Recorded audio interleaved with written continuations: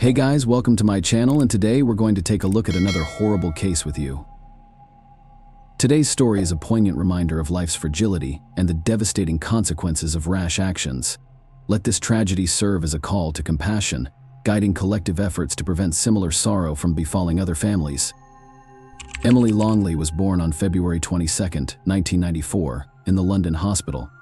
She was the first child in Mark and Caroline Longley's young family. Mark's friends teased him about becoming a father at 26. He felt completely unprepared for parenthood. He was present at the birth, and when the nurse cleaned the baby and handed her to him, he gently held her in his arms, her tiny head resting in his palms and her legs barely reaching his elbow. The girl opened her eyes and looked at her father. In that moment, Mark knew fatherhood would not be a problem for him. A few years later, the Longleys welcomed their second daughter, Hannah. The two blonde sisters adored each other and brought joy to their father. He was confident that keeping the kids warm and safe would show them how much he loved them. The girls grew up surrounded by their parents' unconditional love. They had an example of prosperity and happiness right in front of them. Mark Longley worked as a journalist for a local paper. Caroline was a teacher, and the girls had a bright future ahead of them, just as any parent would want for their children. Emily and Hannah Longley's lives were turned upside down 10 years later when their parents decided to relocate from their hometown of Bournemouth to the scenic landscapes of New Zealand. This was a huge change for everyone, as moving to another country was a big step.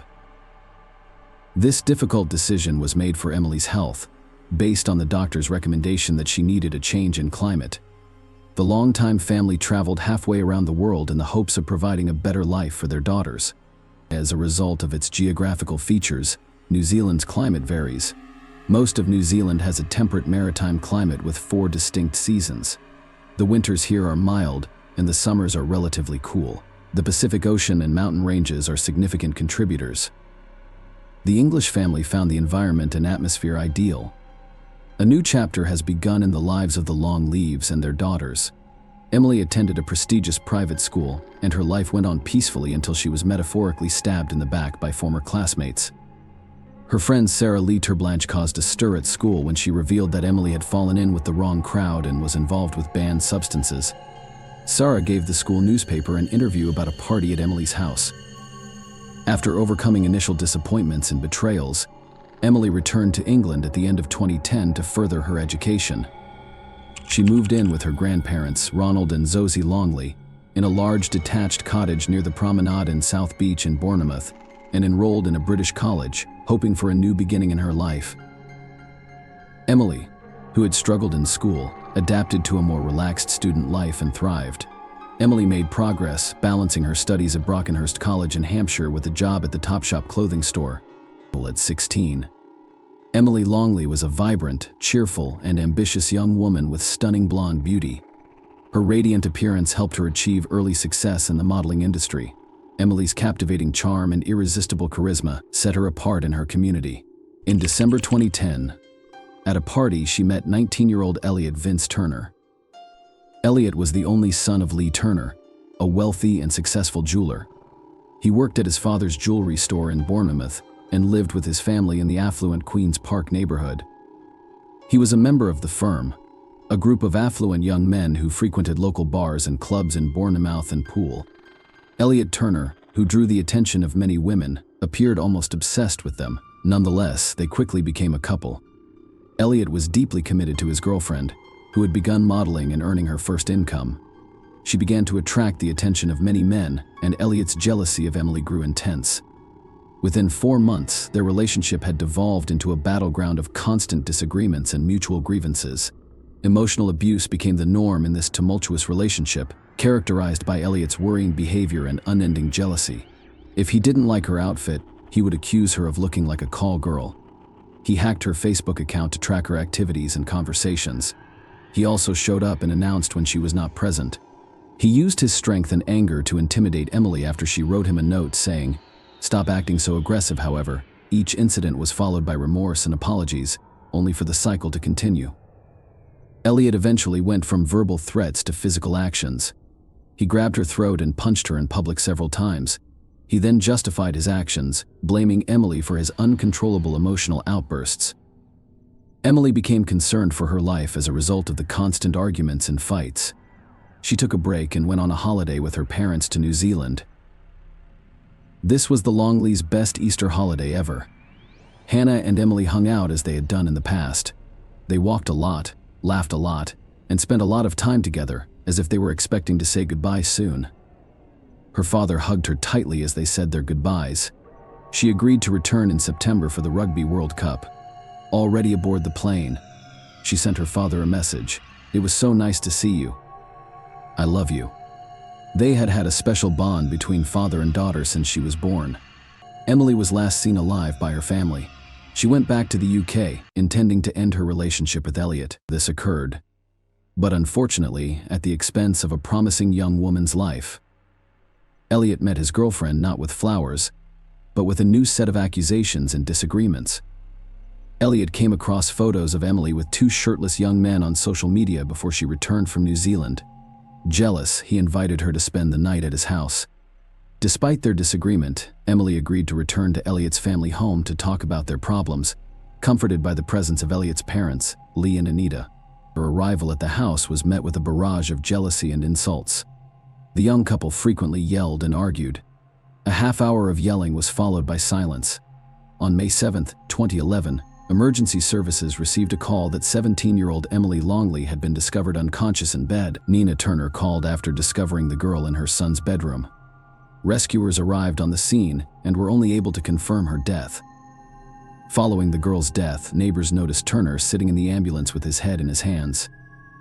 Elliot Turner was arrested immediately following Emily's death, but he was later released on bail pending further investigation. The investigation began following the tragic incident. Turner Jr., consumed by guilt, wrote a confession.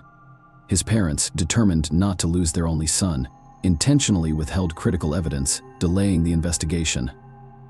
On the night of the incident, Anita Turner, 51, and Lee Turner, 53, removed a coat from their son's house, retrieved the confession letter from its pocket, and doused it with bleach, destroying vital evidence. During the investigation, it was decided to secretly install listening devices in the expansive Turner family home on May 18th. After gathering evidence from a family discussion about fabricating evidence and concerns about lying to police, the police searched the household computers for additional evidence, which they discovered. A look at the browser's search history revealed searches for death by strangulation and how to avoid a murder charge. In July, all three family members were arrested and charged with being involved in the incident and intentionally concealing evidence. Elliot Turner denied any involvement, blaming Emily for his troubles. A forensic reconstruction of the incident revealed that Elliot and Emily engaged in a struggle on that fateful day. Elliot used force to subdue her, pressing her face down on the bed with a pillow. He then threw away the pillow and continued to strangle her with his hands. When she fell silent, he stood up and exited the room. Pathologists examined Emily's body and discovered injuries consistent with strangulation. Elliot had scratches on his arm, and Emily's fingertips contained his DNA, indicating a struggle between them. Elliot's behavior toward Emily was described in court as threatening, aggressive, violent, controlling, and possessive. These concerning characteristics worsened, and on a fateful night in May 2011, a heated argument broke out between the couple over Emily's choice of outfit and her photos with unknown men. The wealthy family could not afford to lose their son and damage their reputation. Elliot's hired lawyers vigorously defended him. The defense tried to downplay the tormentor's role in the young woman's death, claiming she may have used drugs. However, the Dorset police conducted an independent, toxic, and illogical examination that revealed no drugs or other prohibited substances in the victim's bloodstream. The affluent jeweler and his wife, who disposed of evidence to help cover up how their jealous son ended the life of the aspiring New Zealand model Emily Longley. At 20 years old, Elliot Turner was found guilty by a jury at Winchester Crown Court and may have killed 17-year-old Emily in his bed after a fit of jealous rage. Judge Dobbs stated during his sentencing that he intimidated, stalked, threatened, and assaulted Emily in order to maintain control over her as his trophy girlfriend. The judge also advised Elliot to abandon thoughts of champagne Bentleys and girls as he sentenced him to life in prison, stating that he must serve at least 16 years before being eligible for parole. His parents are Lee, 54, and Nita, 51. We were sentenced in the same court after being convicted of obstructing justice by concealing evidence. They concealed the crime by destroying their son's confession letter and removing critical evidence from their Bournemouth home. Their son was sentenced to 9 months in prison for obstructing justice by concealing evidence. The prosecution claimed Turner suffocated Emily with a pillow before strangling her after she returned to his home to discuss their situation following a heated argument that night.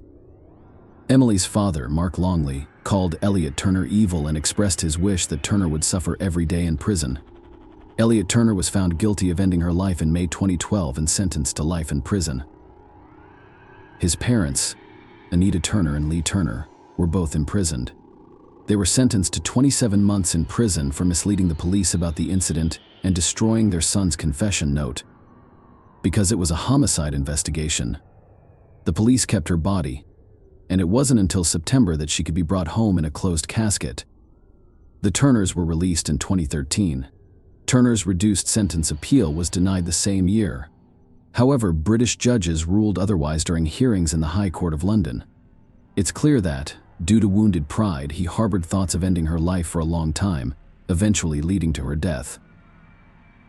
Lord Chief Justice Royce Justice Globe stated in his verdict that Simon Jones, one of the successful prosecutors, stated following the sentence that Emily's death was the result of domestic violence. Elliot stated, "I never wanted to hurt her. I was simply defending myself." Elliot Turner, Emily Longley's perpetrator, is currently serving a life sentence in a Kent prison for the brutal murder of the young aspiring model. The court determined that he would not be eligible for parole for at least 16 years. Turner, according to the Daily Star, has decorated the walls of his prison cell with photos of Emily, indicating a disturbing and possibly obsessive relationship with his victim. Surprisingly, while behind bars, Turner reportedly expressed his desire to return to a life of champagne, Bentleys, and birds. Such an attitude raises concerns about his lack of remorse and the possibility of continuing harmful behavior after release. Furthermore, Elliot's parents, Lee and Anita Turner, were imprisoned for perverting justice by destroying their son's confession letter and tampering with evidence at the crime scene. This emphasizes the gravity of the situation and the collective impact of the Turner family's actions on the pursuit of justice for Emily Longley. Following the conclusion of the trial, Emily's father began to investigate domestic violence. He portrayed Elliot as an abuser using patterns and behaviors. He was constantly thinking about ending her life. It was simply a matter of time. To love someone means not attempting to control their lives, calling them derogatory names, or isolating them from their friends. That is not love. A woman is treated as a trophy. Such relationships are solely focused on retrieving the man from Emily's father's memories. He treated Emily cruelly before she returned to New Zealand, but she did not tell us anything. I'm not sure why, but if she had, things might have turned out differently. Now I don't think of Turner or his family. He is in prison, and I hope he suffers every day. If I think too much about what he did, my anger rises, and it is the type of anger that can consume you. He never thought about the people who had loved, cherished, and raised Emily for the previous 17 years. He stood behind her, wrapped his arms around her neck, and took her life. Even now, years later, it's difficult to believe anyone could do this to Emily. After the tragedy, Emily's parents divorced. However, they continue to struggle with anniversaries and birthdays. Easter is particularly difficult because it was the family's last holiday together. On May 6, 2011, Emily was still alive. She was chatting on Facebook with her father just a few hours before the incident occurred. She appeared normal and happy with no hint of fear. On May 7th, everything changed. Emily's father awoke after receiving a phone call. He did not respond right away. By the time he awoke, he had several missed calls from his ex-wife, Caroline, as well as multiple messages on his cell phone. Texts from her were not uncommon, but the volume of calls and messages was concerning. Finally, he picked up an incoming call. It was his younger daughter, Hannah, crying inconsolably on the other end. In the background, he could hear his ex-wife screaming, "Emily is gone. Emily's gone." He broke down while sitting on the same couch Emily had sat on just a week before. What was she going to do after college? This could not be true. How could such a vibrant young girl be gone? He couldn't remember anything else about that night. According to Emily's father's recollections, he did not sleep until he boarded the plane for England. "I recall being driven to Auckland, stopping in a small town to refuel. and seeing Emily's photograph on the front page of the Herald. I thought I was going to get sick right there in the station while reading the headline. At the airport, people were throwing their copies in the trash, and I wanted to tell them who she was and that they should keep the newspaper. It felt like an eternity before Mark Longley arrived in England. He was still shocked, unable to believe that his visit to his once-loved England was to identify his beloved daughter, Emily. He still hoped there had been an error. They took him straight to the morgue, where Emily's body lay. He stood in a room with Caroline, a police officer, and the mortician, who pointed to a window and announced that the body was in the next room. The mortician pointed to the window the light would turn on, allowing them to enter the room when they were ready. The light turned on. Mark and Caroline, their hands cold with horror, stood unable to cross the threshold of that room. They were prepared to scream that it was not their daughter, but it was her. Emily was lying on the gurney, covered in a purple sheet, and appeared to be sleeping. Her father approached and touched her face. Emily's father remembered her skin as smooth but icy cold, with a beautiful alabaster hue. I wanted to flee and pretend I hadn't witnessed it. But I stood there, holding her hand, staring at the face I had studied so closely when she was born. Except now, her eyes were closed, and I realized this was no joke. She wasn't going to sit up and say, "Boo, Emily, my daughter," had left. In the midst of such horror, all tomorrows become yesterday. When a flood of emotions pours down, bombarding and overwhelming the soul, you realize your complete helplessness. Emily's parents saw her for the last time that day in the morgue. The pain of losing someone does not get any easier. Time does not heal. It simply teaches you to live with it. Everyone always commented on Emily's beauty, and it continues to be discussed. She had a wonderful, warm, and loving side to her personality. She would approach you, wrap her long arms around you, and give you a tight hug. But most of all, Emily's family misses the woman she could have become. They will never know how her life would have turned out. A life denied to her. Years later, Emily's father remarried. He has a wonderful wife, Hilary, and a lovely son, Hunter, who is growing up in their household. Hannah, Emily's younger sister, has graduated from university and established her own life, free of domestic violence. Their greatest regret is that Emily is not present to share the joyful moments with them. Share your opinion with us in the comments and subscribe to the channel for more.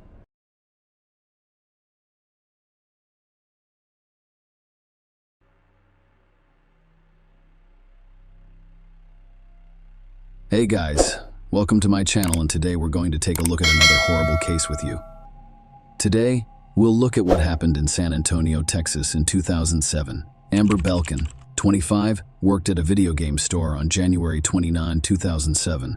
When the manager arrived to check on her, he discovered she was dead in the back of the store after she failed to open on time. It took authorities more than a year to apprehend the suspect. Amber Marie Belkin was born on December 6, 1981, in San Antonio. She was the only child in her family. Her parents described her as extremely energetic, ambitious, and responsible. Amber had been a manager at a video game store for nearly 3 years, and on January 29, he had another shift. The store was scheduled to open at 10 a.m., but she always arrived at work around 9 a.m. Before opening the store, she would take the money from the safe from the previous day and take it to the bank next door. It was done so that large sums of money did not accumulate in the store. Amber arrived at work around 9 a.m. on that January day, as she did every day. The store she worked in was part of a large international chain. Amber did not, however, open the store at 10 a.m. on that day, as was later discovered. Around noon, the regional manager contacted the manager of another store in San Antonio and asked him to take a drive to find out why Amber hadn't deposited the money and the store was still closed. Amber also failed to answer phone calls, raising suspicion and concern. The employee who went to check on Amber is named Mariano Rivera. After arriving at the location, he noticed a white car similar to Amber's. The store entrance was locked, and I couldn't see anyone through the glass windows. He knocked on the door several times, but no one came out. So he left. He returned about 2 hours later to take another look around, looking through the storefront windows. Rivera spotted Amber's assistant, Brandon. He knocked on the door, and Brandon let him in. Rivera asked Brandon if he had seen Amber, and he said no. He stated that he had just arrived and noticed something strange in the store. There were some money TDs and work-related documents on the floor. Rivera went into the back room and made a horrifying discovery. Amber's lifeless body lay on the floor, face down, with a plastic bag over her head. Later, forensic experts will determine that the cause of her death was strangulation. Rivera immediately dialed 911, and soon the police cordoned off the store. Detectives discovered that Amber did not deliver money to the bank as she would on any other day. However, the safe in the store was empty, implying that there had been a robbery that went wrong. It's possible that the robber came across Amber and decided to eliminate her as a witness. Amber's schedule indicated that the crime occurred between 9 and 10 a.m. Unfortunately, there were no surveillance cameras in the store, which could have greatly aided the investigation, so the police had to look for alternative clues. First, detectives questioned Mariano Rivera and Brandon Bale, who discovered the body. They described how and under what circumstances they arrived at the store and discovered Amber's death. According to store management, approximately $2,000 was missing from the safe, along with a few video game CDs and 3 or 4 PlayStation consoles. The total store damage amounted to $6,000.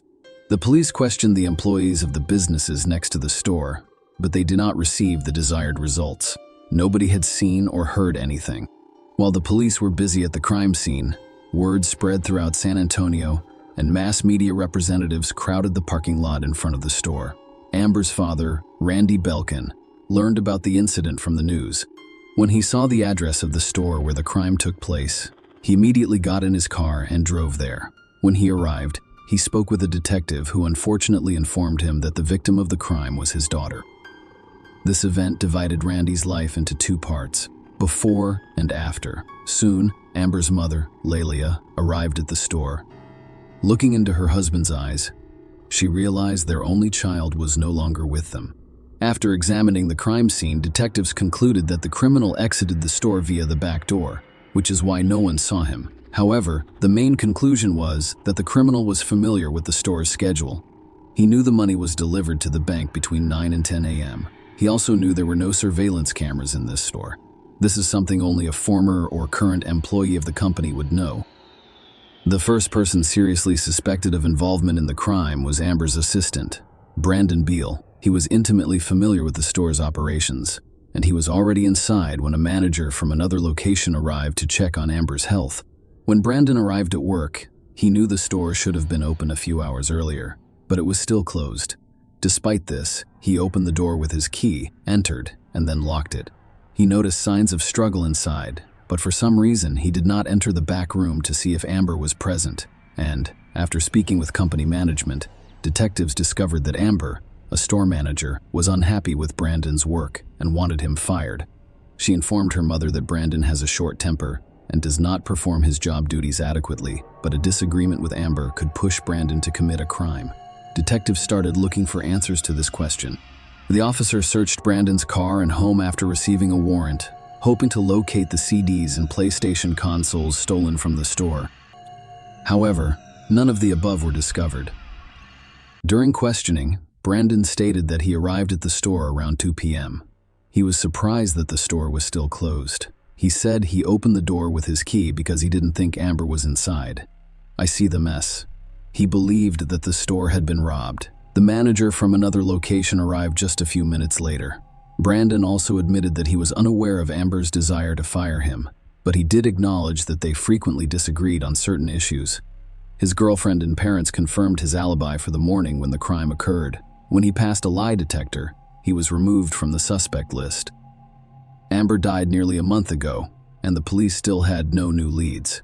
The detectives feared that the case would remain unsolved. Amber's parents used social media to reach out to the public, requesting that anyone with information about the incident report it. A reward of $100,000 was offered for information leading to the arrest. Amber's employer provided 95,000 of them, and flyers featuring her were distributed throughout San Antonio.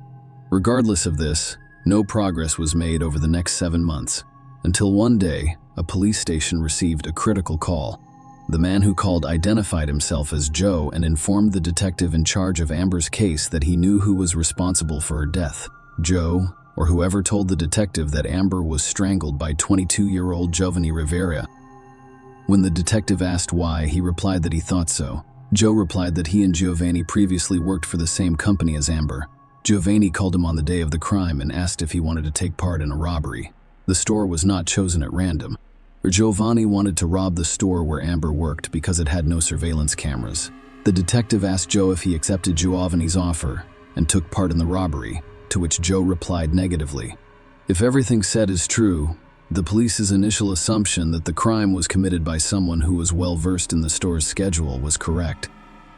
The detective requested that Joe come to the police station and make an official statement. He refused, but he probably knew they'd find him sooner or later. So 2 days later, he returned to the police station and stated once more that he did not participate in the robbery. During the questioning, Joe detailed how Giovanni Rivera first expressed his desire to rob a store. Joe claims Giovanni never said he was going to hurt Amber. However, about a month after her death, the case received extensive media coverage. He confessed that Amber's death was his fault. Joe explained that he didn't call right away because he was concerned for his safety. What are your thoughts? Could the $100,000 reward for providing important information motivate him to go to the police? Please share your thoughts on the matter in the comments. Joe claimed that the field of guilt began to overpower the feeling of fear, which prompted him to make a call. Although the testimony alone was insufficient to obtain an arrest warrant for Giovanni Rivera, the detective still summoned him to the police station for questioning. It's also worth noting that Giovanni Rivera is not related to Mariano Rivera, the manager who discovered the body. They're just namesakes. In a conversation with a detective, Rivera accused Joe of lying. He claims he was not involved in any criminal activities. He eventually refused to answer any further questions, forcing the police to release him. While the officers considered how to bring him to justice, Giovanni relocated to Laredo, Texas, with his family. This is the city on the border with Mexico, so there was a good chance he'd cross the border and get lost. However, without strong evidence, detectives were unable to proceed, and the case was once again stalled for months. Fortunately, help arrived unexpectedly near the end of June 2008. Veronica, Giovanni's wife, called the police nearly a year and a half after Amber died. She claimed that her husband attacked her, threatening her and the children with a pistol. More importantly, she claimed that he was responsible for Amber Belkin's death. The detective in charge of the case traveled to Laredo to speak with Veronica, whom he had met in person. She claimed that she made a bad decision by marrying Giovanni. She became pregnant by him while still in school, and her family insisted they marry. Giovanni began to reveal his true face after the wedding. He was a tyrant. According to Veronica, if he desired intimacy, but she did not, he would tie her up with duct tape. She also stated that when Giovanni was called into a police station for the first time, he returned home distraught and immediately informed her that they needed to relocate to Laredo. They left San Antonio the same day, having taken everything they needed. Veronica understood that if her husband was clean before the law, they would not relocate. One time, she mustered the courage to ask Giovanni if he was involved in Amber Belkin's death, to which Giovanni replied that he had killed her. Veronica was astounded and asked him why he did it. He explained that he did it because their family needed money to pay rent. When Veronica asked for a divorce, Giovanni drove her to a secluded location. He took out a pistol and told her to get into the back seat. He followed her and threatened her, forcing her to do what he wanted. Then he pulled her out of the car, handed her the gun, and instructed her to finish him. Veronica said she wouldn't do it. Giovanni responded that if she did not shoot, he would deal with her, her children, and her relatives. Veronica begged him to think about what might happen to their children. If they were left without their parents, it appeared to work, and they both returned home that evening, but Giovanni said he was going to disappear in the morning. When he drove away, Veronica immediately called the police and told them about her husband's confession. Detectives obtained a warrant for Giovanni Rivera's arrest after receiving testimony from 2 witnesses, one of whom was Giovanni Rivera's wife. However, Rivera managed to cross the border and become lost in Mexico at the time. Another 6 weeks passed before he was discovered and arrested at a relative's home. Mexico's authorities agreed to his extradition to the United States on the condition that prosecutors do not seek the death penalty for him. These terms were agreed upon. After all of the documents were completed, Giovanni Rivera was delegated authority in the United States. Amber's parents were relieved that his arrest would result in justice for their daughter's death. On August 7, 2008, Rivera was interrogated. In contrast to the previous conversation, the officers heard his wife's testimony. When informed of this, he admitted to everything. He stated that as soon as Amber opened the store door, he followed her, wearing gloves and a mask. Amber recognized him, which surprised him greatly. He told her that he was having financial problems and that he desperately needed money, and he forced her to open the safe. Amber attempted to reach the phone at one point, and he had to tie her hands with duct tape. She panicked and began screaming. According to Rivera, he placed his hand over her mouth and asked her to remain silent. Amber tried to break free, but he realized he had reached the point of no return. He took a plastic bag from nearby and cut off her oxygen. She stopped breathing. He took the money, some CDs, and some PlayStation consoles before driving away in his car, which was parked behind the store. Rivera's lawyer began negotiating a plea deal. The district attorney's office took nearly a year and a half to accept this agreement, which excluded a life sentence without parole. Given the risks of a jury trial and the fact that appeals can take years to be heard, prosecutors concluded that the plea deal was the best possible outcome for the Belkin family. Giovanni Rivera received a life sentence as a result of the deal in April 2010. He must serve 30 years in prison before he can apply for parole. Amber has promised her relatives and friends that they will do everything they can to ensure that he never walks free. The authorities did not say whether anyone received the $100,000 reward offered for assisting in the search for the perpetrator. Share your opinion with us in the comments and subscribe to the channel for more.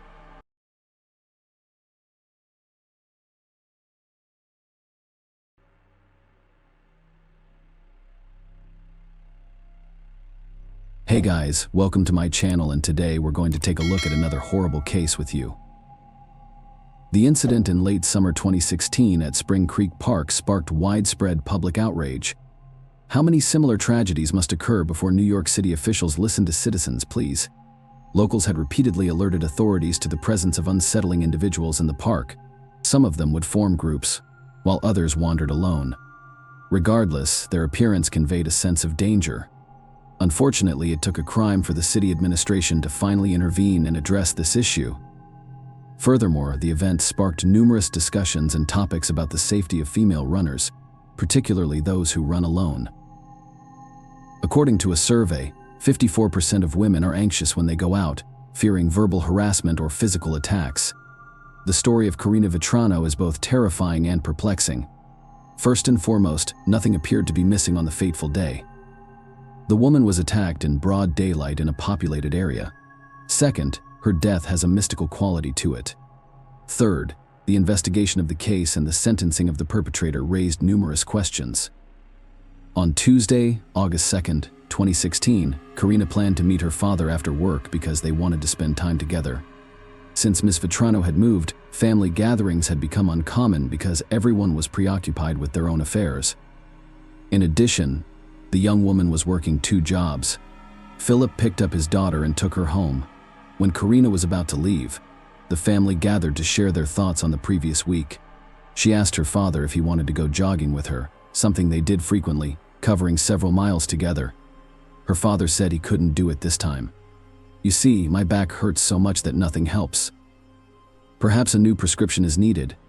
Maybe it's the change in weather," as Mr. Vetrano explained. "Perhaps I should call you a cab." The weather was gorgeous, the heat had subsided, and there was a fresh scent in the air. Consequently, Karina declined the offer. Furthermore, she was preparing for the upcoming marathon. The young woman had just broken up with her boyfriend and wanted to distract herself. A jog would clearly benefit her. That evening marked the last time the parents saw their youngest daughter. At 5:45 p.m., she left the house for a jog. Her first stop was Spring Creek Park, a cozy, peaceful spot buried in greenery, a true oasis amidst the city's infrastructure. However, only a portion of the park was open for walking.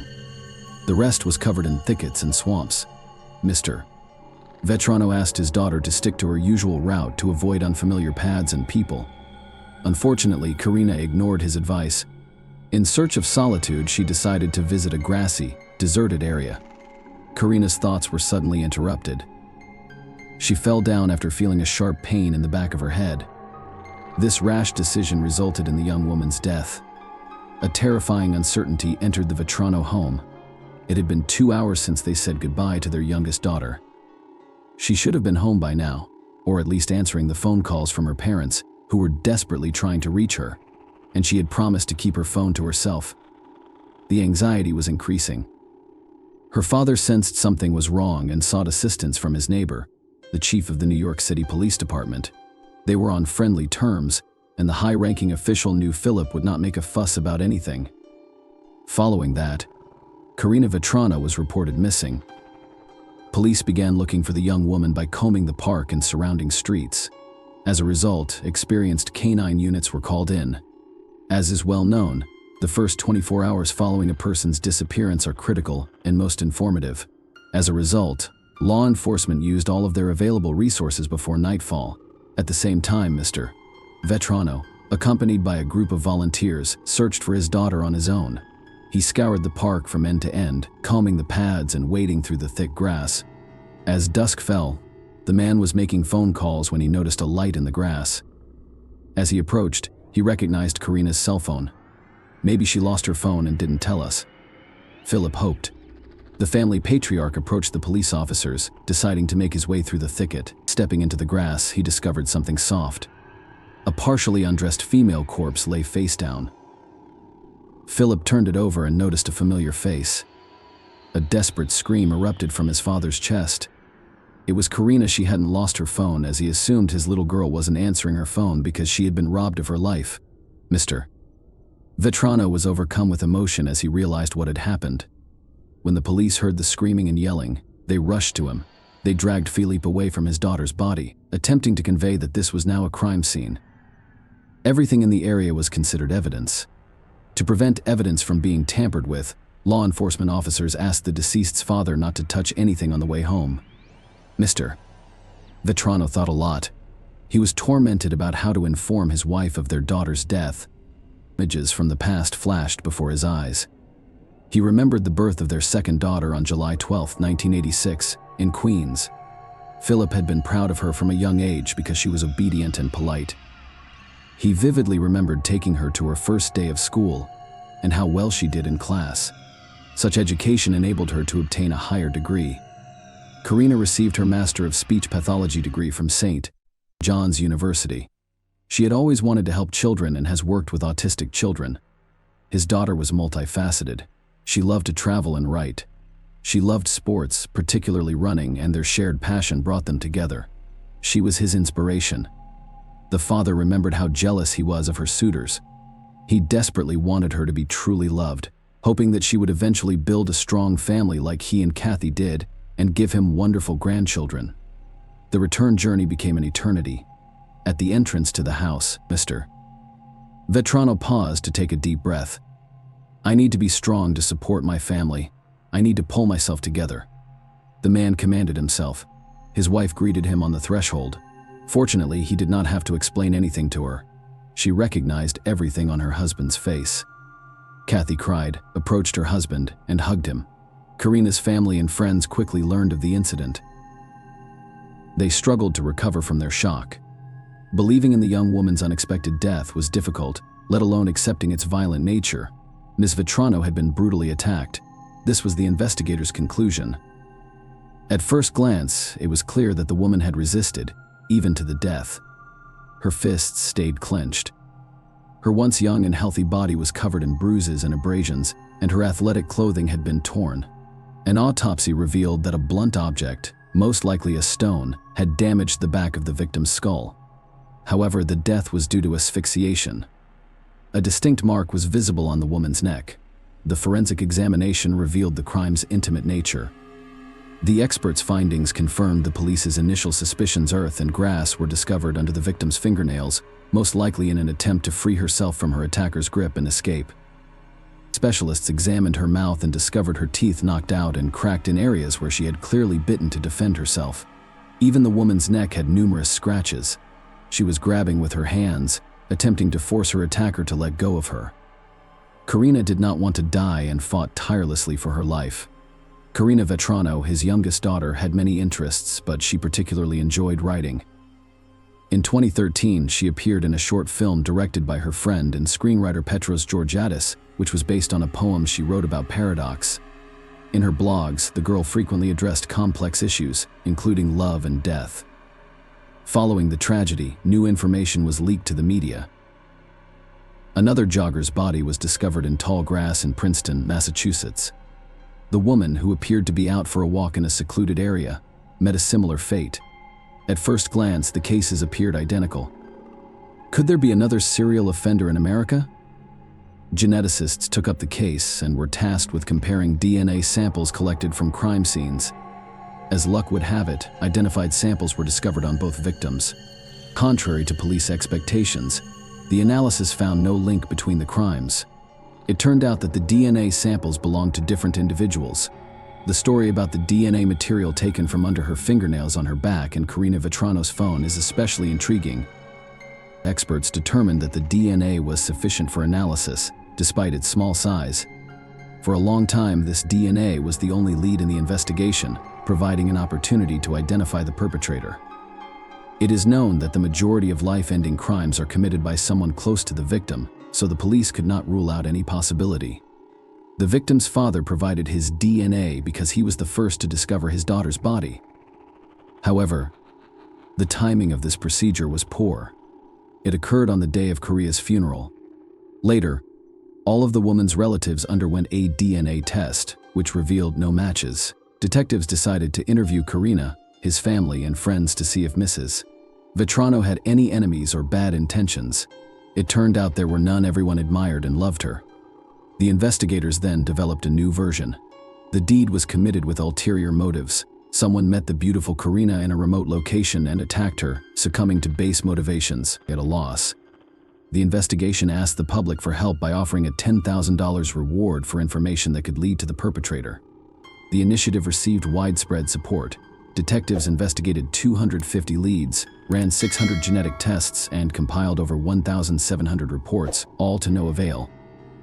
The perpetrator appeared to have never committed crimes before, or had never been caught doing so, complicating the investigation even further.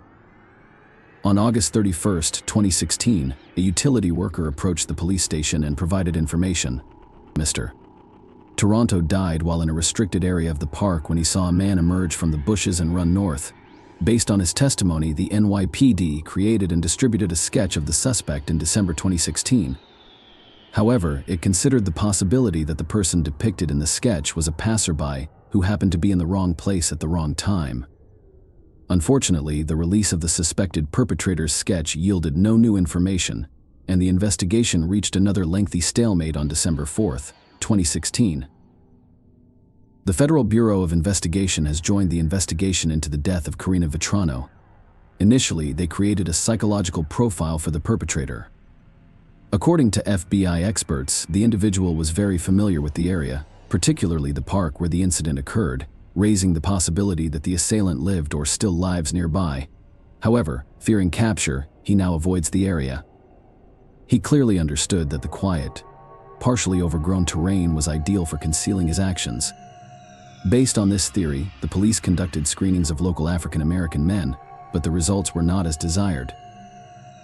Chanel Lewis' life was not particularly unique in comparison to that of other young African Americans. He lived in one of Brooklyn's low-income housing developments, about 4 or 5 miles from Spring Creek Park. Chanel was unemployed and lived with his mother, 3 sisters, and their children. Perhaps the only thing that distinguished him was his diagnosis of paranoid schizophrenia. Despite this, he graduated from a private school for students with emotional and behavioral issues. Chanel's former classmates remembered her as a quiet loner. The kids constantly picked on him. One of them admitted that the girls intimidated and punched him. He had no friends. Another peer stated that Louis occasionally fought back, but not effectively. He was frequently mocked for his clothing and appearance. Chanel always wore a hoodie, smirked, and walked away from difficult situations, earning him the nickname African Lizard. Chanel, however, is described as a smart kid with good grades by a fellow student, 17-year-old Danielle Nunes. He liked to show me funny videos on the bus, she remembered. I never saw him being cruel. According to some sources, the young man once stated that he wanted to cut all of the girls who approached him in middle school. What would happen if I brought a knife to school? Dr. Edward Dana, the executive director of the school where Chanel was transferred, commented on this. We had no reports of threats at middle school. He received no disciplinary sanctions while attending our school. I never heard him make threats to other students. Nonetheless, Chanel was a traumatized adolescent who frequently faced bullying. He aspired to work in social services, assisting those in distress. When conflicts arose at home, he would wander the streets and frequent the park. Lewis had several minor encounters with the police in Spring Creek, one of which involved urinating in public. In May 2016, another incident occurred when a local merchant reported Lewis for loitering in his shop with a crowbar. Responding officers checked Chanel's identification and released him because he had no prior incidents. However, the police kept this information, which would later play an important role in the investigation into Karina Vetrano's death in February 2017. Detective John Russo, who was involved in the investigation, recalled something significant. He had seen a young man in a hoodie wandering around the park several times before. John even attempted to follow him after becoming intrigued by the individual's behavior.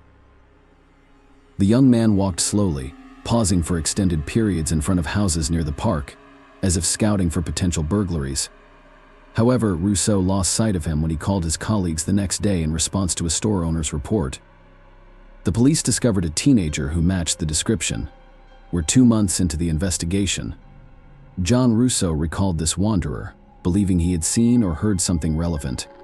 After Detective Rousseau reviewed the young man's file, investigators focused on Chanel Lewis. Chanel's peculiarities piqued interest. The police began to inquire about him among acquaintances and teachers, and it was discovered that he had allegedly expressed a desire to harm girls. This news raised concerns and suspicions. With no other leads, officers decided to focus on Lewis. It was later discovered that Chanel was not at home when Karina died. After an argument with his family, he went to the park. When he returned, he looked disheveled, with torn clothes and visible bruises and abrasions. When his mother inquired about what had happened, Lewis claimed that he had been attacked. His account matched the timeline and a witness description of a man fleeing the park. Additionally, on August 3, 2016, Lewis's father, a former school principal, took him to the hospital for treatment of severe wounds, the majority of which were cuts, as well as an injured hand. The investigators examined the medical records from that day and found the story credible. However, they saw things differently, noticing parallels between the events involving Chanel Lewis and Karina Vetrano. Chanel was brought to the police station on February 4, 2017, where he voluntarily provided his DNA for analysis. Would the perpetrator willingly do this? Detectives wondered. The interrogation began in the morning of February 5th.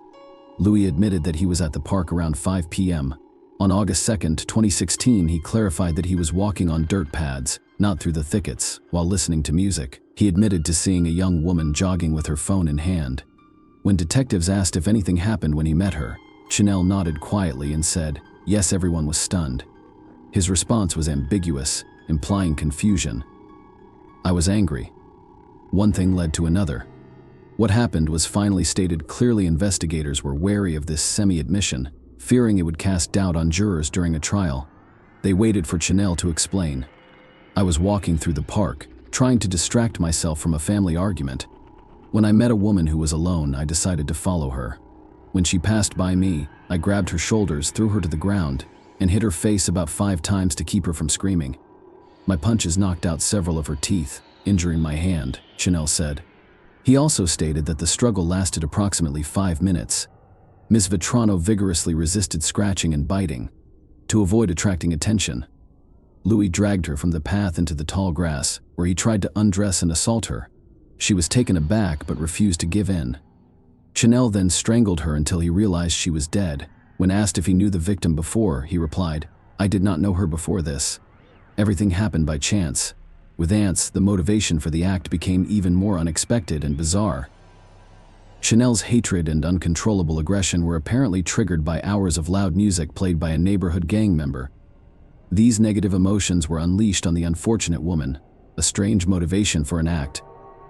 The investigators' confusion was dispelled when DNA comparison results matched perfectly microscopic traces found on the victim's body and Chanel's phone. As a result, the police and prosecutor concluded that the case was solved and ready for trial. However, the motive seemed implausible. Chanel may have noticed Karina before, as he frequented the park and might have seen her with her father. He liked her and chose to approach her. However, after being rejected, he became enraged and attacked her, and the situation spiraled out of control. This scenario could have been more understandable. On November 5, 2018, the trial against Chanel Lewis began. Despite his earlier statements to the authorities, Lewis pleaded not guilty, a stance shared by his family, denying any involvement in the crime. The prosecution charged Louis with homicide and sexual assault, and he faces a sentence of 25 years to life in prison. The debate over Louis' guilt played out not only in court, but also in the media. Lewis and his defense teams sparked controversy by citing alleged legal violations during his arrest, as well as allegations of racial bias and discrimination by various news outlets. However, the judge dismissed the allegations as baseless, emphasizing that the investigation followed legal procedures. The prosecution presented tangible evidence and DNA analysis results.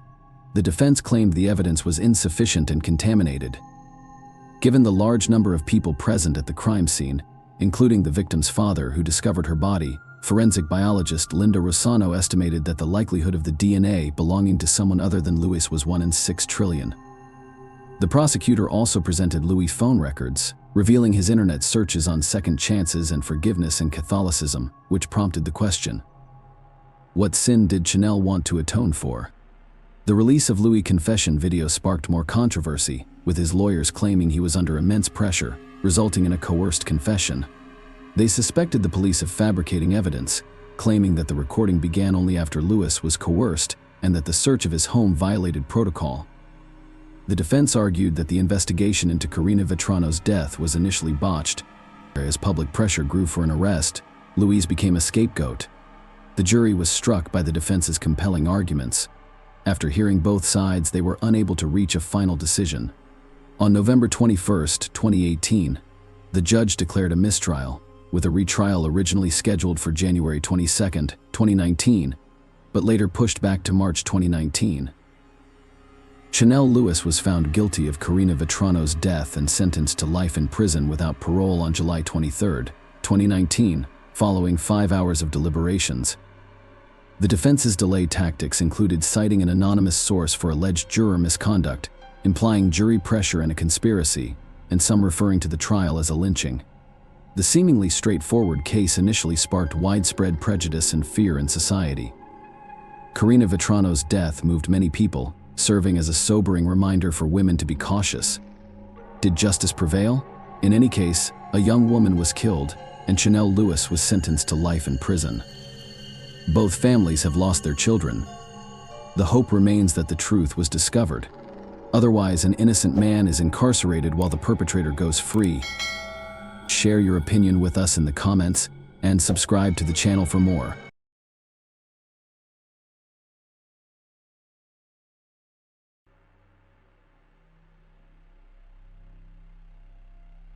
Hey guys, welcome to my channel, and today we're going to take a look at another horrible case with you.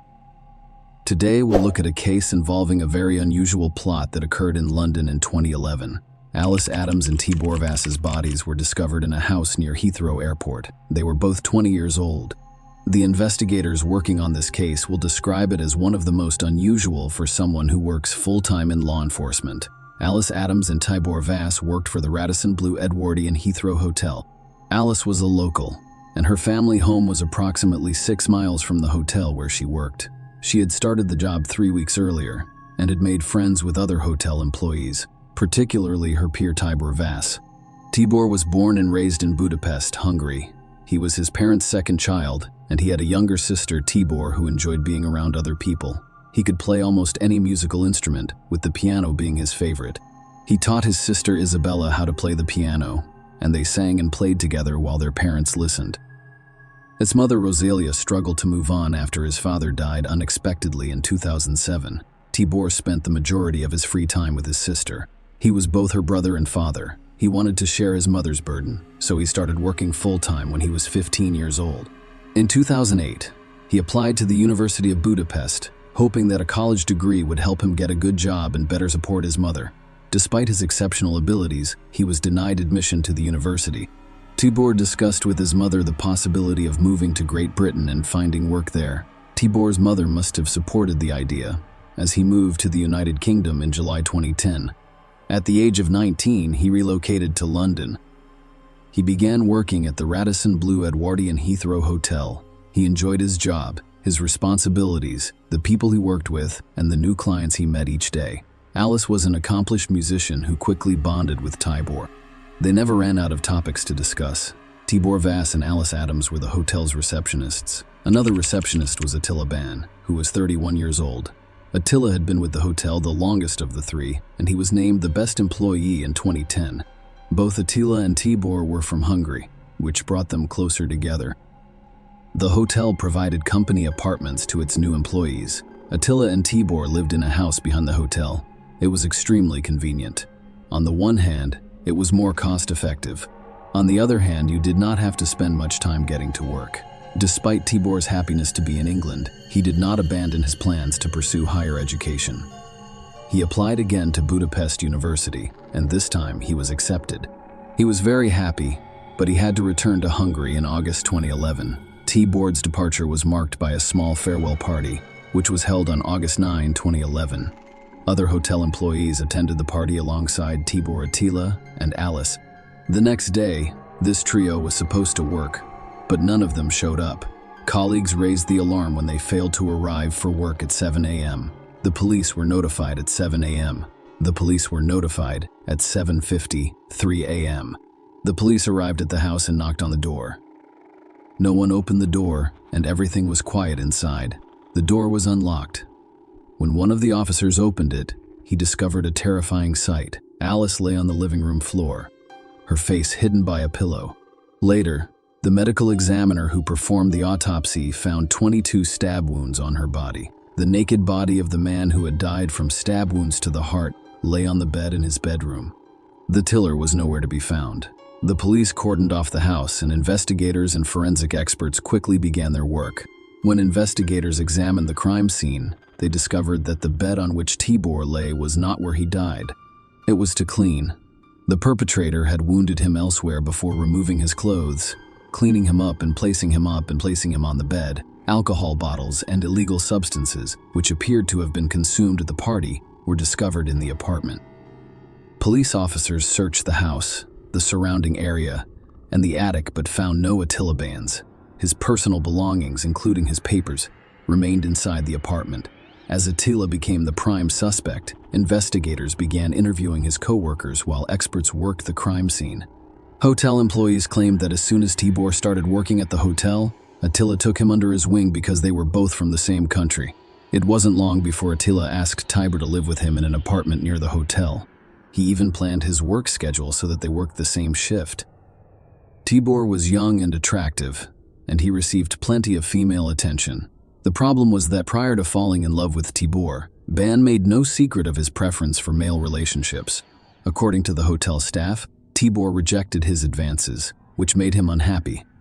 Alice had taken a job at the hotel 3 weeks before her death, and Tibor began to show interest in her, which naturally irritated Attila, who was jealous despite knowing Tibor was only interested in women.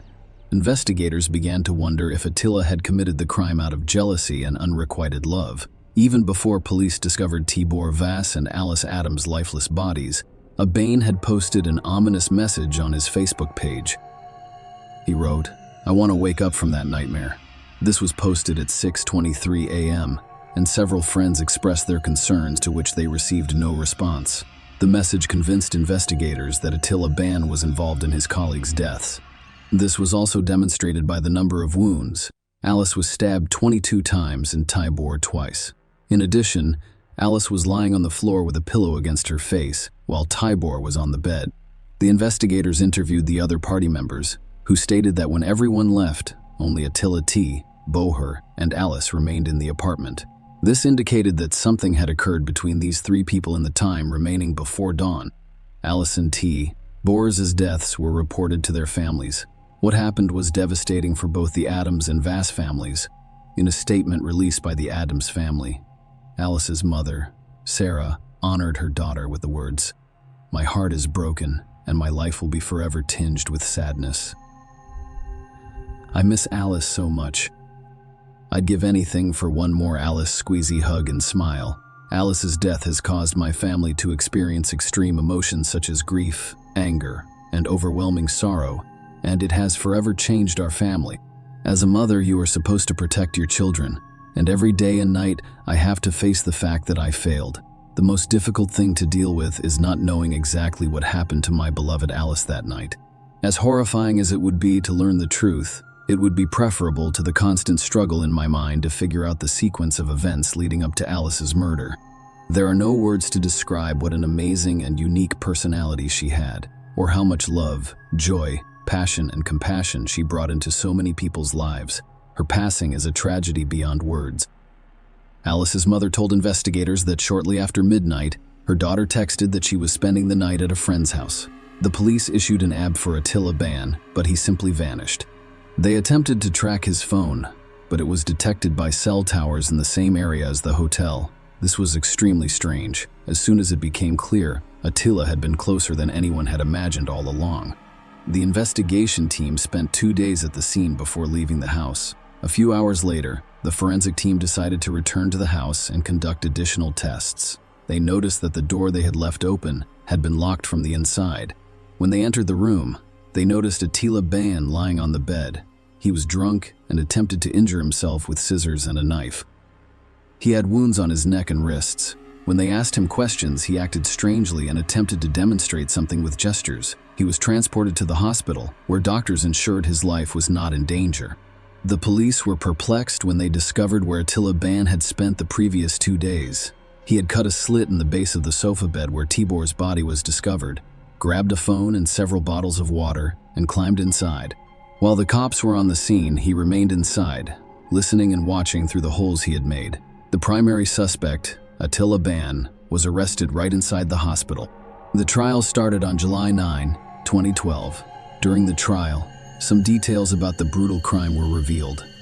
The party spiraled out of control after Alice, Tibor, and Attila were left alone in the apartment. Prosecutors accepted there was sexual activity between all three, as DNA from both men was discovered on Miss Adams' breasts, until Ban stated that he remembered the three of them being in bed and that there was a connection between them, but he had no recollection of what happened after that.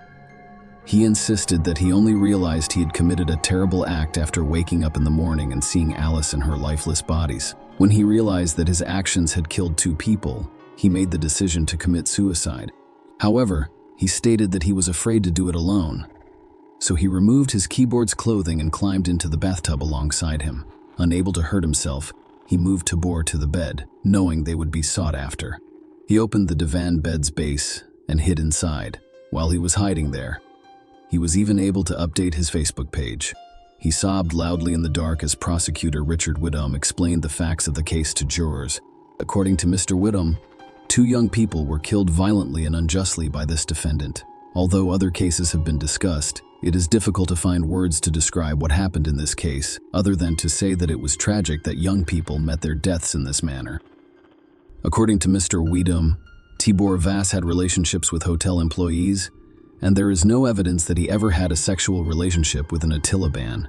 However, Attila Ban appeared to have feelings for Tibor Vass and acted slightly possessively towards him. The court heard that Ban was jealous of you, and that just days before the crime, he threw a temper tantrum at his victim during a team building session when he took a picture in which Ban was not present. The situation reached a climax when the band learned that Tibor Vass had been accepted to a university course in Hungary and would be leaving Britain at the end of the month. The final straw may have been that an Attila Ban couldn't bear the sight of Tibor and Alice kissing, and in a fit of jealousy, killed both of them. In addition, prosecutor Richard Whittam stated in court that Attila Ban was found naked on the single bed. He had wounds on his wrist, forearm, and neck. It was clear that he had been hiding in the divan base of the double bed. He must have been present during the pathologist's visit, the removal of the bodies, and the crime scene examiner's examination of the scene. He had the foresight to effectively conceal himself and remain undetected throughout their stay on the premises. Following the case, Detective Inspector John Finch stated outside court that the police had not been negligent in not looking under the bed. He stated, "I've reviewed this with senior management several times. It was an unusual and bizarre thing for a person to do. It defies belief." He claimed that lifting up beds to look for people who were not present would result in the loss of critical forensic evidence. Tibor Vass and his mother, Rosalia, paid tribute to their son. Her statement included the following words: Tibor was a young boy who enjoyed music and the arts, repairing gadgets and practicing freestyle tricks on his BMX bicycle, Daisy.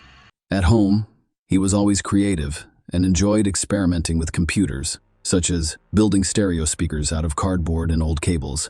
He had a passion for photography and spent his first paycheck on a professional camera. Tibor was consistently friendly, helpful, supportive, approachable, outgoing, and trustworthy. He had many friends in Hungary and the United Kingdom. On August 11th, I learned that two innocent 20-year-olds, my son Tibor and his friend Alice, were murdered. I learned that his friend had taken their lives.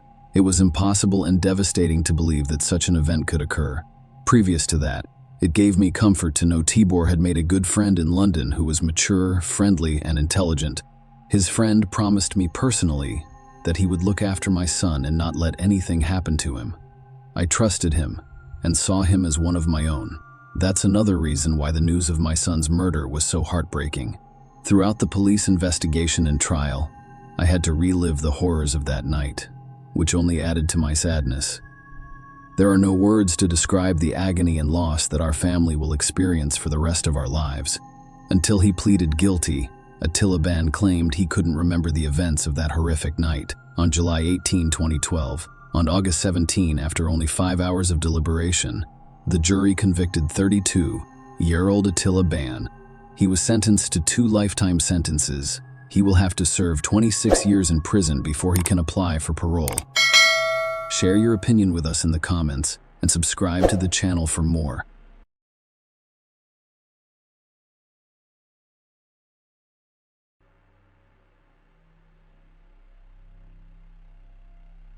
Hey guys, welcome to my channel, and today we're going to take a look at another horrible case with you. This story occurred in 2002. During her summer vacation in Kansas, 19-year-old Alexandra Kemp, also known as Allie Kemp, worked at an outdoor swimming pool. Her brother also worked there, but on different shifts. When he arrived at work one day and was unable to locate his sister, he contacted his father. The guy couldn't believe Allie was closer than he thought. Alexandra Elizabeth Kemp was born on October 11, 1982, in Lawood, Kansas, which is on the border with Missouri. She was the eldest of 3 children and her parents' only daughter. Alexandra graduated from high school with honors and attended Kansas State University. She had big life plans, including taking a trip in 2002. After finishing her first year of university, she returned to Leawood for her summer vacation. There was an outdoor swimming pool close to her parents' house. Her younger brother, Tyler, works there. Alexandra, too, decided to work part-time over the summer to supplement her income. It was not a busy place. The pool was primarily intended for the neighborhood's residents. By the way, this pool is still operational as of June 18, 2002. Alexandra was at work. The day was cloudy, so there were fewer visitors than usual. Tyler arrived at the pool around 5 p.m. to start his shift, but his sister was not present. Her phone and purse were on the table, where she usually sat. Confused, Tyler called his parents and informed them that Alexandra had disappeared. Their father, Roger Kemp, rushed to the scene. The first thing he did was look in the pool. Roger exhaled with relief as the pool was empty. Roger then went to a small pump room near the pool, which contained various water purification equipment, a ladder, and other items. Once inside, the man looked around but saw nothing suspicious. But then he noticed a leg sticking out from beneath the tarp. Running up and lifting the tarp, Roger saw his daughter brutally beaten. She was naked from the waist down, with numerous bruises on her face and body. The man immediately dialed 911. While speaking with the operator, he cried and begged Alexandra not to abandon him. When the ambulance arrived, Roger was administering CPR to his daughter. They transported the girl to the hospital. Unfortunately, despite their best efforts, Alexandra did not survive. She was pronounced dead immediately after arriving at the hospital. Alexandra died from strangulation, despite having suffered numerous severe injuries. Although her body was partially naked, experts discovered no evidence of someone forcing her into intimacy before her death. The police cordoned off the pool while they awaited the results of an analysis of the DNA samples taken from Alexandra's body, hoping to find clues that would help them identify the perpetrator. There were obvious signs of a struggle in the room where Roger discovered Alexandra's body. Her flip-flops were in 2 different locations. The police also discovered an open antiseptic gel with a cap inside. A few days later, while police were desperately searching for the perpetrator, Alexandra's family and hundreds of caring people said their goodbyes at a funeral ceremony. The first suspect was Phil Howes, whom Alexandra had been dating since high school. Phil also worked as the pool administrator. Alexandra died while working the morning shift, and Alexandra arrived at noon. Her shift was scheduled to last 5 hours. Phil used to stay after work to spend more time with his girlfriend Alexandra, but this time he left immediately after his shift because they had planned an evening date. As previously stated, Alexandra's brother arrived at work to find her already under a tarp in the pump room. However, Phil had a solid alibi, so the police quickly removed him from the suspect list. Speaking with detectives, he stated that Alexandra disliked being alone. Lawnmowers frequently stared at her and attempted to flirt with her. The police interrogated the mowers, but all of the men had an alibi. However, it was not an absolute dead end. Several men reported seeing a strange man sitting in the bushes with a video camera, liking the girls in swimsuits. They saw this man near the pool the day before Alexandra died. Furthermore, someone claimed that he left in an old Ford pickup truck to investigate the activity on the girl's mobile phone. Experts discovered that she communicated with a friend named Laurel on the day she died. They even agreed to meet, and Laurel reported to the police station for questioning. She told investigators that Alexandra invited her to sit with her until her shift ended. The weather that day was not ideal, so no one came to the pool, which made Alexandra feel better. According to Laurel, she arrived at the pool around 2:30 p.m. I parked a few yards from the fence, but Alexandra wasn't present. Laurel began honking, hoping that Alexandra would respond to the sound, but instead of her friend, she saw a man emerge from the pool house. The latter gave her a smile and waved. Laurel was unfamiliar with this man. She assumed it was Alexandra's boss and decided to leave so as not to cause any additional problems for her friend. At the time, she believed Alexandra would be in trouble if the boss discovered she was talking to friends during work hours. But that man was not Alexandra's supervisor or co-worker. The police were almost certain that Laurel had seen the criminal based on her description of the forensic artist's sketch of the suspect. The police were looking for a 30-year-old white man with stocky build, short brown hair, and driving a Ford pickup truck from 1980. The authorities received numerous clues. One person stated that the man named James was straight, looked very similar to the suspect's sketch, drove an old Ford pickup truck, and worked as a mechanic about 20 minutes away from the pool. When the police found the man and took him to the station, they were astounded by his resemblance to the sketch based on Laurel's description. James denied being involved in Alexandra Kemp's death. The man's employer confirmed his alibi, stating that James was at work on the day Alexandra died. As a result, they let go more directly. Meanwhile, the police received a report from the laboratory, which revealed male DNA on a tube of antiseptic gel found at the crime scene and on Alexandra's body. However, it was ineffective because the police discovered no matches in the databases when they searched for these samples. Alexandra's friends, family, and boyfriend were officially excluded from the suspect list because their DNA did not match the DNA samples discovered on her body. Alexandra's father, Roger Kemp, was the driving force behind this investigation. Losing his beloved daughter stripped him of the meaning of life, but he regained it by setting himself the goal of finding the person who killed Alexandra. In an interview, Roger stated that you have 2 choices: stay in bed and pull the blanket over your head, or go out and fight. I decided to fight. Roger's perseverance and tenacity impressed the police department, so he was given his own space at the police station, where he collected all of the information he received and shared potential leads with the investigation. After reviewing all available clues, Roger and the investigators contacted the producers of the television show America's Most Wanted and requested that an episode about Alexandra's death be produced. The creators agreed. It was once the longest-running television show, lasting 24 seasons. After the Alexandra story aired, the police began receiving hundreds of calls containing information. They investigated all the clues, but none of them led to a breakthrough. The investigation ended in a dead end. In February 2003, 8 months after Alexandra died, there was a new, seemingly solid clue. As a result of the search activity, a man has been arrested in Utah. They received 3 statements about this person over a span of several days. 2 women and a 114-year-old girl who are unrelated to each other told the police that a man forced them into intimacy. The criminal fled, but was eventually apprehended in Utah. This man turned out to be James Strader, the same man the Kansas police had previously interrogated. Strader's facial features were very similar to the sketch of the suspect.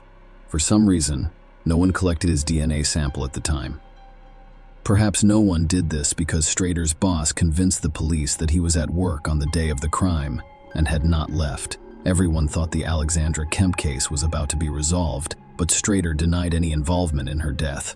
He admitted that he looked very similar to the suspect's portrait, but claimed he had not been by the pool that day. He provided a DNA sample for analysis. However, the outcome disappointed everyone. His DNA did not match that found on Alexandra's body, and the antiseptic gel tube ended up in prison on unrelated charges, and the Alexandra Kemp case investigation was once again stalled. Alexandra died a year ago and the police still have no suspects. Roger Kemp and Phil House, the man Alexandra was dating, continued their fight for justice. Phil, president of the student community, distributed the suspect's portrait via email to students at other universities. He also requested that students at other educational institutions watch an episode of America's Most Wanted featuring Alexandra Kemp. However, despite the best efforts of her relatives and the police, nothing was accomplished. Another year has passed. Roger Kemp refused to give up and continued to fight for justice for his daughter. He contacted America's Most Wanted again, this time requesting that the episode about Alexandra's death be rerun. When the creators asked Roger if there was any new information in the case, he replied, "No such determination of a father who lost his daughter impressed the show's creators. Therefore, the episode was shown again."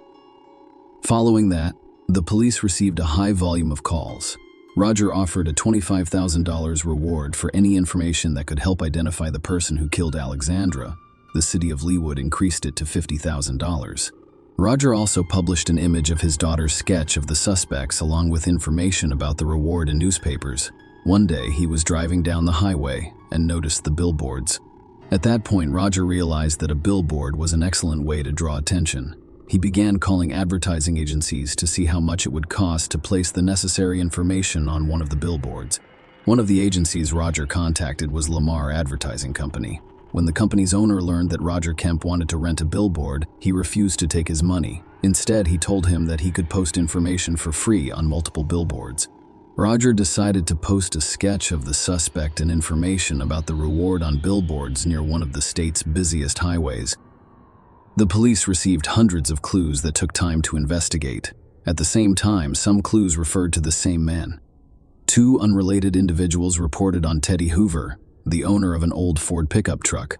The man worked in pool maintenance and resembles the suspect's sketch. This many matches could not be a coincidence, so the police began looking for a man named Teddy Hoover. They found out his address in Kansas and went there right away. Hoover opened the door. He was surprised and visibly nervous, but it was not his fault. Many people become nervous when the police knock on their door. They inquired about his whereabouts on June 18, 2002. As expected, the man responded that he couldn't remember because it had been 2 years. Few people will recall where they were on a specific day several years ago. Hoover also denied any involvement in the pool's maintenance, where Alexandra worked. Nonetheless, the detectives asked him to voluntarily provide a sample of his DNA in order to eliminate him from the list of suspects. Hoover responded that he needed to consult a lawyer before proceeding.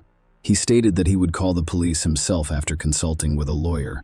About a day later, Hoover's lawyer contacted investigators, stating that his client was concerned about his sample ending up in the database.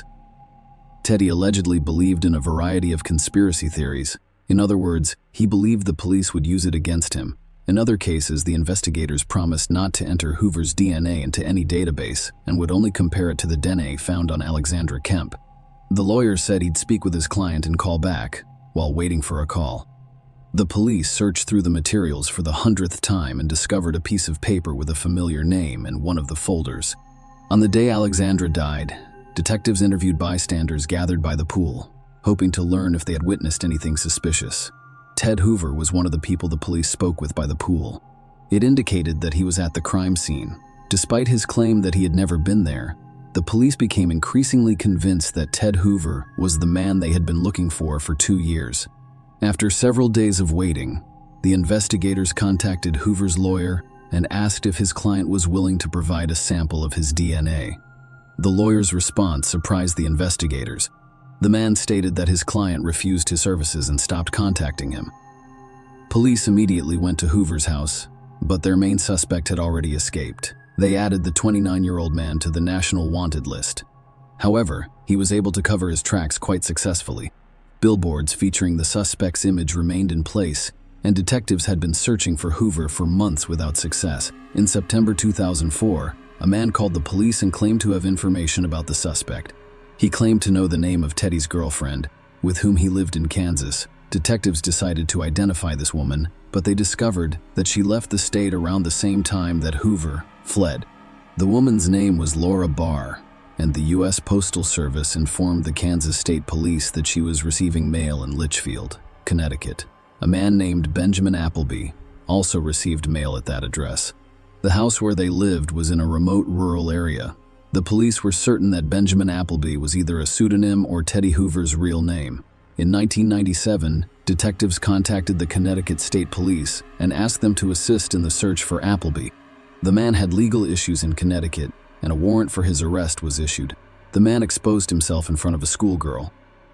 However, Benjamin fled the state, and the police were unable to locate him. With an arrest warrant, the detectives went to Benjamin Appleby's mail delivery address. They discovered the man at home and arrested him immediately, as the Kansas detectives suspected Benjamin Appleby and Teddy Hoover were the same person. In 1997, Appleby got into legal trouble in Connecticut. He fled the state and lived as Teddy Hoover. But when detectives in Kansas wanted a sample of his DNA to determine his involvement in Alexandra Kemp's death, he returned to Connecticut, began living under his real name, and attempted to maintain a low profile, assuming that everyone had forgotten about his wrongdoings. Appleby refused extradition to Kansas, so the Leawood detectives traveled to Connecticut, assuming he will again declare his innocence. The detectives tricked him. Before bringing the man to the interrogation room, they hung crime scene photos, as well as Alexandra and Appleby's pictures, and placed folders on the table with his name on them. The police went to great lengths to give him the impression that the investigation was thorough. When the man arrived in the interrogation room, he was speechless. One of the detectives inquired, "What do you think will happen after we get a sample of your DNA?" Appleby burst into tears and claimed responsibility for Alexandra's death. He recounted the events of the cloudy June day. Benjamin noticed Alexandra, and she appeared attractive. He decided to hit on her, and when she entered the pump room, he followed her and locked the door, preventing her from leaving. Appleby touched the girl, and she hit him back. He beat and strangled her out of humiliation. Alexandra lost consciousness, and Appleby decided to satisfy his lust by partially undressing her. He took a tube of antiseptic gel from the first aid kit and intended to use it as a lubricant. Alexandra's friend, who was sitting in the car behind the fence and beeping, stopped him from carrying out his plan. He was afraid of being caught red-handed, so he covered his body and left the room. When he saw Alexandra's friend, he smiled and waved. Then he got into his pickup truck and drove off. A few hours later, he returned to the crime scene and joined the crowd of onlookers gathered by the pool. The DNA analysis confirmed that the DNA found on the gel tube and Alexandra's body belonged to Benjamin Appleby. Thus, after more than 2 years, and largely due to Roger Kemp's efforts, the police discovered the man who killed Alexandra.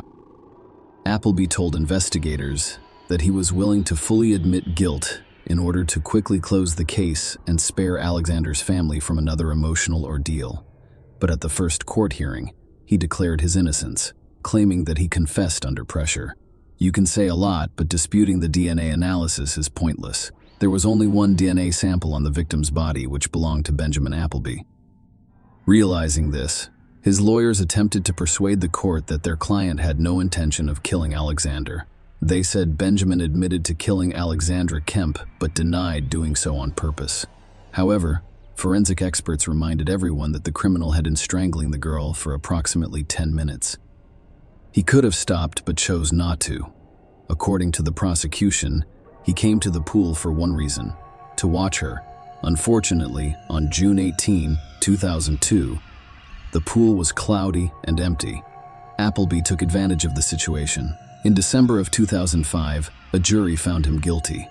The court sentenced him to life in prison with the option of petitioning for parole after 50 years. He received an additional 19 years for attempting to force her into intimacy. Appleby appealed the court's decision in 2019, and his life sentence for first-degree deprivation of life was upheld. The Court of Appeal ruled that an attempt to establish intimacy with Alexandra was considered when the first sentence was passed. Thus, Appleby was sentenced twice for the same crime. Based on this, the court reversed the second conviction.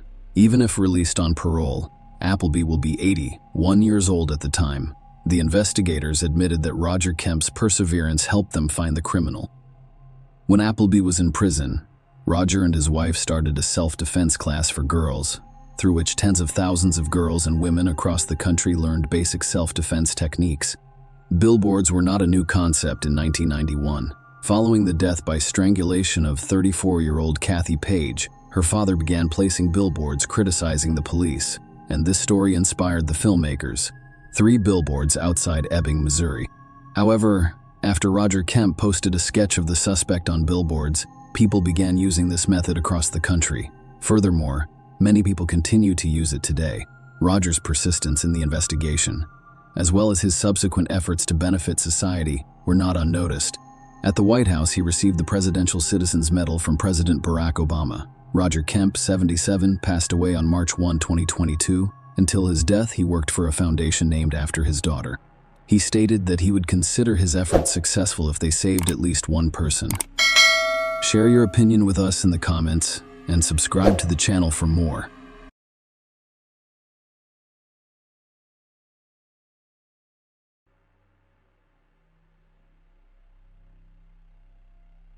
Hey guys, welcome to my channel, and today we're going to take a look at another horrible case with you.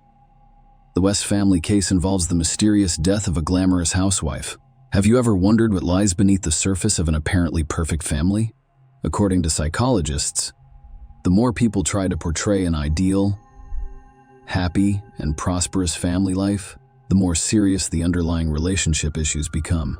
Typically, such people are preoccupied with societal perceptions, constantly seeking approval and validation. Resentments can build up over time within these perfect family units, often erupting in unexpected and drastic ways. The West family appeared to be a strong, happy, and prosperous family, and they most likely were, until they weren't. The couple had been married for 14.5 years, had a daughter together, and had never given anyone reason to suspect any problems in their marriage. That was until the early morning of January 13, 2018, when Mrs. West, 42, was discovered dead near her home. This convoluted story generated more questions than answers. The incident appeared to be both a bizarre accident and a deliberate homicide. Despite the fact that the case has been closed and the convicted are serving their sentences, many people have supported the alleged perpetrator over the deceased victim. To understand why, we must delve into the West family's history from the beginning and dispel the long-running rumors about the late housewife's double life, who was Kathleen West. Kathleen Dawn West, aka Martin, was born on February 15, 1975, in the small town of Davie, Florida. Nancy and Jonathan Martin's only child grew up in a humble and modest family environment. As a child, she wished for a younger sibling, but her mother's health issues prevented her from realizing her dream. Perhaps this is why Kathleen was so attached to dolls, treating them as if they were living beings, singing to and cradling them at school. Kathleen was well known for her beauty and sociability, and she was an avid sports and dance fan. However, during her adolescence, she began to exhibit symptoms of bipolar affective disorder, which included depression and anxiety, as well as periods of hyperthermia, persistently elevated mood, and motor agitation. Unfortunately, her parents did not notice her condition until later. Kathleen had already turned to alcohol to cope with her emotions. In her 20s, the root cause of her problems was only discovered while she was receiving alcoholism treatment. Kathleen was able to overcome her alcoholism. However, managing her bipolar disorder proved more difficult, necessitating several potent medications with complex drug interactions and side effects. Finally, the disorder was brought under control. Although she had to continue taking medication until her untimely death, Kathleen wished for a family, marriage, and children. but her personal life was fraught with difficulties, possibly due to her psychological disorder and alcoholism.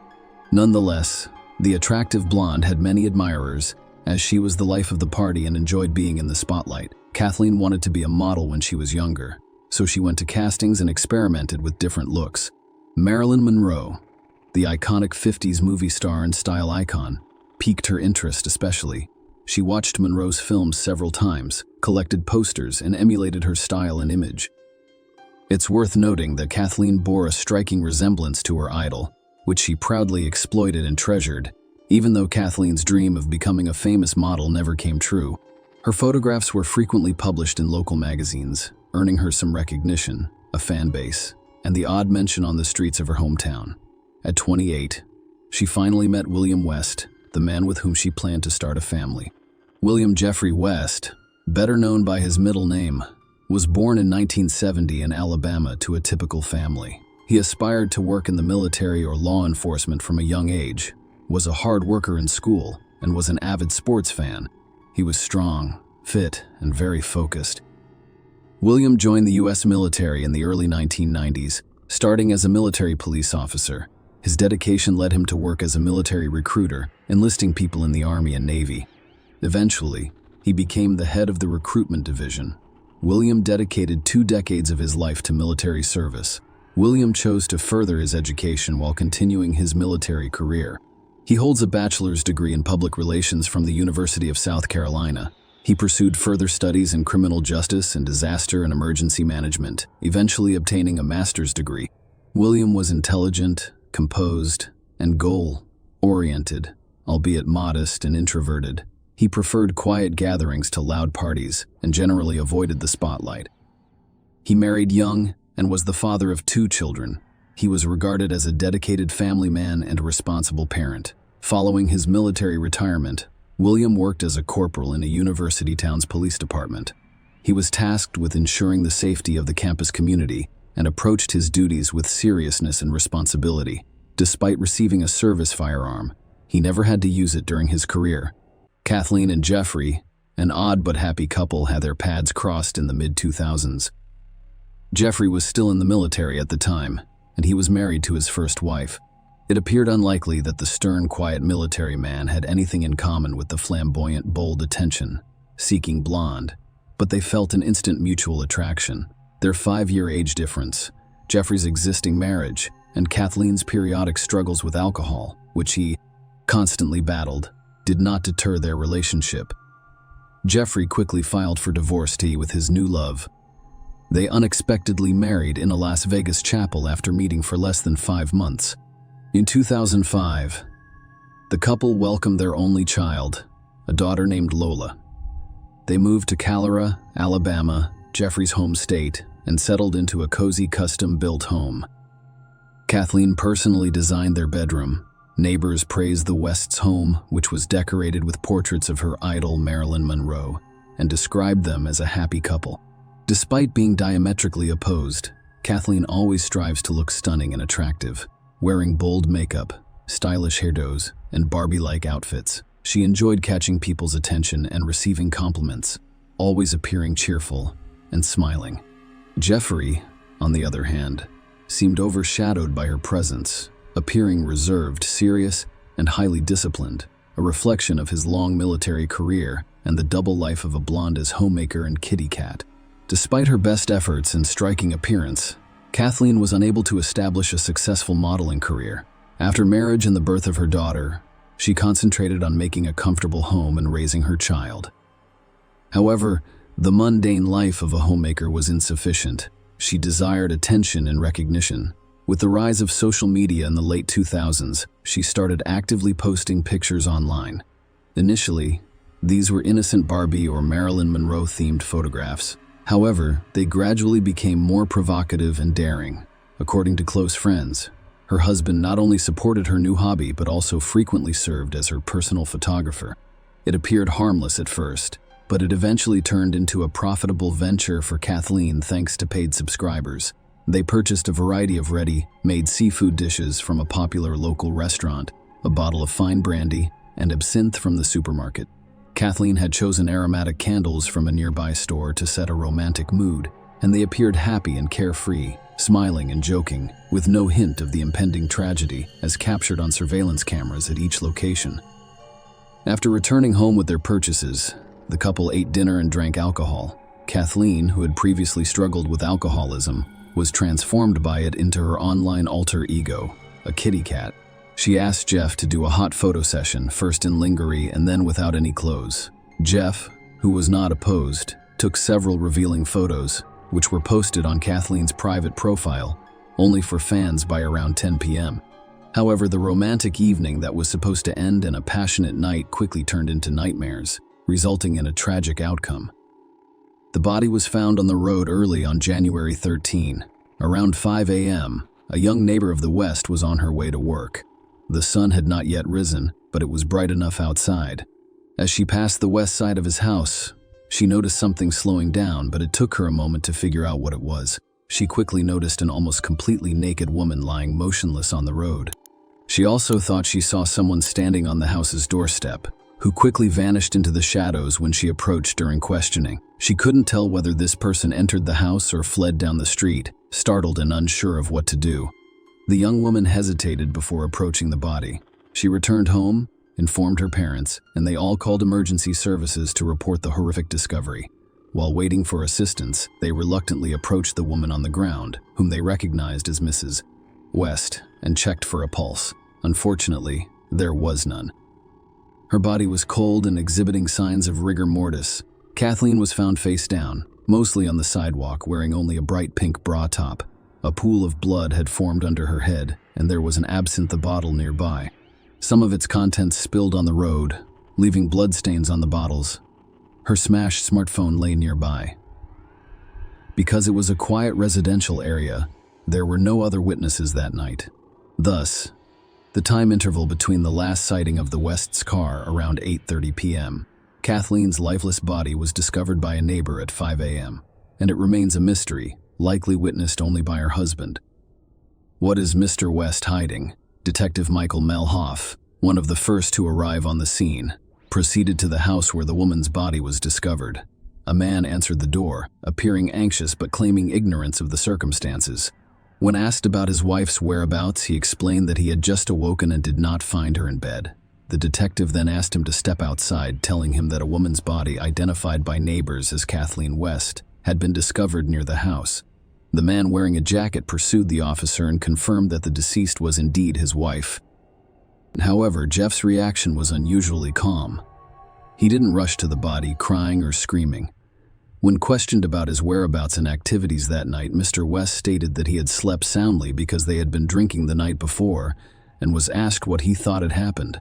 He simply shrugged, implying that it could have been an unfortunate accident.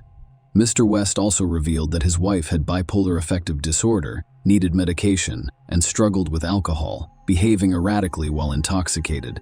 He mentioned that she used to jump on their backyard trampoline, occasionally missing it and injuring herself. A search of the house yielded no evidence of a struggle or violence. 2 glasses and a half-empty brandy bottle sat on the kitchen table, alongside plates of leftover food. Her high heels, captured in her last photos, lay beneath the table, and underwear matching the bra she was wearing when discovered was on the floor. However, several blood-stained napkins in the trash and an open bottle of cleaner raised concerns. That day, Jeffrey was arrested as the primary and sole suspect in the case. Jeffrey noted, in the chronology of events describing his last evening with his wife, that she drank heavily, which he disliked. After the revealing photo shoot, he hoped they would move to the bedroom for a more intimate setting. He stepped away to shower for a few minutes and returned to find his wife still sitting at the table, drinking absinthe straight from the bottle and texting on her phone. Kathleen ignored Jeff's requests to put the gadget away. He attempted to snatch the phone from her hands, resulting in a minor scuffle in which he accidentally elbowed his wife's face, causing a few drops of blood to flow from her nose. According to him, this is the blood found on the discarded napkins by the police. Mr. West eventually took the phone from his wife and, after opening the door, threw it into the darkness. He stated that after this, he turned around and went to bed. He was confident that his spouse would eventually calm down and join him. He was allegedly unaware of how events progressed until the police knocked on his door and inquired about Kathleen. He speculated that his wife had gone outside to find her phone. which she rarely left behind, and had taken the absinthe bottle with her to finish. He also suggested that she could have fallen, hit her head on the bottle, lost consciousness, and frozen to death, or that she had been attacked. Mr. West couldn't explain why Mrs. West was missing the bottom half of her enticing pink lingerie set, or why she went to look for her phone and bra without putting on any outerwear hanging near the entrance. He explained such behavior in terms of alcohol intoxication and the main theory. The suspect's story appeared suspicious and inconsistent. He claimed to be too intoxicated to recall specific details, leaving the investigation to piece together the timeline of events. The evidence was limited, and there were no witnesses. The autopsy determined that the 42-year-old woman died as a result of blunt force trauma to the head, most likely caused by the absinthe bottle discovered nearby, compounded by hypothermia. At the time of the incident, her blood alcohol level was above 2.5, indicating severe intoxication with impaired coordination and a high risk of losing consciousness. At first glance, everything seemed to be in order. Kathleen, heavily intoxicated, ventured outside to look for her phone, bringing along an unfinished bottle of absinthe. She had most likely lost her balance while reaching for her gadget, fallen, hit her head on the bottle, lost consciousness, and died as a result of the injury and exposure. The bottle containing blood traces lay near her head, and the smartphone, which was the reason she left the house, was discovered nearby. However, the investigation found this scenario to be overly simplistic and staged, and experts confirmed that the head injury was caused by the bottle beside the body. However, forensic analysis suggested that if she had fallen by herself, the bottle would have rolled away rather than remaining parallel to her head. Both Kathleen and her husband's fingerprints were discovered on the bottle. There were some smudged prints that could not be identified. Investigators arrived at a different conclusion after discovering blood-stained napkins and an open bottle of household cleaner in the house. Their theory, later presented as the primary and only plausible one in court, suggested that the couple fought over Kathleen's obsession with her subscribers. In a fit of rage, Jeff struck her with the bottle, resulting in her death. Panicking, he attempted to stage an accidental fall, cleaning up the blood in the house but failing to properly dispose of the evidence. This theory was partially supported by Jeff's phone's fitness app, which tracked his steps. According to the app, he was active around the house until midnight, and then again early in the morning before the police arrived, contradicting his claim of being asleep. The police suspected he was attempting to conceal evidence during these times, possibly with the help of a third party. During questioning, the neighbor who discovered the body stated that she saw a male silhouette on the house's doorstep who quickly left in an unknown direction. She couldn't be certain whether it was Mr. West or someone else. In the dim early morning light, she also couldn't tell if this person had entered the house or not. This information piqued the investigators' interest, given the deceased's popularity online. She had a lot of male fans who paid to see the revealing photos of the kitty cat. As a result, a theory emerged positing the existence of an obsessed follower among her subscribers.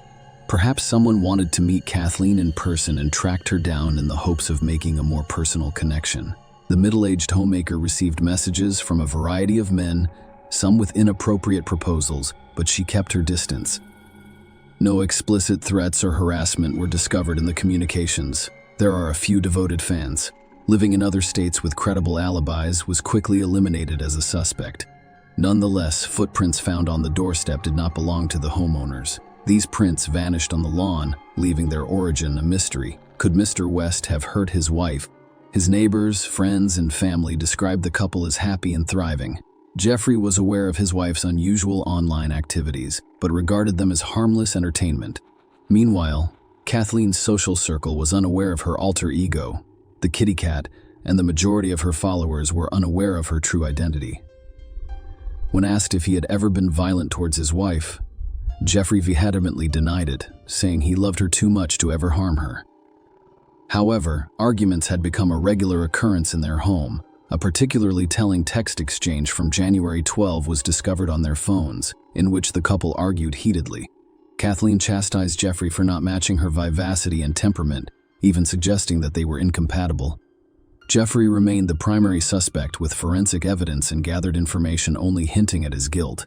Notably, following his arrest, not only his parents, but also his daughter and in-laws came to his defense, firmly convinced of his innocence and claiming he could never harm his wife. Trial and verdict. After being arrested, Jeffrey West was unable to afford the $500,000 bail set, forcing him to remain in custody until his trial. This wait lasted nearly 3 years. He was offered a plea bargain, admitting guilt in his wife's death in exchange for a shorter sentence. However, Jeffrey steadfastly refused, insisting on his innocence. The trial, which began in November 2020, received a lot of media attention, thanks in part to Kathleen's online reputation.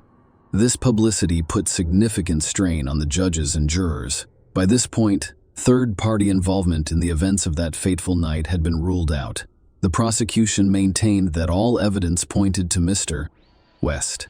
They believed he was jealous and struck his wife with a bottle while under the influence of alcohol, resulting in fatal injuries. In a panic, they suggested that he staged the scene to look like an accident and remove evidence from inside the house. Jeffrey's defense team contended that Kathleen's death was unintentional, citing her extremely high blood alcohol levels as a factor influencing her balance and coordination. Kathleen's mother gave a heartfelt testimony in support of her son-in-law. She described her daughter as eccentric, but insisted that Jeffrey loved her unconditionally and would never hurt her. She also asked the court to consider their granddaughter Lola, who had lost her mother and was about to lose her father. On January 11, 2021, the jury returned a guilty verdict for involuntary manslaughter. Jeffrey received a maximum sentence of 13 years, taking into account time already served. Notably, if he had accepted the initial plea deal, he could have been released sooner. Jeffrey and his lawyers' appeals have all been unsuccessful thus far. Share your opinion with us in the comments and subscribe to the channel for more.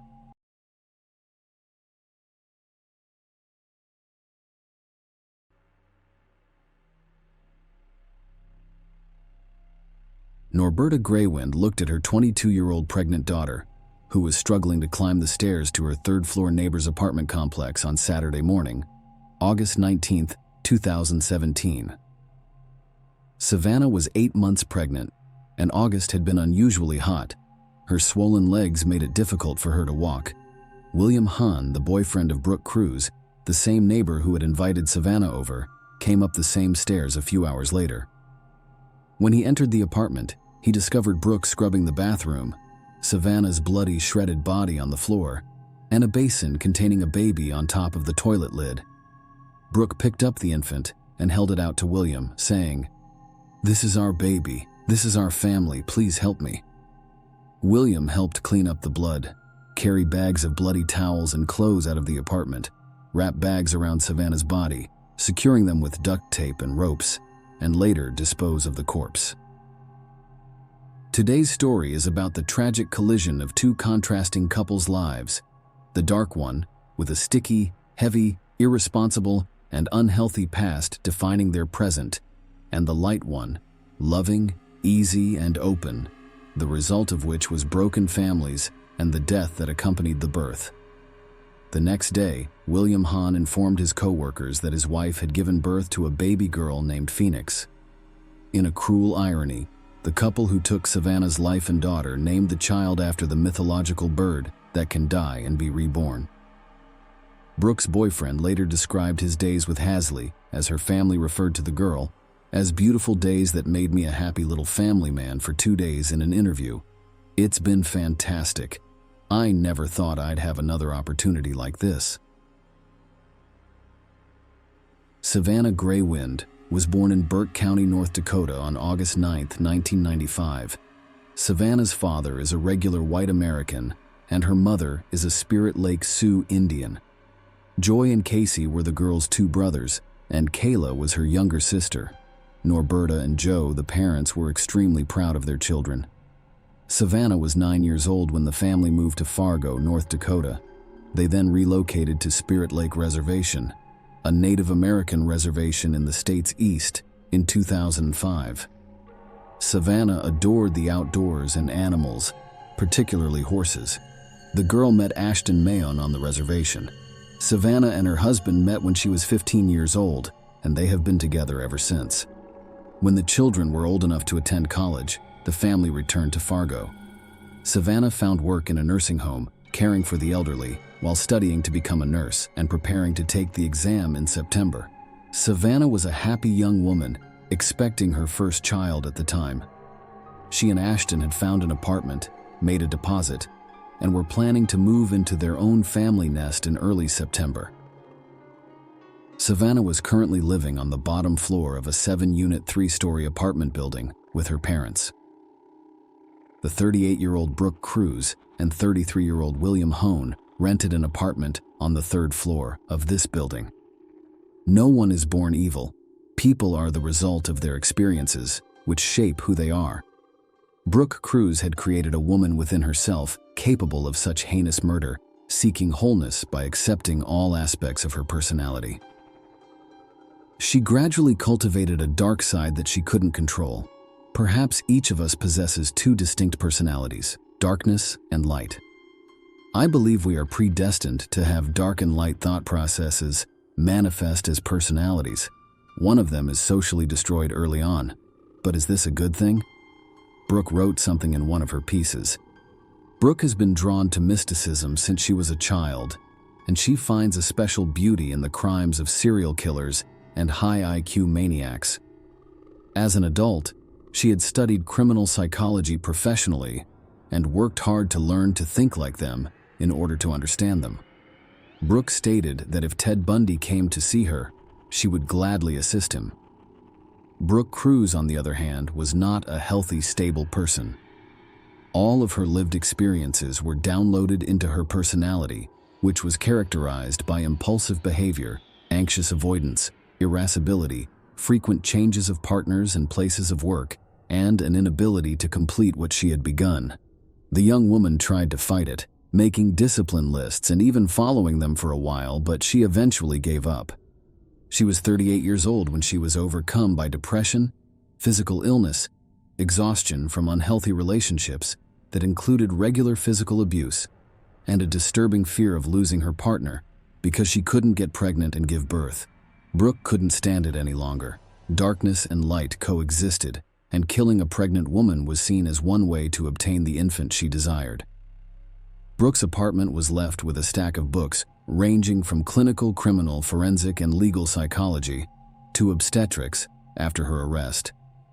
She discovered notes in a desk drawer listing birthing kit items such as scissors, blades, clamps, and gloves, as well as an infant cardiopulmonary resuscitation bag and the hormone oxytocin. Brooklyn Cruz grew up in the Bradenton, Sarasota area of Florida, where her mother, Paula Nelson, still resides. Her parents divorced, and 7 children, including Brooke, were left to live with their mother, according to Christmas cards. According to one of her sister's recollections, the family did quite well.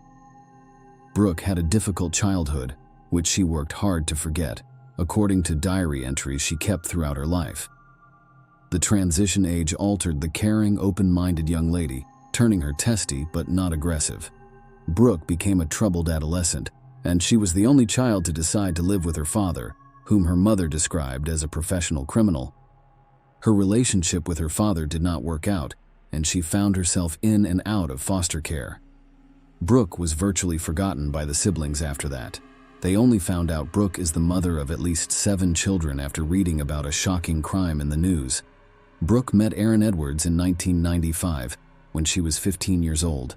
When she was about 17, she gave birth to a child in Pinellas County, Florida, left the infant with the father, and moved away. A court ordered the mother to pay child support, but Brooke did not comply. She'd remember her daughter when she turned 14, and their communication would be limited to a few evening Facebook messages. Brooke worked as a waitress at the Chinese Dragon restaurant in Bradenton, Florida, and as a sales representative and animal specialist at the Petland Pet Store. Brooke, 23, was arrested in Missouri in early 2002 for falsifying documents, but was released on parole on August 31, 2002. She was arrested again and imprisoned in Hidalgo County, Texas, for violating her parole. Brooke married Carl Cruz, a carpenter from Minnesota, in 2006 when she was 27 years old. The young lady. She managed to have 2 children while working as an administrative assistant in her husband's carpentry shop. Brooke cheated on her husband during their 3-year marriage, which ended in divorce in June 2009. According to the documents, the father gained custody of the children, and Brooke left for California without explanation. Throughout her life, the only thing she did with care and diligence was keep diaries and record everything that happened to her. Following the heinous crime, the entries were made available to the press. The diaries described a slew of lovers, home births, and abortions. The relationships all began with heart-shaped marks around the edges, but after a while, the entries about the men changed.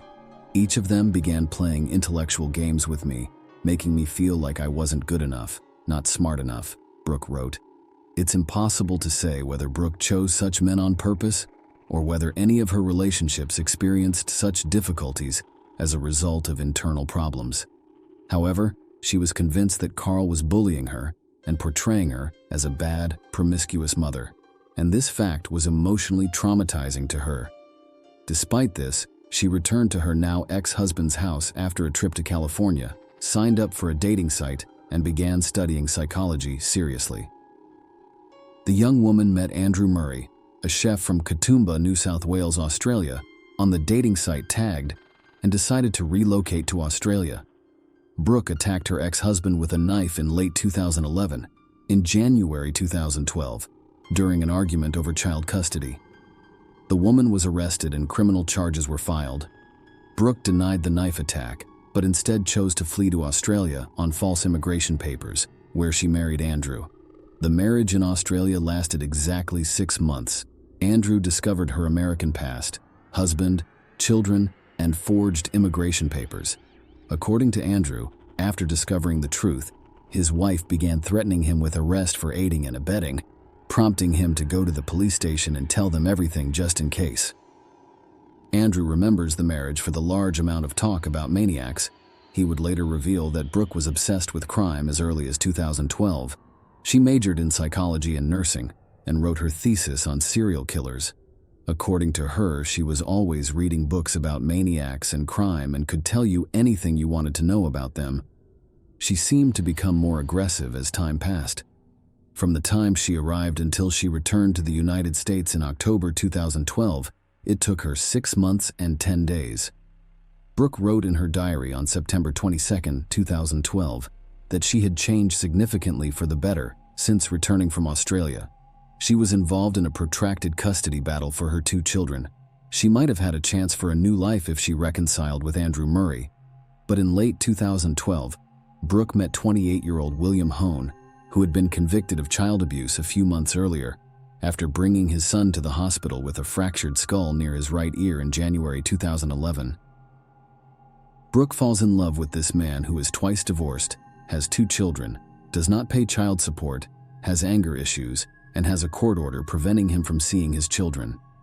Brooke is bursting with energy and a strong desire to be her new self, to take the kids and to move in that direction. She gets a job. Brooke turns her hobby into a career by enrolling at Minnesota State University in Moorhead in 2013, where she studies social behavior, physiological psychology, cognitive theory, psychology of deviant behavior, and directed research. She is especially fascinated by the psychology of serial killers. The first-year student wrote a paper about them and received the highest grade. Her personal life is the only thing that clouds the picture. William's relationship started off beautifully. We have a good relationship with him, which is good for the kids. We're loving, don't yell at each other, and are affectionate and kind, Brooke explained. However, the relationship evolved into codependency over time. The use of alcohol and illegal substances together. Brooke thought she was doing well, but she was getting worse. She began avoiding her children, changed jobs because she couldn't get along with the staff, and became increasingly immersed in her psychological research into humanity's darker sides. Police responded to a call in May 2016 after William Hahn brutally beaten his girlfriend in the bathroom. He admitted to assault and was barred from approaching Brooke in the future. 6 months later, police responded to a neighbor's call and discovered Hahn in Brooke's apartment. He pleaded guilty to violating the restraining order, and they reconnected, and the relationship was no longer healthy. Brooke was unable to have children as a result of an abortion she had in 2011. William, on the other hand, insisted on having a child with her. Brooke lied to Hahn about the pregnancy, to keep him from leaving in early 2017, and even emailed a fake ultrasound picture and a picture of a positive pregnancy test. She discovered an online recording of a random baby's heartbeat and showed it to her partner, claiming it was the heartbeat of their future child. They had another big fight in August 2017, by which time it was clear that there was no pregnancy. But because William had already informed everyone about the impending paternity and did not want to be made fun of, he literally demanded a child from his girlfriend, mentioning the pregnant neighbor 3 floors below. Brooke Cruz would later tell police officers that she interpreted William's demand as an ultimatum and a desire to take the baby away from Savannah, despite the fact that he did not explicitly say so. Brooke was well versed in medicine, so she began compiling a list of what she needed to induce labor. She was used to anticipating and doing whatever her young lover wanted her to do by this point. Brooke knocked on the door of a downstairs apartment on a Saturday afternoon in August and offered Savannah $20 to serve as a model for a dress Brooke was allegedly sewing. Savannah agreed before proceeding to her upstairs neighbor's apartment. Savannah ordered pizza, intending to eat it when she got home. The mother-to-be did not return home on time after driving her younger brother to work an hour later. Around 2:30 p.m., the brother went upstairs on his own. He could hear a sewing machine, but no one opened the door. Savannah's father, Joe, went upstairs and knocked on the door a few minutes later. Brooke yelled that they were still working on the dress, that Savannah was trying it on, and that no one could come to the door because of it. Neither Roberta nor her son drove themselves to work.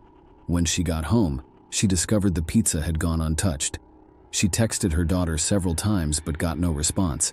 She then proceeded upstairs. Savannah had left a long time ago, according to a neighbor who opened the door. Norberta went downstairs to her apartment after they finished fitting and looked around. Her shoes, purse, car keys, and personal belongings had all been left in the apartment. Savannah couldn't go for a walk because the heat and swelling made walking painful and difficult. Norberta called Ashton, hoping he was the one who had picked up her daughter, but the young man said Savannah wasn't answering. "I was driving and I thought, well, if she had gone somewhere, I would have found her nearby," the worried mother explained. "But deep down, I knew she hadn't gone anywhere." Police searched Brooke and William's apartment later that day because it was Savannah's last known location. The landlord welcomed them and did not obstruct them, but the police did not search closets or behind closed doors because they lacked a warrant. The police department informed the family that Savannah was of age and old enough to make her own decisions without informing family members because no crime had occurred in or near the home. Investigators concluded that the young woman voluntarily went somewhere. Savannah's family was disturbed by the indifference with which the department's officers were working. The police returned to the apartment twice more and came up empty-handed. During one of the searches, William Hone would later testify that he hid the infant in a suitcase and Savannah's body in a dresser, with all the shelves removed. The couple would drive the dresser containing Savannah's body to a bridge over the Red River and dump it in the water 2 days after the brutal murder. On August 23, 2017, co-workers reported to police that William had mentioned having a baby at home. Residents of the apartment building heard a baby crying from apartment #5 that day and immediately called the police. The information provided enabled the officers to obtain a warrant and return to the familiar apartment, where they conducted a thorough search that resulted in the discovery of a live newborn baby girl. Brooke didn't mince words when she revealed that Savannah had given her the baby 2 days after her disappearance.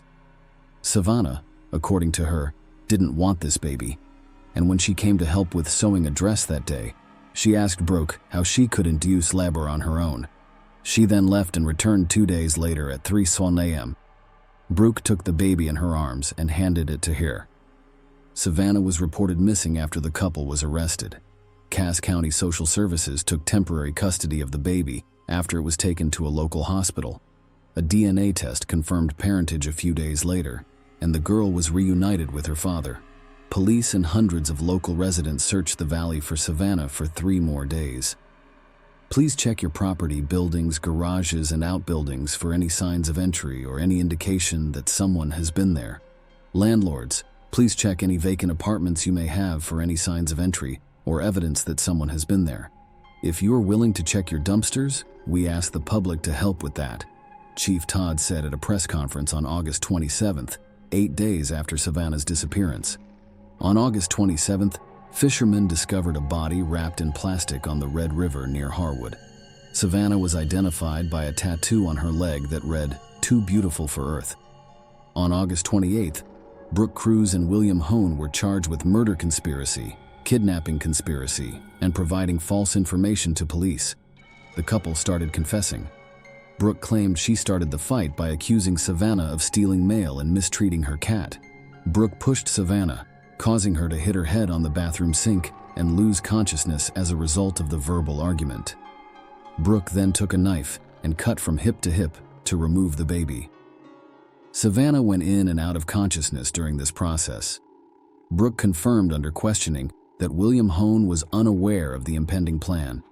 William, she claims, came home, went into the bathroom, saw Savannah, and asked if she was still alive. Brooke responded that she didn't know and asked for a task. William briefly left the bathroom and then returned in his underwear, holding a rope with which he strangled Savannah. He stated that if she had been breathing up to this point, she was definitely dead now.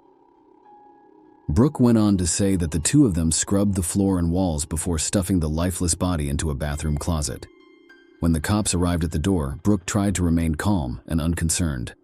The officers searched the apartment but discovered nothing. Because they did not have a search warrant, the officers were only able to look in closets and dressers. According to the perpetrator, the child was under a blanket on their bed next to William during both searches that day. Because the girl was calm and did not cry, she was not discovered during the third inspection on August 20th. The body was already inside the dresser, and the baby was hidden in a suitcase. They took the dresser down the stairs in the early morning hours of August 21st, loaded it into their Jeep Cherokee, drove it to the river, and disposed of it. William Hone denied any involvement in the crime. He only admitted to hiding the newborn baby girl and lying to law enforcement to cover up the crime. Bail was set at $2 million for Brooke and William, which William remarked was an unrealistic and unreasonable amount for any ordinary person. Surprisingly, he seemed to believe he deserved something reasonable for what he had done. Brooke Cruz was sentenced to life in prison with no chance of parole. During the trial, William's involvement in the crime was not proven. Brooke's cellmate, Jennifer Robinson, was also revealed to have testified against her. According to the inmate's claim, Brooke stated that she strangled Savannah with a rope. After learning about Savannah and William's affair, and suspecting that Savannah's child was the result of his affair, William was found not guilty of conspiracy to commit murder by a jury on September 28, 2018. However, on October 30, 2018, he was sentenced to life in prison after pleading guilty to kidnapping. William filed an appeal with the Supreme Court the following spring, in May 2019. The sentencing review trial concluded on October 7, 2019. Judge Olin, who had originally sentenced William to life in prison, stated that despite the Supreme Court's decision, he would still sentence him to the harshest sentence available at the time, which was 20 years in prison. Given that William had already served 775 days in prison, he would have to serve more than 7 years more, his 20-year sentence. Despite such an unusual delivery, baby Hasley was unharmed. The young lady is now 6 years old and attends kindergarten. Savannah's parents and the girl's father have joint custody of the child. The grandparents keep a public Facebook page where they post updates on how their granddaughter is doing. The case has gained national attention. Norberta is convinced that Savannah's disappearance was overlooked because she was Native American. "I feel that her disappearance was not taken as seriously as the disappearance of a white woman," she said. "I've lived in Fargo almost my entire life, and I've seen how differently Native Americans are treated." Savannah's death prompted Democratic Senator Heidi Heitkamp to introduce Savannah's Law, which was signed into law in October 2020. The bill seeks to reduce violence against Native American women by enhancing collaboration among federal, state, and tribal authorities. Norberta said of the bill's passage, "It's sad that my daughter had to die for people to take Native Americans seriously. Share your opinion with us in the comments and subscribe to the channel for more.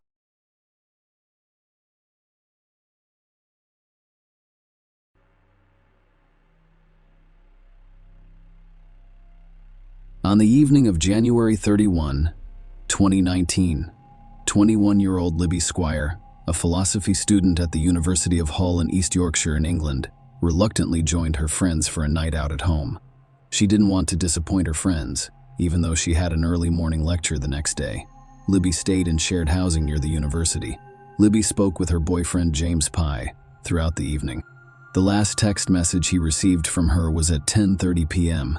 The following day, February 1, James Libby's friends and family tried but failed to reach her. They went to her house only to find that she wasn't there. Law enforcement interviewed Libby's friends and discovered that she had not been with them when they left the club that night. According to her friends, Libby was turned away from the Welly nightclub in Hull because security suspected she was intoxicated. To ensure her safety, her friends called a cab to take her back to her Wellesley Avenue home. Following the investigation, police conducted a search of the area, which resulted in the discovery of Libby's house keys in a neighbor's garden. Authorities collected CCTV footage from the area and interviewed numerous witnesses. They determined that Libby had arrived home in the cab, but when she exited, she walked down the street without entering her house. Based on CCTV footage and witness statements, the police were pursuing a specific lead in Libby's disappearance, and they were confident they had identified the person responsible. Despite their knowledge of the individual involved, they had no idea where Libby was. 7 weeks after her disappearance, 26-year-old Powell Relowis discovered her body in the Humber estuary between Spurn Point and Grimsby and was later arrested. He was questioned a few days after Libby was reported missing, but was released. Powell, originally from Poland, lived in North Yorkshire with his wife and 2 young children and worked as a butcher for Caro Foods in Malt. He told police that he saw Libby crying in the street and offered to drive her home. He claimed to have dropped her off near some playing fields because she was ill. This was the last time he saw her. He told the cops, "I had nothing to hide. Just check the cameras." The police examined the surveillance footage and charged him with rape and murder. Powell pleaded not guilty to the charges against him. According to the prosecution, Libby arrived home that fateful night in a very vulnerable state. The weather was bitterly cold, and she found herself alone and intoxicated, having accidentally dropped her house keys in her neighbor's garden. The prosecutor emphasized to the court that Libby was most likely experiencing hypothermia and distress at the time. She was in tears after losing her house keys, and she kept falling to the ground while attempting to walk. Libby was confronted by several witnesses who saw her in distress that night. During the trial, jurors heard from several witnesses who saw or interacted with Libby after the cab dropped her off outside her home. The court was informed that a student named George Thompson saw Libby exit the cab and described how she fell flat on her face, remained on the ground for about 10 seconds, and struggled to walk, stumbling everywhere. Libby's neighboring students had a right, and Emma Hall Shaw encountered her after she exited the cab. They heard her crying and sobbing outside her house and invited her to come inside. However, Libby chose not to testify against Roland Jacobs, and Alan Jones revealed that they stopped their car on their way home from a darts match when they noticed Libby on the ground. They approached her, concerned about her well-being, and offered to help. Roland mentioned that Libby mumbled, making it difficult to understand her words. She once asked him to lie down with her, and when she asked for a hug, he refused, prompting her to use offensive language. Despite spending about 10 minutes attempting to help her, they felt powerless and eventually left. Lorna Allen described seeing Libby lying on the floor, crying and screaming near a bus stop just before midnight on January 31. Lorna described Libby as slurring her words, talking to herself and appearing very intoxicated. During the trial, the court was told that while Libby was wandering the streets in distress, Powell was driving around the area looking for an opportunity. The prosecution claimed that Powell saw Libby just after midnight. The jury was shown CCTV footage obtained by the police, which showed Powell's silver Vauxhall Astra driving around in circular patterns at times. The prosecution claimed Powell was driving around that night, looking for a victim to spy on and satisfy himself. The jury learned about Powell's history, which included several sexually motivated burglaries in the months preceding Libby's disappearance, during which he kept stolen items as trophies. When police arrested him for Libby's murder, they discovered underwear and intimate toys stolen from women. They discovered a bag in his car containing these items as well as photographs of young women. When questioned about the bag, Powell initially claimed ignorance before admitting that he had forgotten about it and had no idea where it came from or how long it had been there. According to court testimony, in the year leading up to Libby's disappearance, Powell exposed himself to women in public and peered through windows. The jury was told that a female student had a terrifying experience when she saw a man's face peering through her window while she was dressing. The man's face was only inches from the window, which terrified her. She recognized this individual as having power. Another woman said she saw Powell at her window, observing her during an intimate moment with her boyfriend.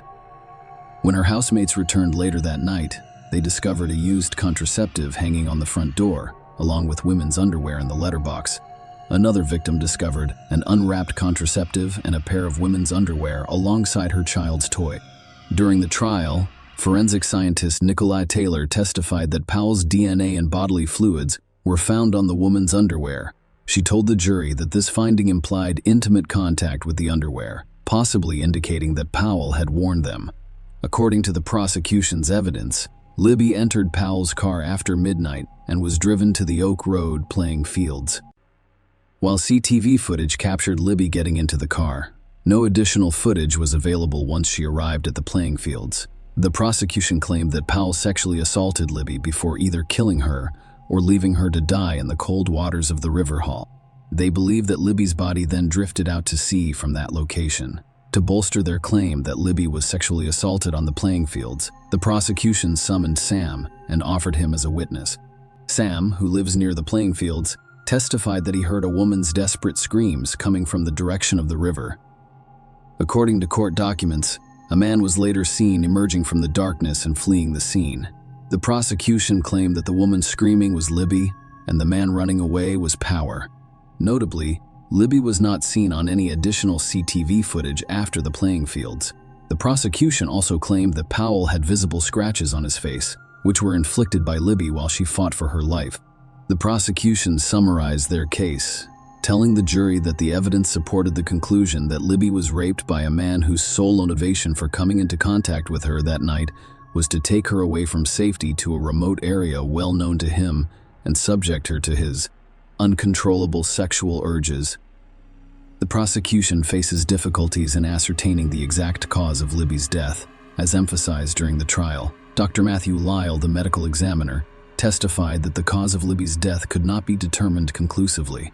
Her body had been submerged in water for nearly 2 months, making it impossible to tell whether she was still alive or dead when she entered the water due to decomposition. Notably, an obvious bruise was found on the inside of her right thigh. Further examination revealed lacerations inside her upper lip, indicating blunt trauma. Small hemorrhages were discovered around her mouth, which the court was told could indicate squeezing or compression of the neck or mouth cover. However, it was also stated that these lacerations could have occurred in the water or in life near the time of death. Dr. Lyle stated that there could have been additional injuries to her body, but we can't see them. The court heard testimony about 3 potential causes of death for Libby: hypothermia, drowning, and asphyxia. In terms of hypothermia, Dr. Lyle explained to the court that in a community setting, death by hypothermia can occur if an individual is inadequately clothed, their clothing becomes wet, or they consume alcohol. Toxicology tests revealed that Libby had 198 drinks per 100 and may have been ill of blood, exceeding the legal driving limit of 80 mugging. Dr. Lyle was unable to definitively attribute Libby's death to hypothermia, but he could not rule it out. Dr. Liesel stated that establishing drowning as a cause of death can be difficult, especially in cases where it is not witnessed firsthand. The classic signs of drowning include froth or foam coming from the mouth, well-expanded lungs that obscure the heart, and a crackly quality to the lungs. Dr. Lyle described Libby's lungs as having a slightly crackly feel, but not being wet or very expanded. Furthermore, no froth appeared from the mouth. As a result, Dr. Lyle could not definitively state that drowning was the cause of Libby's death. Certain findings emerged from an examination of Libby's injuries in light of the possibility of asphyxia as the cause of death. There was no evidence of bleeding in the brain or skull, and the facial bones, including the horseshoe-shaped bone behind the tongue, were still intact. Injuries such as abrasions on Libby's forehead, nose, and eyelids was determined to be consistent with postmortem body movement and water. Dr. Liesel testified that there were no tiny pinpricks of bleeding in the eyes or inner surface of the lips, which could indicate physical interruption such as asphyxiation or strangulation. However, their absence did not rule out asphyxiation because such indicators tend to fade quickly, particularly after death. In conclusion, hypothermia, drowning, and asphyxia were all considered possible causes of death, but the true cause remained unknown. Swabs from inside Libby's body also contained seminal fluid cells that matched Powell's DNA profile, according to the court. During the trial, the court heard testimony from individuals close to Powell who provided potentially incriminating information. Powell's friends stated that Powell told him about offering a ride home to a girl at the bus stop who claimed to have made advances on him. Powell's colleague also testified that Powell offered to drive a girl home, but she began acting strangely and undressing in his car. Powell allegedly instructed her to leave. Another piece of evidence came from Paul's neighbor, who spoke on behalf of the prosecution. He claimed to have seen Powell cleaning the mouths of his car on the afternoon of February 1, describing it as unusual for such a cold day. Professor Charles Deacon provided expert testimony that night, stating that Libby's ability to defend herself would have been limited. He explained to the jury that Libby's alcohol consumption would have caused numb hands and impaired coordination, making her unsteady on her feet and prone to fatigue. Furthermore, her judgment, balance, and ability to flee potential threats would have been severely hampered, leaving her vulnerable. During the closing arguments, the prosecutor urged the jury to consider Libby's state that night, intoxicated and cold, visibly distressed, and in need of assistance. Witnesses reported seeing her cry, lie on the ground, and shiver. The prosecutor asked the jury to consider what might have happened after Libby entered Powell's car. Was it plausible that, in her vulnerable state, she would willingly leave the warmth of the car to lie in the cold snow and engage in consensual activity with Powell? The prosecutor emphasized to the jury that we propose a nonsense proposition, which strengthened the case.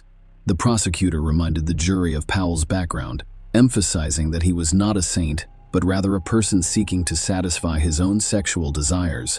The defense argued that Powell encountered Libby that night, offered her a ride home, and engaged in consensual activity with her. They claimed he stopped at the playing fields because she was feeling ill. As he left, she was still alive. The defense raised the possibility that Libby committed suicide. Powell testified during the trial. According to his account, he offered Libby a ride home after seeing her crying on the street.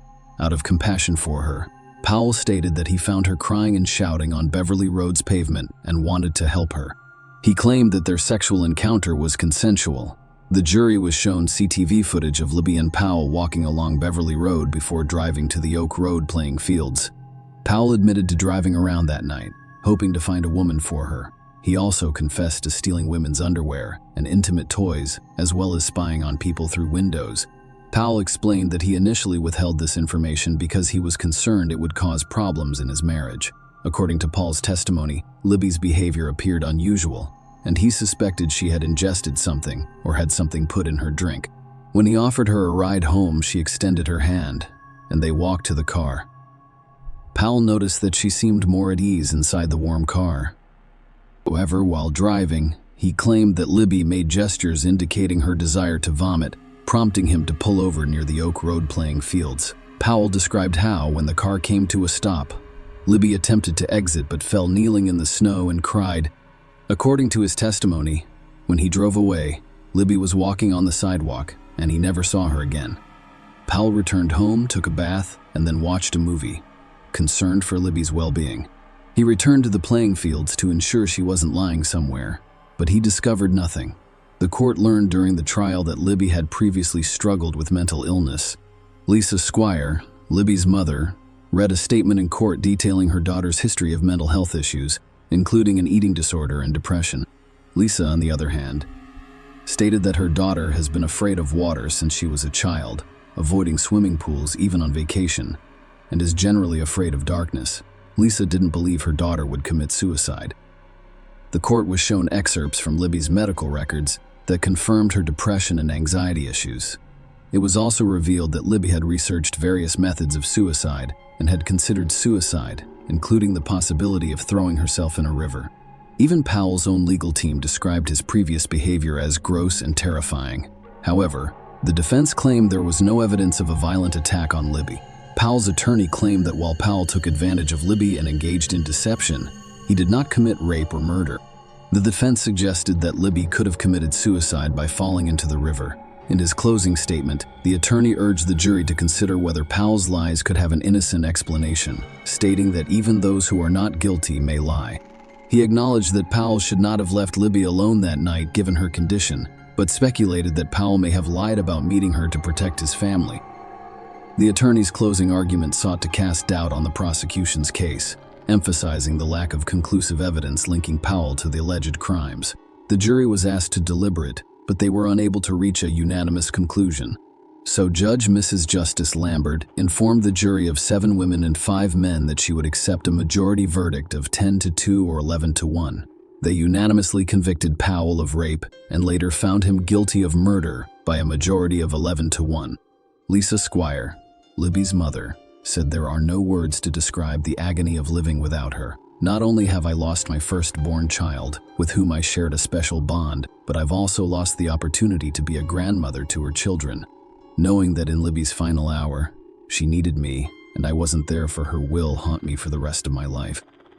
Because of what happened to Libby that night, I now exist in 2 worlds. Lee, there is one world in which I am a mother, wife, and employee, but there is also a dark and lonely one. In this world, I wish to die so that I could be with my girl one more time." Russ, Libby's father, also testified in court, expressing his difficulty viewing photos of his daughter after her death. During the sentencing, the judge addressed Powell, emphasizing how, leading up to Libby's murder, his criminal actions grew in audacity and confidence that he would not be apprehended. The judge noted Powell's blatant staring at women, even after they had noticed it. The judge was certain that Powell's intention was to hide Libby's body, with the hope that it would be carried out to sea and never discovered. Powell received a minimum sentence of 27 years for murder and an additional 18 years for rape. Share your opinion with us in the comments and subscribe to the channel for more.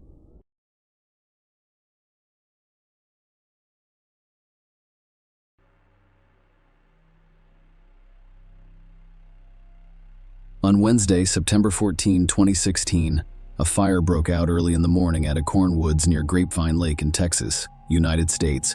Firefighters successfully extinguished the fire, and during their investigation, they discovered what appeared to be a melted child's paddling pool with a charred body. The individual's gender could not be determined at that point. A subsequent fingerprint analysis identified the deceased as Jackie Vandergriff, a 24-year-old licensed esthetician studying nutrition at Texas Woman's University in Denton. Because she had not been reported missing, law enforcement believes she died shortly after her last known sighting. Jackie was last seen on September 13, one night before her charred body was discovered. That evening, she went to 2 bars in Denton, Fry Street Public House and Shots and Crafts. Jackie had been mutilated as well as burned. She'd been dismembered. The need to apprehend the perpetrators of such brutality was paramount. Following numerous tips about a man seen near the fire, law enforcement obtained footage of Jackie on the night of September 13. The footage showed her interacting with a man. Further investigation revealed that this man had given his business card to one of the women in the bar that night, claiming to be a fitness instructor and offering his services as a personal trainer. His name was given as Charles Bryant. Jackie and Charles had only met on the night of September 13 through a chance encounter. According to police, Jackie had gone to the bar with the intention of looking for work and meeting someone from Tinder that night, but she changed her plans. While at the bar, she conversed with the bartender and Charles, a 31-year-old man. They eventually joined a group of women and spent time together. Jackie's friends described her as sociable, frequently interacting with people she met on a night out. Charles had been at the Fry Street Public House since around 7 p.m. That evening, he had been with friends earlier, but he was alone in the bar when Jackie arrived around 8 p.m. She asked the bartender about job opportunities and lingered for a while, speaking with both him and Charles. The footage obtained by the police from inside the bar suggested that Jackie was having a good time. Surprisingly, just 45 minutes after her arrival, she tweeted, "I'm glad I decided to leave Tinder and walk to a bar." Jackie, the bartender, and Charles left the original bar around 9 p.m. and went to another nearby establishment. At the next bar, they met a group of women who stayed for about 45 minutes. As inclement weather, including heavy rain, set in, the patrons began making their way home. Jackie then left the bar with Charles and went to the store. This was Jackie's final appearance alive. Charles Bryant had a troubled past, which Jackie was unaware of on that fateful night. In the weeks before their meeting, Charles had been arrested 3 times. His only reason for being in the Denton area was Caitlin Mathis, his ex-girlfriend. Despite living 20 miles away in Hazlet, Charles's ex Caitlin had recently moved to Denton to attend the University of North Texas and was living on campus. Caitlin had taken legal action, filing a restraining order against him. Caitlin ended the toxic relationship in August 2016, just a few months before the tragic events unfolded, citing Charles' manipulative behavior and narcissism. Even after Caitlin ended their relationship and relocated to Denton, Charles continued to disrupt her life. Police stopped him on campus, resulting in a ban. After yielding, he kept attempting to communicate with Caitlin. Despite the campus ban, he showed up at the restaurant where she worked on August 31 and at Caitlin's door on September 6. Caitlin refrained from answering, fearing for her safety, and immediately contacted the police. Charles left flowers and a letter on her doorstep, prompting authorities to arrest him for trespassing. Charles posted a bond shortly after being arrested, which secured his release. Almost immediately, he contacted Caitlin via a newly created email address, writing, "Here I am, heartbroken, and with a criminal record for bringing the girl I love flowers." In response to these concerning developments, Caitlin obtained an emergency protective order to protect herself from further harassment and potential harm. Despite previous stalking arrests, Charles continued to attempt to contact Caitlin after another stalking arrest. He was released on bond 2 days later. On September 13th, a week after his most recent release, Charles returned to Denton, specifically to the Frey Street Public House, which Caitlin frequented. Although law enforcement was aware of Charles and Caitlin's troubled history, there was insufficient evidence linking him to Jackie's murder. While it was determined that he was with Jackie on the night of her death, more evidence was required. The opportunity to question him arose shortly after Jackie's body was discovered, when Charles attempted to contact Caitlin again, violating the restraining order. He was brought in for questioning on September 18, 2016. In the case of Jackie's death, the police had already gathered surveillance footage, interviewed people who were present at the bars, and tracked Charles' movements. Their investigation revealed that on September 14 at 4:41 a.m., Charles went to Walmart and bought a shovel. In addition, a children's paddling pool was discovered missing from his backyard, adding to the concerns surrounding the investigation. When questioned by the police, Charles initially claimed that he had only seen Jackie at the bar. However, as the detective presented a comprehensive and chronological overview of the evidence, it became clear that Charles understood he couldn't deny being with Jackie that night. Eventually, he admitted that Jackie died accidentally while they were together during a consensual but unconventional sexual encounter. Charles told the detective that after they left the bar, Jackie asked him to choke his car with a zip tie. Despite having a zip tie in his vehicle, the police questioned his story, leading to charges of murder and tampering with or fabricating physical evidence against him. The prosecution claimed that Charles and Jackie met that night, went to a second bar, and then returned to his home. During the trial, the medical examiner informed the jury that tests on Jackie's remains found no evidence of sexual assault. The prosecution claimed Jackie's death was not the result of a sexual encounter, but rather of a brutal assault that included strangulation with a zip tie, dismemberment with a knife, and subsequent incineration. According to the prosecution's narrative presented to the jury, the evidence would show that Charles and Jackie met at a bar on September 13th and left together in his car with no one else present. The prosecution emphasized that various pieces of evidence, such as items discovered and DNA testing, would confirm Jackie's presence inside Charles' home. The jury was shown surveillance footage from the bars, and testimonies from bar patrons and employees corroborated the claim that Charles and Jackie were together. The footage showed them leaving the bar at 9:46 p.m., getting into Charles' car and remaining in the parking lot for another 30 minutes before leaving. Subsequent surveillance footage from a dented gas station showed Jackie inside Charles' car at 10:30 p.m., the last confirmed sighting of her alive. Furthermore, Jackie's phone activity indicated a connection to a cell tower in Hazlet, Texas, at approximately 1:30 a.m. on September 14th, as well as the area surrounding Charles' residence. The jury learned that Jackie was carrying a Texas Woman's University bag at the bar, and a matching bag was discovered at Charles' home. A hair-covered zip tie was also discovered in the trash can outside his home. Notably, in Charles' backyard, there was a blue children's paddling pool similar to the one found burned. A circular barren spot near the pool hinted at the presence of another pool. Police discovered a knife inside Charles' home, which they believe was used in Jackie's stabbing and dismemberment, as well as a stun gun in his car. Both items were officially recorded as evidence. During the court proceedings, the medical examiner stated that Jackie died as a result of homicidal violence. It was noted that there was no soot in her airways, indicating that she had died. Ceased before her body was set ablaze. The medical examiner also testified that Jackie's hyoid bone had fractures as a result of upper neck force. A forensic anthropologist explained to the court that the hyoid bone is a U-shaped bone deep in the throat that acts as an anchor for the tongue. The forensic anthropologist testified that Jackie had a broken hyoid bone and fractured ribs. The injuries were found to be more likely to occur near the time of death and were not related to dismemberment. The anthropologist determined that the hyoid bone injury was consistent with strangulation, as it required direct pressure, which is typically caused by manual strangulation or the use of ligatures. However, because Jackie's soft tissue burned during the fire, it was impossible to say definitively whether the fracture was caused manually or by a ligature. The expert agreed that a zip tie could result in such an injury. Furthermore, Jackie sustained a head injury from blunt force trauma that was ruled unlikely to be post-mortem due to significant hemorrhaging stab wounds on her body that appeared unrelated to the dismemberment procedure.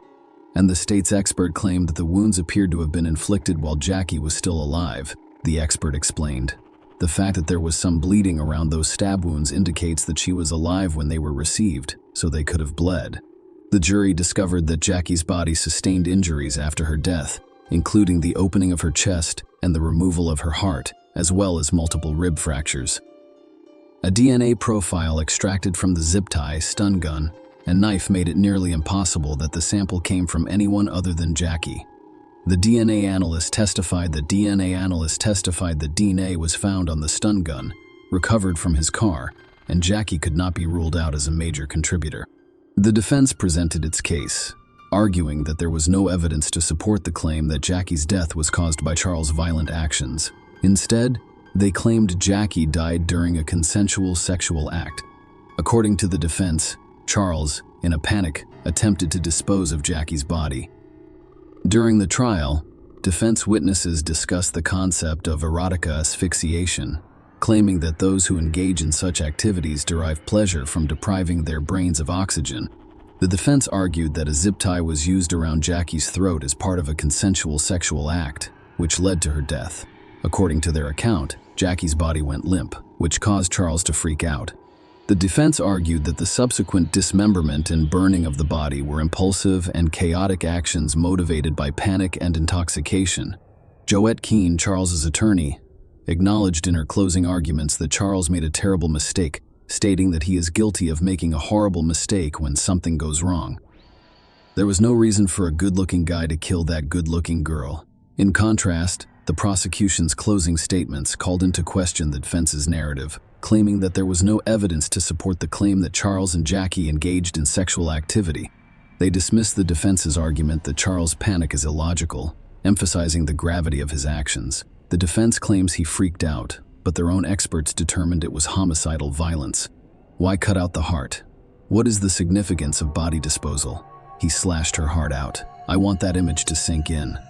The jury had to decide whether Jackie was murdered, killed on purpose, or died as a result of a consensual sexual act. They convicted Charles of murder and tampering with evidence.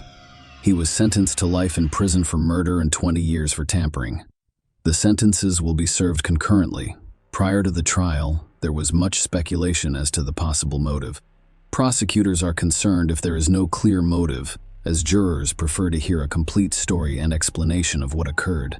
They must be certain of their verdict before being convicted. And, in many cases, a motive strengthens the prosecution's case. In this case, the prosecution had no motivation. But does it matter? When does the evidence become clear? Do we require a motive? In cases like this, the motivation is usually sexual. However, the prosecution argued that there was no evidence of sexual activity. We don't need to know what went through Charles Bryant's mind that night. Did he want to do it? And he did. Jackie's parents have partnered with Texas Women's University to establish an endowment in her memory. Share your opinion with us in the comments and subscribe to the channel for more.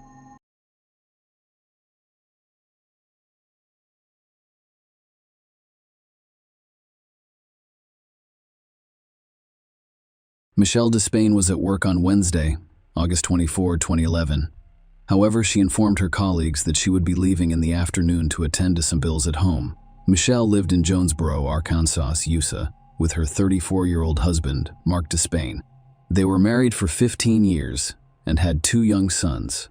Michelle also had a teenage daughter from a previous relationship whom Mark loved and helped raise despite their current affluent lifestyle. Their beginnings were humble. When they first met at the ages of 18 and 19, Mark's parents, Tiana and Jack Despain, helped them by providing a trailer to live in, while Mark worked for the family real estate company. After a few years, Mark started his own business as a property investor and real estate appraiser, which led to significant success and wealth. This success enabled them to upgrade from their original trailer to a luxurious home complete with a swimming pool. Mark and Michelle worked hard to give their children everything they wanted, including annual vacations to Jamaica and Cancun. Michelle handled the bookkeeping for Mark's company and also worked at a local bank. On August 24th, after finishing her work at the bank around 3 p.m., Michelle returned home to find the rear door unlocked. To her dismay, the entire house had been thoroughly ransacked. Drawers were left open, belongings were strewn across the floor, and broken glass was everywhere. The chaos had spread to the bathtub, where clothes had been thrown haphazardly, and the bedroom, where a jewelry box had been opened. As Michelle moved through the chaos, she made a heartbreaking discovery. Mark's lifeless body lay on the kitchen floor, the result of a fatal gunshot. Michelle rushed outside, overcome with fear, and immediately called 911, expressing her concern for her own safety. When the police arrived, they assumed they were dealing with a failed burglary. However, a more thorough investigation raised concerns about the circumstances surrounding the incident. After inspecting the items left behind, the police began to doubt the traditional burglary narrative, noting that many valuable possessions remained unharmed in the home. The peculiar circumstances surrounding Mark's death heightened their suspicions. His fatal injuries included a gunshot wound to the left side of his chest and another to his head, both of which were delivered from close range. The police believed the incident was a premeditated attack. According to their theory, Mark returned home that day, entered the kitchen, placed an ice cream container on the counter, and was shot twice by someone approaching from behind. This led investigators to believe that the assailant had already entered the home when Mark arrived. The general belief was that the intruder's intention was not theft, but rather a targeted assassination of Mark. The perplexing question remained: why would anyone want to kill him? During their investigation, the police interviewed all of the neighbors on the street and discovered that an unknown African-American man had been seen in the area on the day of the incident. There were also reports of a blue Mercedes car circling the neighborhood. As part of their investigation, the police sought to learn whether Mark had any known adversaries. Some described him as a driven and ambitious man known for his ruthlessness. When the police retraced Mark's movements, they came across a significant puzzle. Mark was not expected to be home at that time on that day. This raised a critical question. How could someone with malicious intent have predicted that Mark would be at home precisely at that time? The discrepancy between Mark's unexpected presence at home and the apparent premeditation of the attack complicated the investigation. On that fateful day, Michelle informed the police that she had lunch with Mark at a nearby restaurant near her workplace.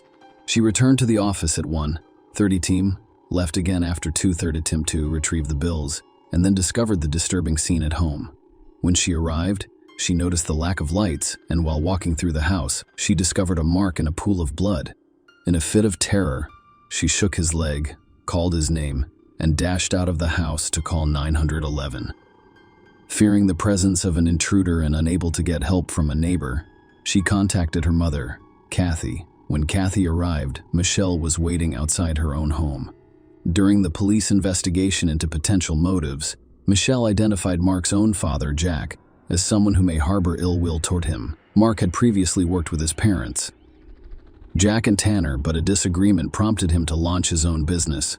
The schism began when Mark requested a larger share of the profits, which Jack opposed. Michelle told the police that Jack had a cold-hearted demeanor and that there had been a previous incident between Jack and her 13-year-old daughter. Michelle's father, Carl Kelly, who worked as a rent collector for Mark's company, also expressed suspicion, claiming to have received threats from Jack in the past. When the police questioned Jack and Tina, they admitted to their estrangement but claimed that the money dispute was caused by Michelle's desire for more. Jack suggested that the police investigate Michelle's activities on the day his son died, implying her possible involvement. According to Jack, Mark returned home that day to retrieve a hunting bow, and Michelle would have been the only one aware of his presence. Jack gave the police information about the incident Michelle mentioned involving her daughter, as well as explicit photos from his phone. Initially accused of taking the photographs, Jack's relationship with Tina became strained, resulting in a brief separation. However, further investigation yielded a different story. Jack told the cops that Michelle's daughter had engaged in adult chat with her boyfriend, and he discovered the compromising photos on his phone. In order to avoid facing consequences from her parents, she falsely claimed that Jack had taken the photos, which led to accusations of child abuse against him. Although no charges were filed, the false accusations caused significant distress for Jack Tanner, who reconciled with Jack after learning the full circumstances of the case. After checking Jack's alibi, the police cleared him of murdering his son. Jack is no longer under suspicion. Despite Michelle and Mark's apparent contentment, the investigation expanded. The question lingered. If Michelle was involved, as Jack suggested, what was her motivation for wanting him dead? The police quickly discovered that Michelle was far from the grieving widow they had assumed. Michelle had an affair with a much younger colleague, a 24-year-old man whom she financially supported, paying for his rent, groceries, and other expenses before Mark died. When questioned by the police, Michelle claimed that Mark was unaware of the affair, and when asked if Mark had ever requested a divorce, she denied any discussions. Michelle did, however, confirm that Mark had expressed concerns about their relationship's future after the children had left. Another revelation emerged as the police investigated the couple's financial situation. Mark and Michelle had a significant amount of debt, and there were allegations that Michelle was siphoning funds from the business account. Furthermore, Michelle was entitled to $1 million from 2 life insurance policies in the event of Mark's death. Despite their suspicions, the police had no concrete evidence against Michelle or any other possible suspects. Michelle's alibi was confirmed by surveillance footage from the bank where she worked, which showed her with her father, Carl, at the time Mark was murdered. The investigation took a turn when the police received an anonymous tip. The informant revealed that Terrence Barker had boasted about murdering Mark. This new lead represented a significant development in the case, prompting police to investigate Terrence Barker's possible involvement in Mark's death. Terrence Barker initially denied any involvement in Mark's death while being questioned by police at the station. However, the evidence against him was convincing. According to eyewitness reports and cell tower records, he was near Mark's house and was seen driving a blue Mercedes shortly before the fatal shooting. When confronted with this evidence, Terrence eventually confessed to being the perpetrator, revealing that he had agreed to shoot Mark for a promised payment of $7,000 to $10,000.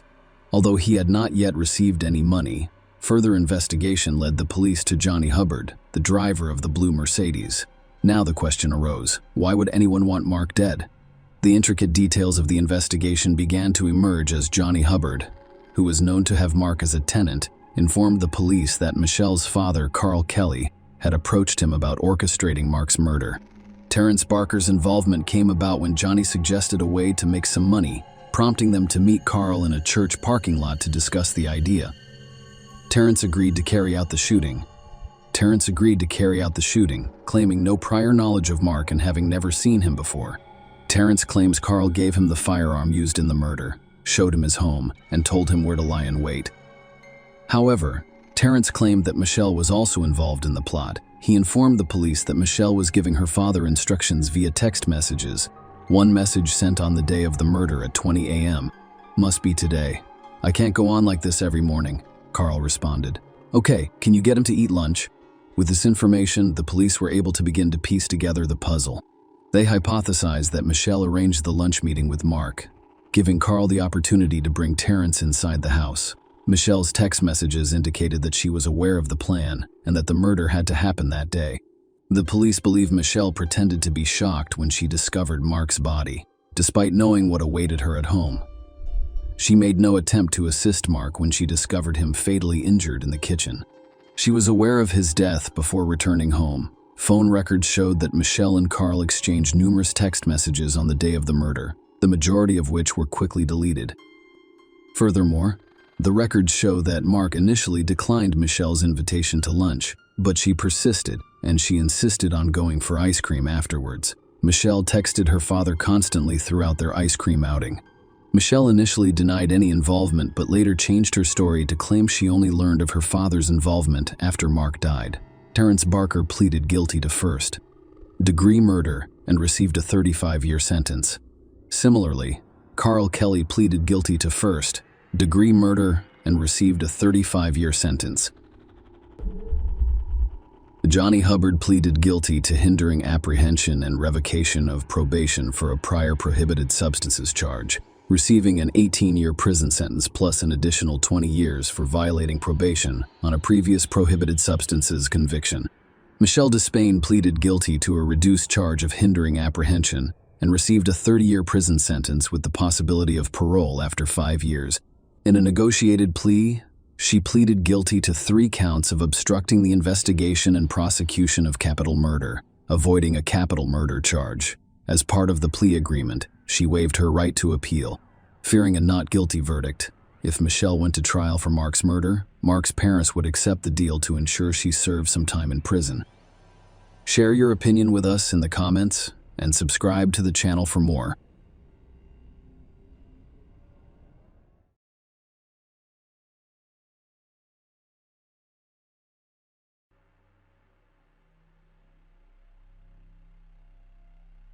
On a quiet, unassuming Tuesday in 1992, a series of events would set the stage for a mystery that would live on in the collective memory for years. A young man known for his charm and popularity found himself in the midst of a perplexing situation within the walls of his own home. Little did they know that this was only the beginning of a perplexing journey full of secrets, questions, and a never-ending search for answers.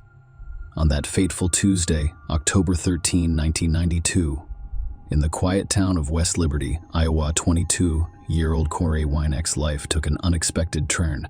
Corey was a well-known figure in the community, not only for his athletic ability as a West Liberty High School football player, but also for his work as a bartender at his grandparents' establishment, Wink's Bar and Grill. The night before, Corey had worked a late shift at Wink's, where he spent many of his evenings as the 13th approached. Corey was scheduled to work another night behind the bar. However, when his fiancée Jody Hotz returned home around 6:30 p.m., she was met with an unusual sight. Corey's car remained parked in the driveway, and their beloved golden Labrador retriever was outside. This unusual situation alarmed Jody. Corey's routine was well established, and he was usually on his way to work by the time she got home from her job at a bank in Iowa City. The location, of course, the car, and the presence of Casey outside indicated that something was wrong. Jody's concern grew when she noticed that the screen door to their house was wide open and had out-of-place details, which heightened her anxiety. Bracing herself, she entered and discovered the main door unlocked. Her heart racing, she started searching the house, fearing the worst. Jody discovered Corey lying motionless on the floor in their bedroom, a horrific scene. He was covered in blood, unresponsive, and his body had become cold. Panic overwhelmed her, and in her distress, she called 911 in an emergency. Her voice trembled as she described the gruesome discovery. "I believe my fiancé has died." She informed the dispatcher that he was all bloody, not breathing, and cold. The peace of their farmhouse had been shattered by an unfathomable tragedy, and the search for answers would soon begin. The police arrived at Corey's farmhouse and confirmed a grim reality. He had been brutally beaten to death, sustaining multiple blunt force injuries, including a skull fracture. It was a startling and terrifying discovery. Jody, Corey's fiancée, became a valuable source of information for the investigators. She described her last interactions with Corey, revealing that she left for work at 8:30 a.m. That morning, he slept peacefully. Corey had returned home from Iowa City around 7 a.m. It appeared to be an ordinary morning for the couple. The lack of evidence of robbery or theft perplexed the investigators. Corey appeared to have been specifically targeted. Someone had entered their home with the sole purpose of inflicting harm on him. As the investigation progressed and word of Corey's tragic death spread throughout the community, an important piece of evidence surfaced.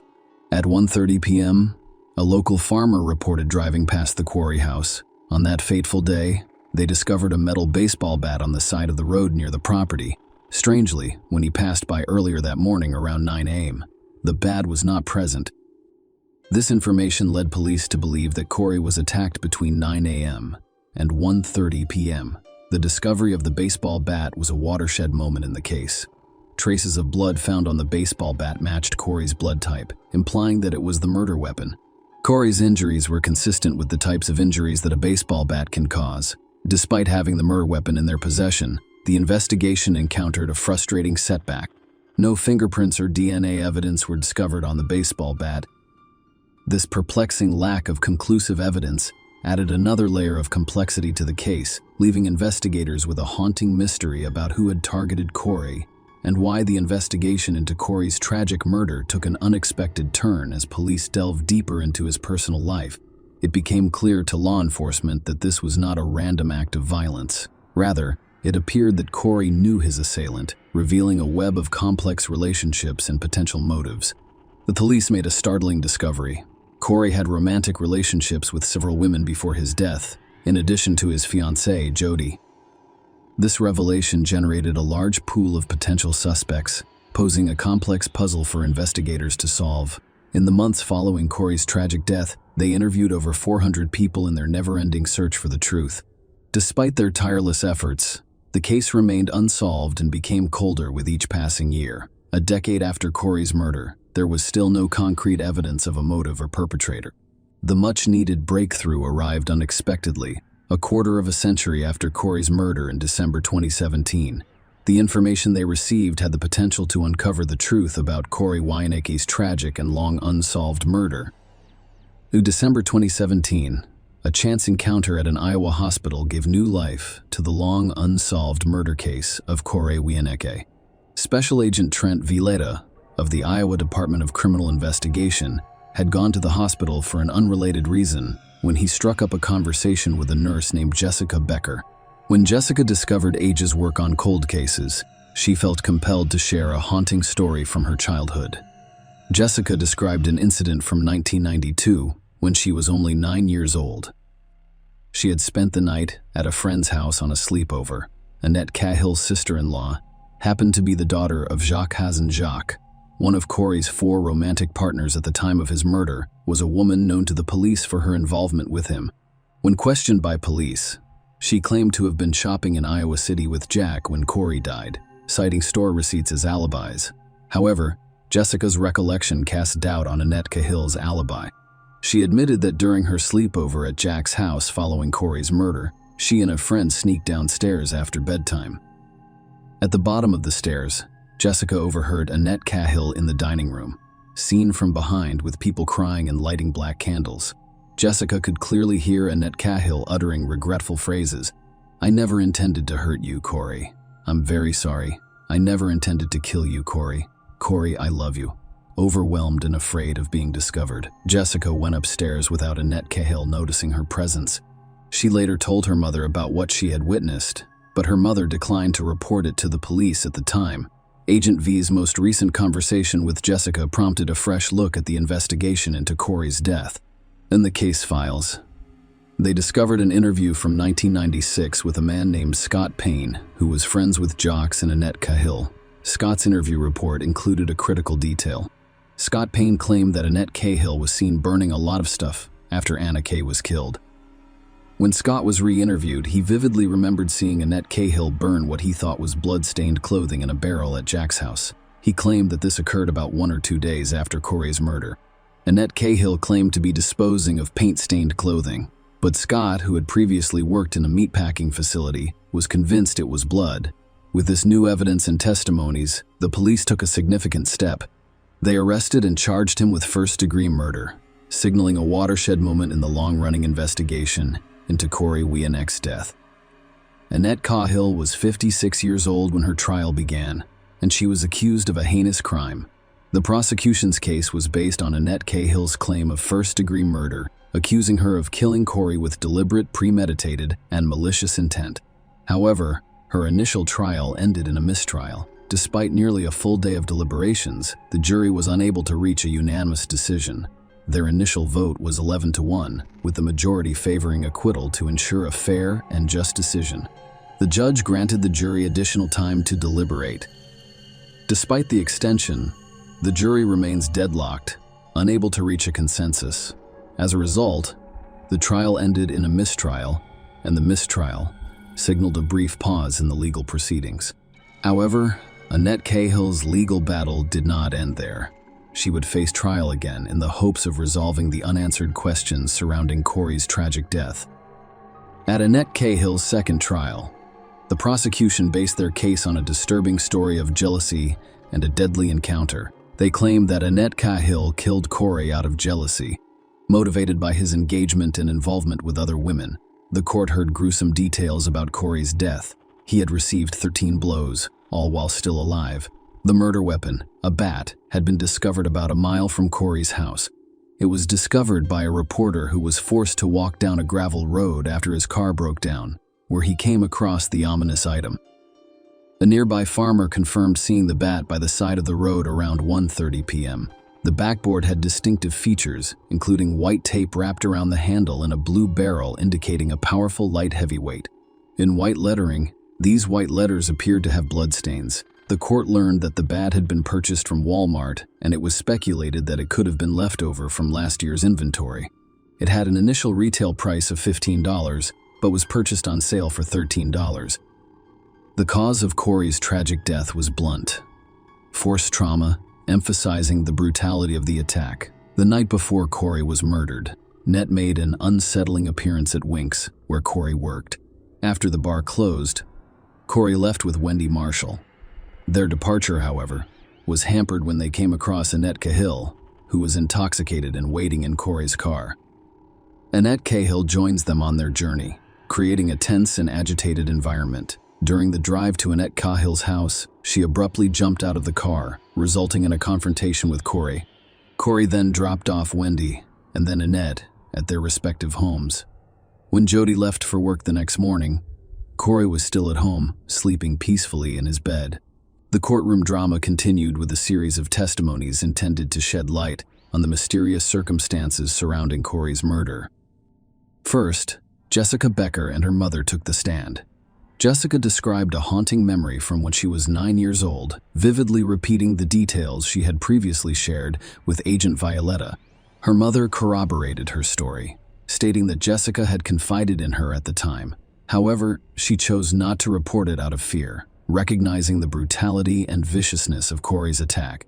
Scott Payne, a previously unmentioned witness, also testified. He told the court what he had previously told the police. He saw Annette Cahill burn what he thought was blood-stained clothing.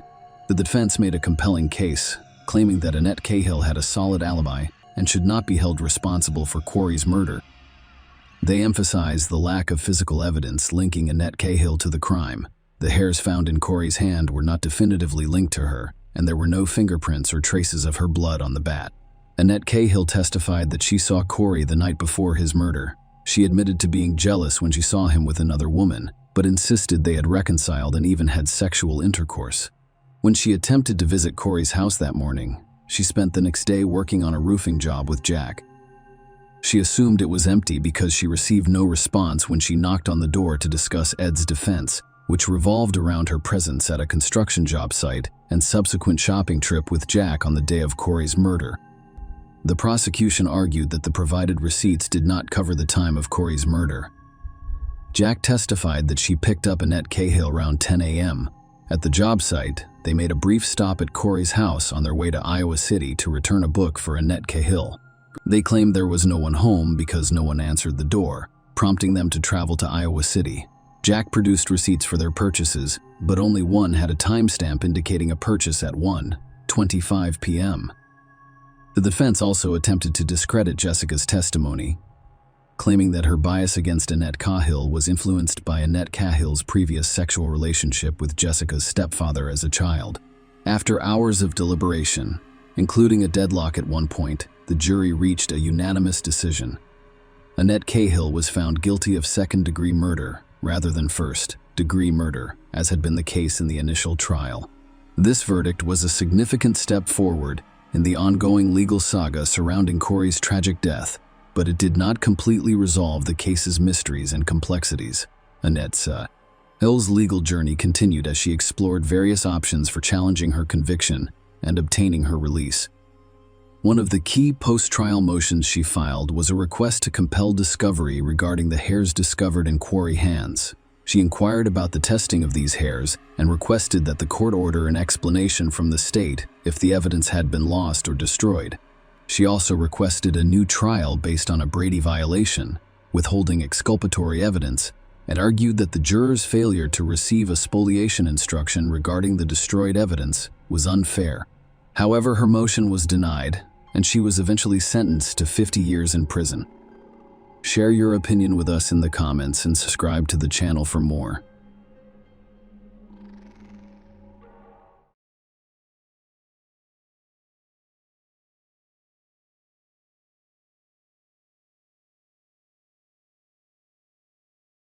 Have you ever wondered how often people are forced to do terrible things out of love? In most cases, completely innocent people who have no idea they have become victims in such stories suffer.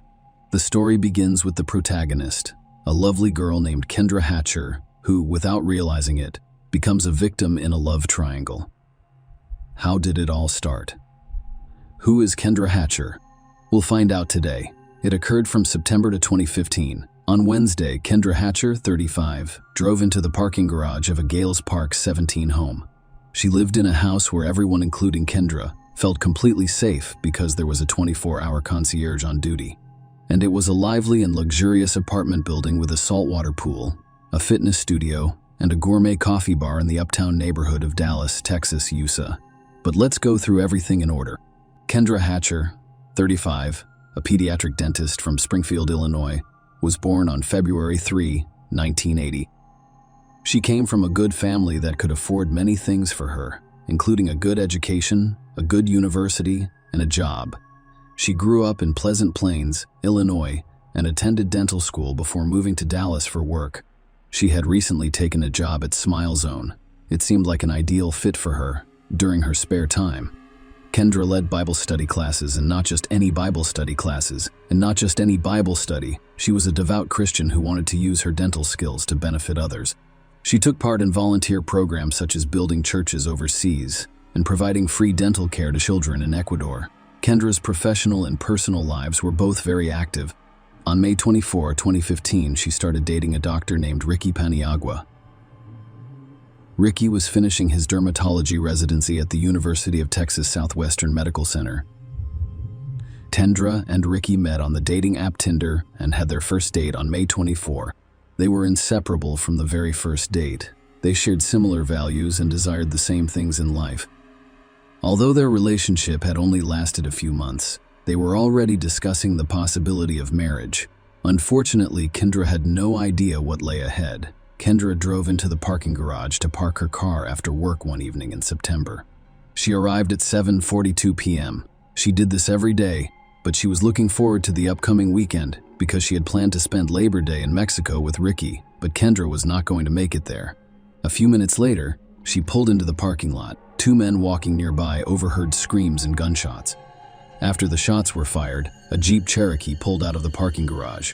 Hashim said, who lives in the apartment complex, overheard the screams and called 911. The police arrived and discovered Kendra's body in the garage. She'd been shot. It was initially thought to be a robbery. Kendra's expensive purse went missing. Bullet fragments and a gun magazine were discovered on the ground near her body. However, after further investigation and examination of the scene, police determined that the manner of the shooting did not indicate a robbery. Rather, it resembled a shooting. The gunshot residue discovered indicated that Kendra's hands were up and behind her head at the time of the shooting. The entry point was at the top of her head, and the bullet exited through the chin. but who could have intended to kill Kendra as a result of the shooting. Everyone was in deep despair. How could this have occurred? She had never disagreed with anyone. Everyone had no idea what could have happened. There were numerous questions, but no answers yet. The police started their investigation. Police recovered surveillance footage from Gallus Park 17. The video shows a Jeep Grand Cherokee driving into the parking lot at 7:15 p.m. At 7:42 p.m., Kendra returns home and pulls into the same garage. The footage shows a man walking to Kendra Scott, R., and then returning to the Jeep. Police believe this is the man who shot Kendra. The video showed that there was another person involved. The driver of the Jeep was a woman, and she drove out of the parking lot as soon as the man returned to the Jeep, but they could not be identified. So police released images of the Jeep and its driver to the media and asked the public for assistance. The appeal worked. Police were contacted by a man named Jose Luis Ortiz, who claimed ownership of the Jeep but was not involved in the shooting or driving at the time. Jose stated that on September morning, two of his friends, Brenda Delgado and Crystal Cortez, approached him and asked to borrow his Jeep. They explained that Crystal was having car problems, so they left the car at Jose's house for him to fix, and he loaned them his Jeep. They were supposed to return the Jeep to him that evening after work. Instead, Brenda requested that he meet her at Chili's that evening, and he agreed that Crystal was not at the restaurant, nor was his Jeep. Jose told police that he was at the restaurant with Brenda when the shooting occurred. Later that evening, the Jeep was returned to Jose's residence. Jose didn't expect his Jeep to be used as a getaway vehicle. He said he became aware of it when he saw the police address and recognized his Jeep. When he asked Brenda about it, she said it wasn't his Jeep. But Crystal used it to get dangerous substances for someone, and something went wrong. Jose told the police that Brenda convinced him not to say anything because it was his Jeep, and he could get in trouble with the cops, jeopardizing his citizenship. It appeared to him that she was attempting to manipulate him. According to Jose, Brenda offered to pay to have his Jeep repainted a different color. After speaking with Brenda, Jose called the police. The police officers approached Brenda and asked if she knew who Kendra was. Brenda said she had no idea who Kendra was and had never seen her. At 7:42 p.m. on September 2, the police asked where she was, and Brenda said she was at Chili's with Jose, showing them the dinner receipts. Nonetheless, the police realized Brenda was involved in the crime. The first suspect in the case stepped forward. The cops questioned her about Jose's Jeep. Brenda said she gave Crystal the Jeep. When the police questioned Crystal, another suspect came forward. Crystal turned out to be a 23-year-old single mother. They asked if she was the woman on videotape driving the Jeep. She confirmed her identity and explained that an armed carjacker forced her to drive to the parking lot that evening. She stated that her 9-year-old son was with her, but the videotape shows that the child was not in the car. When the police informed her of this, she altered her story. She claimed there was no carjacking and that she voluntarily drove the man to the garage, but she assumed it was only for the robbery. She insisted that she knew nothing about the shooting. The police officers questioned her about why she had agreed to drive there, even though she suspected it was a robbery, and she admitted that Brenda had asked her to do so. The cops asked her what Brenda wanted from Kendra, which revealed new information. Kendra was dating Brenda's ex-boyfriend. It is about Ricky. Brenda and Ricky had dated from 2012 to early 2015. When they broke up, he began dating Kendra, which upset Brenda. However, Ricky was unaware of her unhappiness. In February 2015, he ended the relationship and began dating other women.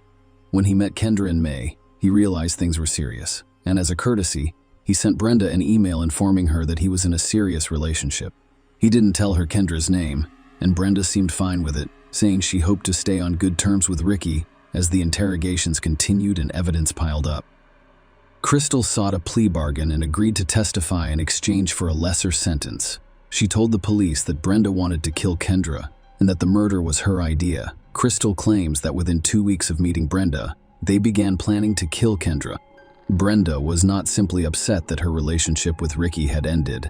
According to the police, she was obsessed with him and desperately wanted him back. She pretended to Ricky that she was content with their friendship, but her life began to unravel. She was ready to hit rock bottom, so she began missing work. Brenda decided to make it her full-time job to bring Ricky back. She stalked Kendra and Ricky on social media, hacking Ricky's email and discovering their plans and travel arrangements. She started to hate Kendra even more.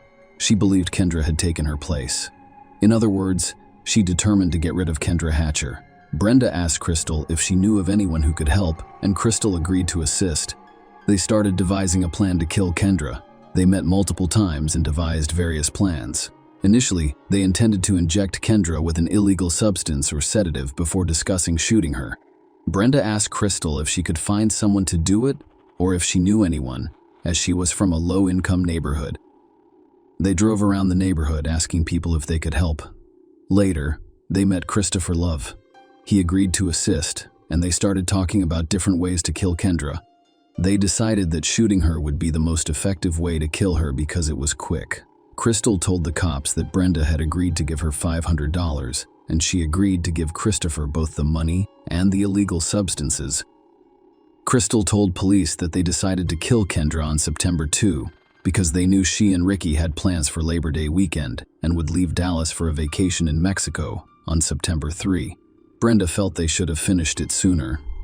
Brenda was aware of all their plans and activities after learning that they intended to relocate to San Francisco upon their return. Brenda told Crystal that because she had downloaded Ricky's iPhone account to another phone and used it for snooping, she wanted the murder to appear to be a botched robbery. To determine where to commit the murder, Brenda and Crystal decided to follow Kendra to see how she got around on her typical day. They followed her to work. They sat outside the Salvation Army store and used binoculars to observe her movements while she was working. Brenda didn't realize Ricky's obsession with her head had turned her into a terrifying person, and Crystal didn't discourage her friend, instead assisting her for money. After work, they followed her and discovered the best way to get into the parking lot. They realized they could easily get in by parking in the visitor spot first and then following another car into the garage. They followed the same procedure for several days to ensure that nothing changed. They were confident that they knew exactly what Kendra would be doing from September 1 to the day before. Brenda, Crystal, and Christopher completed one last check and clocked in. They took gloves, syringes, disinfectant spray, and wipes from Kendra's workstation. The murder was planned to be committed by Crystal and Christopher alone the following day, September 2. Brenda and Crystal picked up the Jeep from Josie's early in the morning before meeting Christopher at Jack in the Box. Brenda was dropped off at the Carrollton Library, while Crystal and Christopher went to Kendra's apartment complex alone. They waited across the street for about 30 minutes before driving to Kendra's place of employment. Crystal left to get her son and nephew from school and dropped them off at her grandmother's house. She drove back to Kendra's workplace and followed her as she left. They lost her in traffic, but returned first, so they pulled into the garage and waited for her there. When Kendra arrived, Christopher got out of the car. He was wearing gloves, approached Kendra with a gun, and shot her as she exited the car. Crystal stated that she heard the shot rather than seeing it. They left and Crystal collected her son after dropping Christopher off at home. Later, she met Brenda at Josie's house, where she returned his Jeep. Under the terms of the agreement, Crystal Maid would be the prosecution's star witness. There'd be 2 trials. Christopher and Brenda were charged with capital murder and tried independently. Crystal received a 35-year prison sentence in exchange for her testimony and guilty plea to murder charges. The police discovered a gun in the side compartment of Christopher's car. The gun had been used to shoot Kendra. Because of this, Christopher was prepared to speak. He told the police that Brenda had promised to pay him in illegal substances and money, and that she had hired him to shoot Kendra. Christopher was found guilty and sentenced to death. Brenda had been on the run for nearly 7 months before being brought to trial. She was even listed as one of the FBI's 10 most wanted people. She was arrested in April 2016 in Torreon, Coahuila, Mexico. Mexico agreed to extradite her on the condition that she not face the death penalty. When she was extradited back to the United States, she was officially charged with capital murder. Brenda's family and Ricky initially refused to believe she was involved in the crime. They recognized her as a loving woman of good character, with a good family and Christian values. Ricky told the police that they remained friends after their relationship with her ended. He even texted her the night Kendra was shot, letting her know she offered to help in any way she could. Brenda didn't plead guilty or not guilty, and her defense claimed she wasn't with Kendra at all and had an alibi and receipts proving she was at Chili's restaurant at the time of the crime. However, the prosecution claimed that Kendra was killed as part of a contract-killing scheme orchestrated by Brenda. Brenda did not have to be present during the shooting to be convicted of the crime, and she could still be found guilty because she planned and organized the entire event, and she hired Crystal and Christopher to commit the murder. Brenda's motive for wanting Kendra dead was revealed in court. She saw her as a hindrance to getting what she desired. She wanted to get back to Ricky. Brenda became increasingly obsessed with Kendra and Ricky in the months before her death, according to the court. Several people who knew Brenda testified in court about her obsession. Brenda's cousin, Moses Martinez, testified that she was depressed after ending her relationship with Ricky. He testified that she promised him a reward if he hit Kendra with a baseball bat. He refused to do so. Brenda's friend Jennifer Escobar testified that Brenda was obsessed with Ricky and was angry when he ended their relationship. She testified in court that Brenda read all of his emails and tracked his movements on her phone. She told the jury that Brenda kept a copy of his house key and had access to his bank accounts. Jennifer testified that Brenda asked her to eliminate Kendra Hatcher. She told the court that Brenda wanted her to either give her a lethal injection or hit her with a bat and leave her in a coma. Jennifer also confirmed to the court that Brenda offered her $2,000, a car, and illegal substances if she agreed to do it. Jennifer discussed the offer with her parents and then declined. The prosecution believes Brenda asked several people to assist her before finding one who agreed. They believe she used Crystal's to her advantage. Crystal was a single mother earning $11 per hour, and she admired Brenda, a woman with her own apartment and money, and aspired to be like her. The court learned that she gave Crystal $500, and police discovered an ATM withdrawal receipt in her belongings. She had also paid Christopher, who received the money, as well as $600 to $300 in illegal substances. Brenda was at Chili's restaurant the night Kendra was shot and left immediately. However, the jury was shown video footage from a surveillance camera installed at Josie's neighbor's house on the night of the murder. It also revealed that Brenda had gone to Josie's house after leaving Chili's. She was there with Crystal, and they exchanged their Jeep for a car. Cell phone data revealed that she was with Crystal and Christopher prior to the murder, and Brenda and Crystal communicated 99 times between August 22 and September. After only 30 minutes of deliberation, the jury found Brenda guilty. She was sentenced to life in prison without parole. Brenda was imprisoned and will not be released again. As a result, 5 people's lives were destroyed. First and foremost, Kendra, who had no idea Ricky would never get over it. Crystal, a single mother with a 9-year-old son, and Brenda's obsession have all had serious consequences. Unfortunately, a strong emotion like love can have such devastating consequences. It's times like these when you need to pause and let go. Share your opinion with us in the comments and subscribe to the channel for more.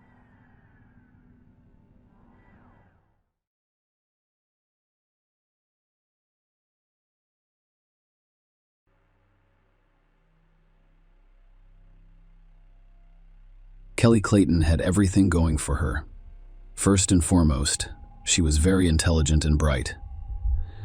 Since high school, she has been a role model for other students who are active in school, excel at tests, and pass exams. At the same time, she never appeared to be a girl who spent days and nights sitting over textbooks, cramming lessons and writing down something from extra reading. No, her appearance was considered model-like, and if her grades had been subpar, she could have pursued a modeling career. She could have, but she did not. After high school, she attended Teacher Training University to become a chemistry teacher. Her parents' insane pride lasted only for the first few years of university. It is unknown what triggered her decision, but one day Kelly took her documents from the institution and called her parents, telling them that she no longer wanted to study and that she was too young to spend the rest of her life checking notebooks and raising ungrateful children. If she wants to, she will undoubtedly return to her educational pursuits. In the meantime, she wants to travel and live her life to the fullest. Her parents were so upset that they did not communicate with their daughter for 6 months. But if it hadn't been for this desperate act, Kelly might never have met Tom Clayton. They met at a party for mutual friends, and the young man adored the girl. First, he began courting Kelly and showing signs of interest within minutes of meeting her. Second, Tom had a stunning appearance and athletic build, thanks to his status as a hockey star. He played for the semi-professional team Jackals for 4 seasons in a row, and he was regarded as a strong man, a player capable of breaking the opponent's ribs only if he did not approach the gate. But only a sports career, particularly one built on strength and aggression, will eventually fail, and Tom was forced to put the stick in the far corner and enjoy hockey only from the stands or the couch. Watching his favorite team on television, the couple had to move on with their lives, first returning to New York to marry, then to North Carolina, and finally to the tiny town of Cato, which has a population of only a few thousand people. Tom franchised a company that rebuilt houses after fires or disasters, while also working in a related field for a French company. Kelly, after dropping out of university, worked as a waitress, only changing jobs, and now has 2 children. However, Tom was earning enough money, and Kelly could leave her job at any time to care for her lovely daughters. But she was still convinced that extra money would never be unnecessary. Furthermore, she could use it to buy toys for her children and spoil them in every way. On September 28, 2015, Tom went to play poker with his friends the Millers, as he always did. He never accompanied his wife to such events. Playing for money required specific skills and experience in the game. Furthermore, someone had to stay at home with the children, and a family trip would have turned such gatherings into raucous buffoonery, removing any enjoyment from gambling that evening. Tom was unlucky in the game, but he did not get up from the table, instead attempting to win back and offering anyone who wanted to stay to play until morning. But no one supported him, so he went home. At home, however, a dreadful picture appeared before him. His beloved wife was lying in her own pool of blood, badly beaten, and appeared to be dead. Tom panicked and ran through the rooms looking for his children, who were thankfully unharmed but very scared. He grabbed his daughters and went to his neighbor Derek's house, trying not to let them see their mother's mutilated body, and he dialed the police number right away.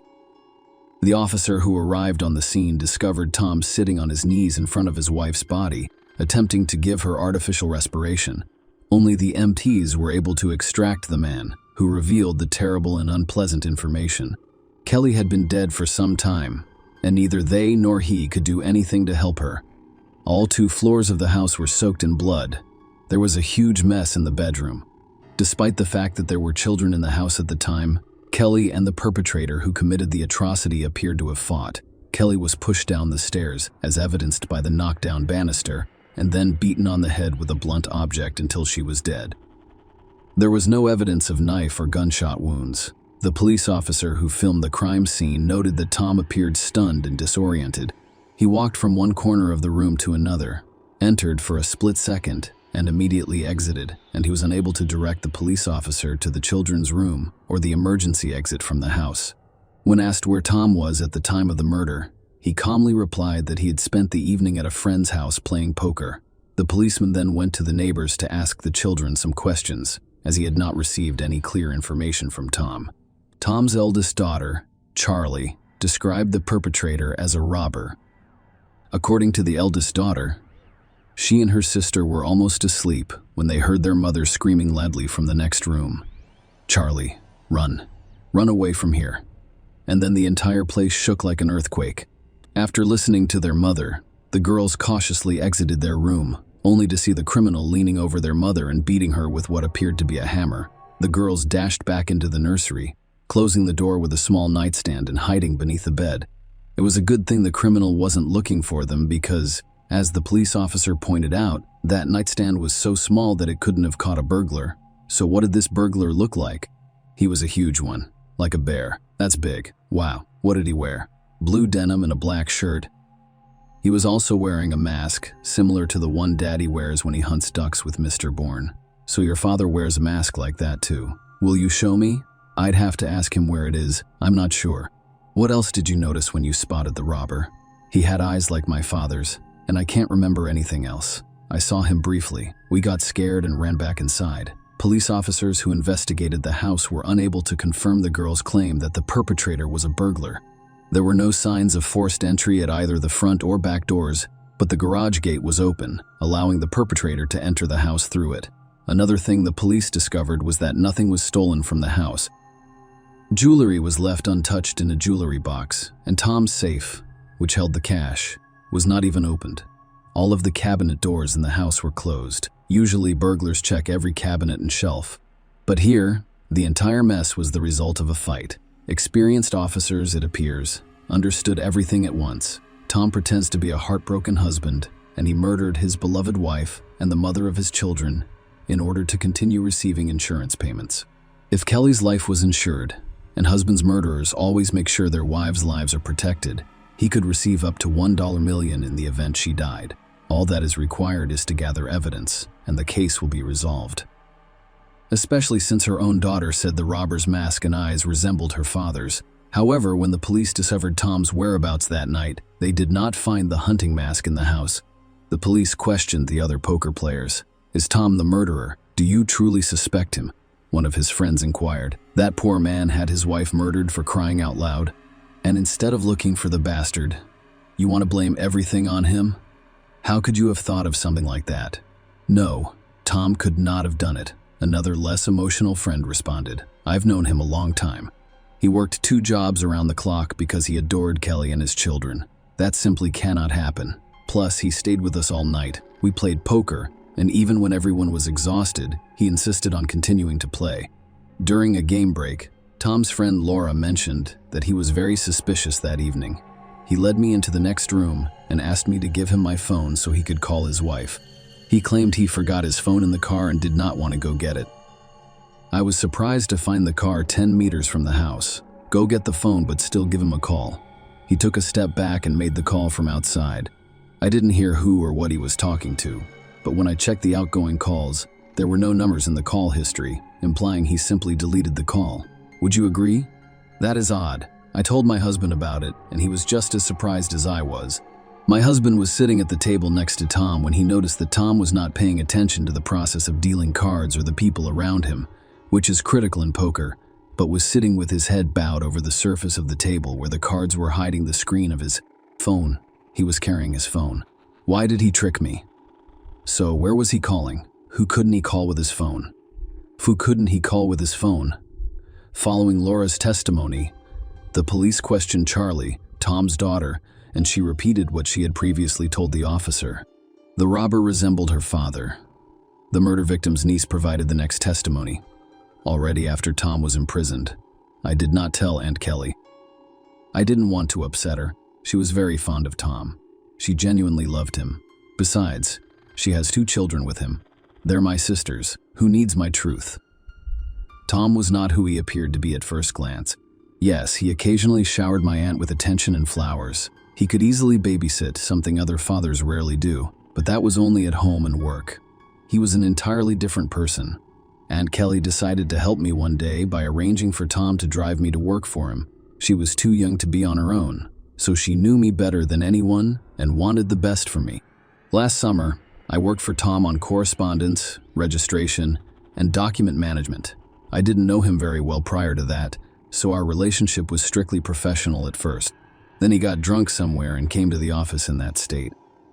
There was only me and him, and for some reason, he began telling me that his family was fictitious. He adores his daughters, but he doesn't care about his wife, and he hasn't had feelings for her in a long time. Throughout their marriage, he has had a few extramarital affairs and has considered leaving Aunt Kelly. But he didn't, because he was afraid of losing his home and money as a result of the divorce. Looking ahead, it is important to note that some of the interviewed female poker players confirmed Kelly's niece's claim that Tom was not a faithful husband and had a sexual relationship with 2 other women who were playing poker that night. In addition to information about Tom's promiscuous life, Kelly's 16-year-old niece mentioned another employee of Tom's firm, Michael Beard. Michael was doing a good job repairing houses after the fires. But there was one time when Bird worked in those houses and kept missing things, and Tom didn't believe his customers the first few times, referring to the possibility that the owners would lose something during the fire. Then, when the theft accusations were repeated for the 3rd and 4th time, it was clear that Michael Bird not only restores the floor and walls, but also steals. In addition to stealing, there were complaints that Michael allowed himself to arrive at work drunk. I was in the office when Michael's theft was discovered. Tom could yell at his employee and kick him out onto the street. He was upset by his subordinate's behavior. He kept asking him, "How could you, or haven't you considered your family? Where are you planning to work now?" Following the incident, Tom fired Bird but continued to call companies he knew and offered to hire his former employee. Tom recommended Michael, and when all other options were exhausted, Tom hired Bird to help with the household chores, such as cutting the grass, watering the plants, and performing minor repairs around the house. The detective then summoned Michael Beard for questioning. He claimed he only stole because he and his family needed money. Tom was very nice to me and defended me until the end, but I knew it was my fault. He has an excellent wife. She fed me while I worked for them, even though she shouldn't have. She also gave my children clothes her daughters had outgrown. I am extremely grateful for everything they have done for me. I feel so sorry for Kelly. When I found out about her death, I couldn't believe my ears. I really felt bad. I even went to church and prayed that she would go to the best of all worlds. The police did not find anything unusual in Michael's story and released him, but the interrogation of his wife, Mrs. Bird, made them doubt his words. According to his wife, Holly, Tom promised Michael $10,000 for unspecified work. That was interesting. Michael was summoned back to the station and had a lie detector attached to him. All of the questions failed. Bird lied and thus failed the test. Realizing he couldn't get away with it, he started testifying. Indeed, Tom promised Bird $10,000 if Michael sneaked into his house on the day Tom was supposed to play poker, killed his wife, and set fire to it. The plan was to strangle Kelly before making it appear that she died in an accidental fire. Furthermore, the family home was insured for a significant sum of money. The police confirmed that it was true. Kelly's home and life were insured at the highest level. 2 cans of gasoline awaited Michael in the garage, through which he would enter the house. Everything was fine here. Bird entered the house while everyone was already asleep. He began quietly climbing the stairs to the bedroom where Kelly was supposed to be sleeping, but the young woman was either awake or awakened by the sound of the open door, and when she saw a strange man in the doorway, she screamed in terror. Michael was just as terrified and pounced on Kelly, attempting to wrap his massive hands around her neck. But it wasn't so simple. Kelly started to fight back. Michael is surprised that Kelly, who appears to be fragile, has such strength. A fierce fight broke out, spilling over from the second-floor bedroom to the first-floor kitchen. Michael, in shock and panic, was unable to concentrate on the fight, and instead waved his arms in all directions or grabbed Kelly's clothes, while Kelly, defending her life, aimed very accurately at Michael's face. And if the cops had arrived earlier, they would have noticed the bruises from the beatings on Bird. But everything ended up as it did. After a long struggle, Michael smashed Kelly's head into the wall with all his might. She fell and struggled to get back up for a while. Michael took out a hammer and started hitting the young woman's head with it until she stopped moving. Michael, enraged by what had happened, simply ran out of the house, forgetting that Tom had asked him not only to kill Kelly, but also to set the house on fire to conceal the crime. Michael had an accomplice, Mark Blanford, who served only as a driver the day before the incident. Michael called me. I had worked with him on a construction site for a long time and spent a few weeks with him last year, so I was familiar with him. I knew Michael was into petty theft, so I wasn't surprised when he called and asked me to drive while he broke into someone's home. I wanted to decline, but he offered me $500. At first I hesitated, but he persuaded me to go ahead. He said he just wanted to rob a businessman and needed assistance getting out of there before the cops arrived. He offered to help with the car. I gave in to his requests, but only on the condition that I park far away from the house. He agreed. That evening, I waited for him in that car in a dark alley, and he returned quickly enough, breathing heavily, and instructing me to move as quickly as possible. He wasn't carrying a bag or sack, so it didn't look like a robbery. I didn't ask him any questions along the way because I didn't want to learn anything. I just wanted my $500, which I didn't receive. On my way out, he asked me to stop at a bridge over a creek a few blocks south of here. I paused there, and he quickly stripped off his outer garments and threw them off the bridge. If you need to see the place, I'll show you. Police officers who arrived on the scene at Mark's request discovered pieces of Michael's outer clothing near the creek, as well as the hammer used to kill Kelly. Michael, who was already in custody on suspicion of first-degree murder, began to change his testimony. According to him, he was hired by Tom for $10,000 to commit arson at the house and nothing else. There was no question of murder when he entered the house, but Kelly had already died. And who killed her? The detective inquired. I believe it was Tom. He initially offered me money for murder and arson, but I declined. I am not willing to kill a man for money, he stated. I had nothing to fear, but he could never persuade me. You may not believe me, but I nearly passed out when I saw Kelly's body. I knew right away that he was setting me up, so I ran out of the house." Michael insisted, "He's the killer." Michael spent a long time assuring the police of his innocence, all because he was unaware that Mark had shown the location where Beard had thrown out his belongings, and that his clothes, as well as the murder weapon, had already been examined by experts who discovered Kelly Clayton's blood on both his clothes and the hammer, and that was the most direct proof that he, not someone else, had killed Kelly. In turn, Tom refused to admit that he ordered the murder of his wife from a former problem employee at his company. According to him, Michael knew he had money. He knew he wasn't poor, and he decided to rob Beard's house because he had lost his job and was resentful of the dismissal. But Kelly was at home that night, and he paid with his life.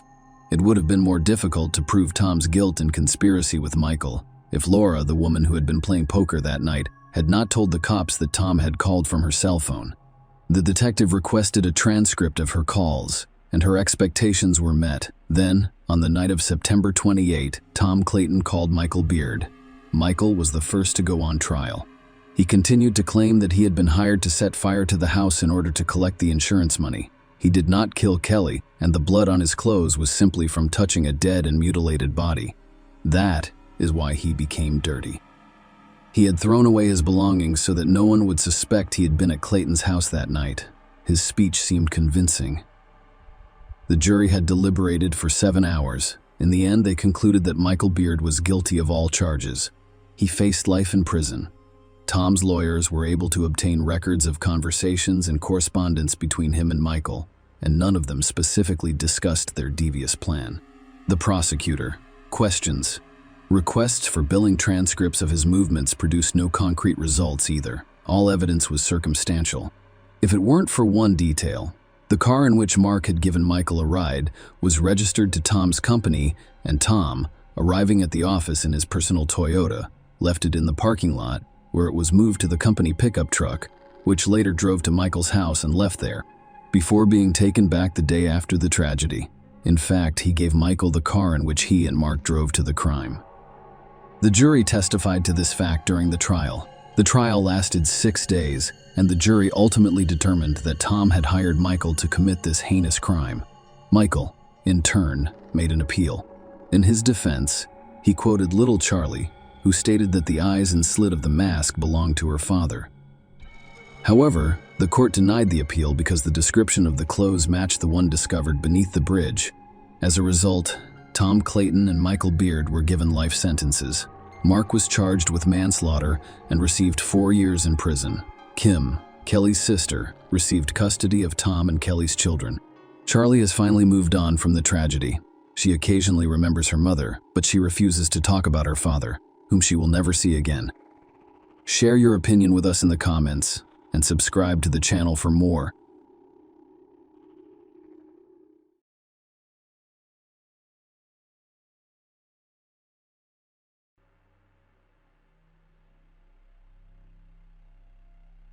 Tension rose in the Mendoza criminal courts on December 1, 2020, as people waited for the verdict. On the dark side of the room, a 32-year-old woman, the black dress with white beads around her neck, sat expressionless, her eyes burning with equanimity and restraint. She prepared to hear the verdict that would seal her fate and leave an imprint on history. Despite the fact that everyone in the room had known this woman for many years, they were now faced with a difficult mystery to solve. Outside the courtroom doors, the judge's approaching footsteps could be heard echoing in the silence and felt in every corner of the room like a heartbeat. It was clear that what was at stake today was not only the woman in the dark's fate, but also the long-hidden truth. A whole story lay behind this woman. With events as enigmatic as she was, the details of this true crime remained hidden, and the trial proved to be a significant challenge for all parties involved. Namado, a small town nestled in the mountains and valleys of Argentina's Mendoza province, was a place where nature revealed its most beautiful colors. In the autumn, the streets were lined with golden leaves, and the mountain peaks were painted orange and red. Namado residents knew each other well, sharing their joys and sorrows, offering support in difficult times, and celebrating significant occasions together. Orlando Angel Aquino and Karen Leyland Oviedo began a romance in this remote location surrounded by mountains and valleys, which would shape Manado and Argentina as a whole. As the streets of the city were surrounded by the colors of autumn gold, they became frozen in anticipation of something long awaited. The fates of the two young people in this story intersected. Rolando Angel Aquino, a man with a magnetic personality who can captivate others, couldn't help but notice Karen Leyland Oviedo's exciting days. She was a woman with fire in her eyes, a love of life, and an energy that immediately captivated one's heart. The young couple had similar interests and dreams, and their determination and entrepreneurial spirit motivated them both. This meeting was an accident that provided them with the opportunity for true happiness. In 2016, they began living together and opened their own business, a warehouse in their home. Karen had a keen eye for detail, and she lovingly crafted a sign for customer service on one of the windows, as well as lists of items for sale. This little corner became something they could be proud of, and the people of Manado looked on with interest and respect. Everyone wanted to know who these young people were and how they had accomplished so much. Many people knew Karen since childhood, but Rolando remained a mystery. No one knew anything about his background except that he was from Bolivia. Rolando not only ran the business with Karen, but he also worked at the Greenland Fair, where wholesale fruit sales were conducted. Looking at this couple, it appeared that they had found their own personal paradise on Earth. However, even the strongest and most sincere relationships can be tested, and Rolando was taken aback when he discovered Karen in the car with another man. His reaction was a flash of rage. At that point, he nearly destroyed the car's interior. The picture of happiness fell apart in a matter of minutes. However, Rolando agreed to give them another chance, choosing to forgive and move forward with his beloved. Others saw them as an ideal couple, capable of overcoming any difficulties together. Rolando Angel Aquino is an enigmatic figure from Bolivia, born in 1987. His exact arrival date in Argentina, as with many other aspects of his life, is unknown. As the eldest of 7 children, Rolando learned at a young age the importance of family bonds and hard work in creating an ideal family filled with joy and laughter. In his youth, he met Carolina Chavez, with whom he had a son. Despite the difficulties, the couple maintained good relations. Later in life, he met a soldier named Soledad, who gave him another son, Elias, but their relationship did not work out. Nonetheless, Rolando remained a devoted father who cared for his children and maintained positive relationships with their mothers. Rolando was physically fit from a young age, maintaining his health through sports and participation on the local soccer team. Colleagues and loved ones described him as a kind and hard-working individual. Rolando got along well with his neighbors, but when it came to socializing, he was always shy. Karen was born on March 30, 1990, and grew up in Manado.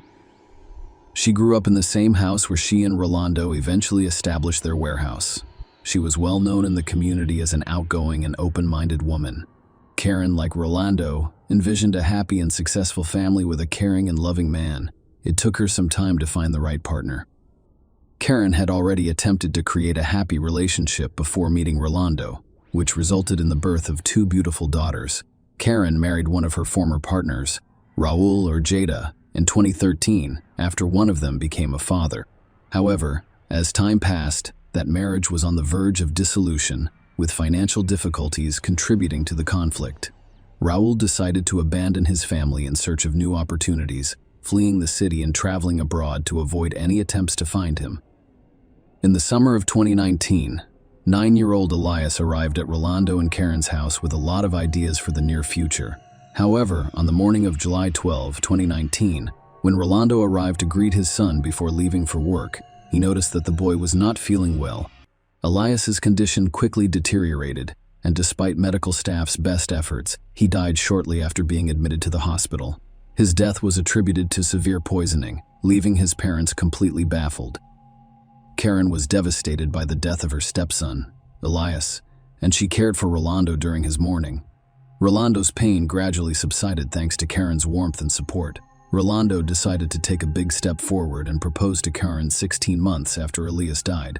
They married, and Rolando was confident that she would always be by his side. However, their happiness was fleeting. Karen returned home on February 6, 2022, from a beauty salon visit and a gym workout, only to discover Rolando was suffering from serious health issues. The following day, February 7, she discovered an ambulance outside their home, and Rolando, 35, was in critical condition. Despite medical efforts, he died on February 9 from severe poisoning. His sudden death raised suspicions, especially since he was a healthy, active man who participated in sports on a regular basis. Karen had been administering medication to Rolando in order to remove dark spots from his skin. Rolando's system contained a significant excess of calcium oxalate crystals, which is a sign of ethylene glycol poisoning, the primary component of car antifreeze. Authorities prioritized the investigation into Rolando's strange and unexpected death. Neighbors reported that Karen had repeatedly given her husband an unknown medication and expressed concern about Rolando's son. During Karen's interrogation, officers from the Technology Crimes Unit conducted forensic examinations and thoroughly questioned her, uncovering numerous contradictions. Karen claimed that the medication was for a skin blemish and that she had administered it via IV, but she was unable to provide the vial of the solution, which she claimed the housekeeper had discarded. Further interviews with Claudia Cortez, the housekeeper, contradicted Karen's claims. Claudia reported overhearing the couple discussing Rolando's dissatisfaction with the medication he was receiving. Karen was detained during the investigation, and her cell phone was confiscated. Rolando's family, friends, and teammates were shocked by his death, and rumors of deliberate poisoning began to circulate. Karen's phone's search history contained information about deadly poisons and how to clear search history, as well as records of her ordering ethylene glycol online. This heightened suspicion, and the prosecutor's office charged Karen with intentionally poisoning Rolando with a poisonous substance diluted with orange juice. Rolando's health deteriorated significantly after consuming this beverage, and he died as a result. A series of strange and tragic events in the Aquino family prompted the authorities to take drastic measures. Karen was charged with aggravated murder in mid-February, after sufficient evidence was presented. Meanwhile, suspicions arose about the cause of 9-year-old Elias's death, prompting a new investigation. The prosecutor's office decided to conduct a thorough investigation of the boy's medical history. The mother claimed that Elias was perfectly healthy and active before falling into a coma at his father's house and never waking up. The boy's death certificate stated that the cause was a malfunction of his internal system and cerebral thrombosis. However, investigators remained skeptical that Elias, at the age of 9, could have died from such causes, particularly given his overall health. The prosecutor's office requested information on possible ethylene glycol purchases and received confirmation that Karen bought the poison on July 2, 2019. Shortly before the boy arrived at the Aquino home, Elias's relatives confirmed that Karen insisted on cremating his body. However, the birth mother rejected the idea and chose to bury her son.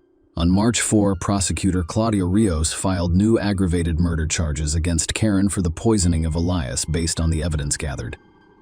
On March 14, a judge ordered pretrial detention for the woman who attempted to appeal, but the judge denied it, ruling that she should remain in custody until the trial began. That trial began 10 months later and was a critical step toward resolving this complex and dark story. The long-awaited trial began in Mendoza's criminal court, capturing public and media attention. Karen Leyland Oviedo's nationwide trial began on November 28, 2022. Two indictments were pending. The first, led by prosecutor Fernando Gusto, concerned the murder of Elias, and the second, involving Claudia Rio, dealt with the murder of Rwanda. When the trial began, Rolando, the eldest son, Javier Aquino, who was only 15 years old, appeared as a plaintiff, accompanied by counsel. Prosecutor Gusto claimed that Karen killed Elias and then his father by administering ethylene glycol, mixed with orange juice. This resulted in severe poisoning and the deaths of both son and father. Karen's defense team attempted to refute the charges against her. They argued that Rwanda was violent and abusive to their client, and that there was no credible evidence to back up the claim. The defense also claimed that Karen had no motive for the murder. Why would she kill a lion? Obviously, little Elias couldn't resist the threat. Karen's attorney stated that the house, cars, and business belonged solely to her. He also claimed that her client did not make any purchases using her phone. And why would she have looked up poison information on the internet if she had already poisoned a liar with ethylene glycol, as the prosecutor claims? The lawyer emphasized that While the actions that resulted in the father and son's deaths were heinous, it does not give the right to indict a person until they have been fully proven guilty. The defense attempted to cast doubt on the jury by claiming that the charges against Karen were false. Karen claimed that her partner could have made the antifreeze purchase by hacking into her account. She also claimed to have an alibi for when her husband was poisoned. Karen was not at home on February 6 when he began experiencing health issues. The defendant, known to the media as the Dwayne Allen poisoner, was given the opportunity to speak after the first phase of the trial concluded. Judge Diego Liberty gave her the opportunity to speak, and Karen argued passionately that she was being accused of a heinous crime she did not commit. It was extremely painful for her to realize this, especially as the mother of 2 young daughters. The court hearing continued, and it was the turn of the witnesses to reveal new details about the case. The prosecution decided to ask Karen several questions, with Prosecutor Gusto focusing on key points. Karen later suggested that her son Rolando be cremated. Karen emphatically responded to this question, stating that she had never made such a suggestion and that the decision was not up to her. The prosecution called relatives of the deceased to testify and reveal more details about what had happened. Elias's mother, Soledad, told the court that after her son died, Rolando relayed Karen's words to her, in which she suggested that Elias's body be cremated so that both families could keep the boy's ashes. However, Soledad rejected the idea. She also shared her memories of meeting Rolando at the cemetery and learning about Karen's jealousy. According to her, Karen even slept in a separate bed, and Rolando and Karen's relationship was so tainted that they slept apart. Carolina, the mother of Rolando's first child, also testified. She confirmed that, according to her ex-husband, the couple slept separately, but Carolina had no contact with Karen prior to the incident. However, Karen called her on February 8 to inform her that Rolando was ill and in the hospital. Karen informed Carolina that her husband had probably taken medication and was feeling ill. She also asked Carolina for assistance in unlocking her husband's cell phone, claiming she suspected he was seeing another woman. Carolina was taken aback when she learned of Rolando's condition because they had only seen each other a few days before, and he appeared to be in excellent health. She revealed that when she arrived at the hospital, Karen was already there, having gone to see the doctors. Carolina was not allowed inside, so she was left waiting. Later, as she was leaving the hospital, Karen informed her that no one else was present and everyone had left. Carolina became suspicious and demanded an explanation from the doctors, who informed her that the patient had lost consciousness and was not responding to treatment. Carolina then approached the hospital secretary and complained. After speaking with Karen, Carolina discovered that Rolando had taken medication for skin blemishes, which caused an allergic reaction. He claimed that the medication bottle was no longer there because the housekeeper threw it away. All of these details contributed to the mystery surrounding this complex case. The trial continued, and doctors and experts appeared before the jury to present forensic evidence and the results of the psychological examination. This evidence revealed previously unknown details. Dr. Ivana Marinelli, a pediatrician at the hospital, described how she cared for Elias in July 2019 when he was admitted. She described how Elias was brought to the medical facility with severe breathing problems and urgently needed intubation. He also had a CT scan, which revealed a deep cerebral thrombosis. Elias underwent intensive care. The doctor confirmed that Elias's symptoms were consistent with ethylene glycol poisoning. This included impaired consciousness, restlessness, and a subsequent coma with a blood clotting disorder. Despite the best efforts of medical personnel, the boy's condition deteriorated, and after 5 p.m. on July 12, cardiac and respiratory arrest occurred. Doctors attempted to resuscitate Elias for 50 minutes with the participation. His father's efforts were futile. He was pronounced dead at 60 meters. The jury was also given the results of Karen's psychological examination, which had been requested by the prosecution. The experts' findings emphasized Karen's lies and concealment of the truth. She was portrayed as someone trying to project a decent image, but in reality, her conclusions were cold and cruel. The experts also stated that a psychological examination was performed immediately following her husband's death, but revealed no emotional effects from her spouse's death. This cast doubt on Karen's sincerity and portrayed her as a cold-blooded, self-centered woman. the examiners discovered latent hostility and impulsive behavioral reactions. Karen was finally prosecuted, and Gusto expressed doubt that she was a victim of gender-based violence, as she claimed in her testimony. This information described the defendant's true psychological profile. The long weeks of tense waiting and continuous court hearings came to an end. The trial drew a large crowd into the courtroom, their gazes fixed tensely on the jury and the judge, waiting for the decision that would bring justice to this complex and tragic story. In moving for a judgment of conviction against Karen, the prosecutor assured the jury that all of the evidence gathered strongly indicated that she was the one who planned and carried out both murders. She purchased ethylene glycol and discarded the packaging, claiming it was regular juice. Karen watched her loved ones die without offering assistance in their time of need. Cloudy Maria, the prosecutor handling Karen's case for Lundo's murder, presented the court with an ethylene glycol purchase receipt paid from Karen's bank account. The prosecution and plaintiff insisted on a unanimous verdict because it was the only way to ensure justice in the case. They insisted that Karen Leyland Oviedo be convicted of murder with evidence of extreme cruelty. The defense, on the other hand, claimed that there was insufficient evidence to establish her client's guilt. The defense attorney argued that a person can be good or bad, but it is not always related to committing a crime, and that the deaths of Rolando and his son were a tragic and sad event for their clients. Despite the defense's arguments, Karen Leyland Oviedo has added herself to the list of Argentine criminals who poisoned their victims. After a long, intense wait for the verdict, the jury made their decision. They issued a unanimous decision. Karen Leyland Oviedo was convicted of killing a liar and committing the crime with extreme cruelty. She was also convicted of Orlando's aggravated death through an insidious procedure. Karen, dressed in black and wearing white beads around her neck, listened to the verdict calmly. The jury returned a guilty verdict, and she was sentenced to life in prison. Karen Leyland Oviedo, the woman in the dark, attempted to avoid punishment for the heinous murders that shocked society and left many unanswered questions. The plans to cremate the victims' bodies may have been her final attempt to avoid the punishment she deserved. Despite her efforts, the court and jury did not give in and returned the justice verdict. So why did Karen Leyland Oviedo kill her loved ones? That remains a mystery. She had all she needed to be happy.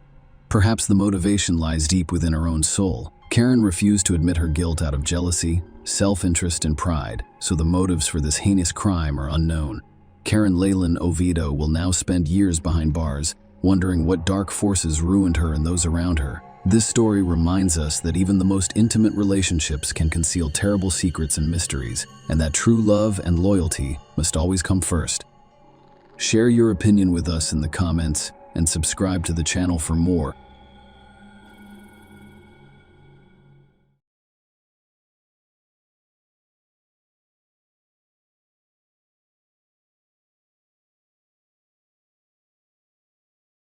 In the quiet town of Aspen, Colorado, a chilling mystery unfolded on a cold winter's day in 2014. A heinous crime committed in secret shocked and stunned the community. An individual known and loved by many died tragically and unexpectedly, forever altering the tranquility of this picturesque mountain town. Nancy Pfister's life story begins in Orofino, Idaho, in July 1956, with her birth. She grew up in the picturesque suburb of Basalt, Colorado, and attended Bayside High School. Nancy's family had a unique connection to the development of the Buttermilk Ski Resort. Her father, Art Pfister, transformed the family cattle ranch into this well-known ski resort in 1958, making a large fortune in the process.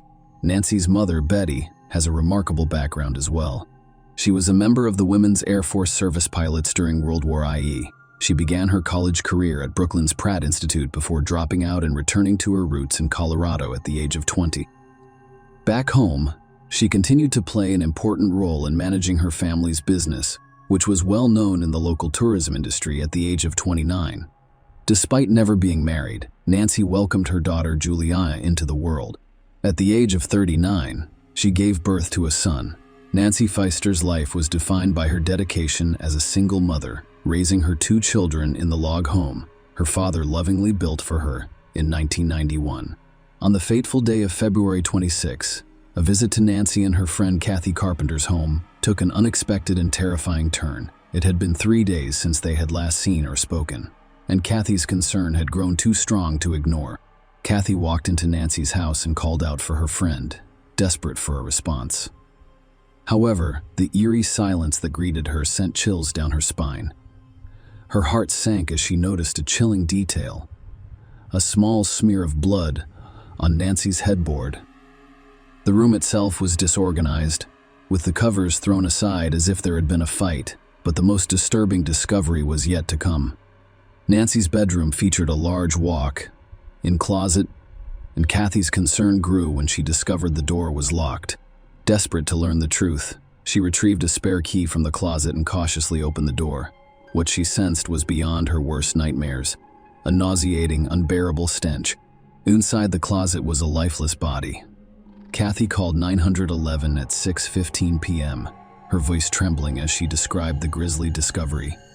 She believed that the lifeless figure in the closet was Nancy herself. The arrival of the cops only confirmed Kathy's suspicions. Nancy's lifeless body was indeed hidden in the closet, shrouded in a heavy-duty trash bag from the neck down, with additional kitchen trash bags covering her head. The scene was a horrific display of violence. Nancy had been brutally beaten to death, her head showing signs of multiple blunt force traumas.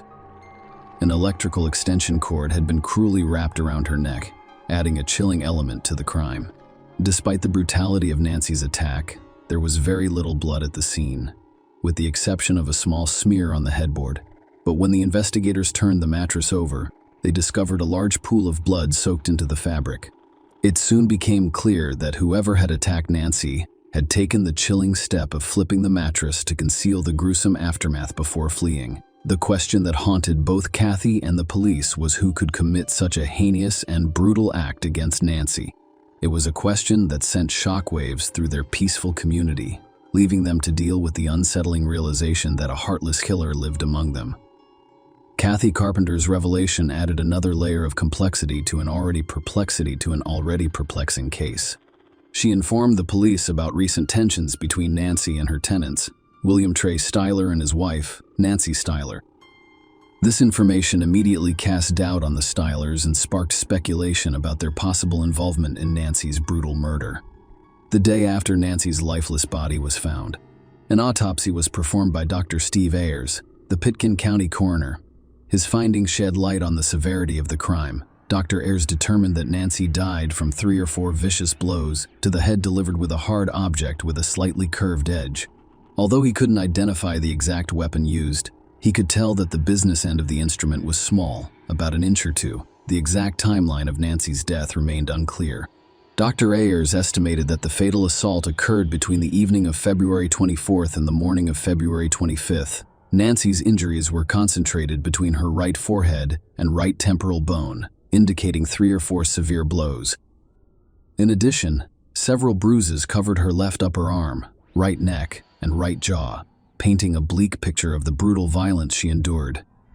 Dr. Ayers concluded that Nancy Foster's death was the result of a homicide. The investigation took a significant step forward, escalating the search for truth and justice. The focus was now squarely on uncovering the truth about the Stylers' involvement, as well as any other potential suspects who could hold the key to solving this chilling and deeply unsettling murder mystery. The police investigation took a critical turn when they looked into the complex relationships between Nancy Foster, the victim, and the Stylers. Her tenants made it clear that there was more to the story than what first appeared. Nancy Foster's decision to rent out her luxurious mountain home during her annual warm weather vacations became an important piece of the puzzle. Her ad, on in the Aspen Times, was straightforward, offering a 3-bedroom home with 3.5 bathrooms, strategically located on the mountainside. The only rule was no cats. This advertisement piqued the interest of Trey and Nancy Styler, who were considering a fresh start in Aspen, away from their troubles in Denver. At first glance, the stylists seemed to be ideal tenants. Nancy Styler, a world-renowned expert, and Lily Paget, a retired anesthesiologist who was forced to leave his position due to a debilitating neurological disease, appeared to be responsible people who would take good care of the property. However, their seemingly peaceful lives had been upended by a series of setbacks. Lawsuits had depleted their savings, leaving them in financial distress. Trey's illness forced him to resign from his position as chief of staff at a Denver hospital, causing additional hardship. In a desperate attempt to reinvent themselves, they decided to relocate to Aspen, a wealthy and promising destination. Nancy Styler's medical background had led her to consider new possibilities. She had taken Botox and laser treatment courses in the hopes of opening her own spa in Aspen. The presence of wealthy residents, celebrities, and tourists in the area made it an appealing prospect. When they came across Nancy Pfeister's advertisement, it appeared to be the ideal opportunity for them to establish themselves and make connections in their new community. So the stylists became Nancy Pfeister's tenants. The once promising landlord-tenant relationship had mysteriously deteriorated to the point where Nancy Foster died brutally in her own home. The police were now faced with the daunting task of unraveling the events that had led to this tragic outcome, attempting to determine the motives and circumstances surrounding Nancy Foster's disturbing murder. The police's conversation with Trey and Nancy Styler provided a vivid picture of their deteriorating relationship with Nancy Foster. It was clear that their initial enthusiasm for the tendency had faded, resulting in a deep animosity. Nancy Styler described their initial interactions with Nancy Pfeister as positive. They had quickly responded to her ad in October and were warmly welcomed into her home. Nancy Foster even expressed an interest in investing in their new business venture. However, the situation worsened after they moved in. The stylists claimed that Nancy Foster's behavior changed dramatically, becoming demanding and, in their words, akin to being treated like a slave. As a result, when Nancy Pfeister left for Australia in November 2013, the stylists were relieved of her absence. During Nancy Foster's absence, she had asked her friend Kathy to collect rent and care for her labradoodle. However, by January 2014, tensions had risen. Nancy Pfeister began posting complaints on Facebook, alleging that the stylists had stopped paying their rent and owed her money for utilities. Nancy Styler acknowledged receiving several messages and emails from Nancy Pfeister during this time. In an unexpected turn of events, Nancy Foster informed the Stylers in February 2014 that she was returning 3 months earlier than planned and demanded that they vacate her home before she arrived. When Nancy Pfeister returned home, she discovered that some of the stylists' belongings, including spa equipment for their business, were still stored in her garage. When Nancy Foster returned, she wasted no time in addressing the situation. She entrusted Kathy with delivering a note to Trey outlining her claims that they owed her $14,000 for utilities and property damage and demanding payment. Nancy Foster allegedly threatened to seek a restraining order to keep the Stylers off her property. Although the Stylers questioned the legality of such an action, Nancy Styler's version of events indicates that they went to the house to retrieve their belongings after receiving Nancy Foster's note. Nancy Foster was not present at the time, so they entered the house to collect their belongings, staying until 4 p.m. The next morning, they returned to complete the task, but they still did not encounter Nancy Pfeister. However, during their visit, they noticed Nancy's dog was left alone in the house. Nancy Styler claimed to be unaware of what had happened to Nancy Pfeister, as they had not seen her during their visits to the property. The Nancy Foster case, which involved her complicated relationship with the Stylers and her disappearance, added intrigue to an already enigmatic story. Investigators were intent on determining what happened when Nancy confronted the Stylers about the alleged deaths. The police's initial release of Trey and Nancy Styler following a 12-hour interview raised concerns about their involvement in Nancy Foster's murder. Aside from Kathy's report of a dispute, there was no concrete evidence linking them to the crime. However, the discovery of crucial evidence soon after their release would cast new light on the case. The breakthrough came when a man collecting trash just 100 yards from the motel where the stylists were staying stumbled upon Nancy Foster's belongings. I learned about her murder from the news. He recognized the significance of the discovery and immediately notified the police. After investigating, law enforcement discovered the bag mentioned by the informant, which contained some of Nancy Foster's personal belongings. Intriguingly, the Stylers' Jaguar vehicle registration was found in the same bag, raising questions about why it was in Nancy's possession. But the discoveries did not end there. The police on Earth have an old hammer that they believe is the murder weapon. Testing revealed that the hammer contained traces of Nancy Pfeister's blood. Even more damning, Trey Styler DNA was discovered on the plastic bag containing the hammer. Furthermore, a key to Nancy's closet was discovered just a few yards from the Stylers' motel room. With this new evidence, the police rearrested Trey and Nancy Styler, charging them with first-degree murder. It appeared that the pieces of the puzzle were finally coming together, pointing to their role in Nancy Pfister's brutal death. However, a cloud of uncertainty hung over the case, and the police were open to the possibility of other people being involved or the Stylers being framed. Some of the evidence appeared to be strategically placed, raising suspicions of a hidden hand manipulating the situation. Furthermore, Trey's fragile physical condition, as a result of his neurological ailment, raised concerns about his ability to commit such heinous crimes alone. As the investigation progressed, the search for the full truth expanded to include the possibility that other players were involved in this chilling murder mystery. The arrest of Kathy Carpenter, a friend of Nancy Foster, and a local bank teller, shocked the Aspen community. The investigation took an unexpected turn. As the police investigation progressed, they discovered a number of facts that raised questions about Kathy's involvement in the case, despite her friendship with Nancy Pfister. There were underlying tensions because Kathy felt Nancy treated her more like a personal assistant, even though she had never been compensated for that role. The police suspected Kathy had made a connection with Nancy Styler, sharing stories about their common grievances against Nancy Foster. One particularly disturbing discovery was that Kathy went to Nancy's Alpine Bank safety deposit box and removed $6,000 of Nancy's money, as well as 2 family rings, just one day after discovering her lifeless body. When questioned about this, Kathy stated that Nancy had granted her legal access to the safe deposit box and that she had taken these items with the intent of delivering them to Nancy's daughter, Juliana. Despite the complexities of their relationship, Kathy remained devoted to Nancy and considered her a close friend. She admitted that Nancy could be demanding and frequently gave orders, but she also emphasized the enjoyable times they had together, which fueled the police's suspicions. According to records, Nancy Styler called Kathy 3 or 4 times on February 26th, shortly before Nancy Foster's lifeless body was discovered. This communication pattern fueled the investigators' belief that the 3 individuals were somehow connected to Nancy Foster's murder. The twists and turns of Nancy Pfister's tragic death continued with a shocking revelation. Just weeks before the trial was scheduled to begin, Trey, a key figure in the investigation, made an unexpected decision. He approached the judge and expressed his willingness to confess to the crime. Trey's confession resulted in a shocking plea deal in which he pleaded guilty to second-degree murder and accepted a 20-year prison sentence. Trey offered to reveal the horrific details of what had happened to Nancy Pfister.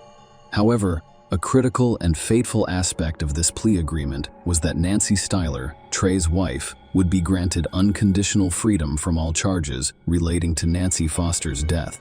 Before the judge, Trey said the words that sealed his fate. "Your Honor, I am guilty." He went on to give a chilling account of what happened that fateful night. Trey confessed that he initially went to Nancy Pfister's house to reason with her. When he left his motel room, his wife was sleeping, unaware of the approaching tragedy.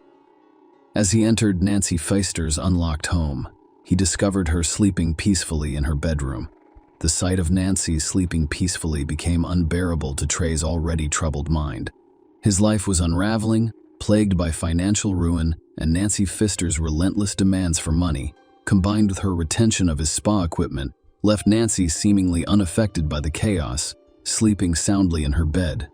It was a tipping point for Trey, causing him to lose his grip on reality. In a shocking turn of events, Trey described going to the garage and retrieving a trash bag and a hammer.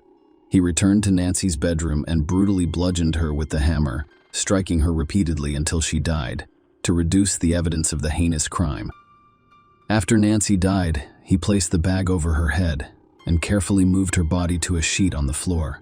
She dragged Nancy Pfister's lifeless body into the closet, concealing it from the outside world, tying it with an extension cord tray. Trey's 20-year sentence, as stipulated in his plea agreement, marked the start of a dark chapter for him inside the prison walls. Simultaneously, Nancy Styler, now known as Nancy Styler, now known as Nancy Massey, made a dramatic escape from the shadows of her past. She changed her identity, moved to a different state, and filed for divorce from Trey.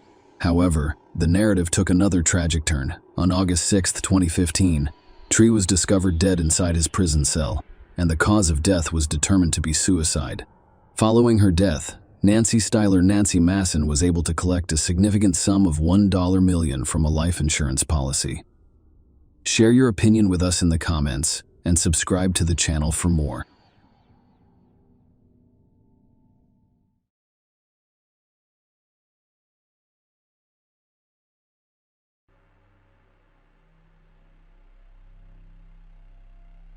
On May 28, 2008, a seemingly ordinary Wednesday, Moira Jones' life took an unexpected and tragic turn. Moira, a vibrant 40-year-old woman, went out on the town that evening with her boyfriend of 4 years, Paul Thompson. Moira chose Glasgow, Scotland, and the United Kingdom as her home. Her flat overlooks a lovely park in Glasgow South. In 2003, she left her previous life in London to work as an executive at Britvic. Glasgow quickly captured her heart, and she formed strong bonds with the city and its residents.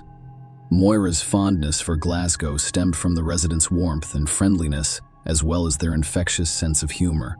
The city, with its abundance of outdoor opportunities, proved to be an ideal place for someone who cherished the open air, trails, hills, glens, and beaches of Moira, providing her with numerous opportunities to explore and enjoy her love of the outdoors. Moira had intended to stay at Paul's house that fateful evening. She arrived with an overnight bag ready for a shared night. However, their argument changed her mind. Determined to sleep in her own flat, she set out for home, not realizing it would be a journey she would never complete.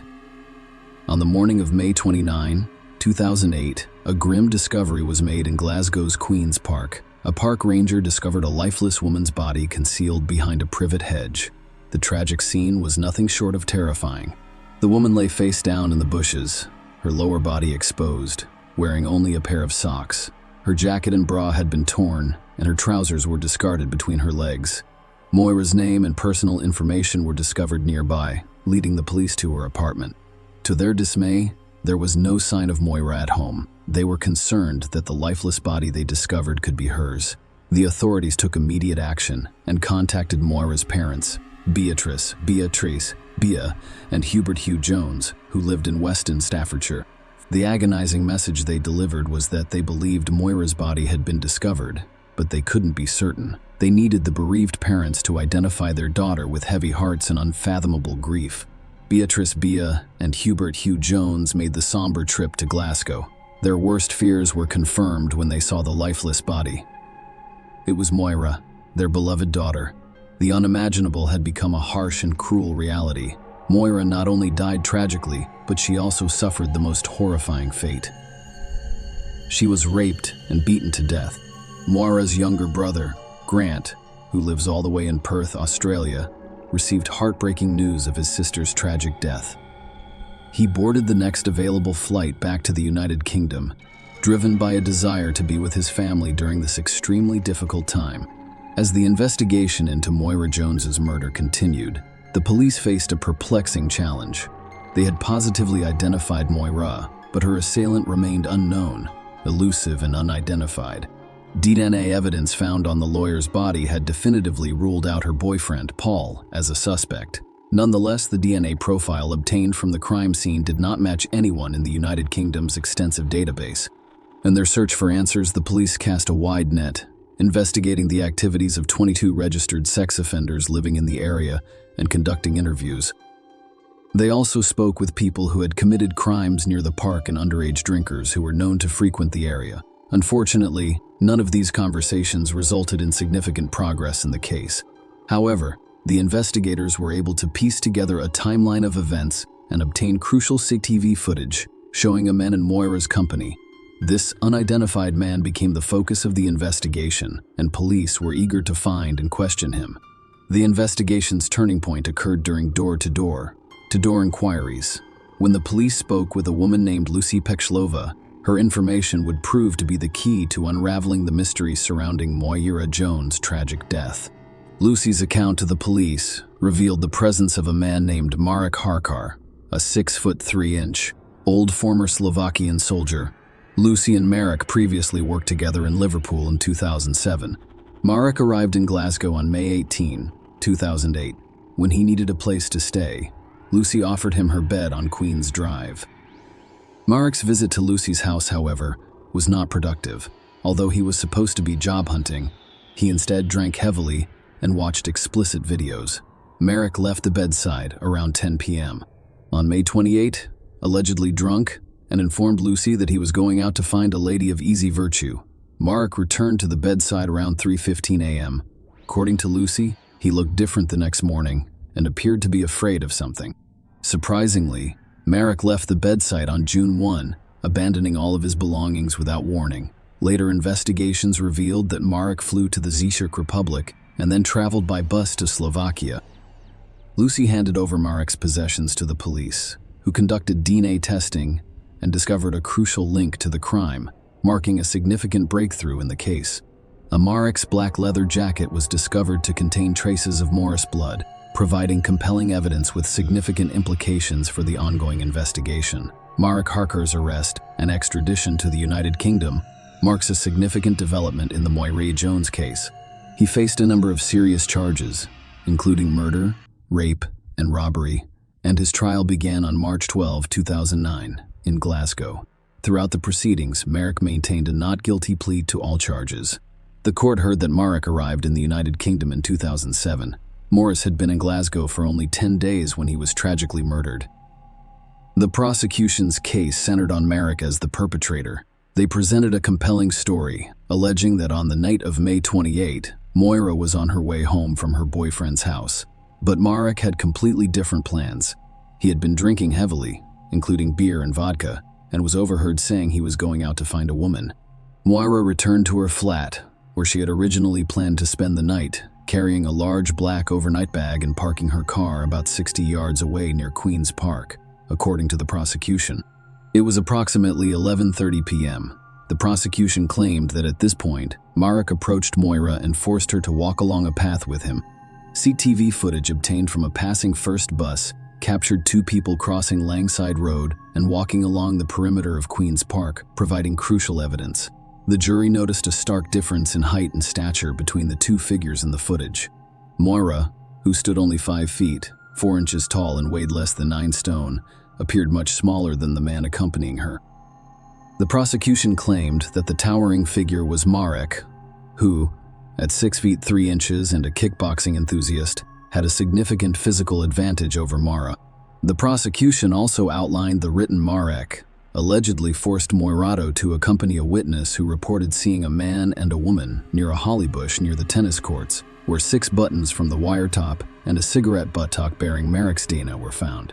Furthermore, CCTV footage captured a man exiting the park near Queen's Park Baptist Church on Ballvicker Drive at 2:15 a.m. The prosecution claimed that this individual was Marek, who had been alone at the time. The prosecution's case painted a bleak and distressing picture of the events at Queen's Park. According to their account, Marek Harker forced Moira into the park, assaulted her violently and sexually, and stole some of her belongings. The autopsy findings revealed the horrific extent of Moira's injuries and shed light on the harrowing attack she had to endure. Moira's autopsy results indicated that she did not die from her injuries before 2 a.m., implying that she may have survived her ordeal for about 2.5 hours. Moira had sustained 65 distinct blunt force trauma injuries as a result of punches, kicks, and stomps, according to the examination. These injuries were the result of severe and sustained blunt force trauma. A forensic pathologist identified 65 external injuries, including a broken nose and 2 black eyes. Moira suffered brain damage, fractures to her right cheekbone and larynx, and bruised ribs. She had extensive bruising on her head and face, and one of her front teeth had been knocked out. Bruising spread to her chest, back, legs, and buttocks. Dr. Black's compelling testimony, which revealed the tragic details surrounding Moira Jones' death, captivated the courtroom. Dr. Black, an expert witness, revealed that Moira's head and neck injuries were the primary factors contributing to her tragic death. In a chilling revelation, she suggested that small hemorrhages in Moira's eyes indicated a possible asphyxiation factor in her death. The presence of bruises on the backs of her hands and arms raised additional concerns, which Dr. Black described as common defensive injuries. Dr. Black's expert testimony also highlighted the distressing aspect of the case. There was no evidence of a weapon being used in the attack. Instead, she believed the injuries were caused by physical blows to the fists or feet. Moira speculated that the extensive bruising on her neck was caused by an arm, leg, or knee compressing more of his neck while she was on the ground. As Dr. Black described additional distressing findings, the courtroom atmosphere became increasingly somber. Moira's brain was bleeding between layers, and there was a moderate amount of blood in her windpipe, indicating the gruesome ordeal she had been through. It was later discovered that she had swallowed some of the blood during the attack. Dr. Black also revealed that Moira had consumed other items during the assault, including bark fragments, grassy fragments, plant cuticle fragments, and leaf skeleton fragments. The implications were chilling, implying that Moira had been forced to consume these items while alive. The final damning piece of evidence was the DNA discovery. A vaginal swab yielded a semen sample from the boy's body, and DNA found on more of his clothes and body matched Merrick's DNA, with the jury being told that there was a 1,000,000 to 1 chance that it belonged to someone other than Merrick. The courtroom was packed with witnesses, each contributing their own piece to the chilling puzzle of Moira Jones' murder. Several residents near Queen's Park reported hearing disturbing noises on the night of May 28. One woman who lives in a flat overlooking the park recalled a chilling incident in which a loud scream pierced the night, only to be abruptly silenced. Other couples strolling through the park reported hearing Moira's obvious distress. Even a cab driver turned to his partner and said, "If there was a murder, we just heard about it." It was a shocking revelation that, despite the busy street and the large number of people who heard a woman screaming and in distress, no one intervened or called the police, allowing the tragic events to unfold in silence. In addition, a neighbor who lived near the bedside where Merrick stayed provided compelling testimony. He described how Mara approached him on the night of May 28th, frantically saying, "I'm looking for a woman." In her closing statements, the prosecutor urged the jury to convict her based on the evidence presented. The prosecutor painted a chilling picture of the heinous murder witnessed by Moira Jones, pleading with the jury to base their decision on evidence, rather than the overwhelming emotional horror of the event. On the other side of the courtroom, the defense vehemently claimed that the police had charged the wrong man. They claimed that 3 other men were involved in the murder, despite Merrick's innocence, and that one of these men, Jason Mulrin, a convicted sex offender, was at Lucy's bedside during the crime. They pointed out similarities between his previous criminal acts and Moira's attack, emphasizing his lack of an alibi on the night Moira was killed. The defense also claimed that Jason confessed to the murder to his ex-girlfriend, who became so concerned that she reported it to the police. However, when Jason testified in court, he categorically denied any involvement in Moira's rape or death, contradicting the defense's allegations. The defense urged the jury to find Marek not guilty and to consider the possibility that another man was responsible for the murder. They also emphasized the importance of skepticism when evaluating the prosecution's DNA evidence, reminding the jury that scientists can only provide probabilities and that DNA should be viewed as one piece of evidence among many. Marek Harkar's fate now lay in the hands of the jury, which had the difficult task of determining the truth in this complex and chilling case. The trial lasted 20 days and kept the courtroom in suspense. However, the jury delivered its verdict quickly, finding Marek guilty of all charges in less than 2 hours. The judge imposed a harsh sentence, sentencing Marek to life in prison with a minimum of 25 years. In the aftermath of Moira's tragic murder, her family turned their grief into a noble cause. They founded the Moira Fund, a charity that helps families in the United Kingdom who have been bereaved by murder. The charity provides grants to cover a variety of expenses, including funeral costs and transportation to court, assisting those in need during their darkest hours. Moira's memory continues to provide comfort and support to others who have experienced similar tragedies.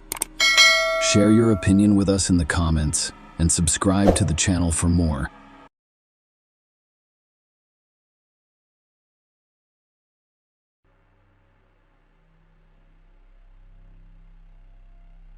Gail Katz was born March 8, 1956, in Brooklyn, New York. I grew up with 2 other siblings, a sister and a brother. Despite excelling academically as a teenager and graduating a year ahead of her peers, Gail's life took a different turn when she started college.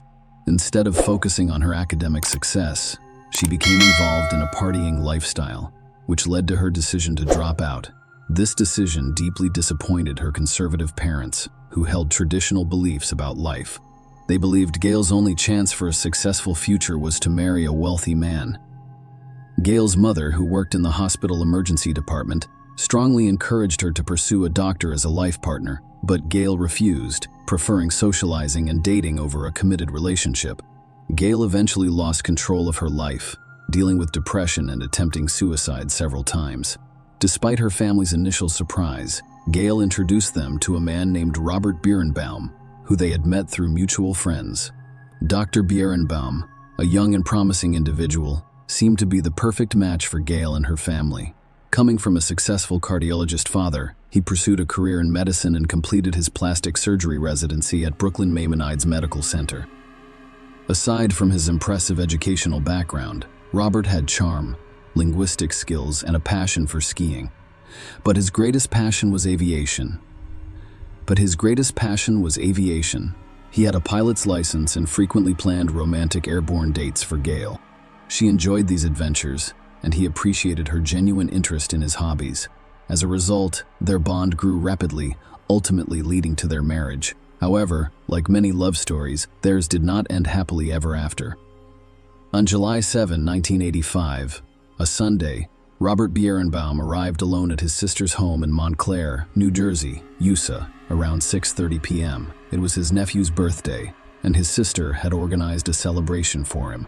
Robert and his wife, Gail Katz, were invited to the event. However, Robert informed his sister and father that Gail would not be accompanying him due to a disagreement they had earlier that day. According to Robert Gail, they left their Manhattan apartment at around 11 a.m. to visit Central Park, and she hadn't returned home by the time he left for the party, so he went alone. On his way home from the celebration, Robert stopped at the home of his friend, Dr. Scott Barron. At this point, Robert appeared distressed and attempted to call his apartment's landline several times without success. He told Scott about the morning's argument with Gail, noting that she had left in casual attire and had not communicated with him since. When Robert returned to his Manhattan apartment, he found Gail missing. He contacted her former psychology teacher, Dr. Yvette Face, to talk about the argument. Robert informed Yvette that Gail had left earlier that day to sunbathe at Central Park. Yvette advised him to contact the police and inquire with the apartment complex's doorman about Gail's whereabouts, which Robert agreed to do. The following evening, July 8, at 9 p.m., Robert contacted Detective Virgilio Dalsauce for the first time. He informed the detective that Gail had left the apartment at 11 a.m. He had last spoken with her the day before and had not heard from her since. Robert explained that he waited for Gail at their apartment until 5:30 p.m., but she did not return, so he left for his nephew's party at his sister's house. Robert was the last known person to see Gail. The detective urged him to provide as many details as possible to help find her. Robert mentioned to the detective that Gail had previously attempted suicide. He also expressed concern to friends that Gail may have harmed herself, citing information from her therapist, Dr. Sybil Baran, who allegedly informed him of Gail's suicidal tendencies. The search for Gail began, but the police encountered significant challenges due to a lack of solid leads. Despite their efforts to obtain additional information from Robert, he did not respond to their repeated messages until July 10 days after she was reported missing. During his conversation with Detective O'Malley, Robert inquired about the status of the investigation and agreed to meet 3 days later to go over the details of the last time he saw Gail. As time passed, police became increasingly concerned that Robert was withholding critical information. Several incidents concerned them, including an encounter on July 14 when some of Gail's friends, including Marian S.R., were actively looking for her and distributing missing person posters. During this conversation, Robert mentioned to Marianne that he thought Gail was on a week-long shopping spree at Bloomingdale's, which raised red flags for investigators. On another occasion, he made an odd remark to Gail's mother about the cats becoming ill and the need to clean the rug. They found it peculiar. The details he recounted about the events of July 7 differed depending on whom he spoke with. Interestingly, he did not notify the police about the argument he had with Gail on Sunday morning before her departure at 11 a.m., despite telling his family and some friends. Instead, he told the police that the argument occurred the night before she went missing, citing financial issues as the reason. He claimed that they reconciled afterward.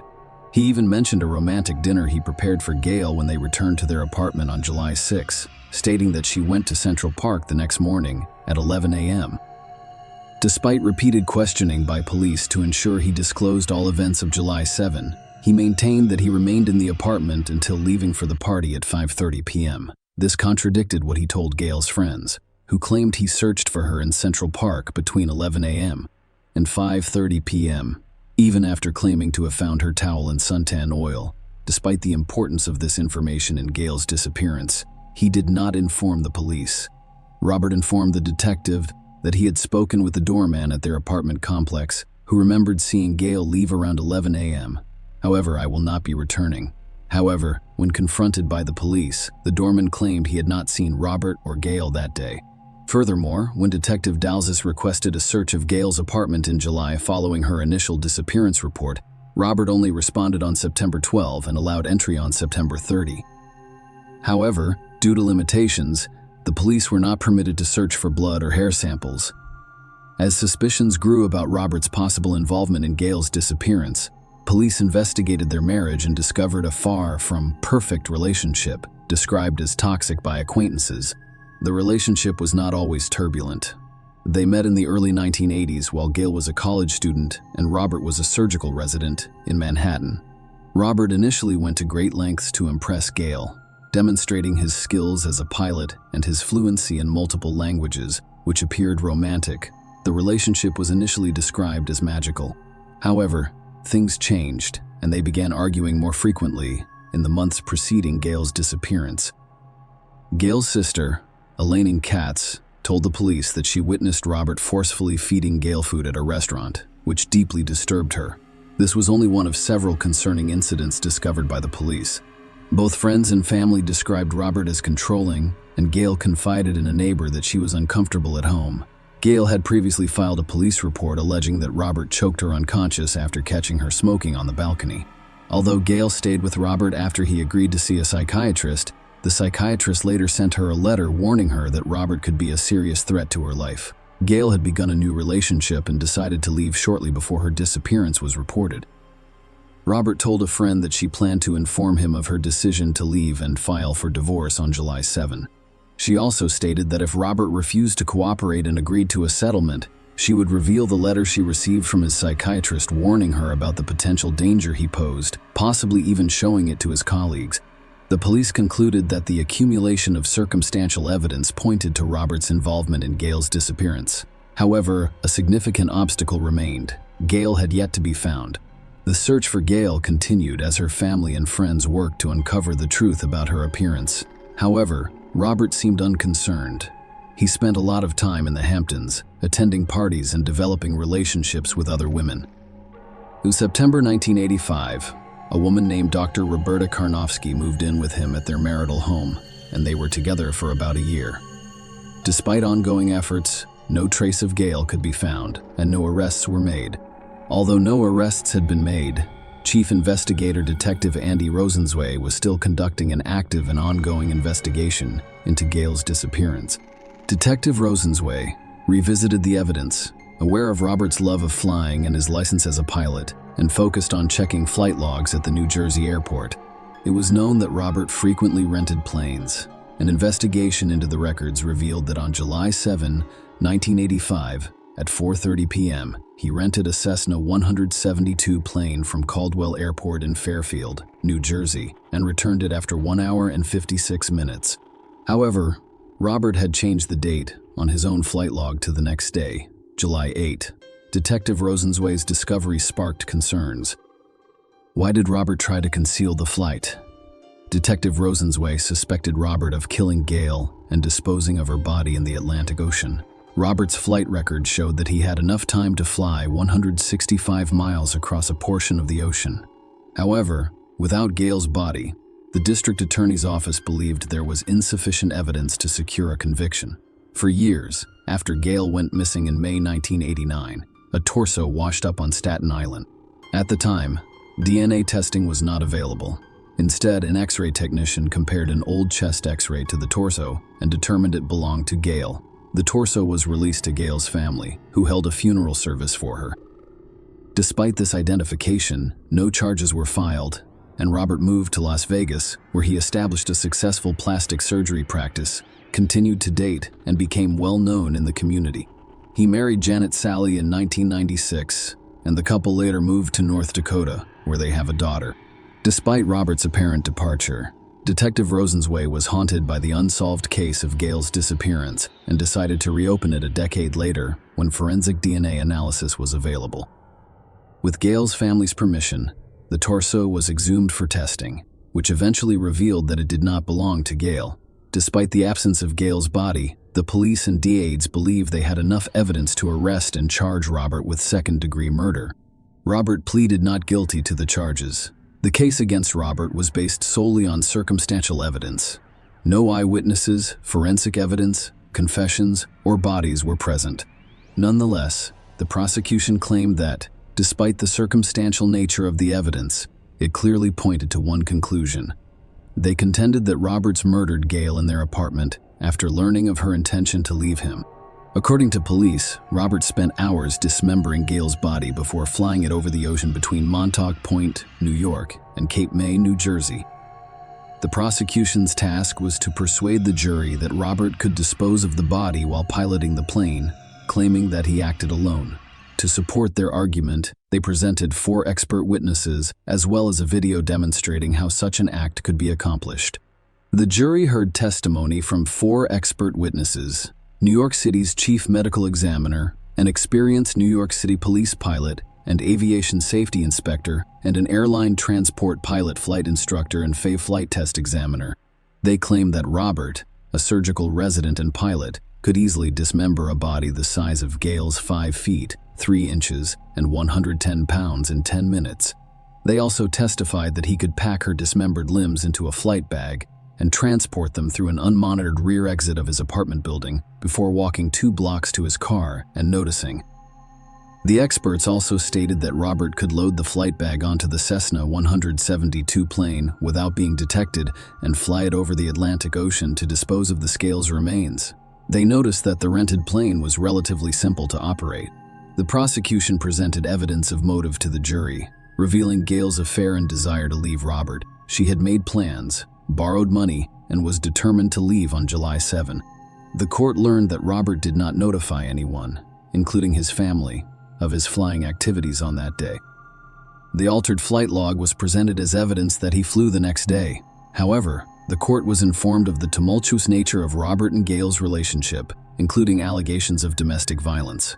Robert had previously described their arguments as intense and volatile. There were reports of him expressing hatred for Gail and making statements implying a desire to harm her testimony, revealing both direct and perceived threats made by Robert in the autumn of 1983. Gail contacted her cousin Hillard Weiss, an attorney, and told him that she and Robert had a heated argument during which he choked her, knocking her out for the first time, though it was not the first time he had choked her. Additionally, Gail's therapist, Dr. Sybil Baran, testified. Despite Robert's claims that Gail was suicidal, Dr. Baran stated that she had never discussed such concerns with Robert and did not believe Gail was suicidal. The defense argued that Robert was innocent, describing Gail as having mental health issues, drug addiction, and unstable relationships with other men. They called a witness who claimed to have seen Gail in a bagel shop a few days after she went missing. However, the prosecution told the jury that the witness's description of the woman did not match Gail's. After 5.5 hours of deliberation, the jury convicted Robert of second-degree murder. As a result, he was sentenced to 20 years to life in prison. Robert appealed the verdict, but was ultimately unable to overturn it. After serving 20 years of his sentence, Robert confessed for the first time during a parole board hearing in 2020. He admitted to killing Gail and throwing her body out of an airplane, which was consistent with the prosecution's theory of events. Robert described how they argued, and he became overwhelmed, eventually attacking and strangling Gail. He then flew an airplane, opened the door, and dumped her body over the ocean. When questioned about his motivation for the murder, Robert blamed it on his immaturity and inability to control his anger effectively. Despite his confession, Gail's body has never been found. Share your opinion with us in the comments and subscribe to the channel for more.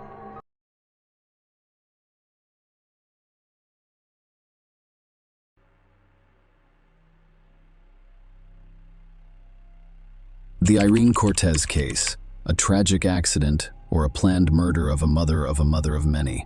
A scorned woman is said to be capable of unpredictable and desperate acts, the most fearsome of which is cold and cruel revenge. But what about the scorned man?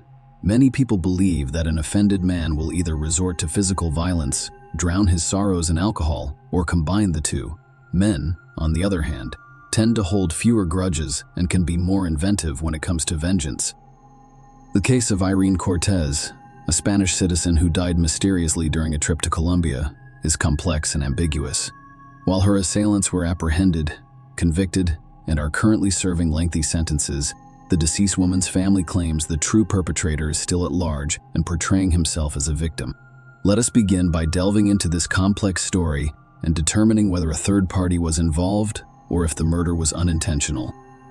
It's worth noting that each party is still attempting to prove their version of the truth.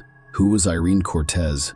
Irene Cortez, born Lucas, was born in 1980 in the sunny city of Granada, Spain, which is the capital of the same province.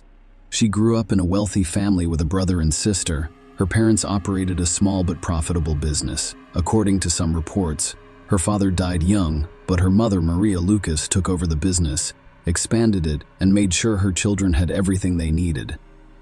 Maria's older brother, Uncle Pedro Lucas, was also very helpful. Irene was the oldest of the three children. A beautiful and sociable girl, she enjoyed being the center of attention and was drawn to boys from a young age. She married shortly after finishing school and was already pregnant. She gave birth to her first child at the age of 17, and 2 years later, she had her second. Despite being a young mother, her mother and uncle provided her with significant support, allowing her to continue her education.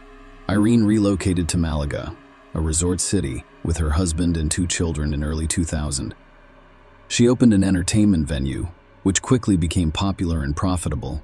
Originally a small disco bar, it grew into a full-fledged nightclub in Malaga. The couple had their third child, and life appeared prosperous and stable.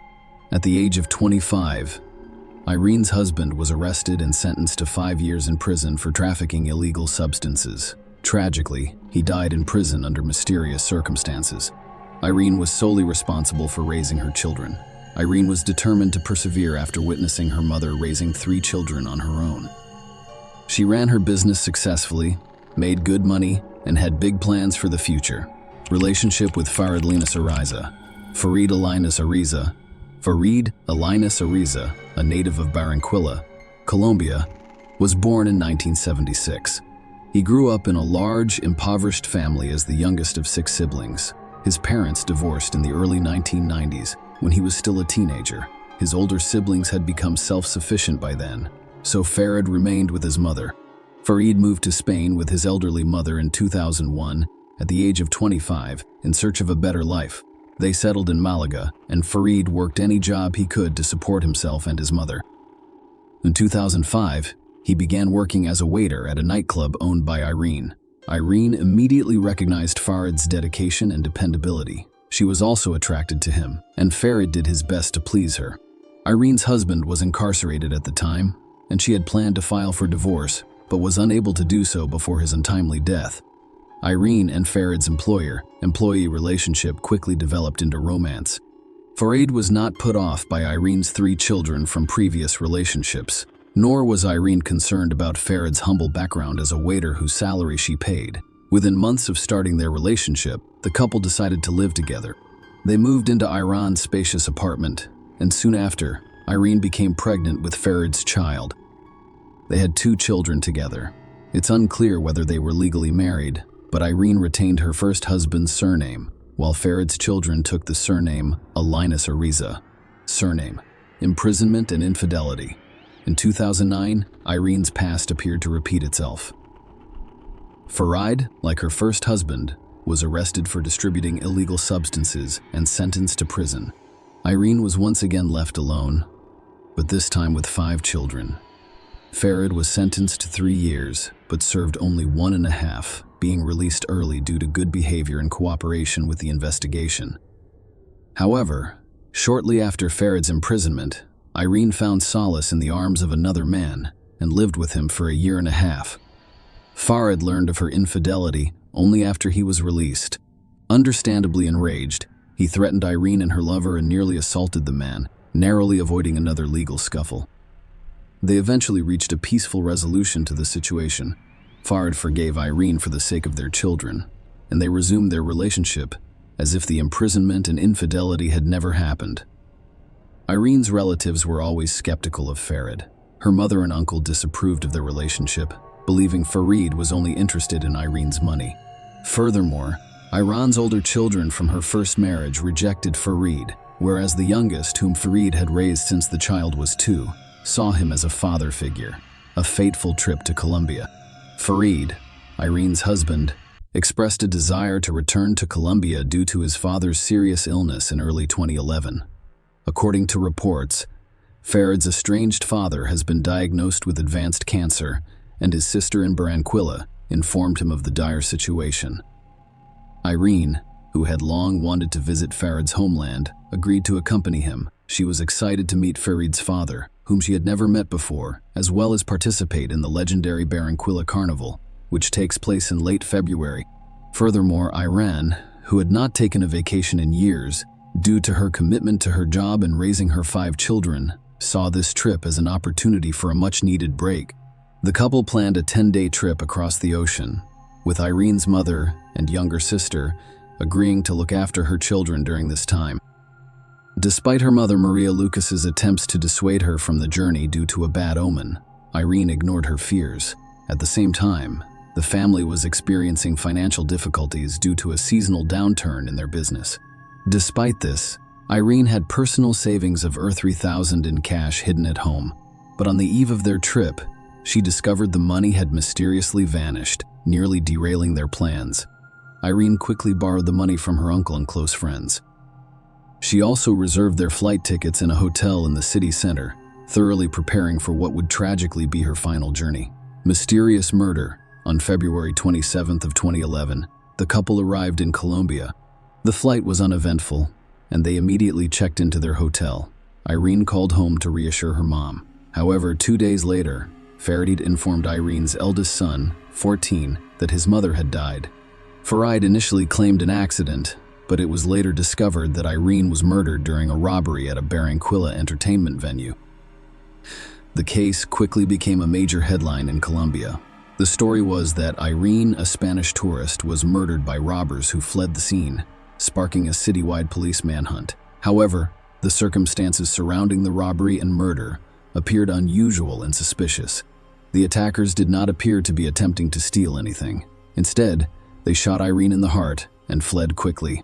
Police and local media representatives arrived quickly, despite the fact that Farid witnessed his partner's shooting during an interview with journalists. He appeared calm, not like a grieving widower. The Spanish embassy in Bogotá confirmed the murder and stated that Irene's remains would be repatriated following the necessary investigations. Investigators are still determining the exact events of the night of March 2nd.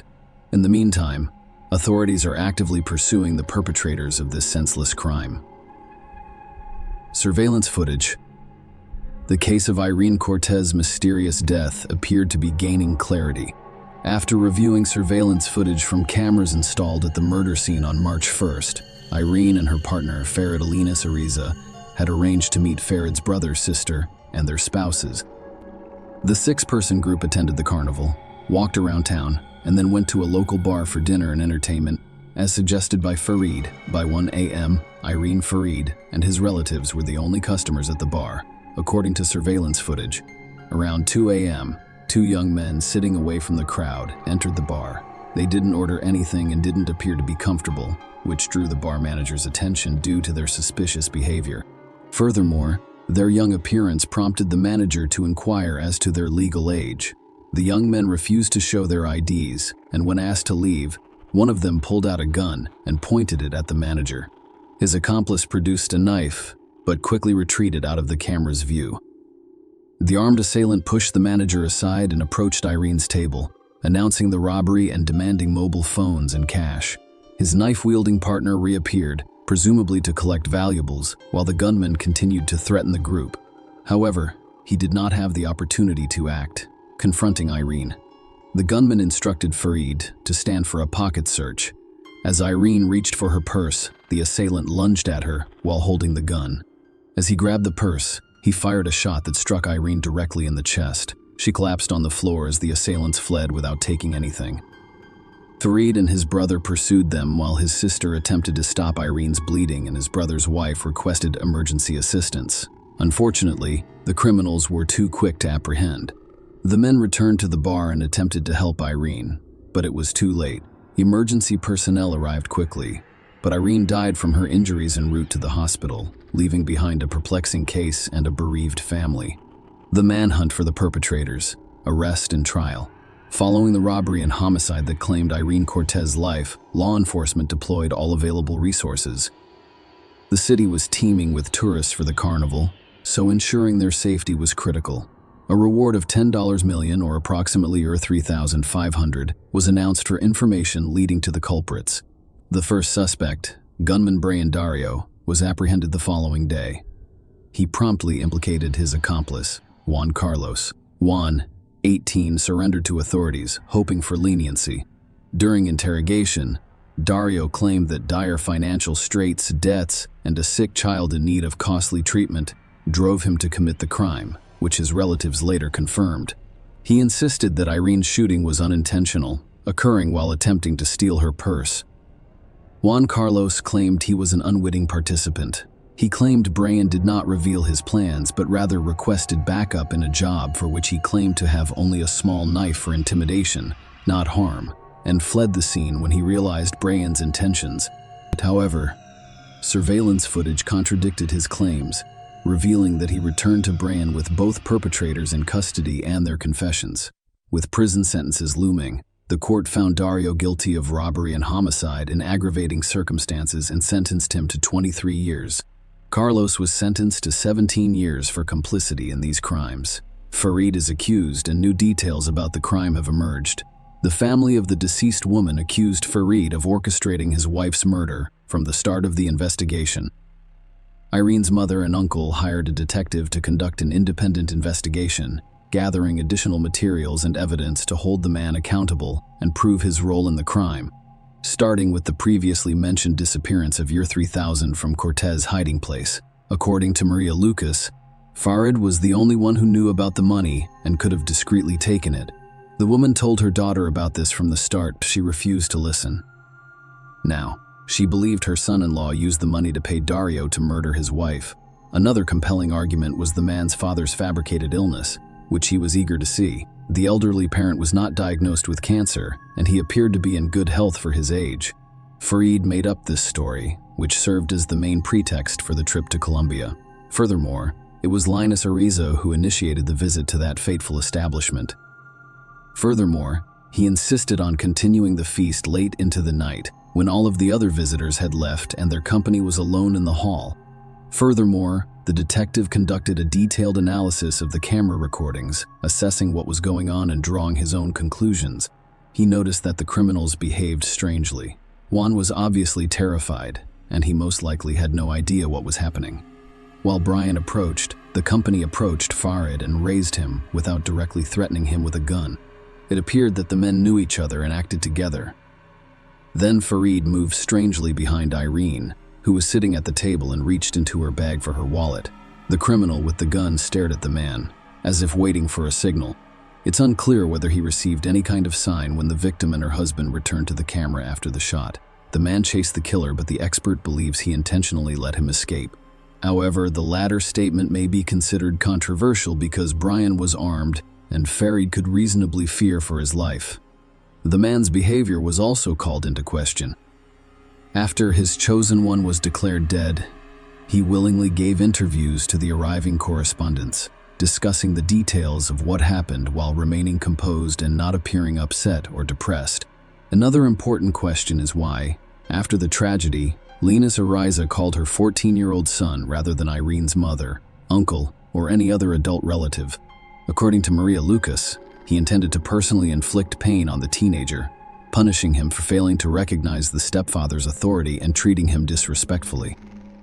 The woman's uncle was the first to give an interview to the press, openly discussing his suspicions and the findings of the investigation. Pedro Lucas was certain that Farid had planned the trip in advance. effectively luring Efrain into a trap. The money stolen from her was used to pay for the services of a hired killer, and after her death, he intended to establish guardianship over the children and take over his wife's business. Farid's mother did not stand silently by as her son was accused of a heinous crime. Instead, she openly defended her son. The woman claimed that her offspring adored Irene and her children and would never harm them. However, the parent inadvertently said that the chosen one did not have to cheat on Farid, which greatly offended his pride.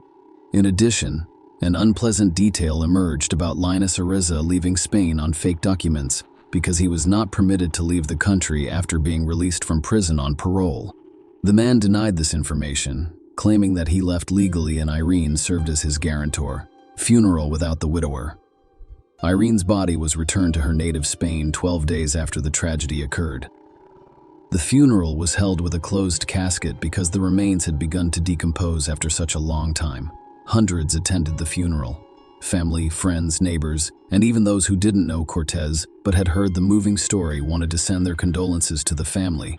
Farid was the only person who did not attend the farewell ceremony because he was afraid of retribution if he returned from Colombia. Farid claimed that his late wife's relatives had repeatedly threatened both him and his elderly mother. As a result, before flying back to Spain, he planned to appeal to the authorities to ensure his safety. He sought a protective order so that he could attend the funeral, but his request was denied, and Linus Ariza decided not to take the risk. In response, Farid filed a court complaint against his deceased wife's relatives, alleging that they obstructed his return home. Maria and Pedro Lucas, on the other hand, denied his claims, stating that their primary concern was his return to Spain to face trial. Additional court proceedings, with new circumstances and accusations against Farid, further investigation and court proceedings were launched. Dario and Carlos, who were already serving their sentences in a Colombian prison, were questioned about their relationship with Linus Ariza and a possible premeditated conspiracy. However, Brian categorically rejected this assumption. He insisted that the murder was an accident caused by a failed robbery attempt. He claimed he had never met Farid before, let alone hired him as a hitman for his wife. The accusations appeared to be grasping at straws, with no conclusive evidence of premeditation or a contract killing, only assumptions and interpretations of the events on the recording. Dario also admitted to being under the influence of alcohol and prohibited substances that evening, which explains his poor recollection of the events. Carlos insisted that his friend had not included him in his plans, and that everything that happened in the bar was as shocking to him as it was to those they assaulted.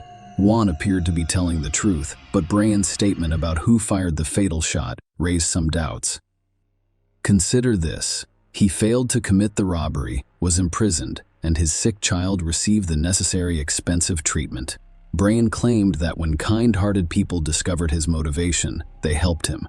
However, the Lucas family's lawyers attempted to show that the Euro 3000 stolen from Irene, which Farid paid for her murder, was spent on treatment. Brian allegedly agreed to sacrifice himself and go to prison to save his child while secretly passing the money to his wife. This version, however, was never verified. Returned to Spain. Linus Ariza only decided to return to Spain after obtaining a court order guaranteeing his safety. A few months had passed since the tragedy, and the media frenzy had subsided. When he returned, Linus Ariza claimed to have brought investigation materials that proved his innocence in his wife's murder. He stated that his main reason for returning was to care for the children he shared with Irene, who had been cared for by the deceased's relatives while he was away. 6 months later, Farid decided to give a major interview, in which he revealed that he had lost almost everything. He was unemployed, and his passport had been revoked, preventing him from leaving the country. To make matters worse, his friends abandoned him, and his late wife's mother and uncle forbade him from seeing his children. Linus Ariza confronted Maria and Pedro Lucas in court several times. He claimed they threatened him while trying to prove his involvement in Irene's murder. However, neither side could back up their claims. Finally, the children remained in the care of their grandmother and uncle, and the widower was unable to claim any of his late wife's belongings. Share your opinion with us in the comments, and subscribe to the channel for more.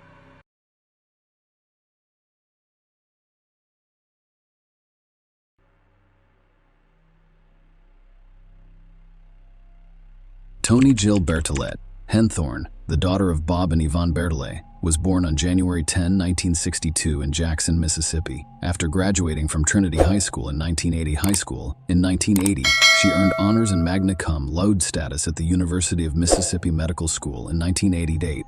Toni's professional journey led her to work as a surgical and cosmetic ophthalmologist at Associates in Eye Care in Denver, where her excellence earned her recognition as one of America's top ophthalmologists by the Consumer Research Council in 2006.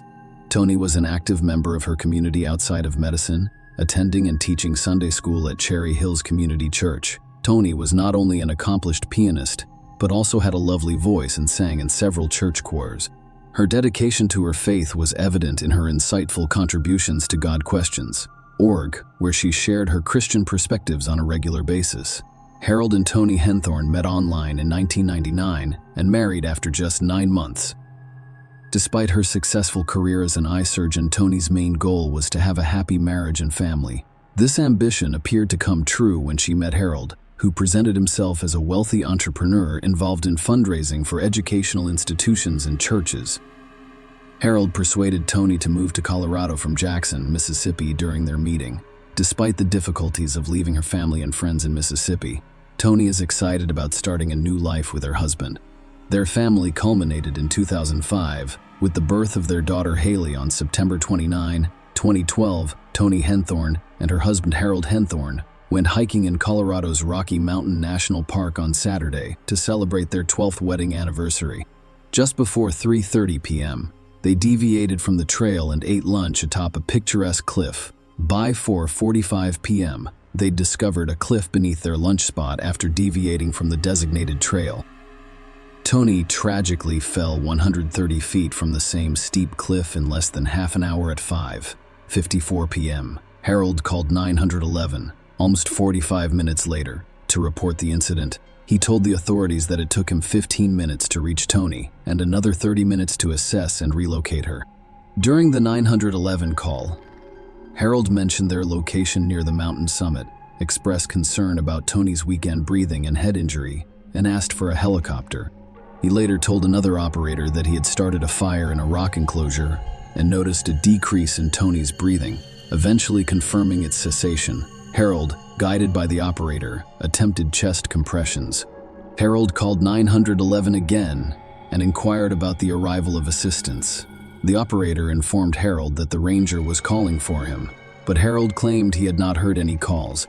The MT Ranger arrived around 8 p.m. and conducted an examination, which unfortunately revealed Toni's death. Authorities questioned Harold about the circumstances surrounding Toni's death. Despite claiming that he did not witness Toni's fall because he was reading text messages and only saw a blur, Harold gave conflicting accounts to others. In one instance, he claimed that Toni had gotten too close to the edge while speaking with someone else. He claimed that Toni was attempting to take photographs and slipped upon hearing the tragic news of Toni's death. Her parents, Bob and Yvonne Bertolet, had a strong reaction. Bob immediately claimed that he pushed her, which was initially interpreted as an accidental death. Toni's parents had clearly been concerned about her well-being for quite some time. Toni was a successful and confident woman when she first met Harold. However, her confidence dwindled after moving to Colorado with Harold, who gradually took control of her life. Harold will listen in on her parents' phone calls and put them on speakerphone. Toni's parents became concerned, suspecting that Harold might not be as prosperous. As a businessman, he claimed to be reliant on Toni's income. However, they were concerned about more than just his financial situation. They believed he isolated Toni from her family and friends. A feeling of unease persisted, prompting Yvonne to seek conversations with Toni. However, every attempt to discuss Harold's job, the couple's financial situation, or his pervasive control over Toni's life elicited the same response from Toni. Raising these issues would have consequences for her. One particular incident heightened their concerns to the point where they hoped Toni would cut ties with him.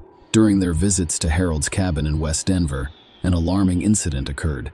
While Haley slept, Harold asked Toni for help clearing debris. During this task, something struck the back of Toni's neck with such force that she had to be hospitalized. Harold later claimed that a large piece of lumber had fallen from the porch and struck her. This incident heightened Toni's parents' concerns about her safety, prompting them to implore her not to be alone with him. When the police investigated Tony's death, they discovered disturbing details that sparked suspicion. There were numerous inconsistencies in Harold's accounts of the hike in the area and the events of that fateful day. Harold informed the arranger that he and Tony had originally planned to hike the Bear Lake Trail, which was a half-mile of paved walking with no elevation gain, a good choice for Tony, who had 3 knee surgeries and could no longer ski. However, Harold later informed the ranger that they chose the Deer Mountain Trail to avoid crowds. This trail was 3 miles long, ascending 1,200 feet from the trailhead to the 10,200-foot summit. Harold told the ranger that he was unfamiliar with the area and had only been there once. However, after reviewing his phone records, police discovered that he had visited the location 8 or 9 times in the 6 weeks preceding that day. In addition, he demonstrated knowledge of the specific location, including the steep cliff where Tony fell. Tony mentioned seeing a white sheet on the cliff, but the Park Service had removed it a week before she fell. The police discovered a park map inside his car with a pink X, indicating where Tony fell. The police found Harold's 911 call concerning. Despite claiming to have a low phone battery which limited his ability to speak, he made 22 calls and sent or received 98 texts. Notably, one text message instructed a friend to pick him up from Estes Park and provided detailed directions on the route to take. The police discovered a disturbing pattern when they discovered Harold had taken out multiple life insurance policies on Tony's life. Notably, he had recently designated himself as the beneficiary of a life insurance annuity originally intended for his daughter Haley. This, however, was not an isolated event. The investigation revealed that Harold had a history of benefiting from life insurance policies, as he had also been named as the beneficiary of his first wife's policy. In May 1995, Harold married Sandra Lynn Henthorne. On the 6th of May 1995, the couple was driving down a remote highway near Sedalia, Colorado, on a cold and dark night. During the nighttime drive, a Jeep Cherokee developed a tire problem, forcing them to stop and change it. Lynn, Harold's first wife, went underneath the Jeep, which was supported by 2 jacks, to change the tire. Lynn was tragically crushed when the Jeep fell on top of her. Harold flagged down passing motorists for help, but Lynn did not survive. Initially, the death was ruled accidental. The cause was identified as traumatic asphyxiation from being crushed under the car, which resulted in fatal internal injuries. Following Tony's death, a re-examination of Lynn's case revealed errors made during the initial investigation, leaving several issues unresolved. Harold, as the sole witness to Lynn's tragic incident, gave the police statements that were inconsistent. Discrepancies included contradictory claims about the direction they were driving that night, with Harold claiming they were going both east and west. Furthermore, he provided contradictory information about a restaurant stop prior to Lynn's death, implying that they had already dined there and claiming that they were on their way to the restaurant. Notably, authorities failed to verify Harold's accounts with the restaurant before confirming their presence that night. Further inconsistencies arose, including conflicting statements about the tire's condition. Harold alternately described it as flat and spongy. Notably, a partial print was found on the wheel above the missing tire, where Lynn was changing it. However, this print was never compared to Harold's shoes to see if they were a match. The print's position suggested that it was the result of someone kicking the car, which could have caused the Jeep to fall and crush Lynn. Unfortunately, this lead was not pursued in the initial investigation. Prior to Lynn's tragic death, Harold purchased a substantial life insurance policy for her and informed the police that he would receive $300,000. An independent verification would have revealed that he was actually slated to receive twice that amount. This increase was the result of a change Harold made to the policy shortly before Lynn's death, allowing for double compensation in the event of her death as a result of an accident. Furthermore, the investigative file detailed an encounter with a mechanic who drove by Harold and Lynn around 9:30 p.m. and offered assistance. Harold declined the offer. The file also mentioned Patricia Montoya. Patricia contacted the police a day after Lynn's death, asking, "Have you arrested the husband yet?" Patricia told the police that she and her family were driving home around 10 p.m. when Harold flagged them down for assistance. Despite their efforts to locate a phone to call 911, they were unable to find one, so they proceeded to pull Lynn from under the car. Harold vehemently objected to their intervention, warning them not to touch her. Even when they tried CPR, Harold resisted and refused to give Lynn his coat to keep warm. Lynn was eventually airlifted to a nearby hospital, but died from internal injuries during surgery. Curiously, no charges were brought against Harold in connection with Lynn's death. However, in Tony's case, Harold was charged with first-degree murder. The prosecution claimed that he deliberately and purposefully pushed Tony over the cliff to her death. To support their case, the prosecution presented a map with a marked X indicating the location where Tony fell. The jury also heard about phone records showing Harold visiting the park several times in the weeks leading up to Tony's death. Given Tony's remote location with poor cellular service and no nearby aid stations, the court looked into the 911 call in greater detail. Despite the fact that the call was placed around 6 p.m., help did not arrive until 8 p.m. The prosecution claimed that Harold did nothing meaningful to assist his wife during this critical period. To back up this claim, the prosecution called Julie Sullivan, the emergency services dispatcher, to testify that she followed a standardized protocol when guiding people through CPR over the phone, and that she had handled approximately 240 similar calls before speaking with Harold. Julie explained that her conversation with Harold was unusual. In my experience, when I perform CPR with someone guiding me through it, even experienced people, nurses, or other people on the scene are extremely out of breath. I thought it was strange that he wasn't letting me know when he finished an instruction I'd given him. As many of you are aware, on every other call I have taken, the person wants to know what to do next right away. Okay, I completed my 30. What do I do next? What shall I do next? What shall I do next? That was highly unusual, and it didn't feel like he was performing CPR. Most people do it due to the physical exertion of performing CPR compressions and breathing. It's extremely exhausting. I need to know when you're finished with it so we can move on to the next step. And he wasn't letting me know when he finished every instruction I gave him, so I asked him to let me know. Also, we had an open line. I can hear them doing compressions on the patient on all of the other CPR calls I've done in my career because there is so much breathing. The breathing is labored. It's extremely exhausting, and it's difficult to even get out and speak back. They have difficulty talking to me because they're out of breath from the exertion. The emergency services dispatcher, Julie Sullivan, testified in court that, based on her experience, she did not believe Harold was performing CPR during the 911 call. The medical examiner's findings further undermined Harold's claims.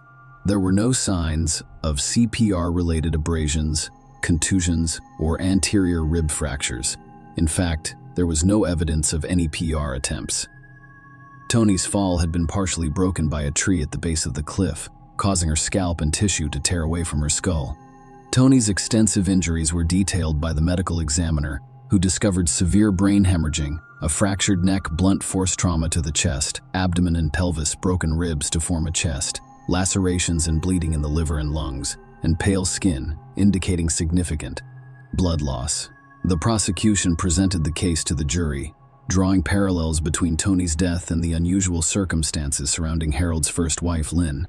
The court allowed the prosecution to present Lynn's case because of the striking similarities.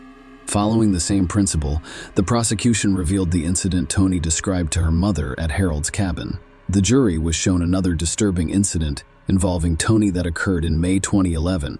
Tony sustained a neck injury when she was struck in the back of the neck and upper back with a large wooden beam, similar to previous incidents. This occurred in a remote and secluded location around 10 p.m. That night, Harold was cleaning the deck of their cabin and asked Tony to help him, which resulted in the unfortunate incident with the beam. Harold gave various people different accounts of what happened. He initially told paramedics he threw the beam, but later admitted to a doctor that it had fallen off the deck.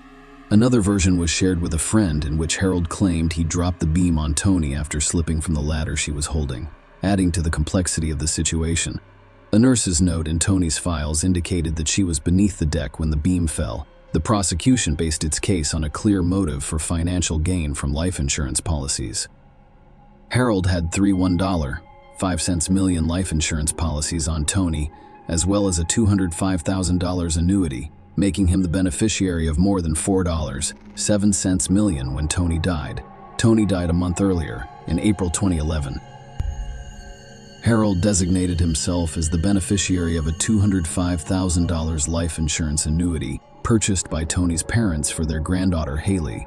The defense made a strategic decision not to call any witnesses to provide evidence, believing that the prosecution had failed to establish its case. However, this gamble did not pay off. After 10.5 hours of deliberation, the jury convicted Harold of murder and sentenced him to life in prison. A disturbing pattern emerged when it was revealed that Harold had Tony and Lynn's bodies cremated immediately after their deaths, scattering their ashes in the same location. Share your opinion with us in the comments and subscribe to the channel for more.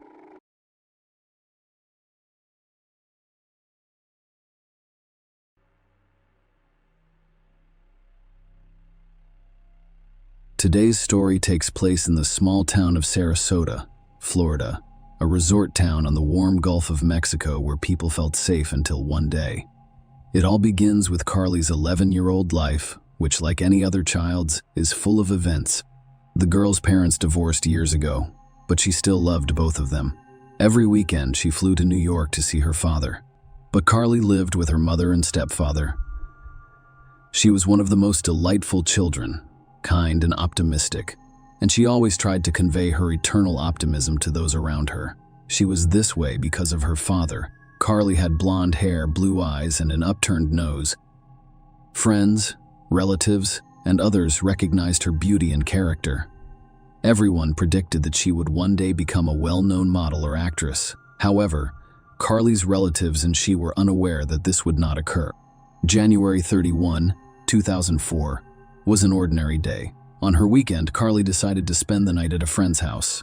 When the girls spent the night at each other's house, they did everything that any girlfriend would. They painted one another's nails, listened to music, and gossiped about their classmates. The girls were so engrossed in their visits that they didn't realize it was already evening. As is customary in all families on Sunday nights, the entire family gathered to watch the Super Bowl game. Carly desperately wanted to get home by then, so she informed her friend's mother that her parents were waiting for her at home and that she could go home alone. The friend's mother was concerned, but Carly insisted on going home at 6 p.m. for 13 minutes. That is how long it took to get to the street with the Bruches. It was just 750 meters. After Carly left, the friend's mother contacted the parents because she was concerned and informed them that Carly had left alone. Susan, Carly's mother, was very concerned about her daughter, who had gone alone, despite the fact that the distance was only 2 blocks. So a concerned Susan asked Stephen, her husband's stepfather, to come out and meet her. Stephen immediately goes outside to meet Carly. They were to meet halfway and enter the store. Stephen was always spoiling his stepdaughter, and the night before the match, he promised to buy her a bunch of sweets. Stephen walked the entire route several times but could not locate Carly. She vanished. Carly and her parents' lives are plunged into horror from that point forward. The feelings of concern and excitement were not futile, because in the future, they anticipated events that would shock the entire city. Stephen searched for Carly for more than an hour. He drove past the route a few more times, hoping that he and Carly had simply diverged. However, it was clear that something had happened to her. After all, the distance between the houses was manageable, and everyone was familiar with the route. Susan and Stephen set out again to find Carly. They walked the streets and drove through neighborhoods, shouting and searching for the girl by name. They looked through all the suspicious areas, including a wooded landing, and then noticed something strange. A red tow truck was driving slowly past them, so they decided to follow. Susan and Stephen continued to follow the tow truck and discovered that it was headed to Carly's friend's house, which surprised them. The same red tow truck that they had seen earlier was parked outside her friend's house, where Carly had exited a few hours before and vanished. It was parked outside Carly's friend's home. The red tow truck struck the parents as unusual. Susan calls 911 after realizing Carly is nowhere to be found. When an adult goes missing, police typically wait 24 hours before conducting a search. Searching for children always necessitates immediate action. As a result, the officers immediately divided into teams and began interviewing Carly's friend's family and Carly's own parents. Steve and Susan. Detectives investigate the route in the immediate area. However, she could not be found.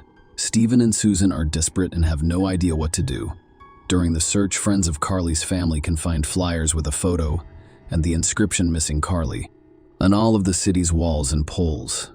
When people began to doubt Stephen Carley's stepfather while he was handing out flyers at a local company, he asked one of the employees if he could buy illegal substances for him. The employees were suspicious because his stepdaughter had only gone missing for a few days. Employees reported the incident to authorities. The detectives also kept an eye on Stephen, believing he was suspicious. The police decided to bring Stephen in for questioning.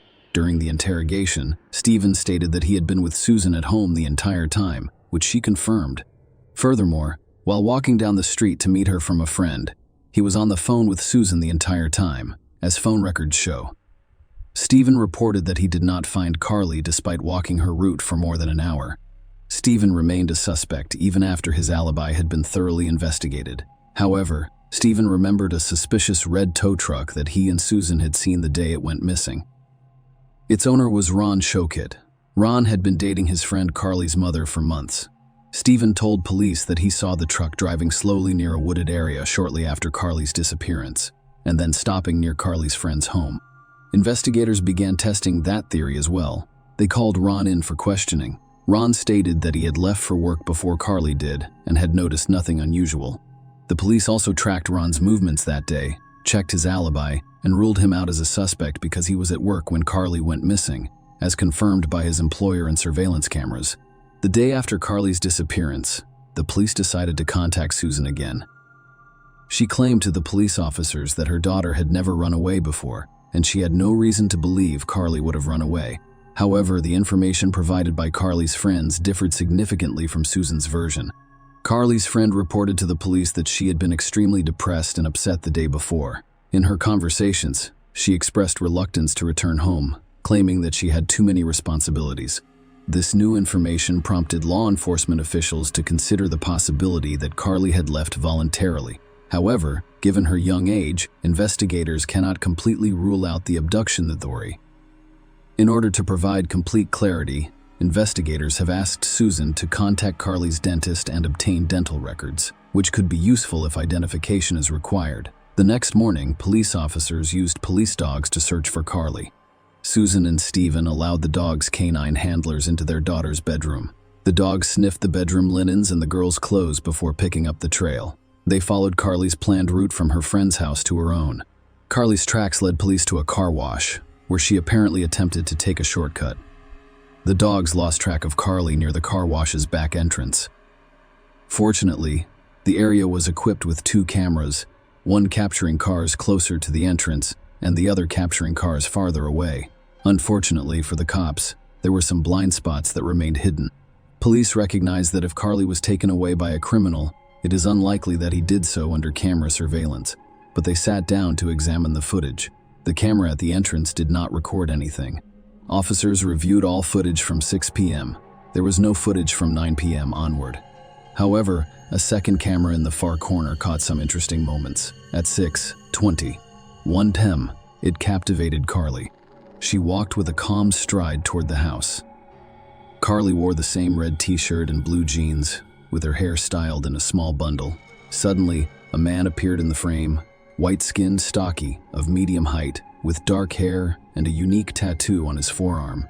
The stranger wore dark blue work overalls with a name tag, as if he worked at a gas station or car service.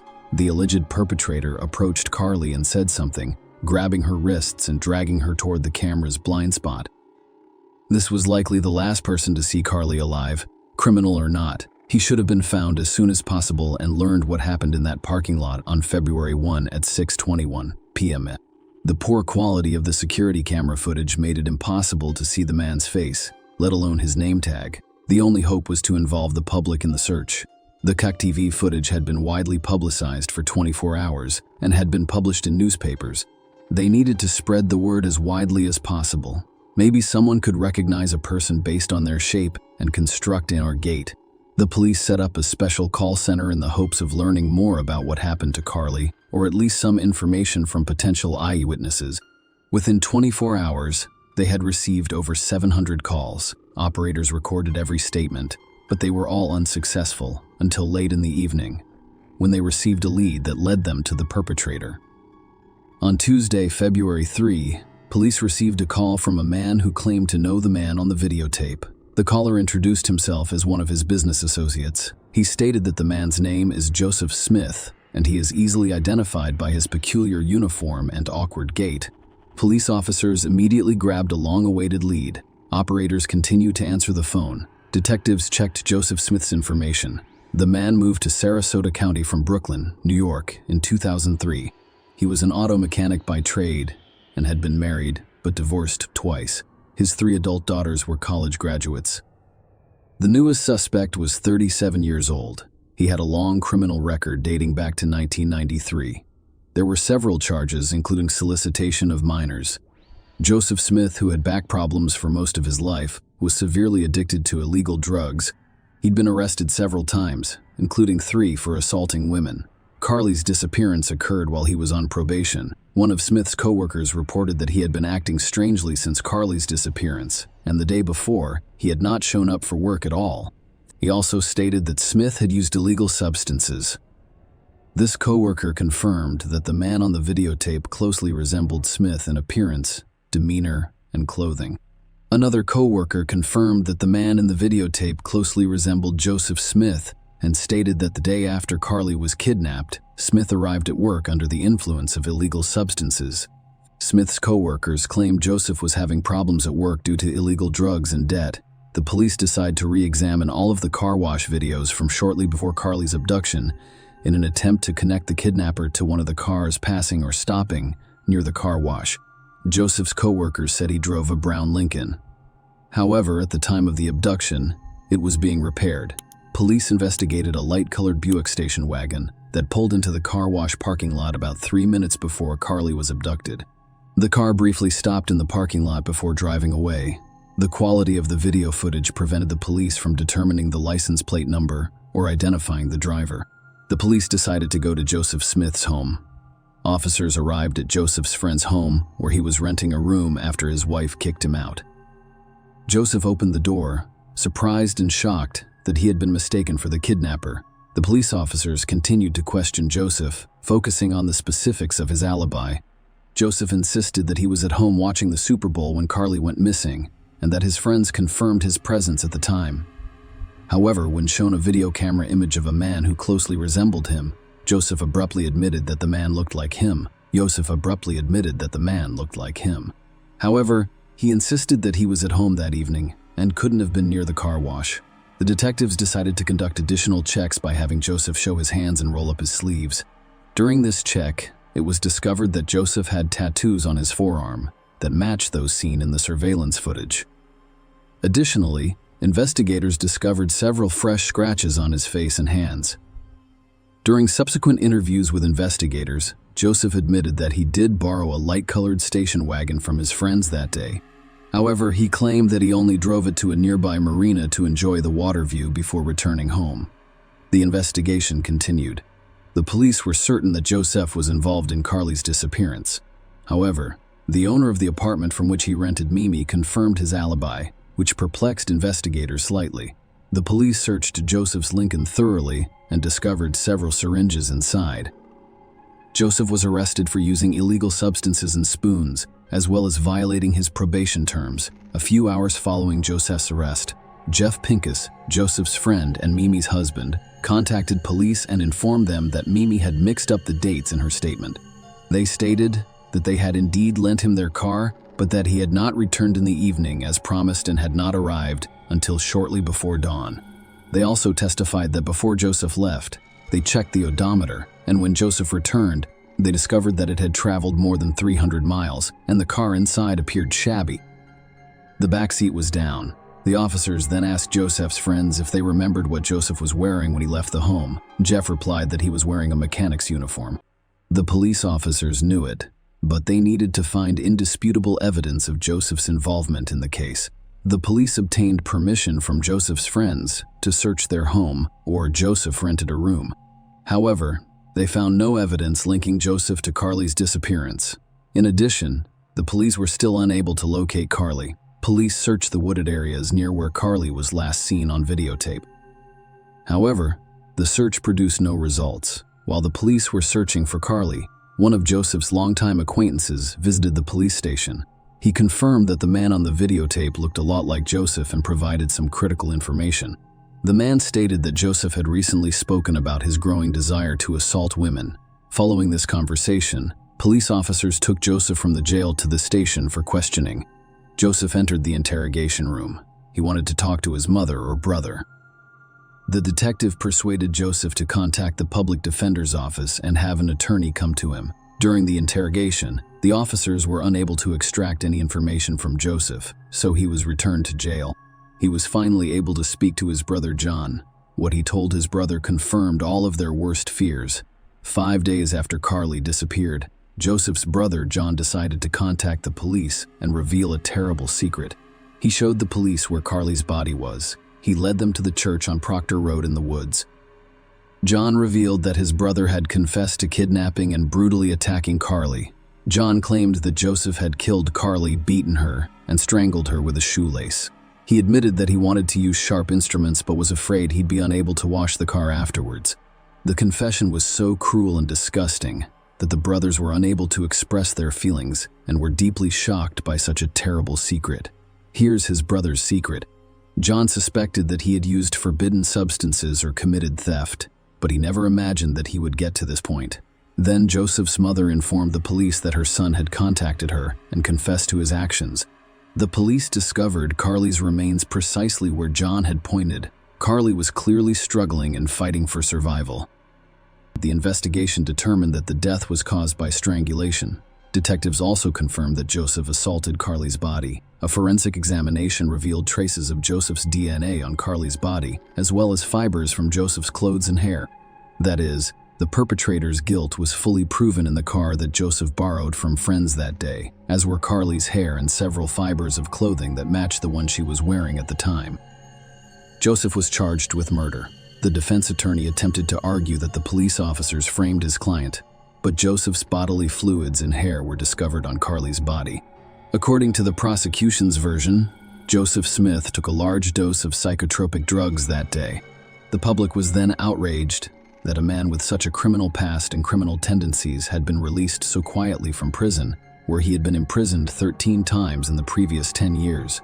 Also, about a month before Carly's kidnapping, local authorities asked a Florida judge to issue a warrant for Joseph Smith's arrest for a probation violation. The judge, however, denied issuing the warrant, citing the police's failure to complete the required paperwork. And so it was argued that if this man had been shielded from society from the start, this terrible case might not have occurred. Little Carly would be alive, and her mother would not have to go through all of these traumatic events. The day everything was decided was October 24, 2005. Joseph Smith was convicted of first-degree murder and sentenced to death via lethal injection. He remained in prison, waiting for his death sentence. Smith was also suspected in the 2000 murder of Tara Riley, 25, who was discovered dead and naked in a pond behind a Walmart store. But the case was never solved, although John, who opposed his brother in court, claimed that Joseph was the one who killed Tara. He is a coward and refuses to admit it. John was certain that his brother was also guilty of this. John stated, "My brother is the ultimate coward. He has spent his entire life insulting and humiliating those who are weaker than him. He will never admit what he has done, and if he is released, who knows how many innocent lives he will take. He's always been like this, which is why his wife left him." But his parents believed until the end that he was a good man. On July 18, 2017, Joseph's death sentence was overturned and a new legislation was signed. It stated that the jury would vote 10 out of 10 in favor of the death penalty. Joseph was scheduled to have a new sentencing hearing. However, it was postponed. Susan, Carly's mother, began using illegal substances immediately after learning of her daughter's death.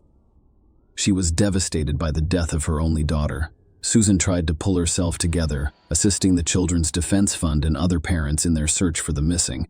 With all of her might, she tried to help others avoid such traumatic events. After all, Susan knew what it was like to go through such an experience. But after learning that Joseph would be pardoned and possibly released, Susan lost the meaning of life, couldn't take it anymore, and died by taking a lethal dose of forbidden substances.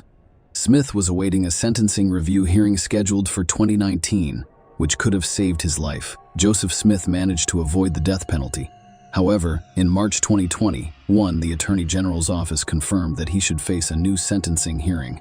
Smith died in prison on July 26, 2021, aged 55. His cause of death could not be determined. At the end of the story, we'd like to state that the perpetrator killed little Carly and ruined the lives of Susan, Carly's family, and friends. He also committed other heinous crimes that can never be justified. Share your opinion with us in the comments and subscribe to the channel for more.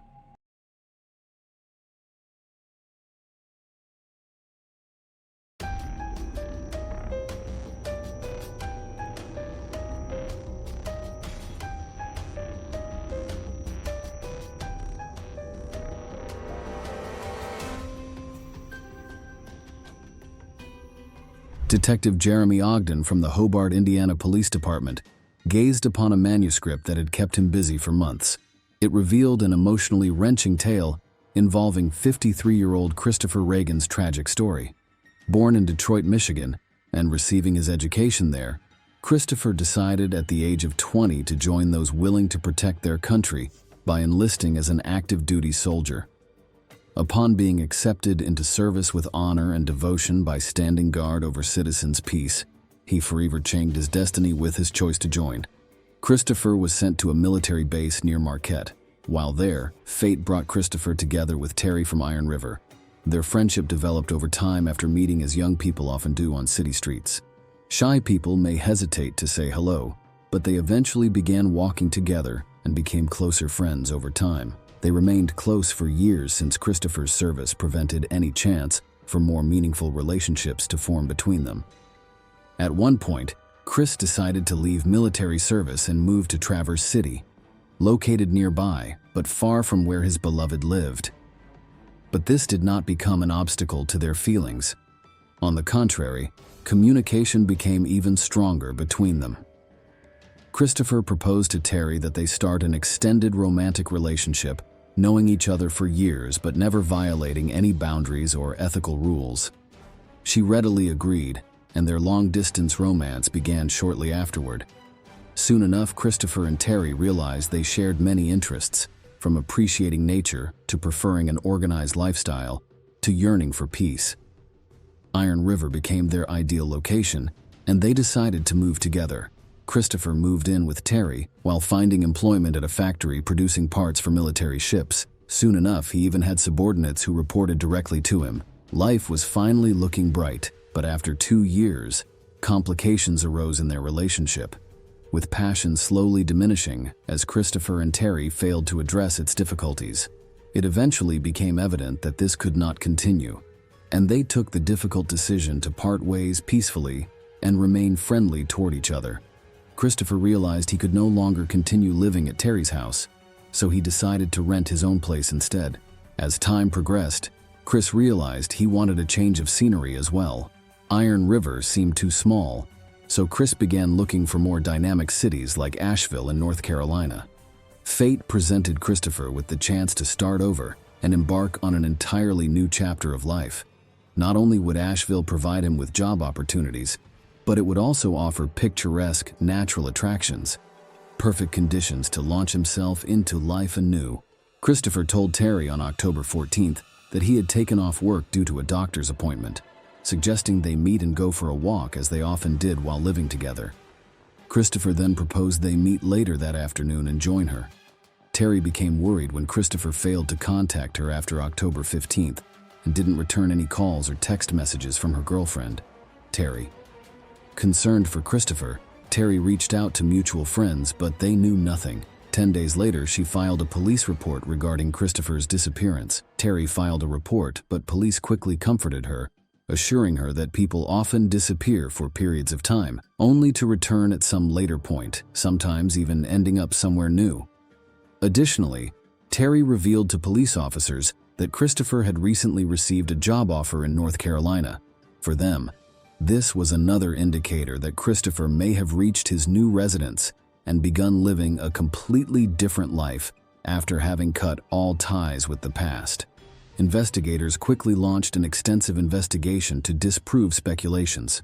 To do this, they identified Christopher's newly hired company and spoke to one of its employees to discover any information regarding Christopher. However, none could be obtained as Christopher hadn't shown up at work for over 10 days. Police speculated he might have been injured due to frequent trips outdoors alone. Search forces headed into nearby woods looking along routes Christopher had used. Specially trained dogs were deployed, yet no sign of Christopher was ever discovered. Terry suggested visiting Christopher's former apartment to ensure no accident had taken place, or perhaps find any traces that may give an idea as to his current whereabouts. Agreeing with her suggestion, investigators went directly to his former place of residence. They were shocked at what they found: items scattered across the floor and closet doors open. Their initial thought was likely Christopher was just being disorganized. However, Terry quickly dismissed this theory, asserting he wasn't as messy. Detectives began to suspect that all these circumstances might be linked to Rand's disappearance. So, after inspecting her home, it was decided to expand their search efforts and locate him on an even wider scale. Police searched carefully through the neighborhood, before eventually discovering Reagan's car outside the city limits, about 8 miles from Iron River.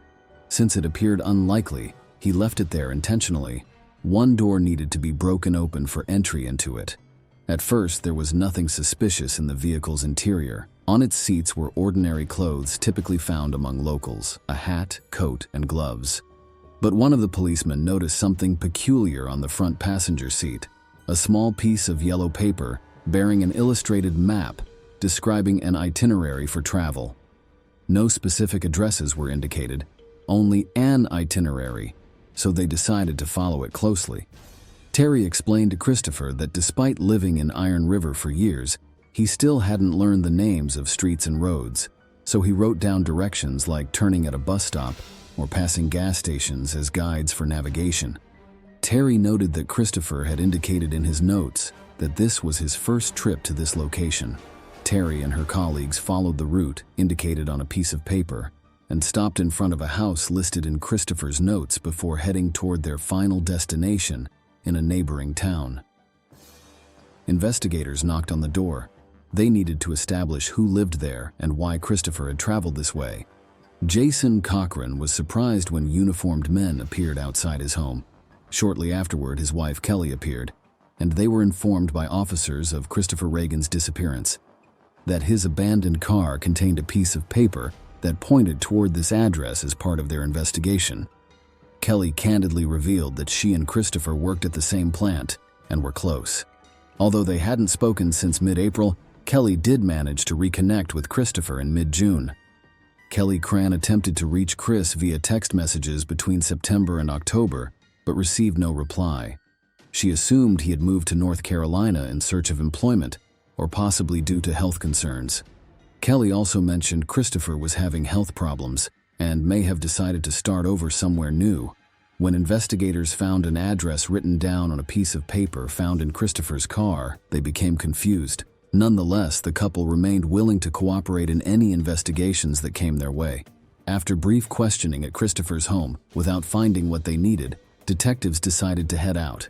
Their next phase involved speaking with Christopher's co-workers at work before proceeding to interview workers and supervisors at his factory. One supervisor made mention of an affair between Christopher and Kelly Cochran, a rumor circulating among workers. After hearing this claim, investigators decided to re-interview both parties involved so as to gain clarity as to their true natures and establish exactly what had transpired between them. Kelly ultimately acknowledged her affair with Christopher, but could not tell him due to Jason being present. According to Kelly, their open relationship was fine, with Jason being aware of any such affairs on the side. However, discussing such sensitive topics might hurt his feelings and be painful for both parties involved. Christopher's co-workers refuted Kelly's statements, claiming Jason approved of their affair or there being any loose connections among their family, as she claimed. Jason followed Kelly into the police office, and their conversation revealed his opposition to Kelly's infidelity vehemently, thus making him an obvious suspect. However, due to a lack of evidence linking Jason with Christopher's disappearance, it became impossible for officers to conclude anything conclusively against Jason or Kelly. They had no choice but to release both from detention. The investigation continued for 5 months, without yielding any clear resolution of its mystery. On March 5, 2015, Hobart Police Department Detective Jeremy Ogden took on the case immediately and began actively working it. Ogden began by conducting a comprehensive analysis of Kelly Cochran and Jason Cochran's history, meeting in high school before moving in together post-graduation. Their personalities couldn't have been any more different. Kelly was open and loved talking, while Jason preferred listening more than starting conversations first. Despite these differences, Jason and Kelly decided to marry. Following their wedding, the two started their own company providing swimming pool maintenance services. It was modest, but provided them with a decent income. Most of Jason's pool maintenance duties fell upon his shoulders until overwork and strain took its toll. Jason began experiencing back problems and felt heavier every day. Eventually, Kelly took over running the business. When it became clear he couldn't continue running it himself, though this period proved challenging, she remained hopeful that Jason would soon recover and resume his duties once more. Kelly searched for ways to help Jason recover since medical drugs weren't providing enough relief. One day, she learned of a plant that offered hope for Jason's recovery. Unfortunately, its use in medical practice hadn't started yet and wasn't available everywhere they lived. It had even been banned in their state. To get this drug, they moved from Florida to Michigan's Iron River Township. Jason could visit his doctor and receive his prescription for this miracle plant. Suddenly, his agony would finally end. Early in 2014, a plant that specializes in manufacturing parts for U.S. warships hired 34-year-old Kelly Cochran, who had moved with her husband Jason. Kelly made every effort to secure financial well-being for herself and Jason. Therefore, they accepted employment at Christopher Reagan's plant, where Kelly also worked. Over time, Christopher and Kelly discovered commonalities of conversation that helped foster their friendship. This proved particularly vital, as Christopher had recently experienced difficulty with Terry in his relationship. After reviewing all available evidence, the prosecutor made a strong argument to a judge in Michigan in support of obtaining a search warrant for Cochran's residence. After successfully receiving a ruling from the judge on March 5th, she sent investigators straight away on March 6th to locate Cochran's address. Searches were carried out of the Cochran home with extreme care, looking for any signs that Kelly and Jason may have played any part in Christopher's disappearance. Unfortunately, all efforts proved futile. The only significant discovery was a book written by Jason under a pseudonym from video gaming culture. Although its title may cause amusement, its content was truly disturbing. Jason detailed horrific murder scenes of everyone who had wronged him. One character matched up perfectly with Christopher as they read through this dark and violent work. Suspicion increased surrounding Jason. Perhaps his crimes weren't made up, but instead stemmed from actual incidents he had committed himself.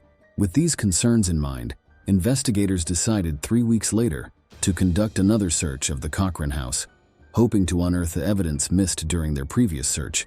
When police officers drove up to their home, they noticed no vehicles present and that both the yard and driveway were empty, as no answer came when knocking at their door. No one answered the door when knocked. As soon as Kelly and Jason had left town after the initial search, they moved quickly into Indiana, prompting investigators to become concerned they might never find evidence they needed for months, especially DNA samples of suspects like Jason Cochran. Michigan police officers reached out to their Indiana counterparts, asking them to collect samples instead, prompting Indiana officers to head toward Cochran's new address to take DNA samples instead. Ready to assist their Michigan colleagues, Indiana officers then traveled directly to Cochran's new address, where DNA samples would be taken before heading directly toward Jason Cochran's new address. The couple didn't object, seeing no legitimate basis to charge them with murder, nor evidence of Christopher Reagan. Meanwhile, investigation gradually disbanded, leaving little hope of solving his disappearance. Time passed until, on February 22, 2016, an alarming phone call arrived at Hobart Police Station from Kelly Cochran, who was clearly distressed over what had transpired. She attempted to explain that Jason wasn't breathing, but her emotions rendered it impossible for her to provide concrete details. Rescuers arrived quickly on the scene, where Kelly attempted to prevent doctors from treating Jason due to her extreme terror and panic. Soon enough, however, it became evident that Jason no longer required assistance. Sitting in a chair, with his face lit up like it had been from extreme overheating, doctors were forced to confirm his death and send his body for forensic examination, while Kelly was handed over to a police patrol who took her back home with relatives living nearby on her street. Investigators were determined to ascertain what had transpired, so they conducted a search of Cochran's new home and discovered evidence in the form of a syringe needle at the foot of the marital bed. After inspecting Jason's body, an investigator concluded that his death was due to illegal drug abuse. However, this report came as a shock for detectives. Jason had an excessive amount of illegal substances in his system. However, the results from forensic tests indicated something more disturbing. His death had been caused by strangulation, as evidenced by bruises on his neck and face. So Jason, who had been suspected of kidnapping Christopher Ryan himself, became himself the victim of crime. This revelation raised new questions and necessitated a thorough re-examination of evidence. Immediately thereafter, forensic specialists turned their focus onto Kelly Cochran, whom many suspected as being linked to both incidents. She became suspect not only for Christopher's disappearance, but also in her husband's murder. The investigation became even more complex. On February 23, 2016, Kelly Cochran was summoned to testify in Jason's murder case at the police station. Investigators directly interrogated her about her possible involvement in his death and whether she administered excessive doses of illegal drugs to him. Regardless of the lack of concrete evidence and pressure from investigators, this young woman did not confess to either the murder of Jason or the kidnapping of Christopher. Investigators were unable to find sufficient proof of Kelly's guilt and were unable to arrest him, leading Detective Jeremy Ogden on a trail that eventually brought him face-to-face with Walter Hammerman, one of Jason's closest allies. During this investigation process, Detective Ogden met up with Walter Hammerman. Walter immediately ran to the police upon hearing of Kelly's shocking story of Jason's tragic death from illegal drugs, emphasizing how close they were. Walter assured his partner that any changes would certainly have been communicated. Jason had been taking medicinal herbs with the sole aim of relieving his back pain for quite some time now, yet Walter noticed his friend had fallen into an unstable situation recently. In March last year, Jason revealed his concerns with him regarding travel arrangements to Indiana, due to Iron River police involvement in a disappearance case.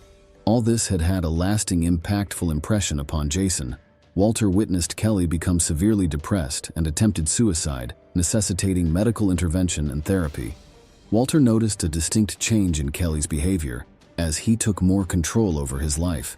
Jason seemed on edge, while in the past, the boys could spend hours playing video games together. Now he would avoid parties whenever his wife returned from work. This information became crucial in understanding what was transpiring within the Cochran family. After learning that Jason had died by strangulation, Detective Ogden devised an intricate plan to force Kelly Cochran to reveal the truth regarding Christopher Ryan's fate. Walter, Jason's close companion and close ally, was chosen as bait, intended to lure Kelly into an incriminating trap and cause her to make mistakes that could potentially compromise Christopher Ryan. Walter accepted a difficult role within this investigation, while playing out this performance before Kelly Cochran. On March 12, 2016, Walter called Kelly while under surveillance by police officers with listening devices, intending to present her with a letter purporting to come from Jason that contained something important and urgent. Walter explained to Kelly that Jason gave this letter shortly before his death, with instructions not to open it and send it immediately to police should anything occur. This came as quite a shock, both to Walter and to those watching over their situation. Yet even with this development, detectives had no direct evidence against her husband's killing. Investigators conducted numerous interrogation sessions with Kelly in an attempt to extract the truth. She denied her guilt throughout. On April 26, 2016, however, it became evident that Kelly Cochran had managed to slip away from their scrutiny. It seemed a mockery of justice, and detectives immediately joined forces with police officers from Iron River and Hobart in launching a federal manhunt against Kelly Cochran. Walter Hammerman was both shocked and alarmed that Kelly hadn't yet been apprehended. He worried she may get away with this crime once more and later attack him in return. Her phone had also been disconnected as though she were playing a cat-and-mouse game with the police. Detective Jeremy Ogden managed to piece together, after 2 long and hectic days of trying, that Kelly Cochran had managed to avoid detection by fleeing to Kentucky's Wingo town, more than 6 hours away from Hobart. On April 28th, Kelly was located at her cousin's house by police officers who issued the same warning. As soon as they received this information, an arrest team quickly proceeded to the house, knowing Kelly could be dangerous and likely attempt to flee. They moved swiftly without warning, and Kelly was apprehended and taken into custody that afternoon. Later that same evening, Detective Ogden arrived in Wingo, where he resumed interviews with suspect, alongside investigators from Indiana and Michigan. Once I spoke with Kelly Cochran, everything became crystal clear. Christopher Ryan and Kelly's relationship went deeper and further than anyone imagined. Kelly truly loved him and dreamed of leaving this cursed city together and starting a new life together. But everything changed on October 13, 2015, when Jason learned about her cheating. They began fighting, and Jason remembered their wedding night pact whereby anyone found out cheating would be required to kill their partner as punishment. Kelly asserted that she never intended to take their agreement seriously. It had always seemed more like a joke to her. Jason warned Kelly if she didn't keep her vow, threatening that he would carry it out himself if necessary. Although Kelly didn't wish for this responsibility, she nevertheless helped Jason commit a horrifying crime.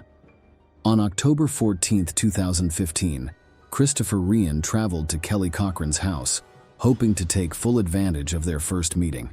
Ryan wanted every moment to count, their encounter, and every memory he would create together with Cochran. Kelly took full advantage of his absence from home to offer him dinner and an intimate time together.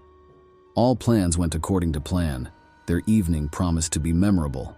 After dining together on the first floor of Kelly's house, according to Kelly, they moved up onto the second.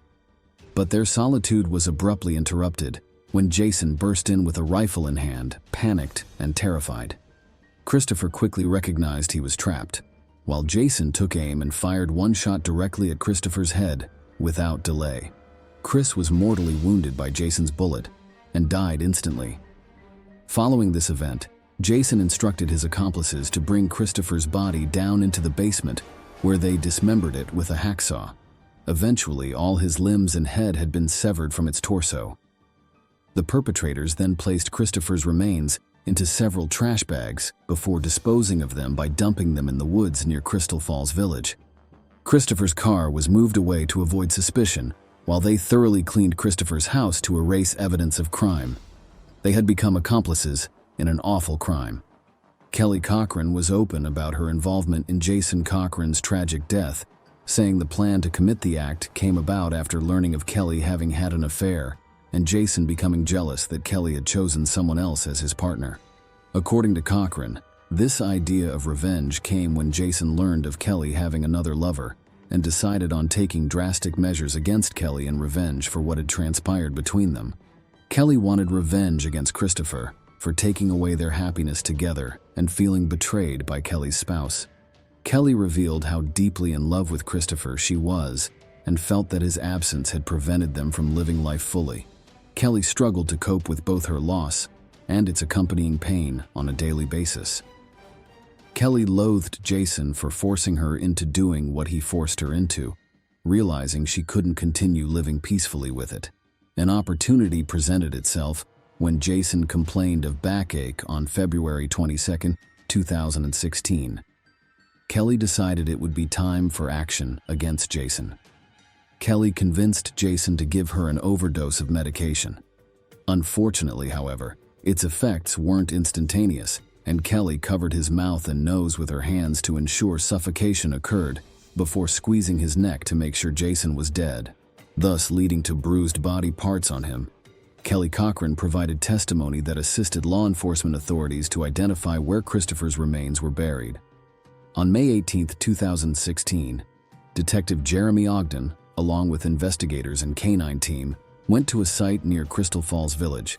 This rarely visited neighborhood had become the site of an astonishing mystery. A team of investigators set off a thorough search around Lake Erie's surrounding woods, penetrating between trees to ensure no spots had been missed. One of their canine dogs suddenly sensed an odor and led the officers toward it. Officers were following the dog closely, expecting to discover something soon. Instead, it led them to an unassuming hill, covered with fallen leaves and branches. Upon clearing this area, investigators found objects including what looked to be human remains, unmistakably identifiable skulls. On closer examination, it was evident that Christopher Reagan had been murdered. A bullet hole attested to this. Investigators knew they had found Christopher's severed head. Additionally, there was evidence such as a .22 caliber bullet and broken gun found at the scene, as well as glasses belonging to Reagan that may have belonged to her. Dental records helped identify his remains, solving an investigation that had perplexed investigators for 2 years. Kelly Cochran was officially charged with murdering Christopher Reagan and Jason Cochran in April 2016. On February 13, 2017, Michigan State Court officially arraigned this 34-year-old individual in Michigan State Court. The prosecutor noted Kelly was significantly reduced her role by being behind both crimes. Christopher only saw Kelly as a casual companion. Kelly, however, genuinely loved Christopher and planned for their future together. Christopher's refusal of her romantic advances resulted in fury, and Kelly decided to kill him by fabricating a story of an alliance between herself and Christopher's brother-in-law. Kelly confessed in court, yet presented another version. As per her allegations, she had been subject to abuse at the hands of her jealous husband, who orchestrated this act of violence. On November 9th, he hid in their basement and caught their lovers off guard before seizing an opportunity and using it as an excuse to grab a weapon in a fit of anger and shoot Christopher. Jason suggested dismembering Christopher Reagan's body, and Kelly agreed by being threatened to kill Jason Cochran. When presented with this new version of events, however, the jury began questioning Kelly's guilt.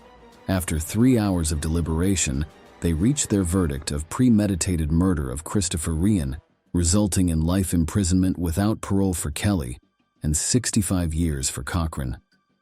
Kelly Cochran was taken directly from the courtroom and sent directly to Crown Point Correctional Facility in Ypsilanti, Michigan, where she is serving her sentence with only regrets regarding her personal life.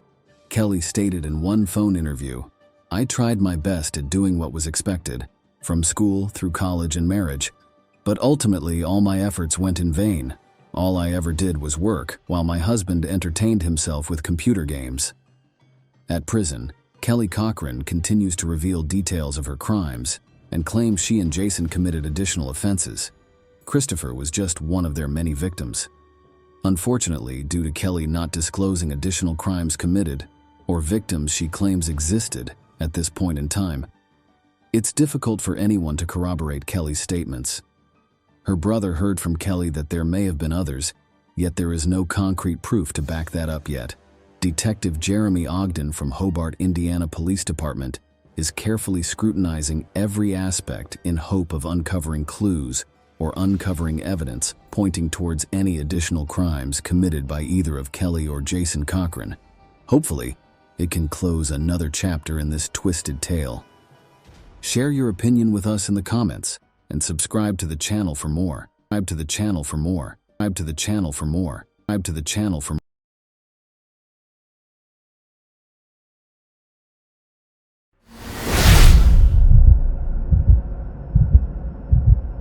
This is exactly what Kanyong's story is about.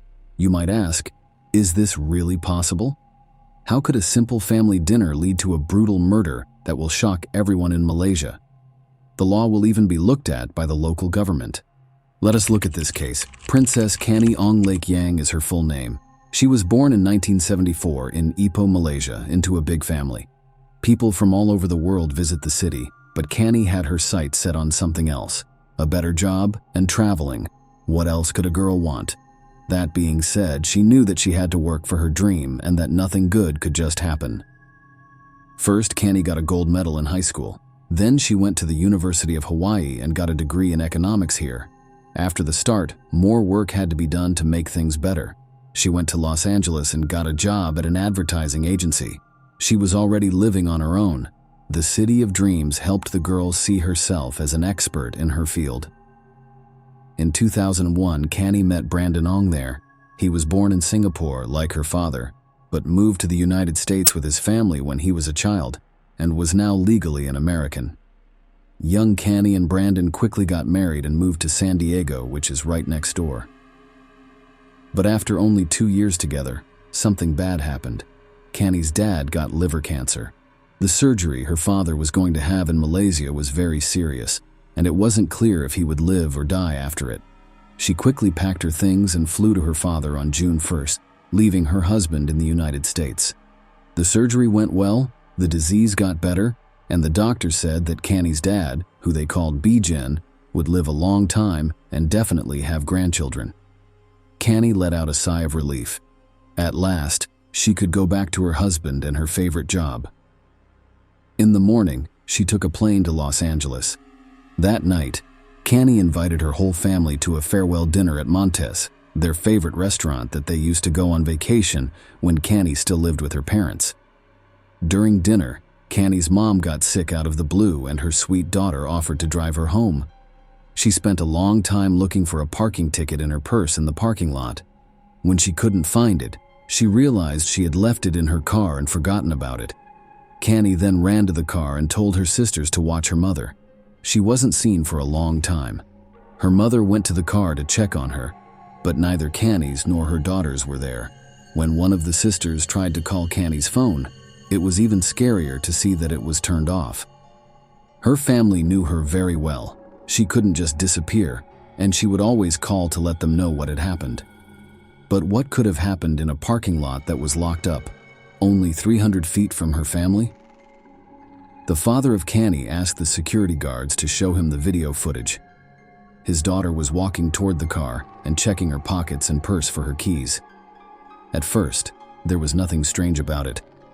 When they looked back, they saw a stranger moving behind Canny. He was speeding up and slowing down, just like Canny. The guards and Canny's worried father watched her car leave the parking lot from a different camera. There was a man behind the wheel, most likely the one who had followed her in the parking lot. It was strange that Canny was sitting in the passenger seat. The family called the police right away because it looked like someone was taking their child. People should praise the Malaysian police for starting to look for the missing woman as soon as they learned that the car had been stolen. After a few hours, a highway patrol officer saw a car on the road that fit the description.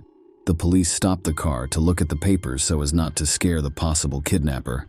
At the time, they weren't sure if it was a kidnapping or not for sure.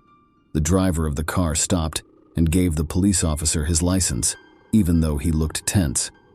He tried to show the policeman some signs while sitting next to him, but the officer was busy checking the driver's license. He didn't understand, which is a shame. Kidnapper, on the other hand, paid attention, stepped on the gas, and drove away from the police car. The police shot at the car, but it got away. They still had the kidnapper's papers, though. His name was Ahmad Najib bin Aris, and he was 27 years old. Let me give you a short history of this person. They were born in 1976 and raised in Muar, Malaysia. He was the second child in a family of 4. Ahmad Najib went to secondary school until the 3rd year, but then he quit. He didn't go to the last 2 years of secondary school. In Malaysia, secondary school lasts for 5 years. He had to work to feed his family, and he worked hard. He went from Muar to Kuala Lumpur in 1998. In the end, Ahmad Najib got married and had 2 kids. Ahmad Najib was a good man who did his job well, according to people who knew him. Now let's get back to our case. After some time, it became clear that the shooting at the car had an effect. A young man went up to the police and told them a strange story. He told the story of a stranger who approached him at a roadside cafe while he was eating dinner. The stranger said that he was on vacation with his wife but had a flat tire on the way and could not go any further. The young man was happy to help the stranger. He got a jack from the trunk and gave it to the traveler when they got outside. But he saw bullet holes in the car, and in the front seat, he saw a scared woman who didn't look like a wife taking a carefree vacation with her husband. But the so-called husband didn't change the tire himself. He just played around with the jack for a while, complained, and then gave it back. The police knew right away that it was Canny, and that Ahmad was the one who took her. But that was the last time anyone saw Canny alive. Not long after, on the third day, Kanyong, or rather her body, was found in a sewer manhole near a construction site. It was almost completely burned to the ground. The autopsy will show that the woman was stabbed several times in the stomach and then choked to death. Another thing that was found nearby the construction site was Canny's car, which had a shot tire and blood on the back seat. Even though the police had the killer's paperwork, they didn't go to Ahmad's house until after the body was found. For some reason, really interesting thing about this story is that the killer was at home, acting like nothing had happened, like he had. It was like he hadn't stolen someone else's car, kidnapped a woman who had come to see her sick father, and then driven away from police officers who were shooting at him. After Ahmad was caught, forensic tests showed that the car also had Ahmad's DNA in it, along with Canny's blood. To be clear, we want to say that murders in Malaysia are very uncommon, especially ones that are so violent. According to the criminal code, someone who kills someone deserves the death penalty, not even life in prison in this case. Ahmad knew that the police had all the information on him, so it's not clear what he was hoping for. He admitted everything, and even agreed to help with the investigation because he thought that would keep him from being put to death. Of course, the cruel criminal hid his identity at the trial by pretending to be a sheep. In the parking lot that night, he said, he was looking for a different woman, but thought he saw the wrong woman. He didn't realize it until he was in the car with Canny. He even said that they laughed about it together, and he later tried to get her to have sex with him. Again, he said that Canny wasn't even against it, and the marks on her neck from being strangled were just part of the woman's sexual fantasy, which is why she died. Ahmad, who was scared, decided to get rid of the body by setting Canny on fire. From beginning to end, Ahmad's lawyers made up this story because if they had been proven true, they would have only been found guilty of abusing the dead or, in the worst case, negligently killing Canny during the sexual encounter. If this isn't true and the defendant's crazy thoughts are all this, the lawyer said, then why didn't the captive run away while her captor changed the tire? If the person hadn't been stabbed in the stomach, this story might even sound plausible. The defense fell apart like a house of cards at this point.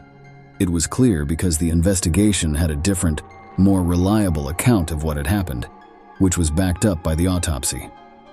Ahmad saw a woman by herself in the parking lot outside of Monty's and followed her.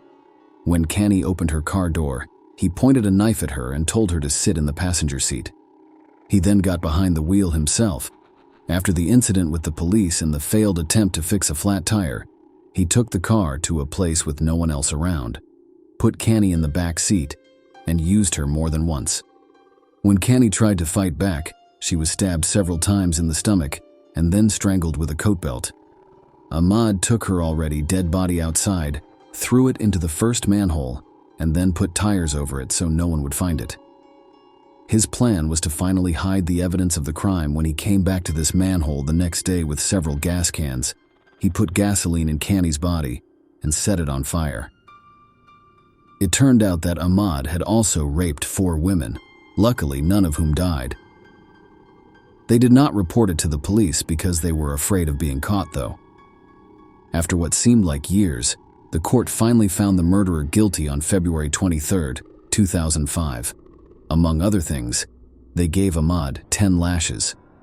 Was this any better for the parents who had lost their daughter for good? Ahmad tried to appeal his sentence while he was in jail. He even wrote a letter to Selangor, the head of state, asking him to release him, but he was turned down.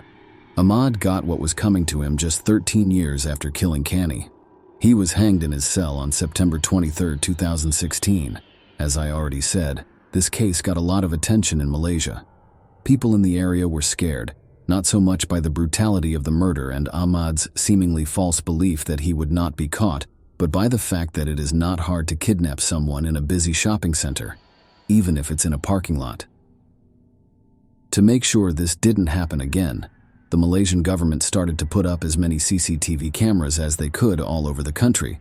They also hired more security guards for shopping malls and even made parking spots just for women.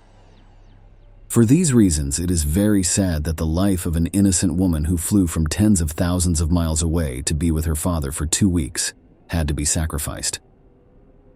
Share your opinion with us in the comments and subscribe to the channel for more.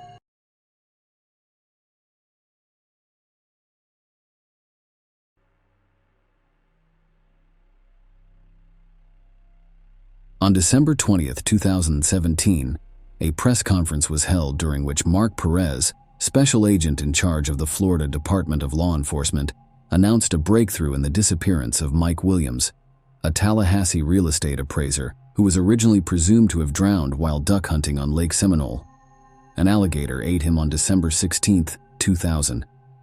The truth is that Mike Williams did not drown in the lake.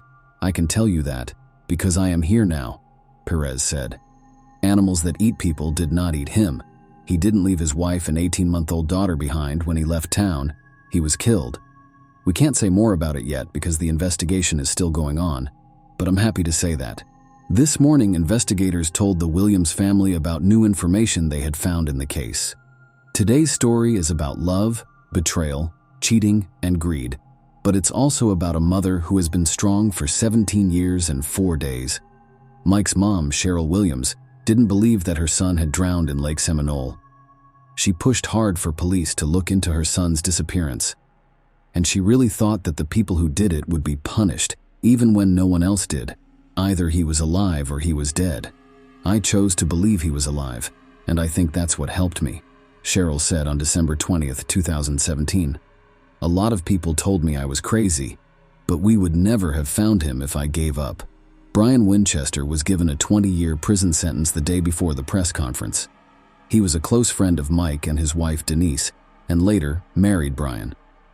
In a strange way, those who did what happened got what they deserved when the truth came out in 2000.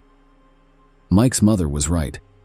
In 1997, Brian and Denise started having an affair, which turned into a murder. After a few years, they went from being lovers to strangers who didn't trust each other. Brian was afraid that Denise would tell the police about what happened to Mike after the divorce, so he beat her up. On the other hand, Denise did everything she could to get him a life sentence. When she asked the jury for the harshest sentence, she was very convincing. Because of this, Brian felt he had nothing to lose, so he made a deal with the prosecutor. In 2017, Brian got 20 years in prison for kidnapping Denise Williams. He avoided getting a life sentence, though. Denise was happy about the win and didn't know that Brian Winchester, 49, actually agreed to plan the murder and a 17-year cover-up of it in exchange for not being charged with any crimes related to his part in the case. In exchange, he showed police where Mike's body was and told them the whole truth. In just a few months, on May 8, 2018, Denise Williams would be caught and charged. Things look a little fuzzy at first glance, don't they? Let's look at this case in more depth.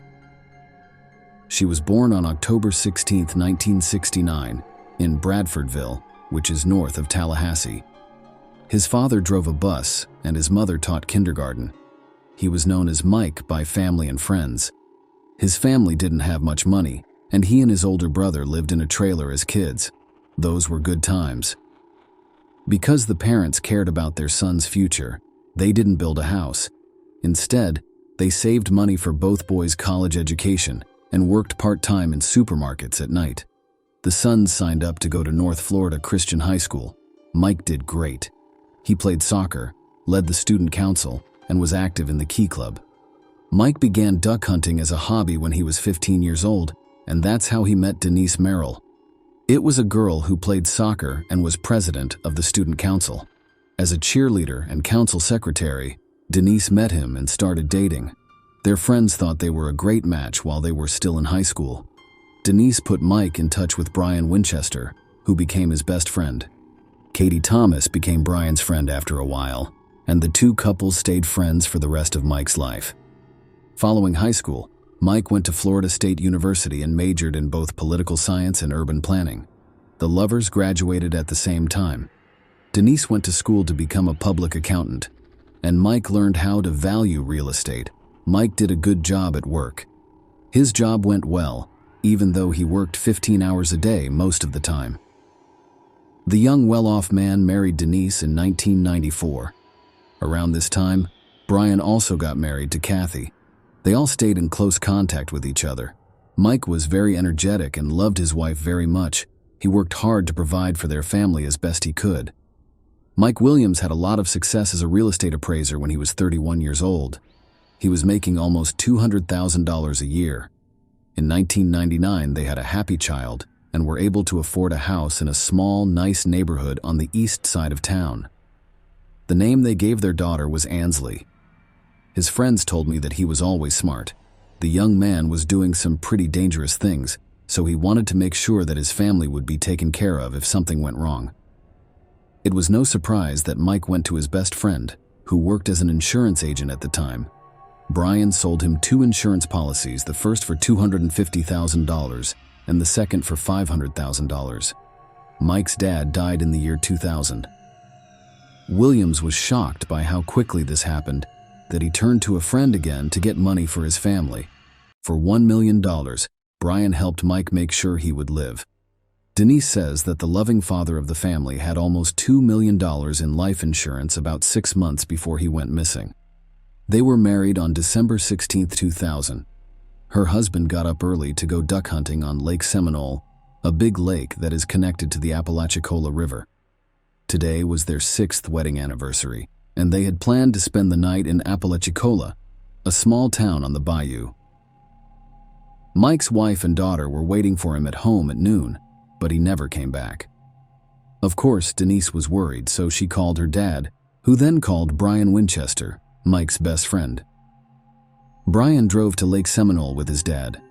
They found Mike's Ford Bronco car near the boat dock, but Mike wasn't there. There was no boat to be found, so the men called the police. They looked in all the places Mike liked to hunt. Police from the Florida Fish and Wildlife Conservation Commission were called to help look for Mike. After a few hours, a helicopter pilot saw the boat drifting away from the boat ramp about 225 feet. The boat was searched, and Mike's shotgun was found still in its case. It looks like he never got to use it. The search turned into a mission to save lives. People in the area thought that the reservoir used to be an orchard before the 3 rivers were dammed up to make the lake. The lake was named Stumpfield because there were so many stumps left. The water level had stumps that stuck out above and below it. Because of this, any motorized boat in the area had to be handled carefully. People looking for Williams thought he hit a stump on his boat, fell out, and went under the water. His wading boots filled with water, and he probably drowned when he couldn't get out. A dive team from Montgomery, Alabama, and the Jackson County Sheriff's Office were among the other groups called in to help, but the thorough search turned up nothing. Mike was never found. After a week, the search for bodies turned into a rescue operation. Dogs were brought to the site, and probe poles were given to the teams to use to look into the lake's bottom. 10 days into the search, people found a hunting hat with a camouflage pattern that could not be linked to Williams. Fish and wildlife conservation officials in Florida thought that Mike's body had been eaten by alligators, which is why it couldn't be found. Most of the alligators that lived in the lake were male. The Florida Department of Law Enforcement agreed with this theory because they didn't see any signs of a violent death. The search was over after 5 weeks. Denise held a memorial service for Mike the day after the search was over. This was less than 2 months after the alleged accident. Everyone thought Denise was okay with losing her husband, but Mike's mom wasn't. In June 2001, 6 months later, an angler found wading boots floating in the lake. Divers searched the area around the lake and found a light hunting jacket and flashlight at the bottom. Williams had signed and written on a hunting license that was in one of the jacket pockets. The find made a lot of people wonder. There were no teeth marks on the hunting jacket or the boots that would have been made by an alligator. The things that were found didn't look like they had been in the water for 6 months. The flashlight still worked, and the boots weren't slimy. But after a week, Denise's lawyer asked the court to declare Mike Williams dead, based on the things that had been found.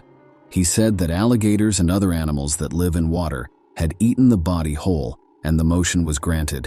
The death certificate said Mike drowned while duck hunting on Lake Seminole on December 16, 2000, which was an accident. The body hasn't been found yet. For Mike Williams, this is how things might have turned out if Cheryl Williams hadn't given up and kept looking for her son. "All I know is that I can't stop looking for him until I find him," she stated. Cheryl's efforts made things very difficult between her and her ex-sister-in-law. Denise told her to stop looking and face the truth. She told them, "I'm sick of reading about Mike's disappearance. I just want to move on with my life. If you keep pushing this investigation, you will never see your granddaughter again." Denise kept her word, and Cheryl couldn't give up on her son.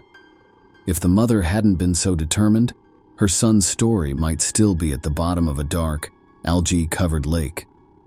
3 years passed before Cheryl Williams could get the police to start looking into what happened to her young son. Cheryl will tell you years later, "I called, put up signs, wrote to the governor of Florida every day, put together my notes into an evidence book, asked people to post on social media, and talked to reporters about my missing son." The mother was so determined that she finally called alligator expert Matthew Oresco.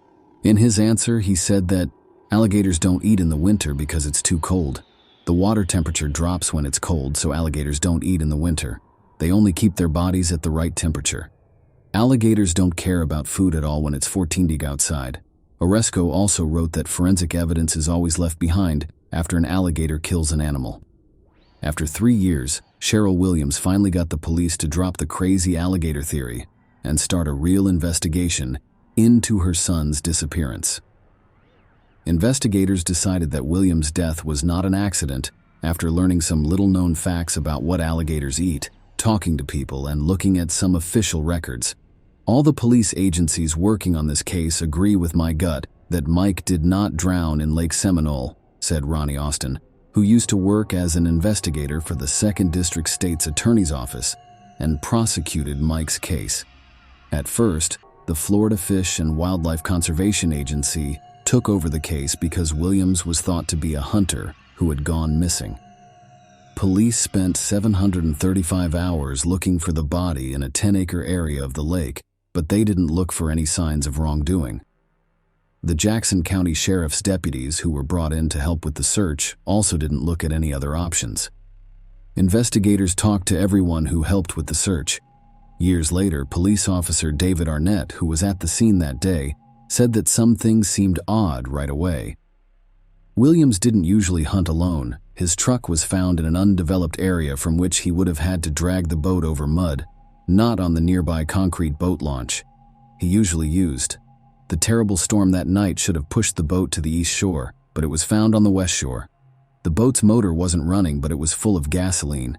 If Mike had been driving the boat and fell out of it, it would have continued to float in circles until it ran out of gas. Sadly, law enforcement started to doubt too late that they were dealing with a straightforward drowning. A lot of volunteers and searchers had already walked all over the crime scene. A car that could have been a clue was taken by the family without any checks being made. Possible witnesses were not found. When police learned that Winchester had divorced his wife Kathy and married Denise, they became suspicious of both Denise Williams and Brian Winchester. They also found out that Denise got an unexpected windfall of almost $2 million from the life insurance policy of her late husband. Investigators found that Winchester was the one who sold Mike the policy. They also thought it was odd that Denise, Mike's wife, didn't want to be involved in the investigation and tried to stop Cheryl from doing anything, even telling the grandmother she couldn't talk to her granddaughter. They were called in for questioning in 2005, but it didn't add anything new to the investigation. Brian made up an excuse for what happened the morning of the disappearance of Mike Williams. Based on what his ex-wife Kathy said, he was 60 miles from the lake and in bed at home. He told her that he had planned to go hunting with his dad in the morning, but had slept in instead. Even questioning Denise didn't turn up any new clues. In 2008, the Florida Department of Law Enforcement said they didn't think Mike's disappearance was an accident and that they thought he had been robbed. Unfortunately, they can't bring charges because there isn't enough evidence. "We have suspicions, but we need proof," Cheryl Williams said after another investigation failed to find out what happened to her son. She did not give up, though. Because of her work, the Discovery Cable Channel did a story on Mike's disappearance and the investigations that followed. By late 2011, Cheryl had lost faith in the Florida Department of Law Enforcement and thought it was either not capable of solving the case or not interested in doing so. Since 2012, Mike's mother has sent Governor Rick Scott about one letter a day, asking him to either give the investigation to another agency or name a special prosecutor to do it. Over the course of 9 years, Cheryl wrote 2,600 letters to the governor. Brain and Denise broke up after Denise caught him cheating on her in 2012. After a few more years, Denise asked for a divorce. An evaluation of the old family home was to happen. After that, not even property issues would hold them back. This event changed the course of Mike's case. Brian and Denise didn't want to get a divorce, but they also didn't want to stay together. They fought all the time, and the Williams investigation made fun of them. Brian called Denise, but she stopped calling him back. He was too stressed to handle it. Denise left her house on August 5, 2016, to drive to work at Florida State University. That day, a real estate appraisal was due because of a court order. She saw someone get into the back seat of her car while she was on the phone with her sister. Winchester was the one it was. Denise was told to keep going straight ahead by Brian, who put a loaded gun to her ribs. He said he had to do it because she wasn't home when he called. Denise tried to make Brian feel better, agreed with everything he said, and said she would give him a chance to save their marriage. Brian thought so. He got out of the car after Denise told him she wouldn't call the police to report what he had done. The brown sheet of plastic, the bleach sprayer, and the tools were with him when he left. As time went on, it became clear that Denise had miraculously lived. Denise called the fire department. Brian was quickly arrested and charged with kidnapping, which in Florida is a first-degree felony with a maximum sentence of life in prison. Besides that, he was charged with assault and armed burglary. The judge decided that Brian should stay in jail without bail. Cheryl Williams said she was hopeful that this new information would help solve the mystery of where her son went. Brian will not leave Denise with all the cash by herself. "I pray that he will tell us what really happened," she told the New York Daily News. Brian did tell, and he was able to get a very good deal from the prosecutor that kept him from getting a life sentence at first. Brian started his story by saying, "I think we were all doing really well, but I wasn't a good husband.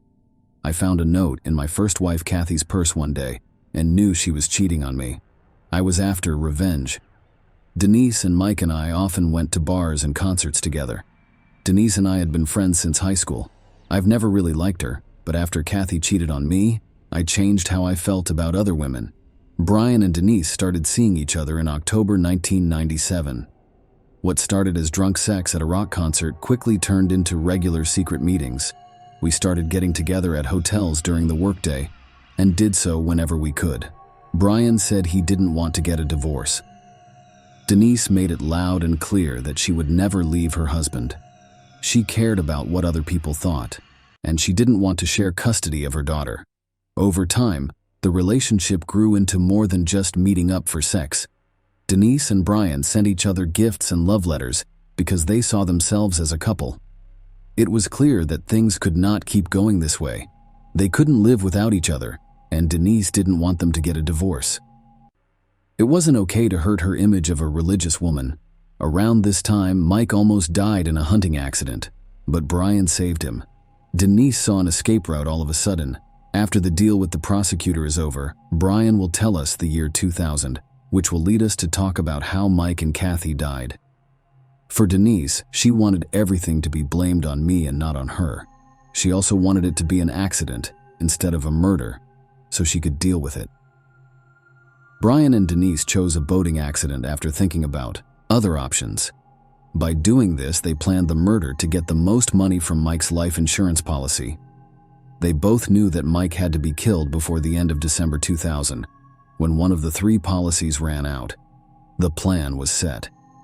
Brian told his friend that he had found a great place to hunt on the shores of Lake Seminole. Mike planned to go with Brian and get back home by noon so he could spend his anniversary with his wife. I told him that we were going to go to a special place and that he absolutely had to bring his wading boots with him.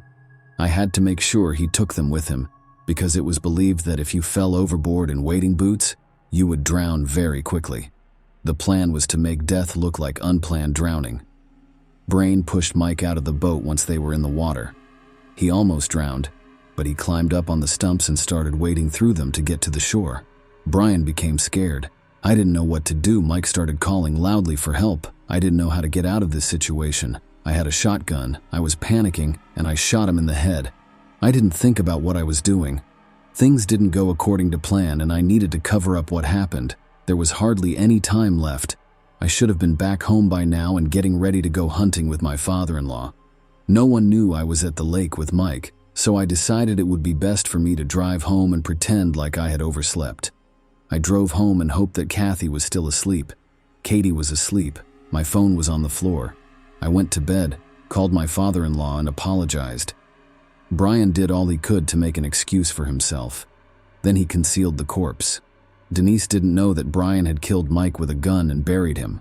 He tried to tell her, but she didn't want to hear him. She was happy that her husband was dead. For as long as Denise lived, she thought that God had kept him from swimming out and let him drown. Brian says that they promised each other that they would never talk to each other again. It was okay for Denise and Brian to do what they did, because they said Mike was killed because they couldn't live together. Brain would say in court, "We said the money was just the cherry on top." It turned out that Brian was the one who put down the hat, boots, flashlight, and license. First, he had to keep the searchers from leaving a lake. Then, he had to find a reason to declare Mike dead so Denise could get insurance. Usually this takes 5 years, but the lovers got it done in 7 months, with Social Security and other benefits added in. Denise got around $2 million. Denise Williams was charged with first-degree murder, conspiracy to commit murder, and accessory to a felony on May 8, 2018. She could get life in prison if found guilty. Denise said she wasn't guilty of all 3 charges. She was given a life sentence in prison in February 2019. 5 months later, Ansley, Mike, and Denise's daughter got all of her late father's property and the insurance money that Denise was owed. Denise Williams appealed her conviction and life sentence in January 2020.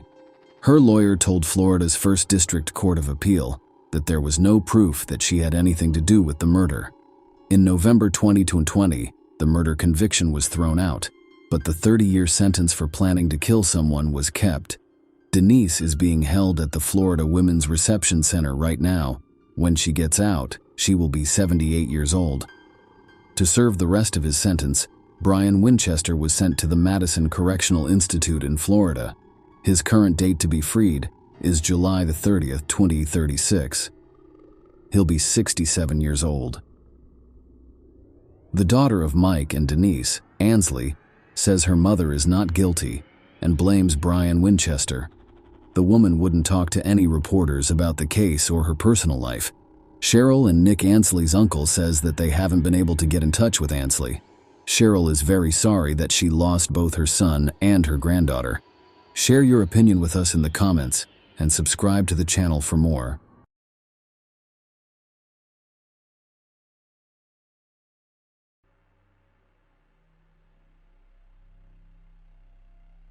An unthinkable event occurred on a summer day in the heart of Borough Park, a close-knit community in Brooklyn, New York, sending shockwaves far beyond its boundaries. It was a day when the rhythms of daily life in this small community were disrupted, leaving its residents to deal with fear, uncertainty, and an overwhelming sense of tragedy. On that hot summer day, July 11, 2011, the sun hung low in the sky over Borough Park in Brooklyn, a neighborhood rich in Hasidic Jewish traditions. It was a typical day, complete with the laughter of children playing in the streets and the soothing hum of a close-knit community going about its business. No one expected this ordinary day to take such a heartbreaking turn. Yehuda Kletsky, also known as Libby, was born on July 29, 2002, to Nachmen and Saint Forster Kletsky. He was the third of 6 children and the only son of a Hasidic boy in our family. Within their close-knit community, family ties were sacred, and the Libby Kletskys were revered as the embodiment of their dreams and traditions. As the school day came to a close, the young leader felt a surge of excitement. He begged his parents for permission to walk home from day camp on his own, a small step towards independence for the 8-year-old. The move was marked by his parents' trust and support, as they had spent the previous day training with him on the route. His mother, Saint, waited at a predetermined location, a few blocks away, at the intersection of 50B Street and 13D Avenue, eagerly anticipating the arrival of her beloved fun. Little did she know that a seemingly insignificant misturn would set off a chain of events that would change their lives forever. Gretzky set off on his solo journey, a backpack slung over his small sleeves and a rush of adrenaline coursing through him. But fate had different plans. Walking down familiar streets, he missed a critical turn that would have taken him safely home. He found himself going in the wrong direction, unintentionally triggering a chain of events that would leave an indelible mark on history. The disappearance of young Libby Kletzky has shocked the Borough Park community in Brooklyn. It was a neighborhood where families knew each other, children played on the same streets as their parents, and everyone trusted one another. When Levy vanished, the collective emptiness was palpable. The community rallied. At precisely 6:14 p.m., a pleading mother called the Brooklyn South Shomrim Volunteer Citizen Patrol on that fateful evening. The urgency in her voice reflected her growing concern that her 8-year-old son was in trouble. Brooklyn and South Summering have previously handled missing child cases, but this time was different. They knew time was their enemy, so they acted without hesitation. Their volunteers searched the homes of friends and relatives for traces of the missing boy. By 8:30 a.m., it quickly became clear that this was not a typical case. The showman made an important decision to contact the New York Police Department. Recognizing the gravity of the situation, the police declared a level 1 search, which involved mobilizing all available resources. Police used canine units to sniff out suspects, mounted officers to navigate busy streets, and helicopters to survey the area from above. However, as night fell, the situation became increasingly dire. It was a race against the clock and anxiety. During this difficult time, the Borough Park community demonstrated its true fortitude. The following Tuesday morning marked a watershed moment in the quest to leave. The police asked for volunteers to assist. The call reverberated throughout synagogues, homes, and community centers. Reaching far beyond Borough Park, 5,000 Orthodox Jewish volunteers responded to the call from both the local community and remote areas of the tri-state region. Their dedication and unwavering commitment to finding young Levi was admirable. They began searching block by block, roaming the streets with unbridled enthusiasm. The outstanding unity demonstrated by the community it crossed cultural boundaries, with Bangladeshis from nearby Kensington joining the search and providing assistance during the crisis. It was a powerful demonstration of the shared humanity that brings people together, regardless of their backgrounds. State Assemblyman Dov Kind played an important role in the search.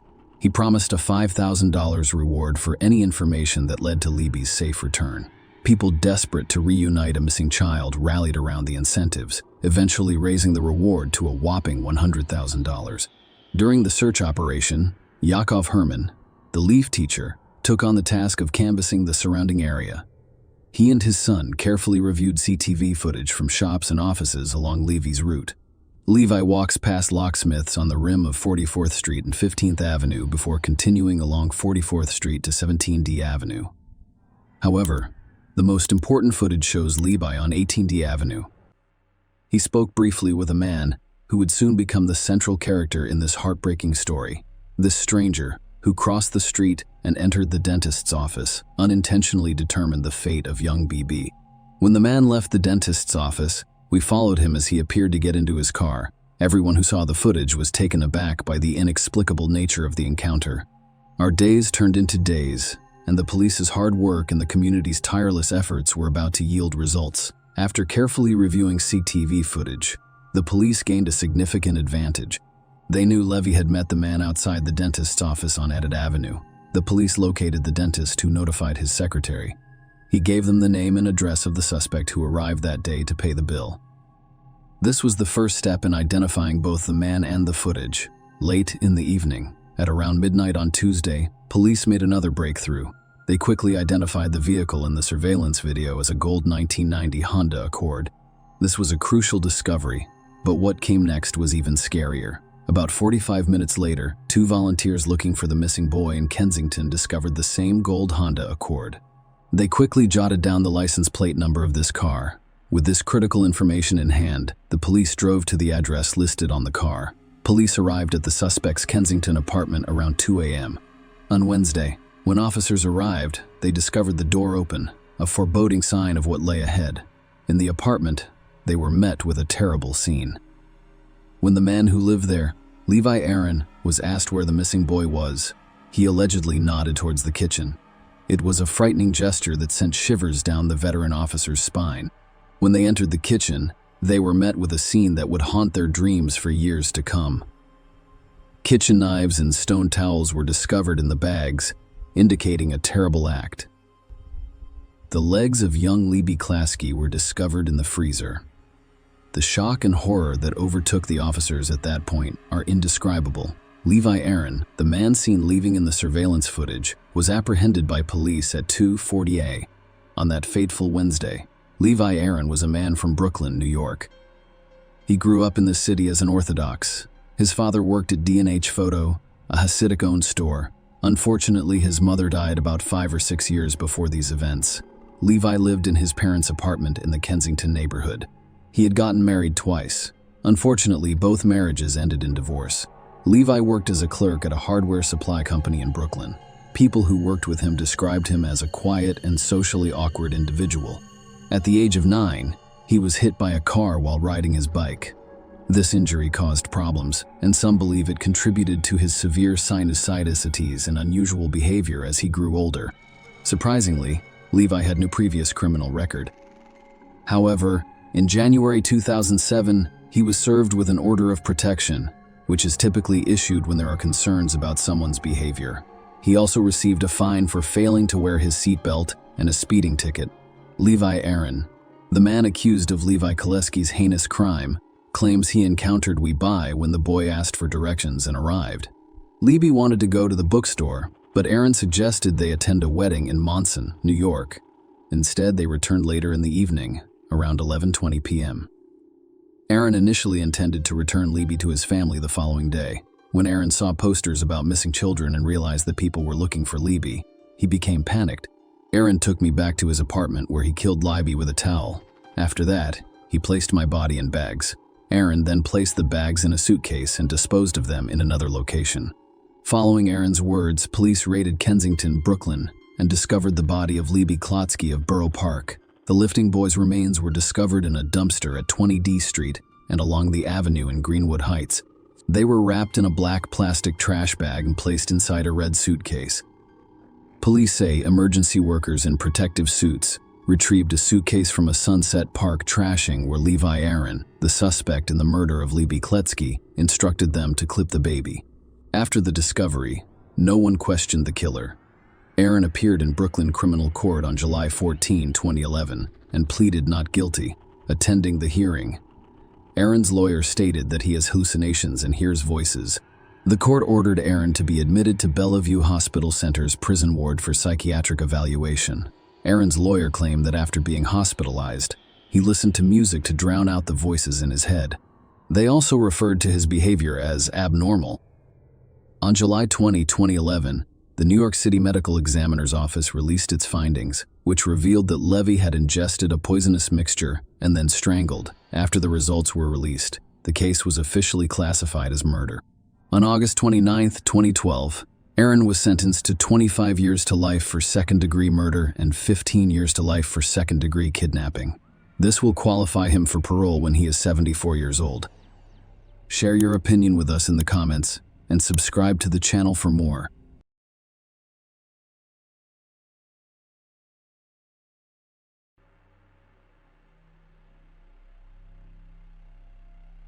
Hey guys, welcome to my channel, and today we're going to take a look at another horrible case with you. In this video, we'll talk about a story that happened in England. On Sunday, November 14, 2020, one surveillance cameras caught 34-year-old Alexandra Morgan at a gas station near Cranbrook, Kent. Nobody has seen her since. 4 days later, her parents reported her missing to the police. The investigation revealed many secrets that were hoped to remain hidden. The truth turned out to be far more terrifying than anyone could have anticipated. Alexandra Morgan, as she was known to her friends and family, was a single mother with 2 children ages 4 and 11. They lived in Wellesley, Cranbrook in Kent. She did not maintain relationships with her children's fathers. It wasn't easy for her to raise them alone. According to some sources, Alexandra was a dog groomer. People described her as a dynamic and ambitious woman who wanted her children to have everything they required. She wanted a better life for them and took several steps to make it happen. Alexandra arranged a meeting with her parents on November 13, 2021. She left her 2 children with them, claiming she was going on a spa vacation with friends. She said she'd be back in 3 days. Alexandra's parents became concerned on November 17 when she failed to pick up her children. She did not respond to any calls or texts. It was not like her. After several unsuccessful attempts to locate their missing daughter, the parents were forced to contact the police. Kent police said Alexandra Morgan's disappearance was suspicious, so they investigated it as a possible crime. At the start of the investigation, the police attempted to determine which spa Alexandria planned to visit. She told her parents she was going with friends, and the police wanted to know who they were. At the time, the investigators had no idea what they would face while searching for Alexandria. While searching for the woman, police obtained video footage from a gas station in Cranbrook. That was the last place anyone saw her. Her white Mini Cooper was the key to determining her location. On November 14, she refueled her car, purchased some items, and left.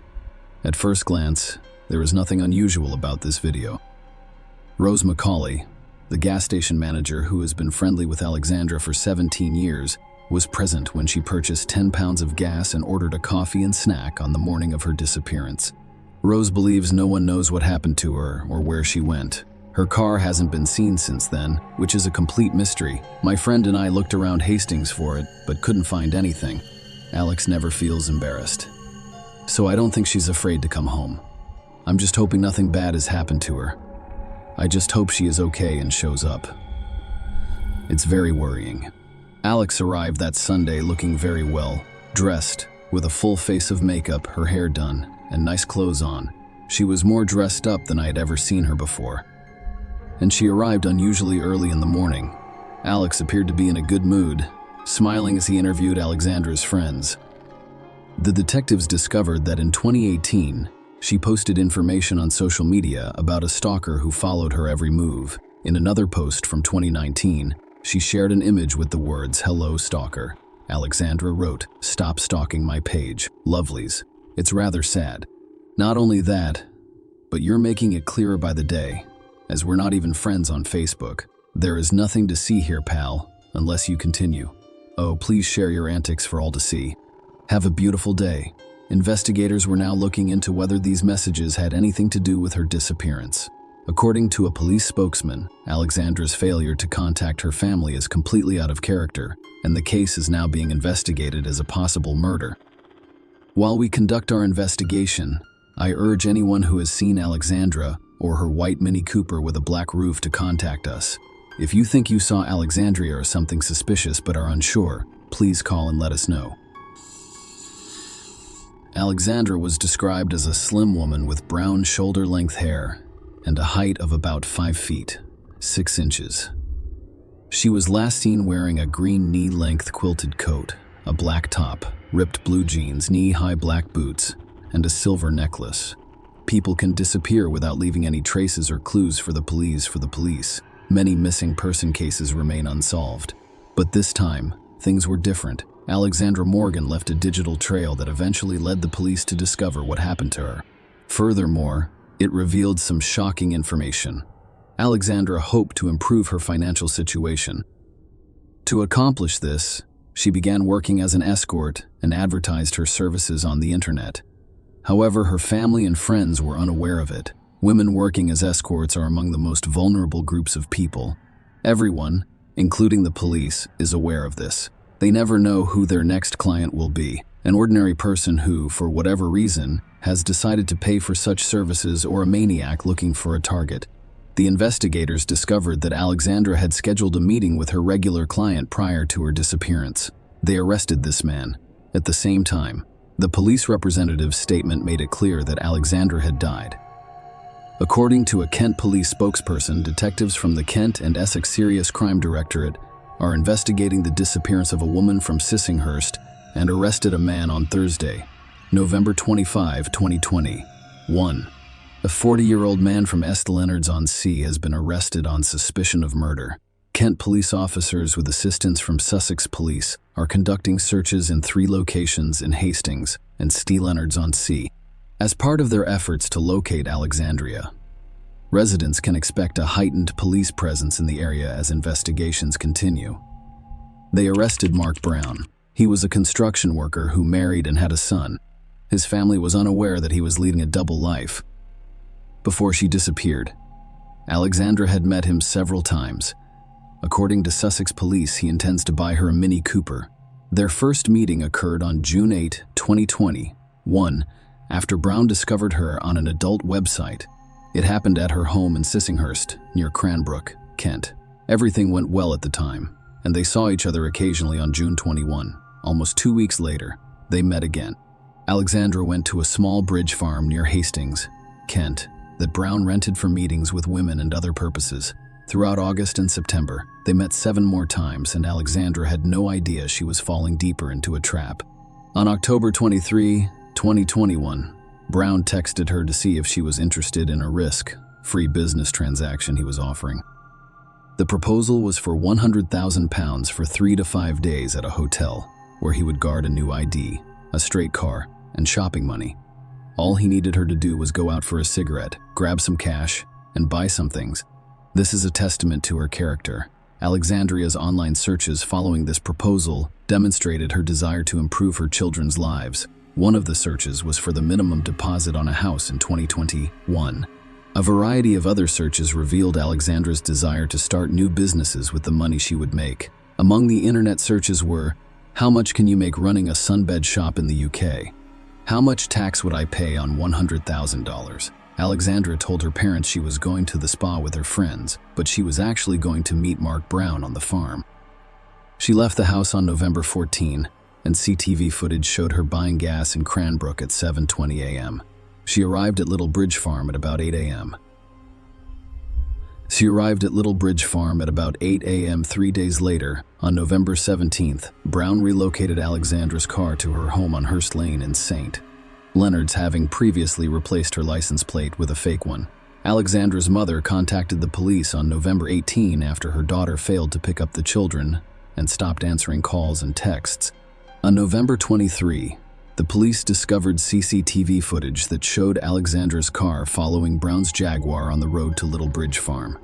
Kent police blocked access to the farm and began questioning Brown. He admitted he had met with Alexandra. However, he stated that she left after 45 minutes. He stated that the police could take his fingerprints in a DNA sample 2 days later, on November 25. They arrested Brown, the primary suspect in the Alexandra Morgan case. But before we go any further, and before I tell you what happened to her, let us go back to when Alexandra had no idea Mark Brown existed. Lee was 33 years old and a mother of 3, but she didn't have custody of her children. Leah was an animal lover who cared for a horse, 3 goats, 2 dogs, a mastiff named Duke, and a Pomeranian named Lady. On March 25, 2018, Mark Brown contacted Leah through an escort website where she advertised her services. Brown and Alexandra Morgan met on the same website. A few years later, at the end of 2018, Brown and Ware had begun dating and renting an apartment together. When her lease expired 6 months later, she moved into Brown's yard at Little Bridge Farm and lived in a shipping container. Brown compared their relationship to a roller coaster. As it turned out, Leah led a chaotic lifestyle. She was a benefit claimant who received weekly payments into her account, which Brown frequently withdrew for her. She had a history of illegal drug use and mental health issues. However, many people claimed she was working hard to obtain custody of her children. While describing her daughter, Leah's mother claimed she was an angel. She added that, while Leah had never enjoyed school, she had always preferred her animals. Brown and Ware had a 3-year relationship before she vanished without a trace in May 2020. 1. Leah spent the evening of May 5th. In the early hours of May 6, I was with a friend and convicted drug dealer Jack Tyler. They took the substances together. That evening, They had an intimate relationship. This was the last time anyone saw Leah. Her last outgoing call was on May 7 at 8:55 a.m. The police believed she died that day. 2 weeks later, Mark Brown returned to the website and met Leah on June 8, 2021. A month later, she vanished without trace. Alexandria met Brown for the first time in her home. The meeting went well. She regarded Brown as a reasonable and generous man, but Alexandria had no idea that just a month before, another woman in a relationship with Brown vanished without a trace. During the investigation, detectives discovered extremely revealing messages sent by Brown. He sent them to his high school girlfriend 5 days after meeting Alexandra Morgan. However, the messages were not about Alexandria. They were discussing Lee. This is what they said. "I'll be very careful how I word this. It happened again not long ago, while disposing of something. It's an extremely unpleasant task. An old oil drum, 5 liters of diesel, and there's not much left. It gets extremely hot and glows almost white. My heart, mind, and soul are heavy with the consequences of my actions. I'm a psychopath with a conscience." It's a joke, actually. Thus, investigators began to suspect Alexandra Morgan's death, and more frighteningly, that she was not Mark Brown's only victim. A spokesperson for the Sussex Police Major Crime Team stated that despite extensive investigations, "We have not found Leah or her body and are asking for the public's assistance in locating her or anything related to her disappearance." After Brown was arrested on November 25, 2021, police searched his farm. They discovered a barrel inside which someone had recently burned something. Experts examined its contents and discovered bone and tooth remains. The laboratory examination confirmed that these were Alexandra Morgan's remains. In a joint statement, Neil Kimber of Kent Police and Andy Wolstenholme of Sussex Police said, "Our thoughts are with the families of Alexandra and Leah during this difficult time. While we have located Alexandra's remains, we have yet to find Leah, and our investigations are ongoing. We urge anyone with information about Leah or Alexandra to contact us immediately." Leah is described by police as a slim white female standing 5 feet 6 inches tall with very long black hair and blue eyes. They suspected she had tattoos of a dragon on her right leg, Chinese writing on her right leg, Chinese writing on her right hip, and a fairy sitting on a flower above the name Ryan on her right leg. The search at Brown's farm lasted approximately a month, concluding on January 7, 2022. The police discovered the bones of a Pomeranian in the pond, along with a weight tied to its collar. Investigators believed it was Leah's dog, which Brown cruelly abandoned following Leah's death. Although police were unable to locate Leah Ware's remains, Brown was charged with her death on February 1, 2022. They had previously charged him with the murder of Alexandra Morgan. Throughout the interrogation, Brown denied the charges against him. However, when they informed him of the evidence that showed he had burned Alexandra Morgan's body, he admitted her death. Yet, Brown insisted that Alexandria had died as a result of an accident. The trial of Mark Brown started on October 17, 2022. During the court proceedings, new details about these 2 cases emerged. The jury discovered that Brown withdrew money from Leah Ware's bank account on a regular basis following her disappearance. Following Leah's disappearance on May 7, 2021, Brown collected her prescription medication and withdrew money from a cash machine every week using her new bank card. They delivered the card to his sister Cheryl's address. He would then place the cachet and medication in a horse box belonging to their pet.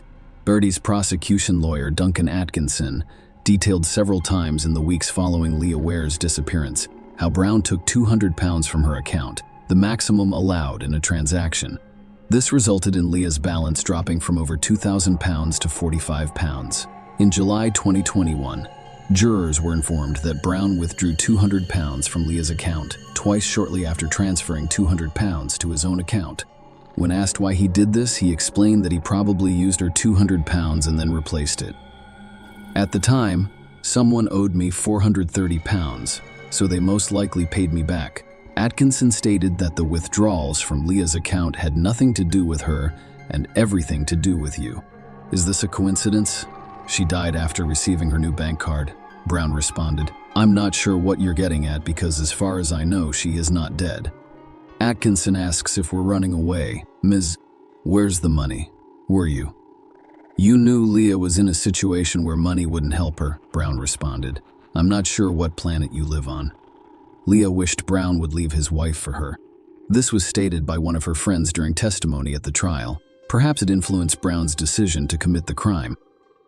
During the trial for Alexandra Morgan's death, Brown stated that her death was accidental. He claimed Alexandra slipped and fell on a tool, injuring her head in the workshop he rented at Little Bridge Farm. He claimed he ran over to her and discovered there was a lot of blood. As a result, he grabbed a towel and attempted to stop the bleeding from her head. When he moved her head to place the towel underneath, there was more blood.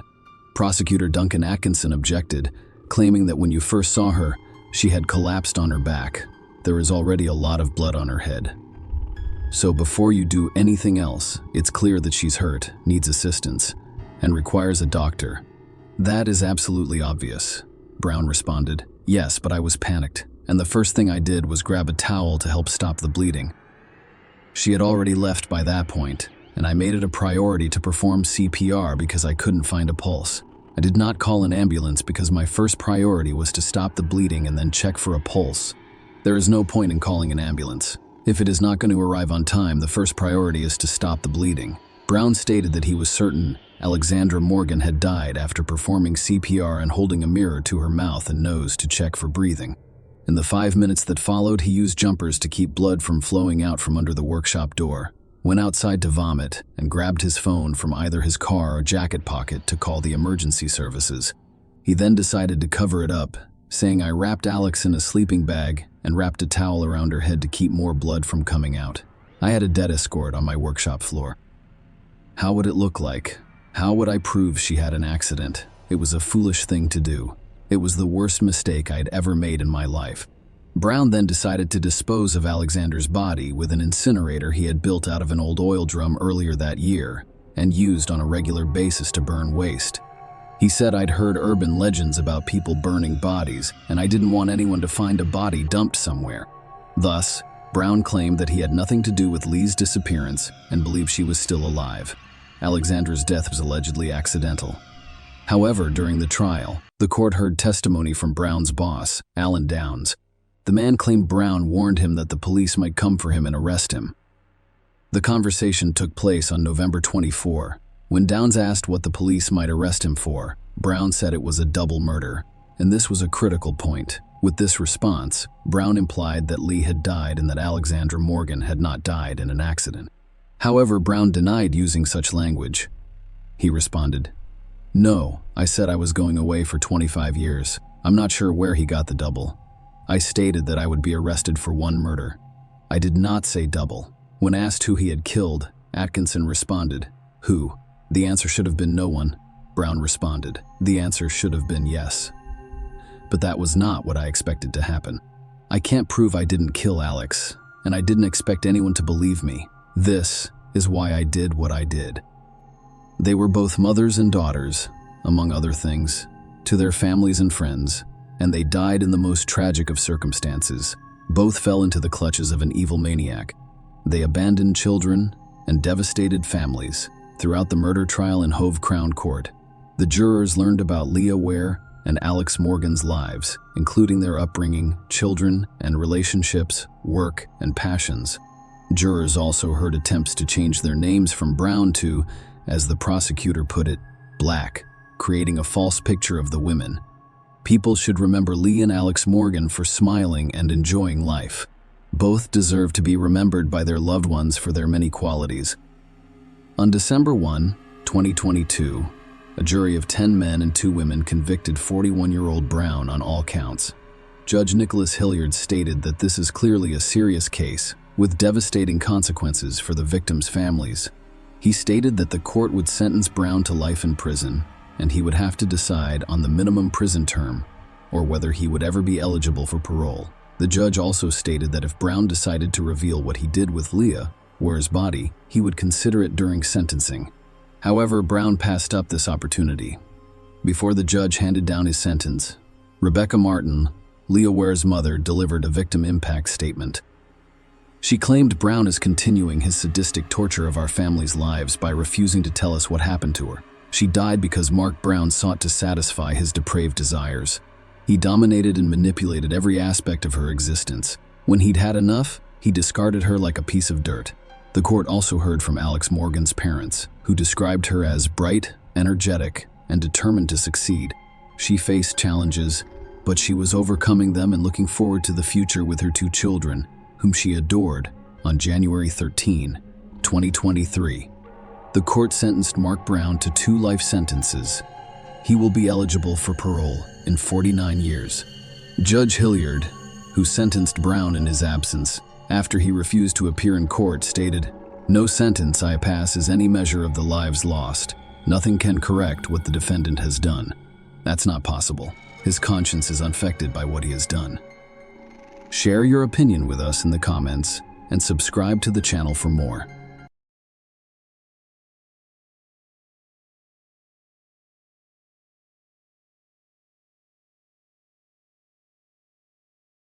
Sierra's case. She died after crossing the ocean. 10 years ago, the high-profile case of Sarai Sierra, an American girl photographer, shook the world and brought the intelligence services of 2 countries on different continents to their feet. The U.S. citizen vanished without a trace during her photo tour in Istanbul, as if out of thin air. This story received extensive media coverage, and the situation and circumstances were so unusual that it sparked numerous rumors and conspiracy theories. Despite active, large-scale, and timely searches, the girl could not be found alive. Her body was discovered in the city's historic center, near Sarıburnu's walls.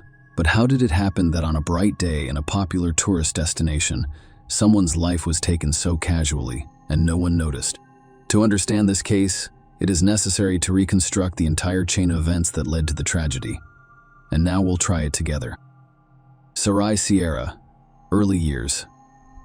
Sarai Sierra was born in New York on November 9, 1979, and is the 2nd child in a large family. She grew up alongside her older brother, David, and younger sister, Christina. Their parents, Dennis and Bethany Jimenez, were of Puerto Rican descent, but moved to the United States in 1973, settling in Manhattan, where their children were born. Shortly after moving, the couple joined the local Protestant community and converted to evangelical Christianity. They raised their children strictly according to the religious canons of their adopted faith. The family attended church on a regular basis, socialized with other members of the community, and sent their children to Sunday school. Sarai grew up to be an active, creative individual who stood out for her strong-willed but complex personality. Sarai was regarded as a rebel and a hooligan, in contrast to her younger sister Christina, who was quiet, obedient, and very modest. At the same time, she respected her parents and acknowledged their undisputed authority in the Jimenez home. There were strict rules that all members of the family followed. This applied to its inhabitants' daily routines, many everyday moments, and behavioral norms.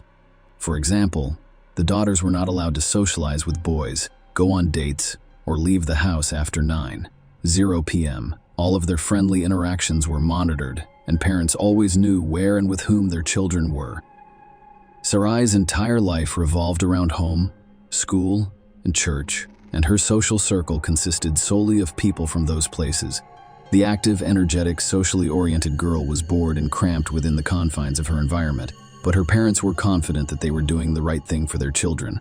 Sarai intended to attend a pedagogical university and work as a teacher in the arts or culture during her school years. However, as she neared the end of her studies, she became interested in psychology and began to consider how her future profession could be related to this field. During one of the religious community's meetings, a slender, dark-haired beauty caught the eye of a young man named Steven Sierra. He was the first to approach her and made an excuse to speak with her. Sarai was only 18 at the time, and her new acquaintance was 7 years older than her. Despite their age differences, the young people began dating with their parents' approval.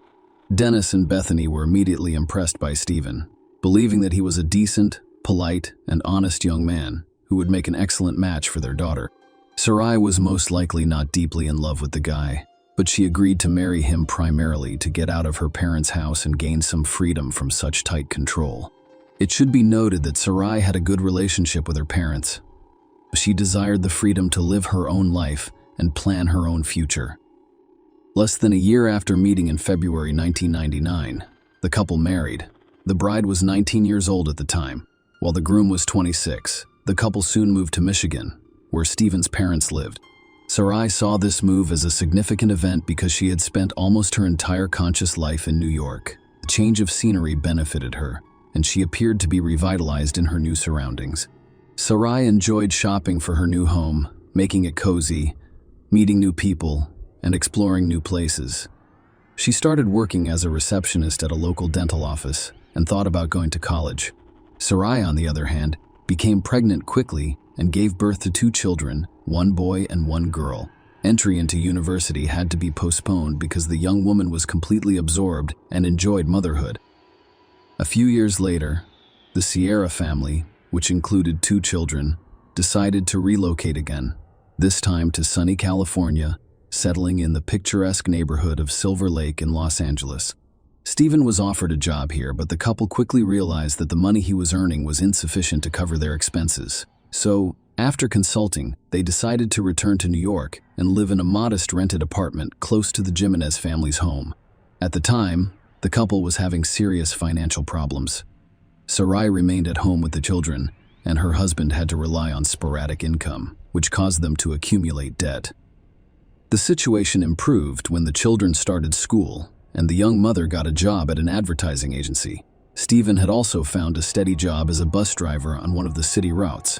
Sarai reconsidered her long-held plans to pursue higher education around the age of 30.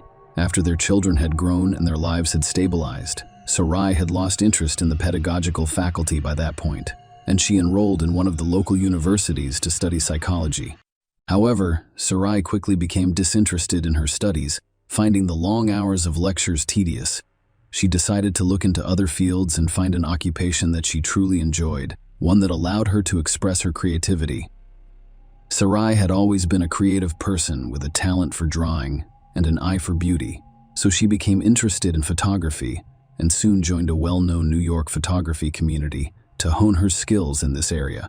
She was recognized for her talent, demonstrating the ability to capture the right angles and create harmonious compositions, resulting in breathtakingly beautiful photographs. Even professionals lauded her work for its originality and vision. Sarai created a profile on one of the popular social networks in early 2012, as advised by her colleagues, and began sharing her work. Success quickly followed, with thousands of other users subscribing to her profile and enthusiastically commenting on each of her works. She quickly rose to prominence, and her subscriber base grew at an exponential rate. Her newfound fame overwhelmed her. Sarai believed she could achieve more and wanted to continue growing and improving in this field. So she proposed organizing a group photo tour to explore beautiful and unusual locations around the world.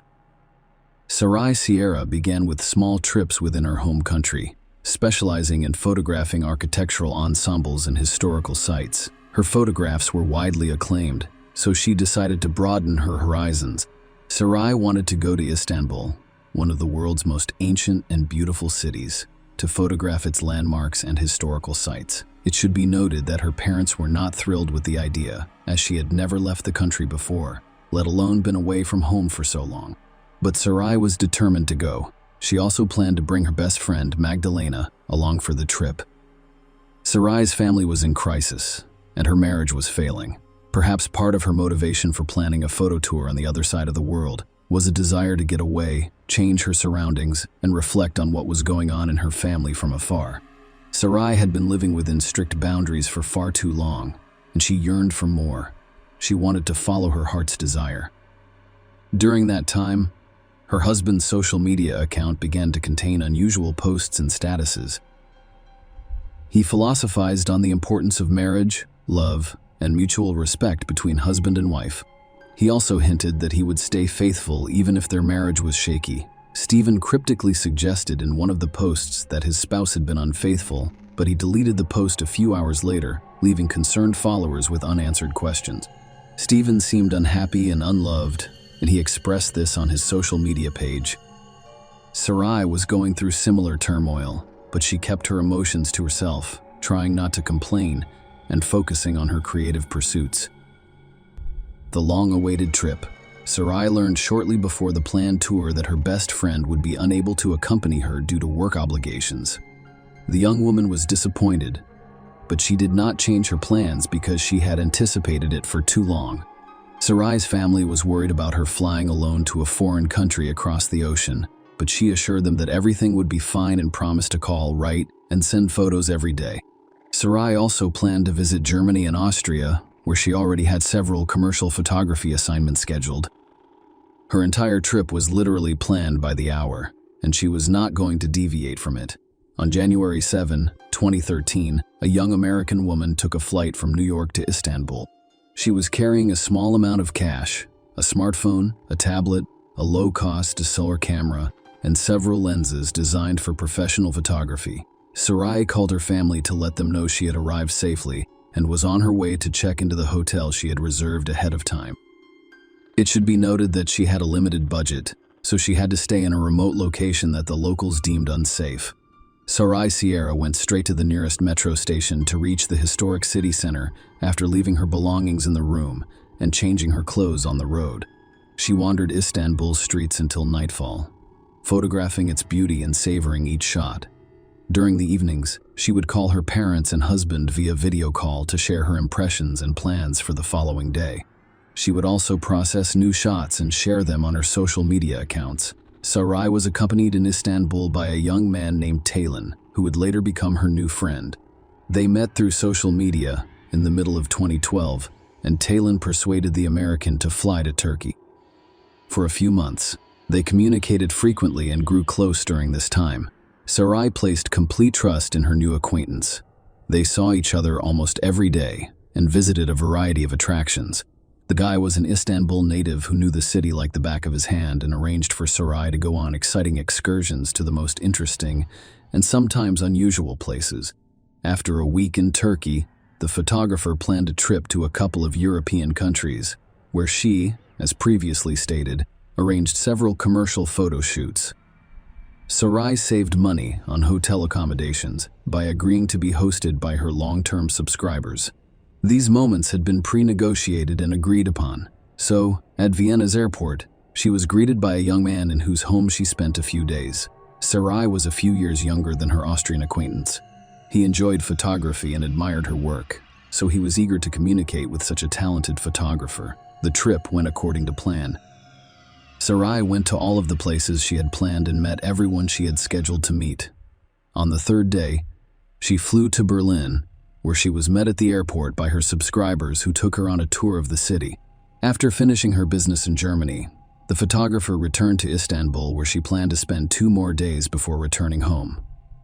Taylan greeted her upon arrival, and they spent the day driving around the city before heading to a popular local bar together. After midnight, the Turk escorted Sarai to her hotel, where they said their goodbyes. A strange disappearance in a foreign country. Sarai called her parents and husband on the last day of her photo tour, January 21, 2013, to inform them of the time and flight she would be taking to New York. She had never been away from home for so long, so everyone was relieved when her trip came to an end.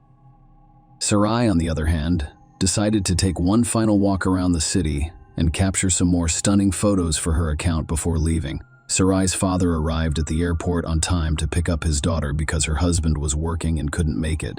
He arrived early to avoid getting stuck in traffic and being late. They announced the arrival of the plane. All of the passengers disembarked except Sarai. Her phone was also unavailable, and all attempts to contact her were unsuccessful. Dennis waited a little longer before approaching airline representatives, concerned about his daughter's absence. However, Dennis was shocked to learn that a passenger with such a name had not boarded the aircraft. Dennis immediately called Stephen and informed him of what had occurred, emphasizing the importance of organizing a search right away. Sarai's husband first contacted the hotel where his wife was staying in Istanbul, but was told that her belongings were still in the room and that she had not checked out, despite the fact that she should have done so yesterday, and did not return to the hotel for the second day. This information caused a real panic among the family members because they didn't know where Sarai was or how to proceed. Stephen, who had access to his wife's accounts, decided to check them for any clues. He discovered his wife's correspondence with Taylan, which seemed very suspicious to him. Nonetheless, he decided to contact the Turk directly to find out what he knew, but Taylan claimed to have seen the missing woman the day before the planned departure and flight. She did not call him, despite her promise. Saray's family immediately reported the incident to the American embassy in Turkey, and a day later, a large-scale search operation was organized on the spot, with a special unit even established. Saray's husband and parents flew to Istanbul almost immediately, deciding that they needed to be personally involved in the search. After all, it hadn't been long since her disappearance, and there was a good chance she'd still be alive. Investigating police officers. The first step was to determine the American social circle and speak with those who saw her shortly before she disappeared to testify, which included employees of the hotel where she stayed and her friend Talon. The hotel manager stated that he last saw Miss Saray the night before her departure. She was leaving with a small bag and a camera in her hand.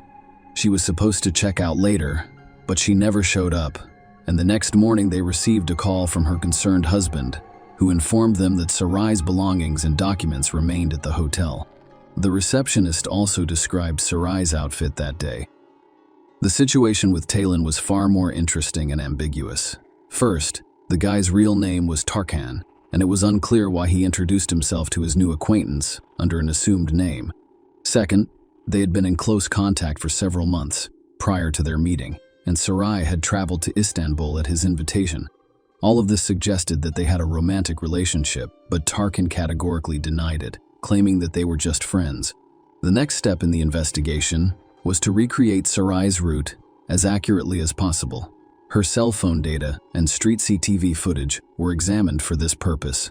It was discovered that the young woman took the subway to the Sultanahmet district, visited the promontory between the Bosphorus Strait and the Golden Horn Bay, and visited Eminönü Market, but became lost in a large crowd of tourists. The trail was then retraced to the subway, where she was about to descend to the Sarıburnu walls, but she quickly vanished from the camera's view. A frightening discovery. The searchers decided to go to the Sarıburnu wall ruins to comb the area and conduct interviews. Perhaps someone remembered seeing a lone woman holding a camera. After several hours, the search was deemed successful, if you can call it that. A young woman's lifeless body was discovered near the ruins of the ancient Constantinople walls. It was covered with an old dirty blanket, making it less noticeable. Investigators assumed Sierra had been brought here in this blanket. Forensics believed the body had been there for 10 to 12 days before it was discovered. There were no clothes on the lower half of the body, which immediately prompted a version of violence that was later confirmed by specialists. Sierra died as a result of a blow to the head with a blunt, heavy object, but she also had several hematomas and a couple of broken ribs, according to the autopsy. Pathologists discovered particles of epithelium and blood under Saray's fingernails, indicating that she defended herself and scratched the perpetrator. The crime appeared strange and even ridiculous because the victim's bag, smartphone, and camera were stolen. However, she was wearing gold earrings, a wedding ring, and an expensive watch, which immediately caught my attention. On camera footage from the area, all that could be seen was a young woman who appeared to be Saray filming something on her phone, followed by a man who approached her and either hit or pushed her, before they both vanished from view. The attacker was not immediately identified. Versions and conspiracy theories. Almost immediately, the information was leaked to the media, nearly causing an international scandal. The main point is that people have been asked to help in the search for the missing American woman and to report any information they may have. However, the investigation remained silent, and when the body was discovered, the situation became even more complicated. Many people wondered why a young married woman flew across the ocean alone. What was she doing in Istanbul in Europe? And how did she pay for her trip? It all looked suspicious. Investigators initially believed Saray had gone to see her lover, Talon, aka Tarkan, and then flew to another man in Austria.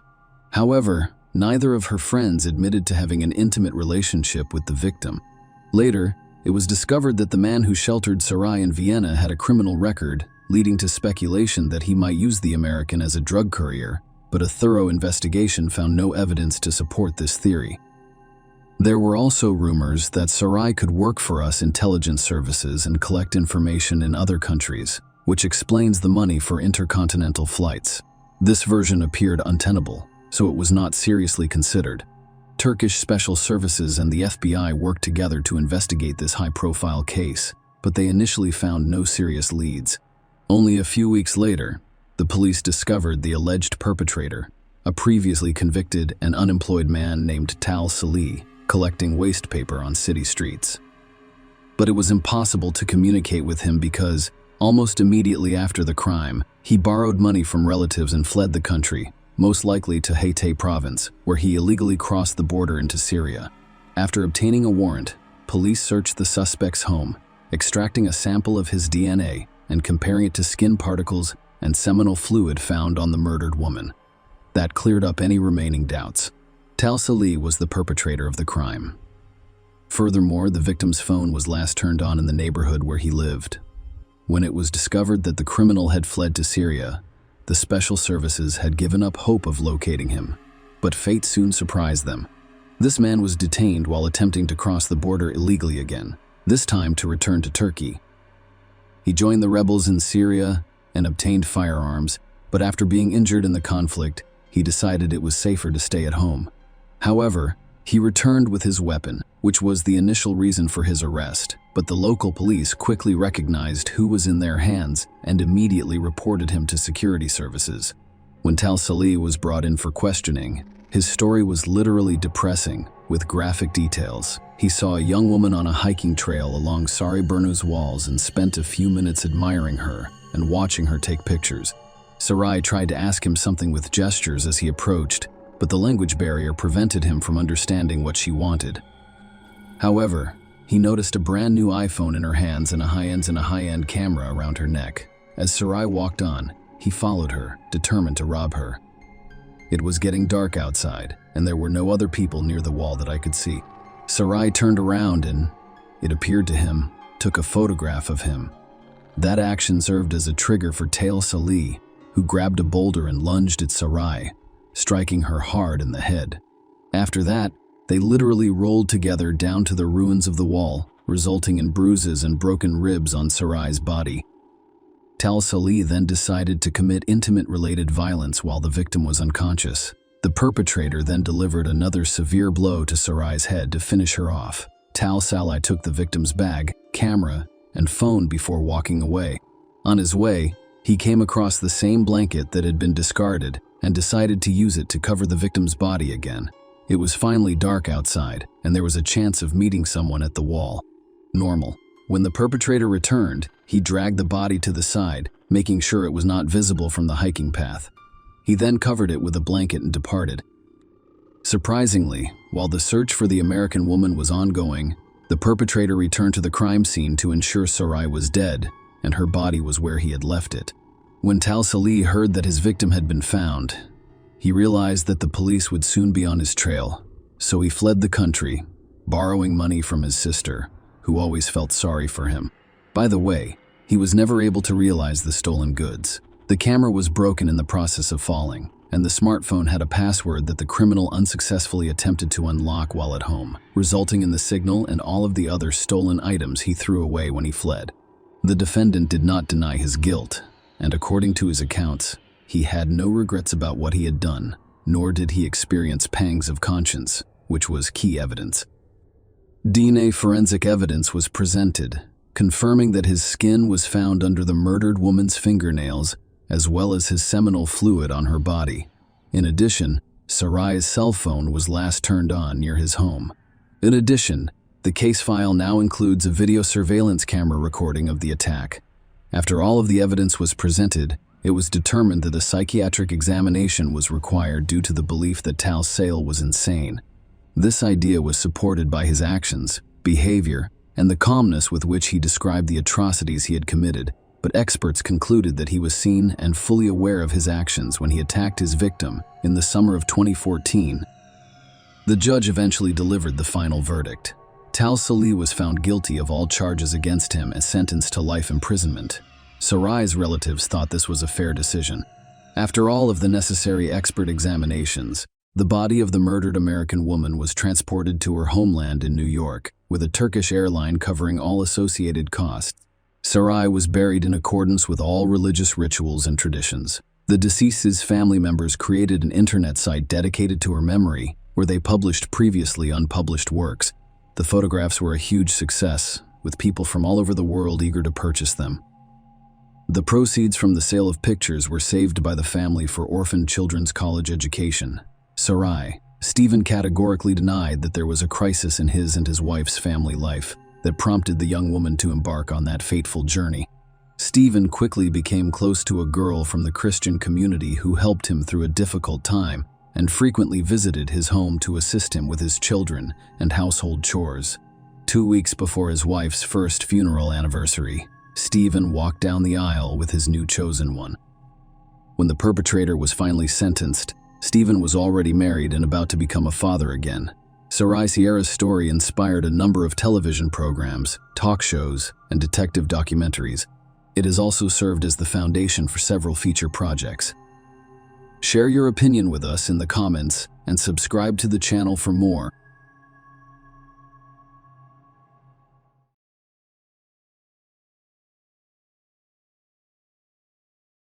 When we think about what makes a place great to live, we often think about how safe it is, how nice the neighborhood is, and how friendly the people who live there are. One country meets all of the requirements.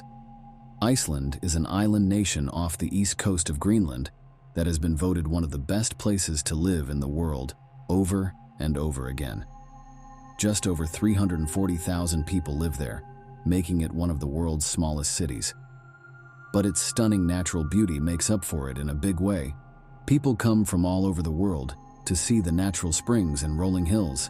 People from all over the world come to this small country to see its many attractions, such as its beautiful architecture and the aurora borealis. Because Iceland has harsh winters, there isn't always a lot of sunlight, but that just adds to the mystery of the place, which is so different from what most of us know and understand. One of the most appealing things about Iceland is the friendliness, openness, and kindness of its people. Due to the tough terrain and harsh winters, people rely on each other, value community, and take care of their neighbors. There are strong social attitudes against crime. They have no army, and their police officers do not carry guns. People often leave their doors unlocked and get lifts with strangers. The peace and quiet of Iceland would be broken one Friday night in 2017 by a brutal murder that seemed to have no reason. The country would be left in shock. We are going to talk about Birna Briansdottir. Birna Briansdottir lived in the southeast of Reykjavik. While her parents were no longer together, they remained on friendly terms, and she was the center of their world. She was bright and spirited, with her fiery personality reflected in her striking auburn hair. She was incredibly witty with a sharp sense of humor, which made her popular among her friends. She was carefree and whimsical, but always responsible, with this maturity reflected in her relationship with her family and her mature attitude toward work. Music was a big passion, and Birna wasn't picky. She would listen to anything from rap to pop and from rock to folk. It was this openness and free spirit that made so many people love her. Birna had a close group of friends and liked going out at night in Reykjavik. She worked in the fashion section of a busy department store. To relax, she would get drinks at the local bar after work and then go out to really let her hair down. For sure, this is what Birna did that night, January 13th, 2017. After closing the shop, she got drinks, played a few rounds of cards, and then went to the center of the capital to laugh, drink, and dance all night. They went to Horror, a place where new bands would play, and Birna was soon dancing on the stage. While her friends were ready to leave by 2 a.m., Birna wasn't. She wanted to keep having fun. She left the club just before 5 a.m. and walked out into the 9-degree weather. She then went to get falafel and then walked back to her house.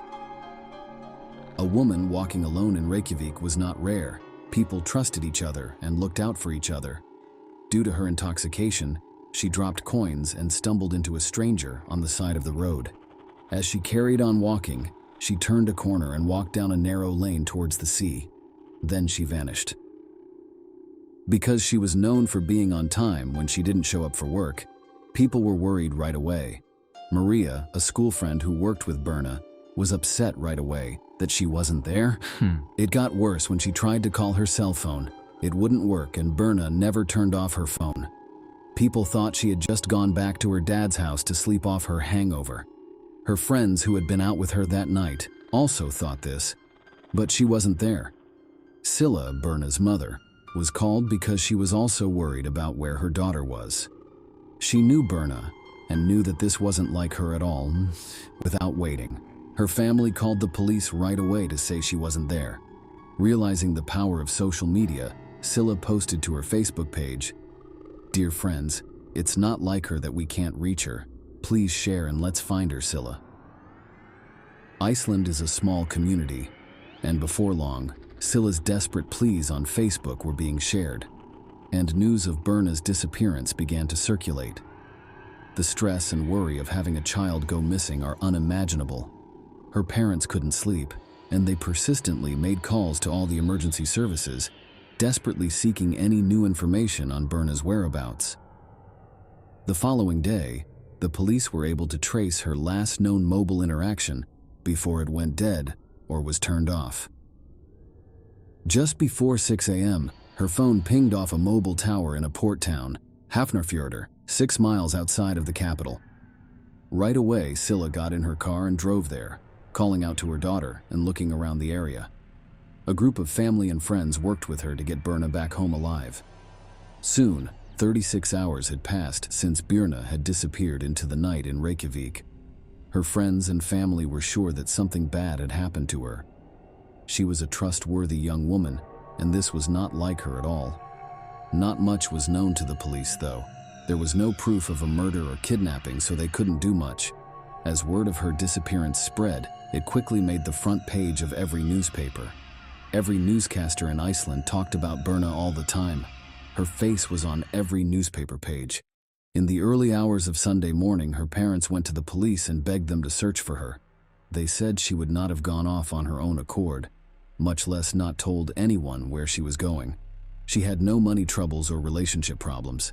Everyone who knew Berna adored her. A case as baffling and unusual as this required Iceland's best detectives, one of which was Grim Or Grimson. He had 30 years of investigative experience.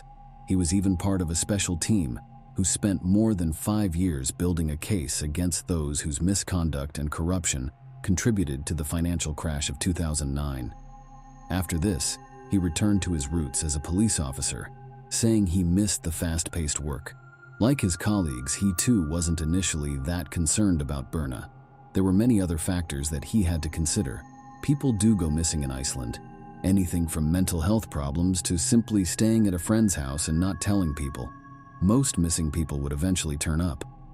A lot of CCTV is set up in capital cities around the world, but Reykjavik isn't like most of them. The people of Iceland don't like being watched, and since crime isn't common, the people tend to police themselves. They watch out for each other and strangers, but someone saw her the night she went missing. CCTV showed her leaving the club with her coins in the ground and walking into a stranger. When Grimson checked the next camera less than a block away, she was gone. There were two options. Either she had gone down the side road off the corner or got into a car. Grimson paid close attention to the little things, and he was sure that the broken CCTV footage held a clue that would lead them to Berna.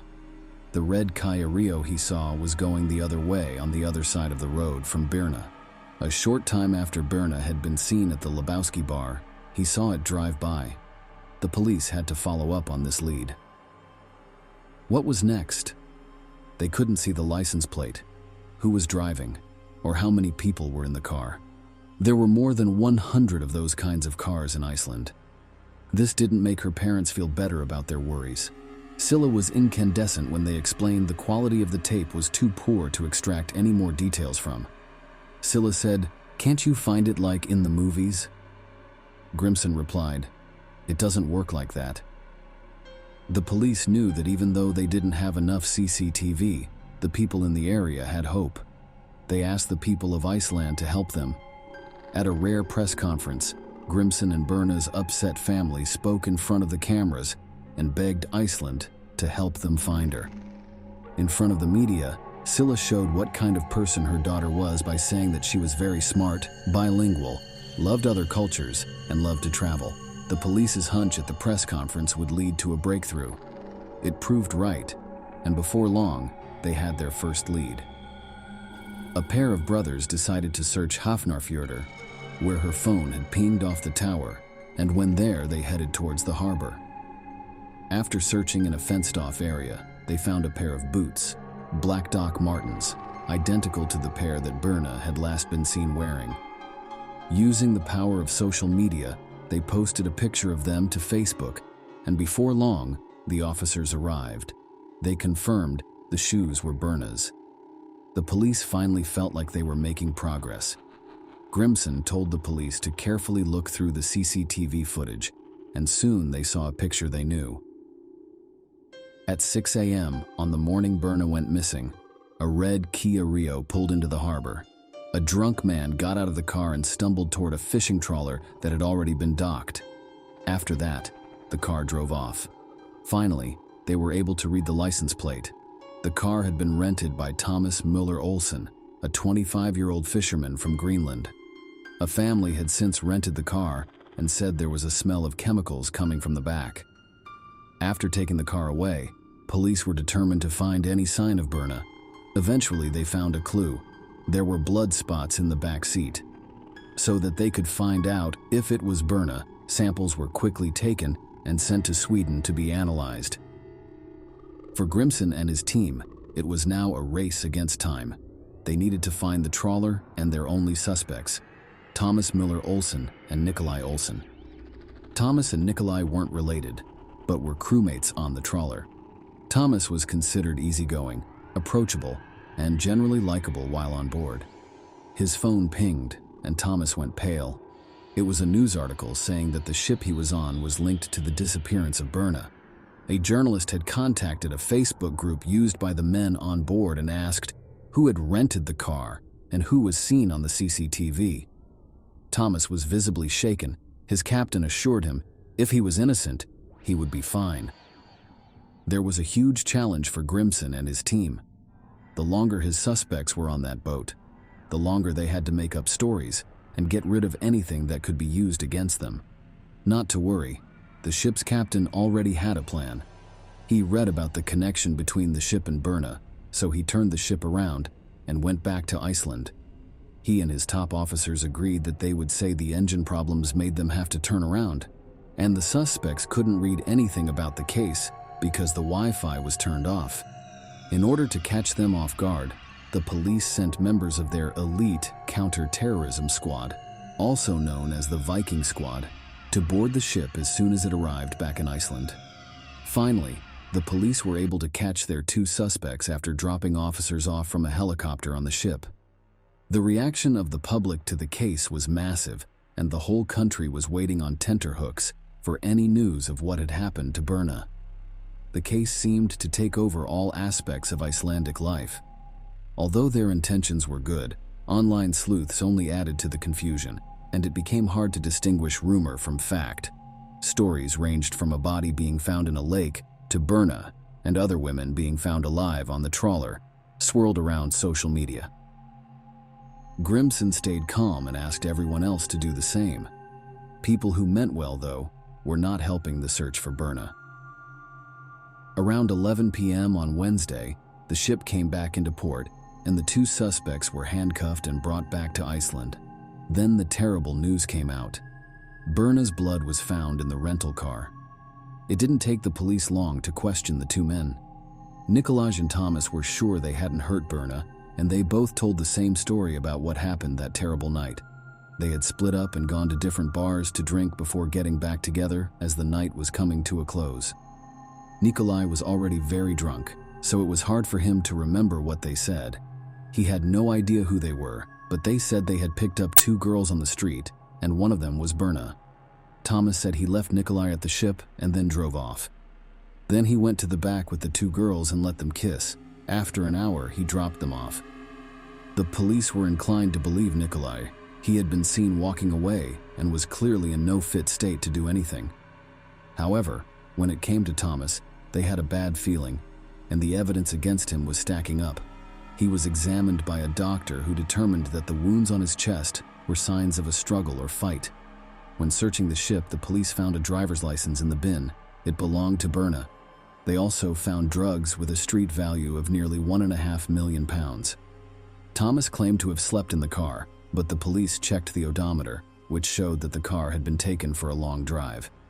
They also had CCTV on his person because he was seen buying plastic bags and cleaning fluid before cleaning the inside of the car. The police didn't believe his story that he was sick and just trying to clean the car because they knew the blood spots were Berna's. The back of the car lit up when they used luminol to bring out any blood that couldn't be seen with the naked eye. This showed that it was completely covered in blood. 4 days after she vanished, Iceland launched the biggest search in its history.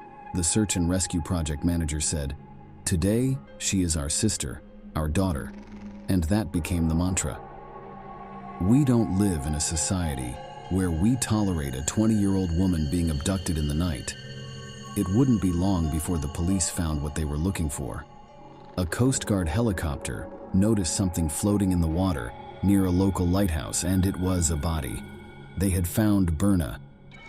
When this news came out, Iceland went into mourning, and people were shocked and couldn't believe what they were hearing.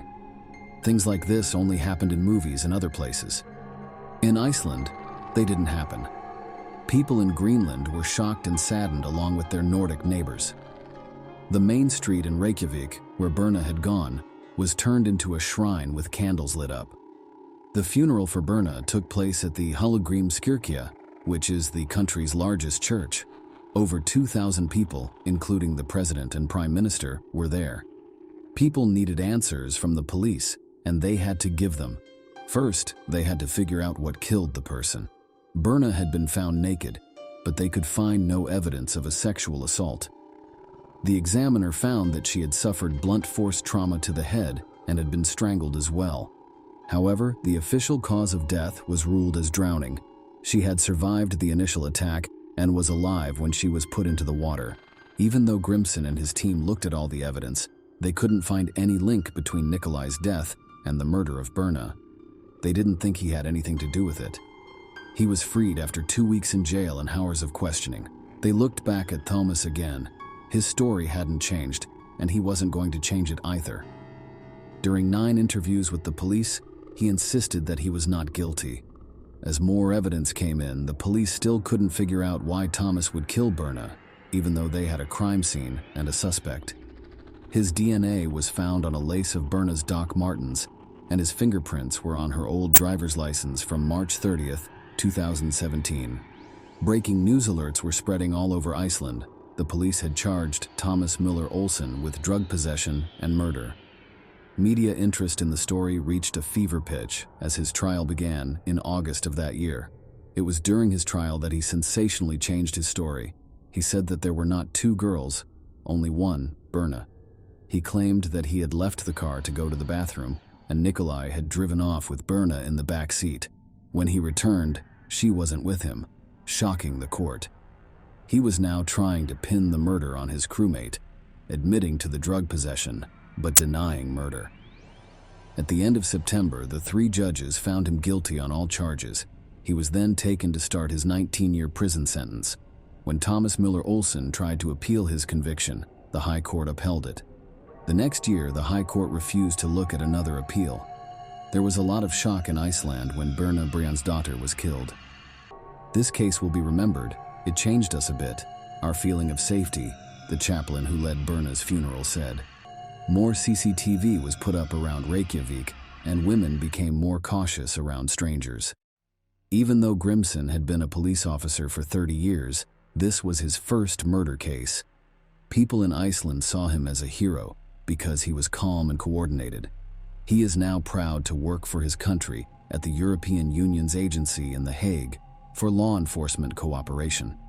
Even though Birna Brjánsdóttir's murder was a terrible event, her memory is still alive, and the people of Iceland are determined that she will never be forgotten. Share your opinion with us in the comments, and subscribe to the channel for more.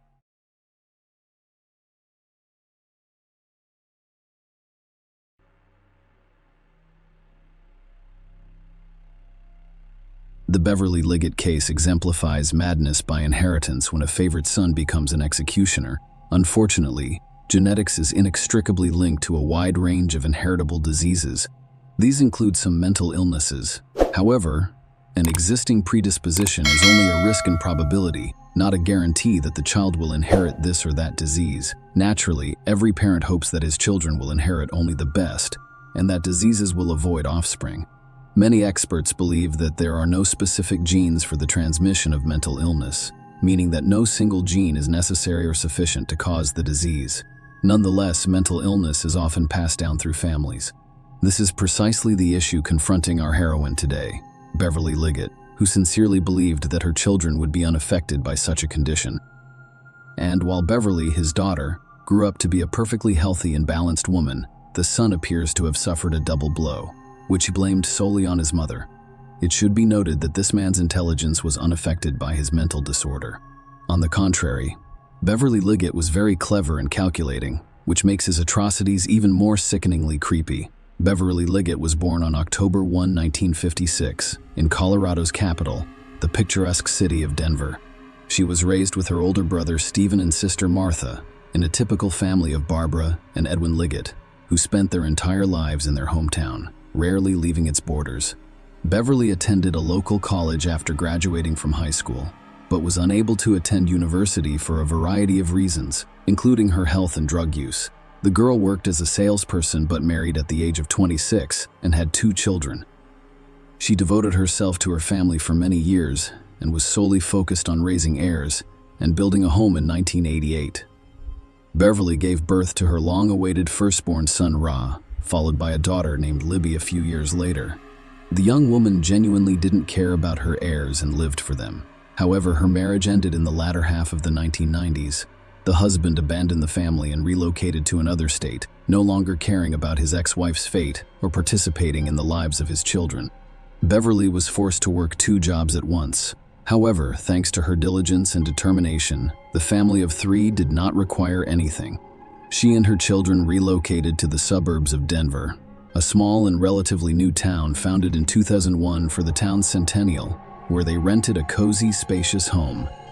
In the mid-2000s, Beverly met a man named Seth Miffy on one of the dating sites and began corresponding with him, which eventually led to a romantic relationship. He inspired her lover to finally pursue her dream of higher education. Liggett chose medical school because he'd had always wanted to help people and felt that helping others was her calling in life. At the time, she was over 50 years old, and she was twice the age of her classmates. However, she quickly found common ground with them and is remembered as a sociable, attentive, and responsible miniature brunette nicknamed Caring Angel. Beverly's incest romance lasted approximately 5 years before the couple decided to officially legalize their relationship. For the 2 of them, the step was serious, but they were prepared. Beverly was overjoyed because she finally had a college degree, a higher-paying job, and was about to marry the man she loved. Her children had reached the age where they could live independently. However, her son's area was a source of genuine concern and apprehension, and there were several good reasons for this. A hereditary disease. The Liggett family had a sensitive issue that they tried to keep hidden from others and never discussed with outsiders. Beverly and her sister Martha were diagnosed with bipolar affective disorder at a young age, which is characterized by frequent mood swings from manic to depressive states. The disorder occasionally worsened. However, Martha experienced minor discomfort associated with this disorder, and the prescribed medication quickly produced positive results. Beverly occasionally required hospitalization because she was on the verge of committing suicide.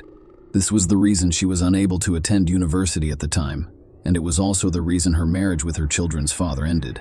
It's also worth noting that her mother, Barbara, suffered from long-term depression, but she had this problem in her 40s. After that, no one provided qualified assistance to the woman at the time. As a result, she spent almost her entire life fighting her illness alone.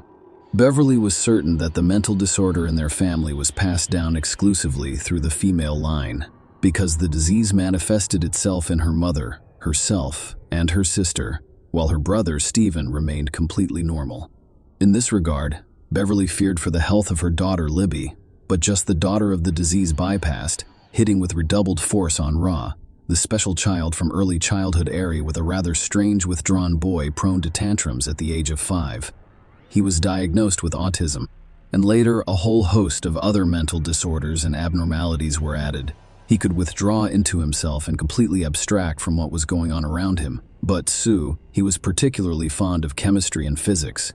The boy solved complex problems quickly, performing the majority of his calculations mentally. His intelligence was above average, but his social and communication skills were virtually non-existent. Flatmates avoided or mocked the strange and unsociable Pierre.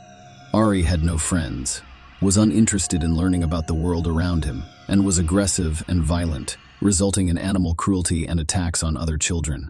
The boy was repeatedly hospitalized and given medication to treat his condition. However, at home, he frequently stopped taking the prescribed medication and quickly returned to his previous state. His parents attempted to persuade him to take the necessary medications, but as he grew older, it became more difficult for him to ask or speak calmly, and he always got his way with tantrums. The boy could isolate himself and not speak to anyone for weeks, but he could talk for hours to himself or to an imaginary interlocutor. When things get bad, he became dangerous to others, and his relatives occasionally insisted on his mandatory hospitalization as a dangerous teenager.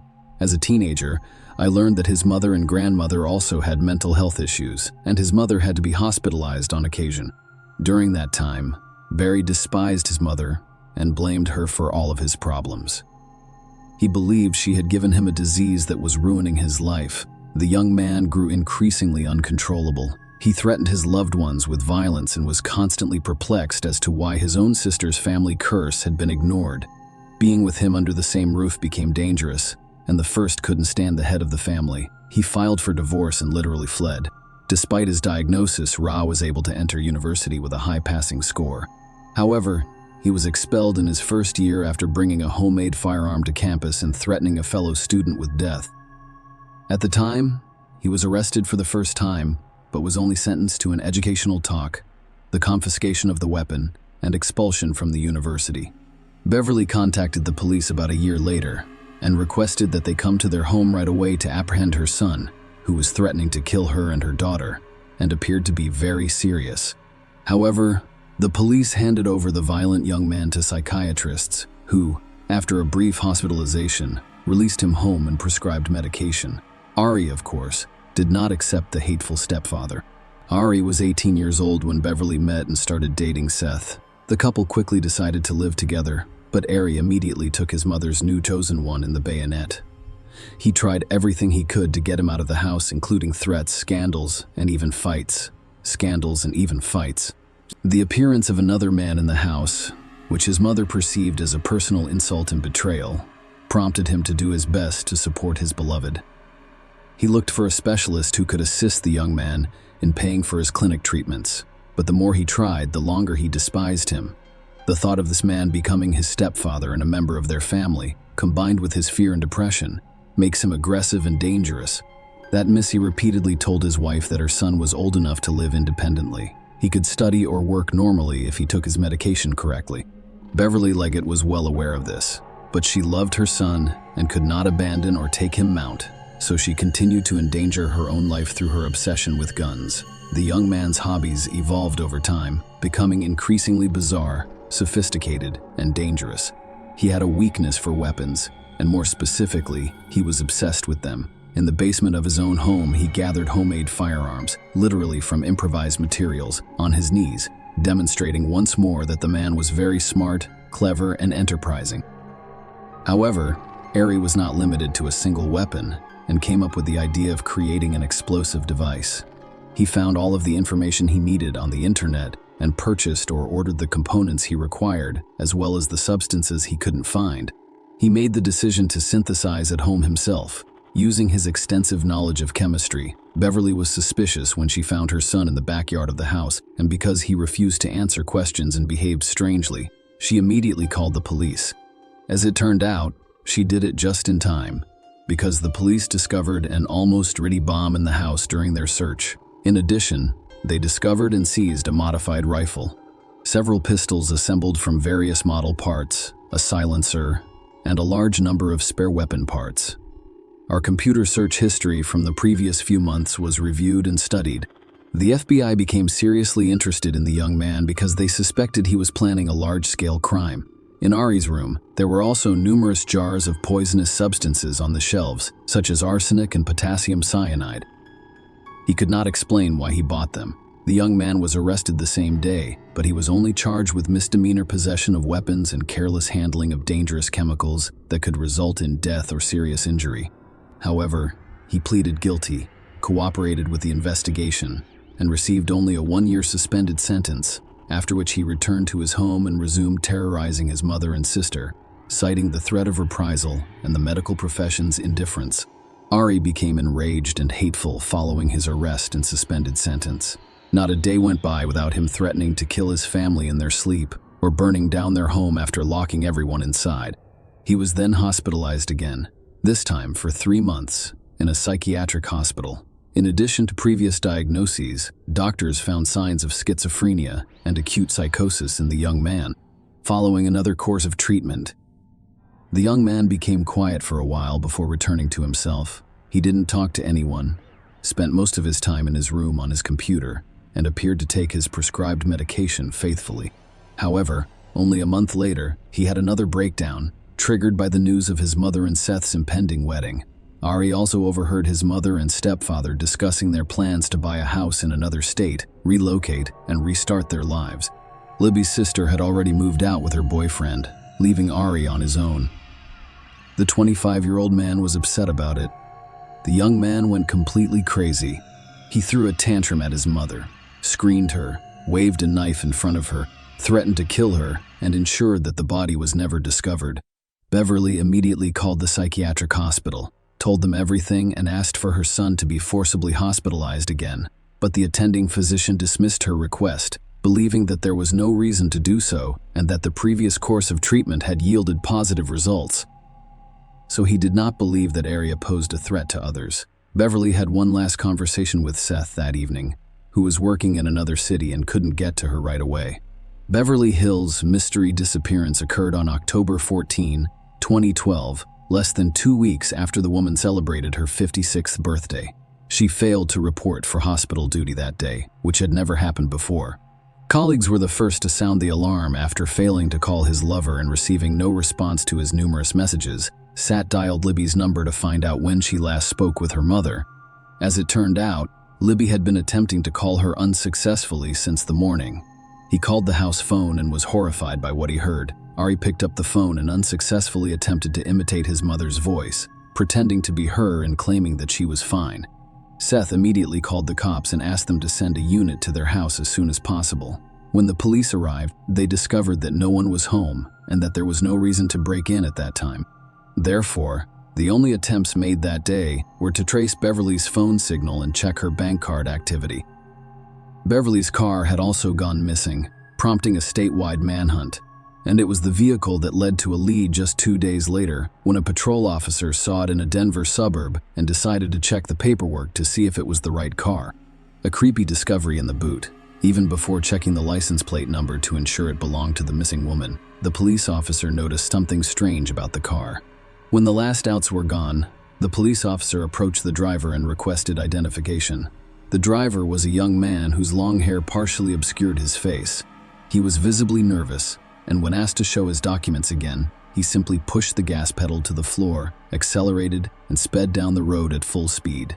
The police officer began pursuing the fugitive and radioed for assistance. But only a few minutes later, while attempting to make a sharp turn at high speed, the car skidded, veered off the road, and struck a tree. The driver was wearing a seatbelt, and the airbags deployed, leaving him unharmed as he attempted to flee, but was thrown to the ground by police officers as soon as he exited the car. Upon inspecting the vehicle, the police discovered several large sealed plastic containers in the vehicle's boot, which they opened with shock and horror. Inside were fragments of a dismembered female body covered in a strange-smelling murky liquid, the interrogation, and the carrogation, and the killer's attempts to avoid responsibility.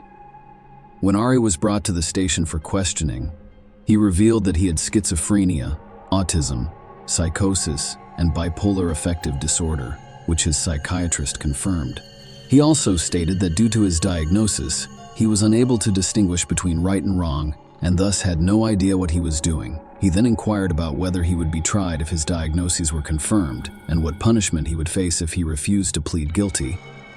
During interrogations, he would refer to himself as a god or claim to be possessed by demons and needed an extra fist. At times, his speech became incoherent, as if he was talking to an invisible interlocutor while completely ignoring the police.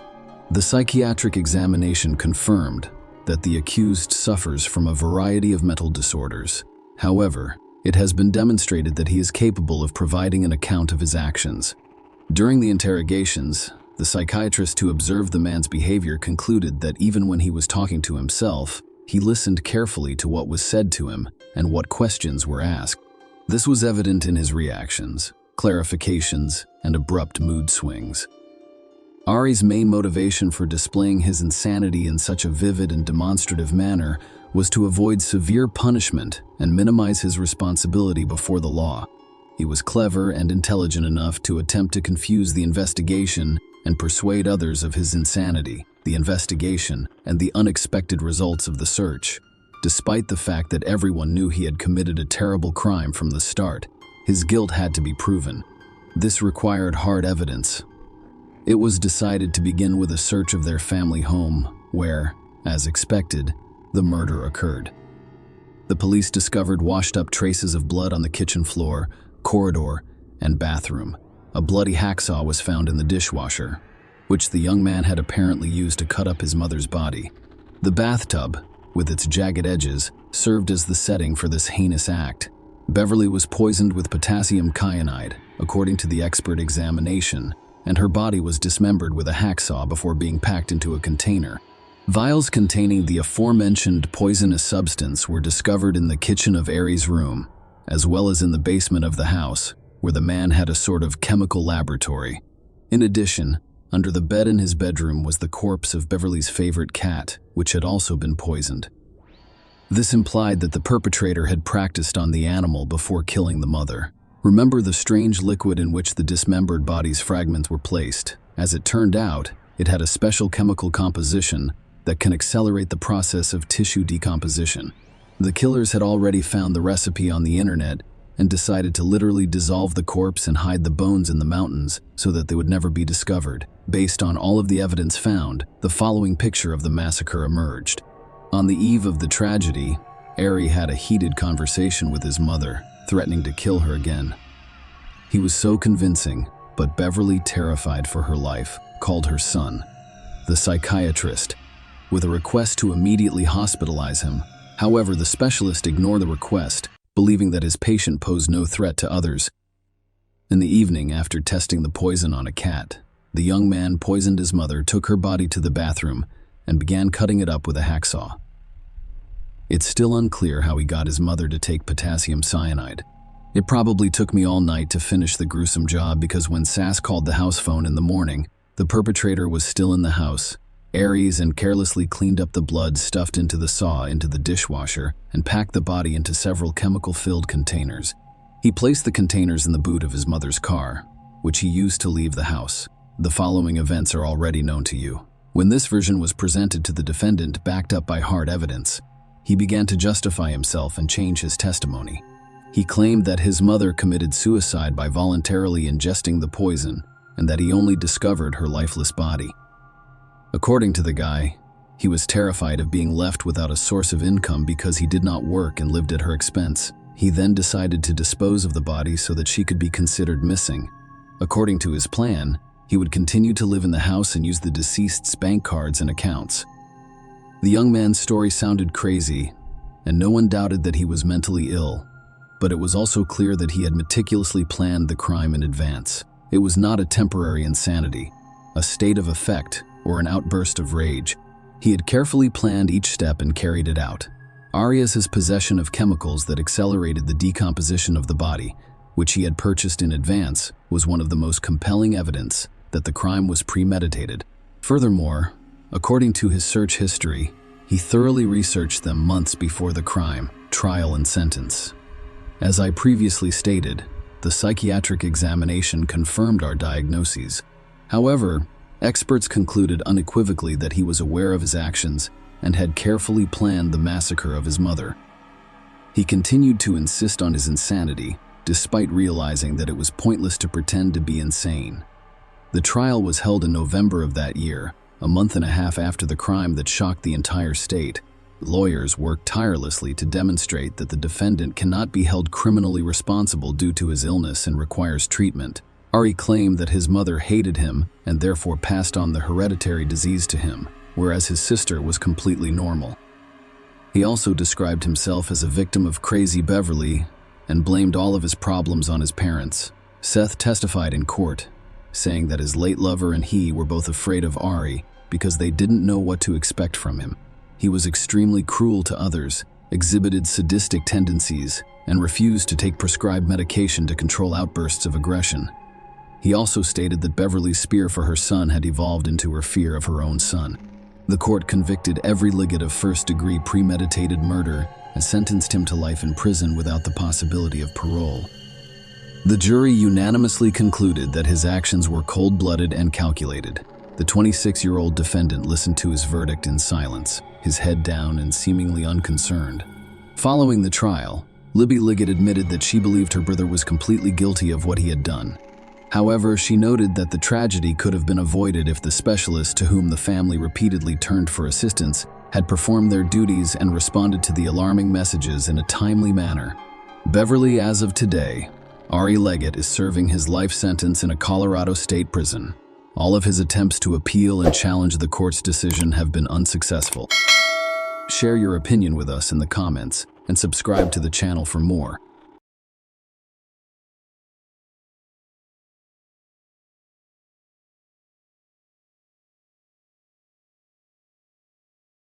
In November 1997, the Nists of Trenton, New Jersey, were preparing for their annual cruise, a tradition they had enjoyed since their wedding 6 years earlier. Julie, 29, and her husband Tim, 40, decided to change things up this year. Their main goal for their Christmas voyage was to strengthen their bond, so they left their 1-year-old daughter Katie with grandparents and traveled to San Juan, Puerto Rico.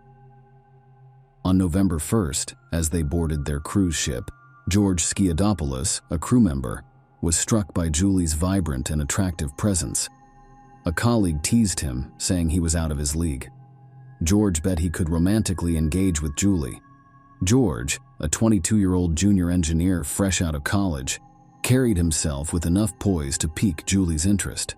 He misrepresented himself as the captain, exaggerating his age to 28 and making up achievements to impress her. Julie and George quickly became close, meeting on deck every day and engaging in captivating conversations. Julie, enthralled by the cruise's romantic atmosphere and George's captivating stories, was unaware of his true identity.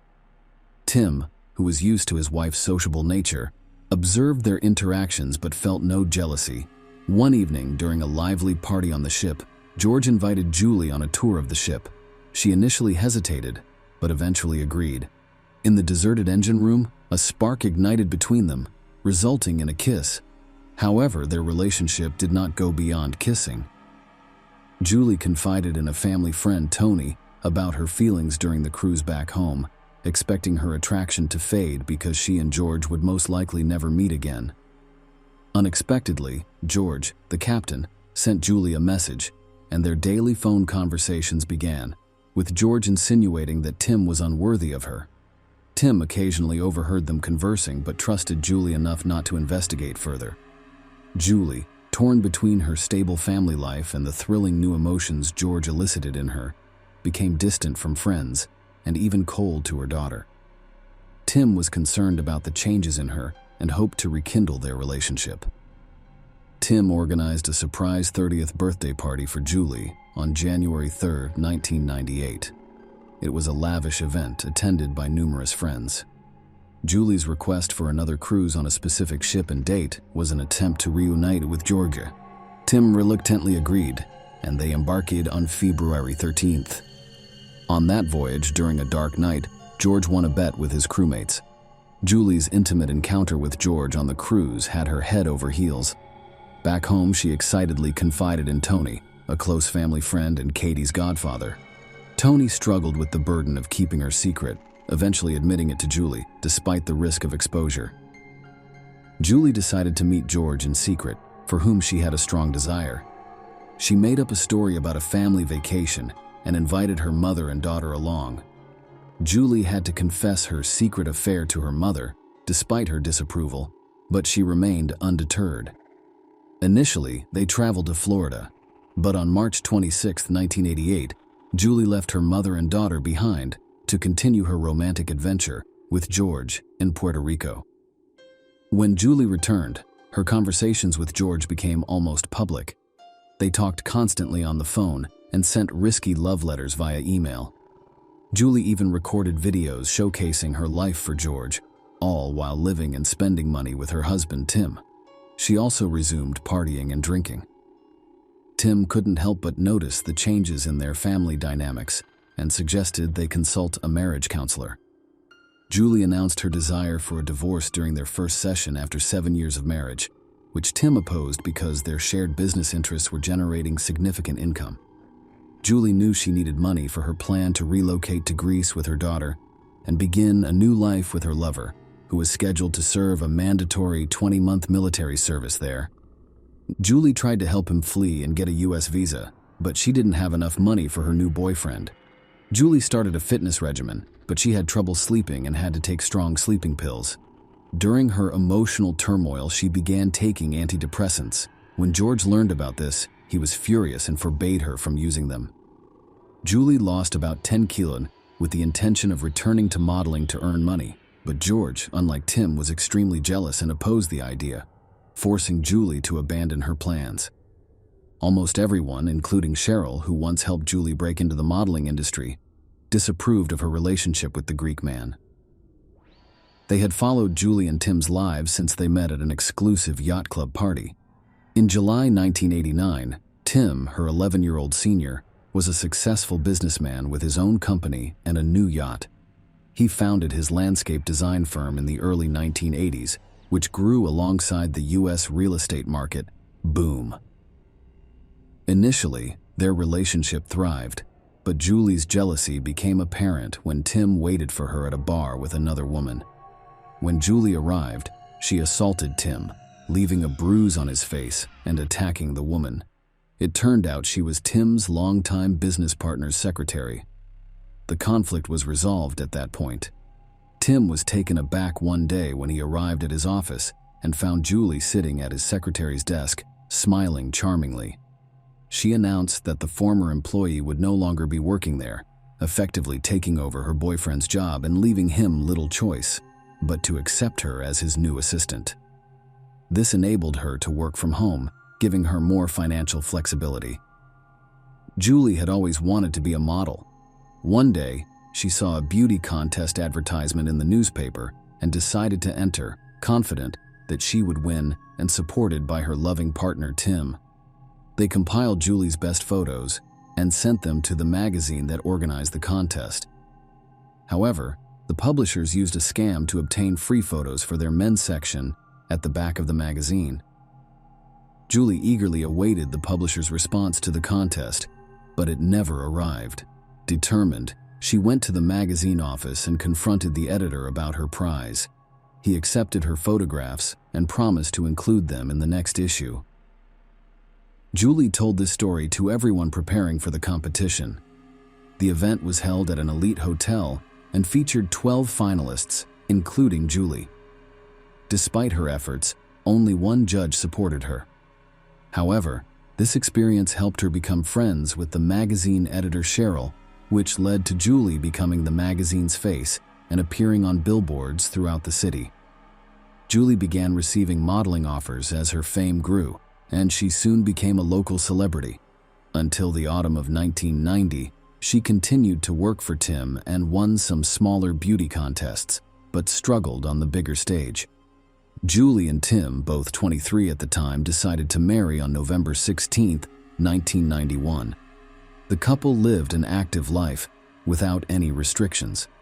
Julie's modeling career was thriving by 1997, increasing her earnings. She began appearing on television, but soon began abusing alcohol. Their marriage had its ups and downs, but they were generally compatible and loving. Tim wanted children, and they were financially secure enough. Julie refused to put her modeling career at risk in order to provide for a child.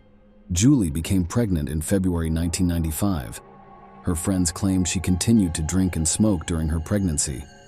On November 26, 1996, the Nist family welcomed a daughter, Katie Scarlett. Becoming a mother had a profound impact on Julie. She embraced her new position, During this time, Katie's mother, Julia, actively assisted with her upbringing, though they frequently disagreed on parenting strategies. Julie quickly developed postpartum depression, which was caused in part by the significant changes in her figure that occurred after pregnancy. She retreated into herself, not attempting to revert to her previous state. Around this time, her relationship with Tim started to deteriorate. In April 1997, they sought family therapy. Julie believed the therapist sided with Tim, but the specialist genuinely attempted to address her issues and complexes, revealing positive aspects of her past. The therapist eventually stated that Tim was not paying enough attention to his wife, which was putting their marriage at risk. Julie, who was lonely, began spending more time with her friends and frequently returned home intoxicated.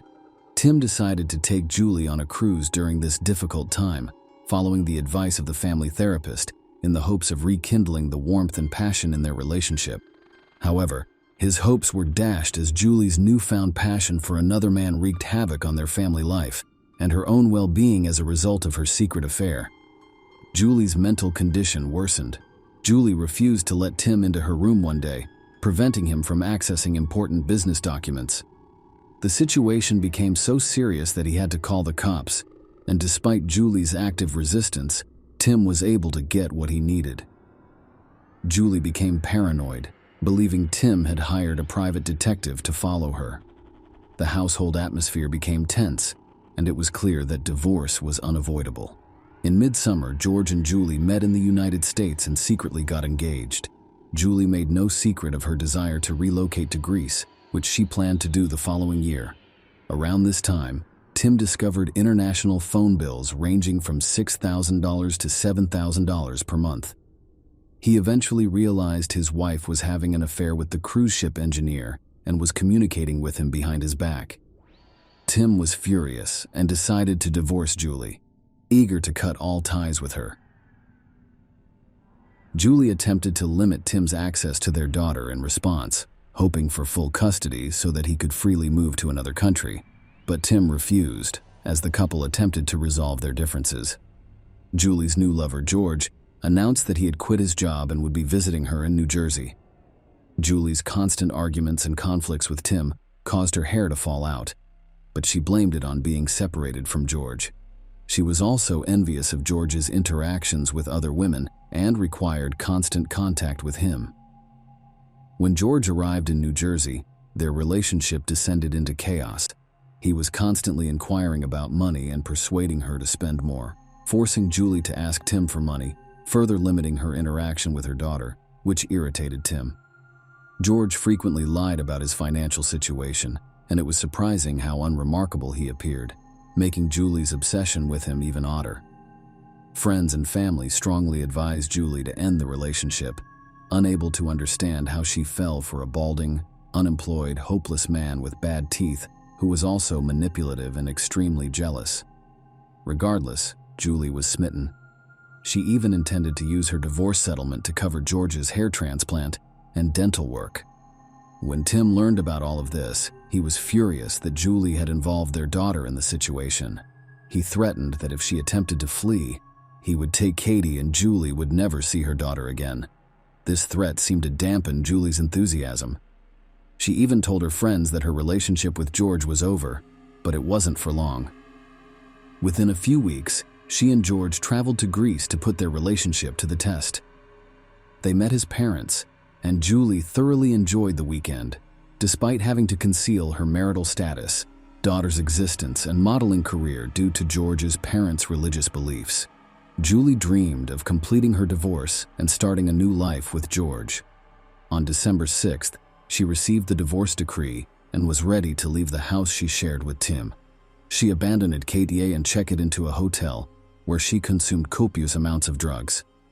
Julie traveled to Greece on December 8th to marry George and begin a new life together. George quickly persuaded her to open a joint bank account, citing his limited knowledge of the Greek language. Julie, blinded by love, deposited $80,000 in the account, giving George an additional $188,000 in cash for additional expenses, all of her money. She then vanished, leaving no trace behind. On January 8th, George called Julie's friend to inform him that she had disappeared. He said they were supposed to meet outside McDonald's for a meal, but Julie never showed up, leaving him waiting for hours. With no cell phones, he was unable to contact her and reported her missing to the police shortly after. Julie called the same friend and told him about her feelings for Katie and issues with her fiancé. The friend assumed Julie was going to leave George and return soon, but she never did, and George's call raised serious concerns. He claimed Julie had vanished without her passport, allegedly left in her car, and was then apprehended by police. However, he couldn't find any witnesses to confirm that the police had taken the passport. It all sounded suspicious, so the friend turned to Tim, the only person who could help.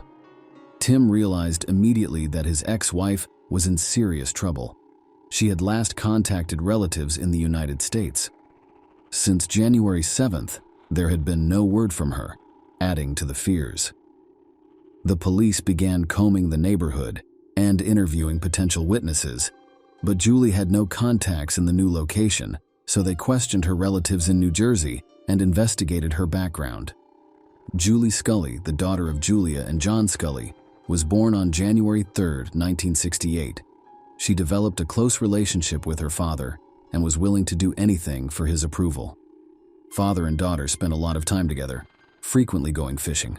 However, on November 10, 1969, Julie's younger brother, John Patrick Scully, was born, capturing all of the parental affection while leaving Julie feeling neglected.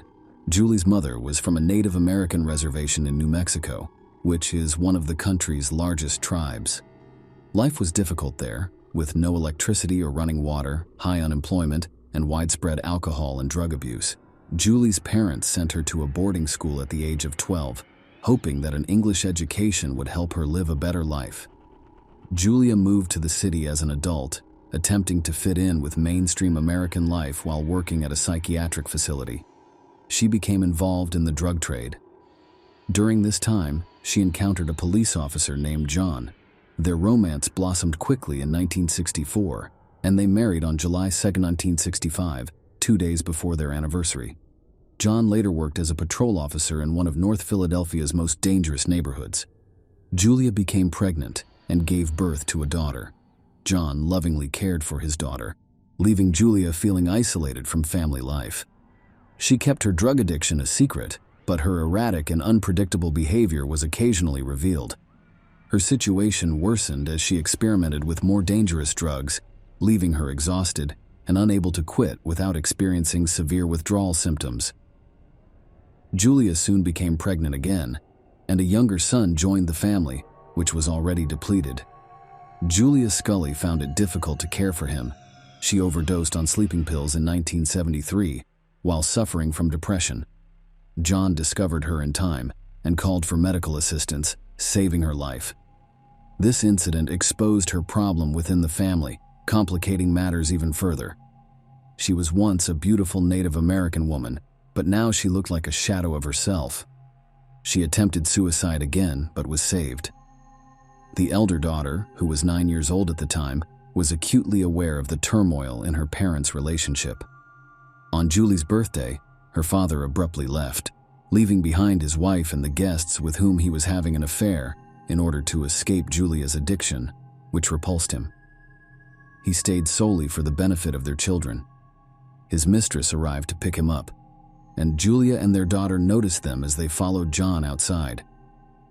John's flagrant disregard for the privacy of his affair deeply harmed both his daughter and his wife.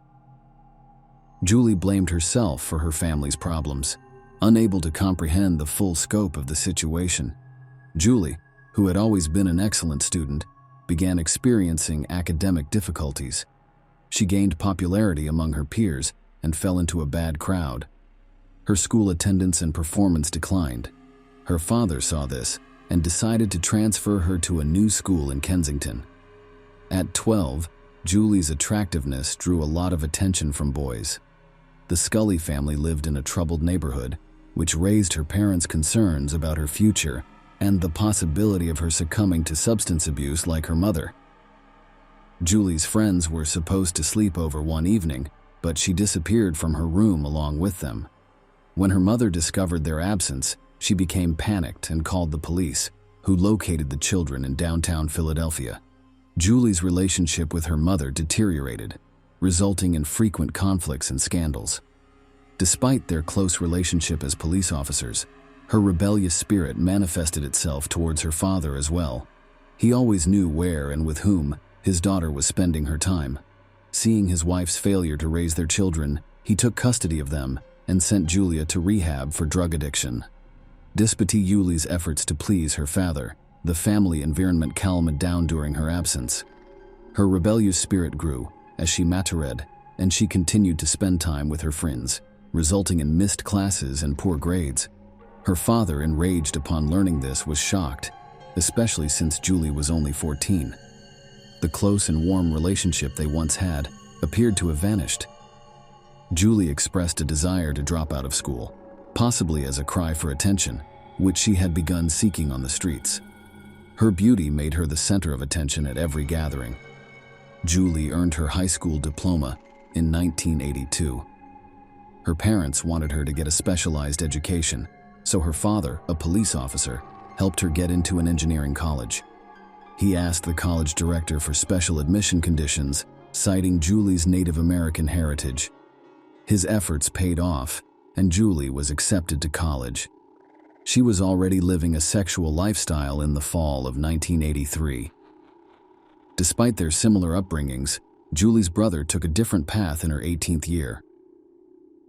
He enlisted in the Navy at the age of 16. Julie made the decision to leave college around the same time in order to achieve financial independence. She soon met Neil Ziegler, 6 years her senior. Their relationship grew quickly, and they secretly married.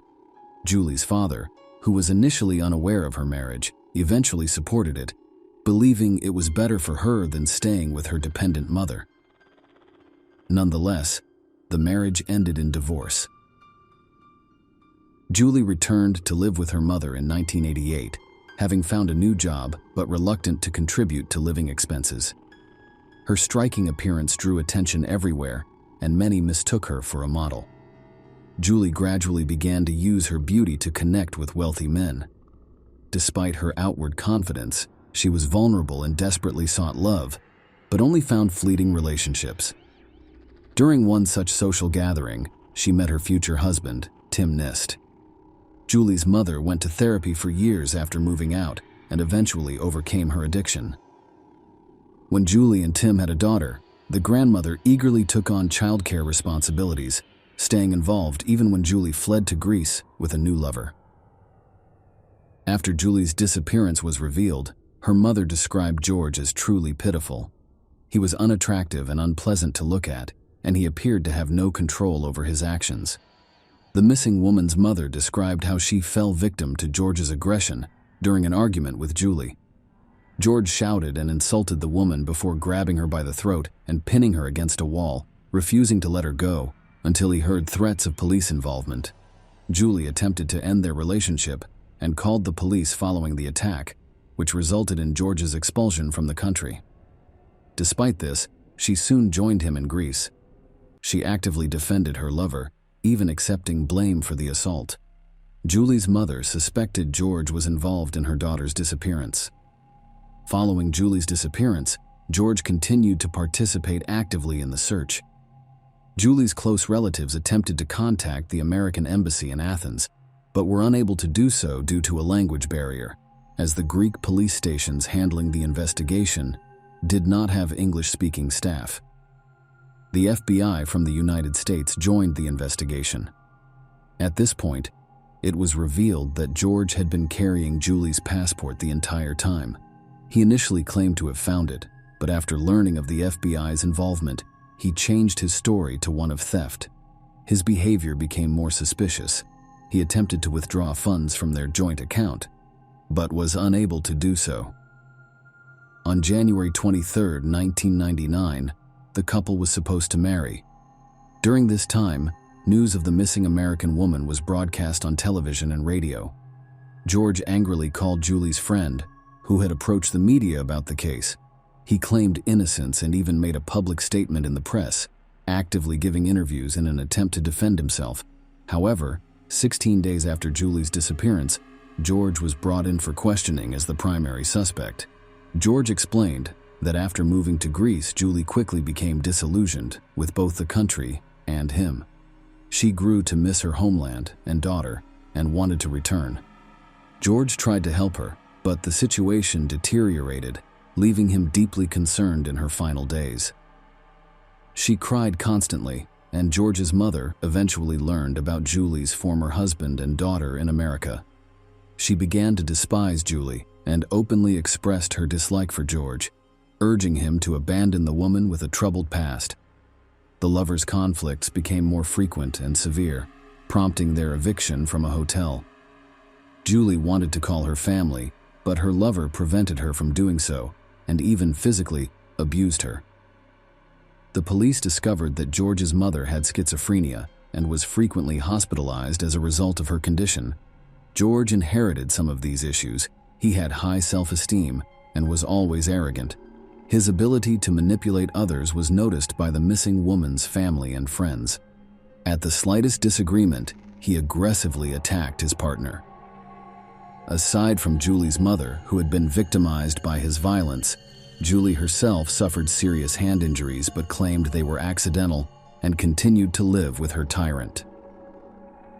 After 4 hours of questioning by the police, George was unable to maintain the story he had told the media and admitted to killing his lover. He claimed that it was an accident. Apparently, the lover deeply regretted what had occurred. He even cried during the interrogation. However, his confessions were perplexing and riddled with contradictions. Initially, on January 8, 1999, the couple embarked on their long-awaited trip to Athens. They were driving down a deserted 2-lane highway, enjoying the peace and quiet. A calm conversation turned into a serious conflict. Finally, George decided to pull over on a stretch of road with no one else around. In a fit of rage, he jumped out of the car and attacked his loved one, choking her as tightly as he could. He wanted her to remain silent and stop screaming. George told the police that he seemed to be watching everything from the outside and had lost control of himself. He couldn't stop himself until Julie stopped breathing. The lover claimed that the horrific moments lasted only a few seconds, but investigators were aware that strangulation takes at least 3 minutes. George was shocked afterwards. He devised the plan of burning his beloved's body, scattering her ashes in the sea from a cliff, and jumping after her to reunite with her.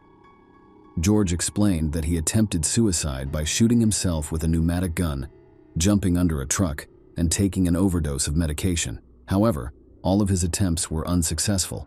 However, he was now at the police station for questioning, implying that all of his thoughts were a fantasy.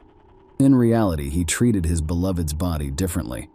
Following the murder, George simply threw it in his car's trunk and drove to the nearest gas station.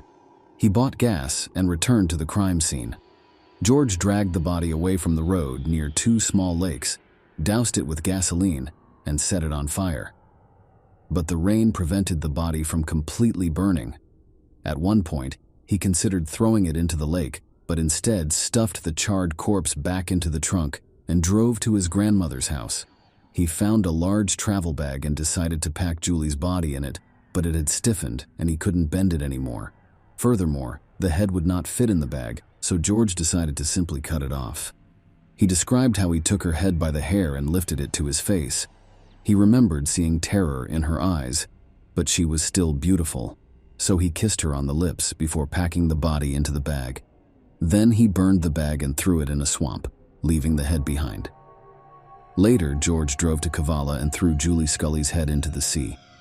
19 days after Julie disappeared, her ex-lover and would-be husband assisted detectives in locating the murder site and the remains. Tim and the victim's family were informed by police that George had admitted to the crime. The victim's ex-husband traveled to Greece to bring Julie's body back home.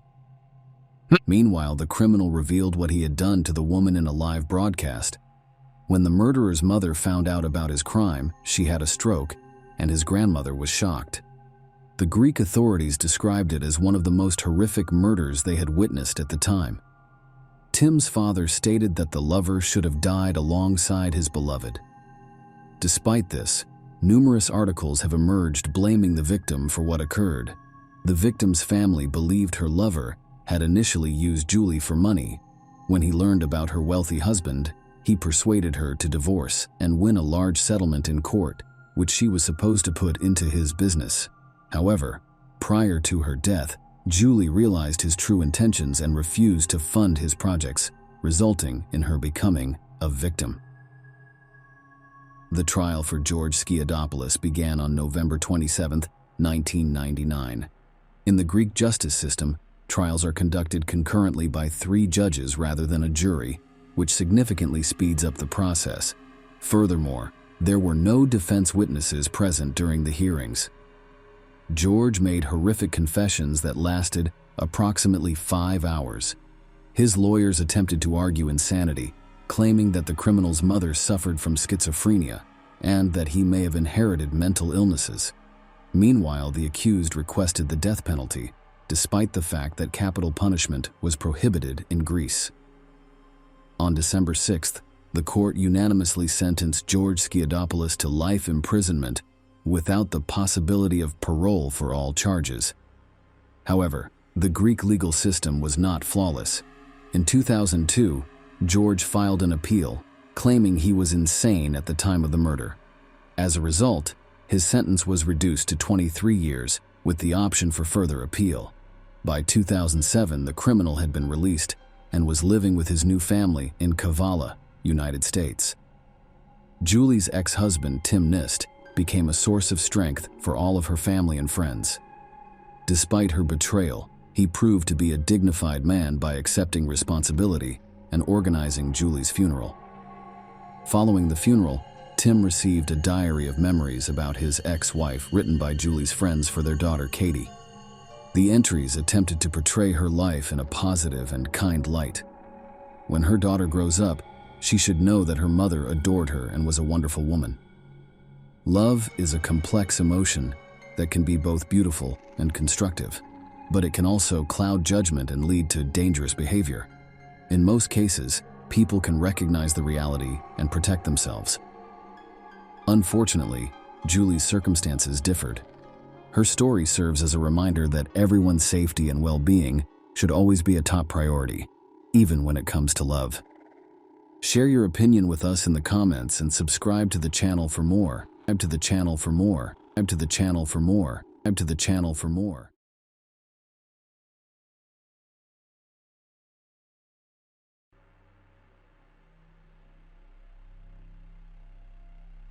Our story begins with Annie, a beautiful girl.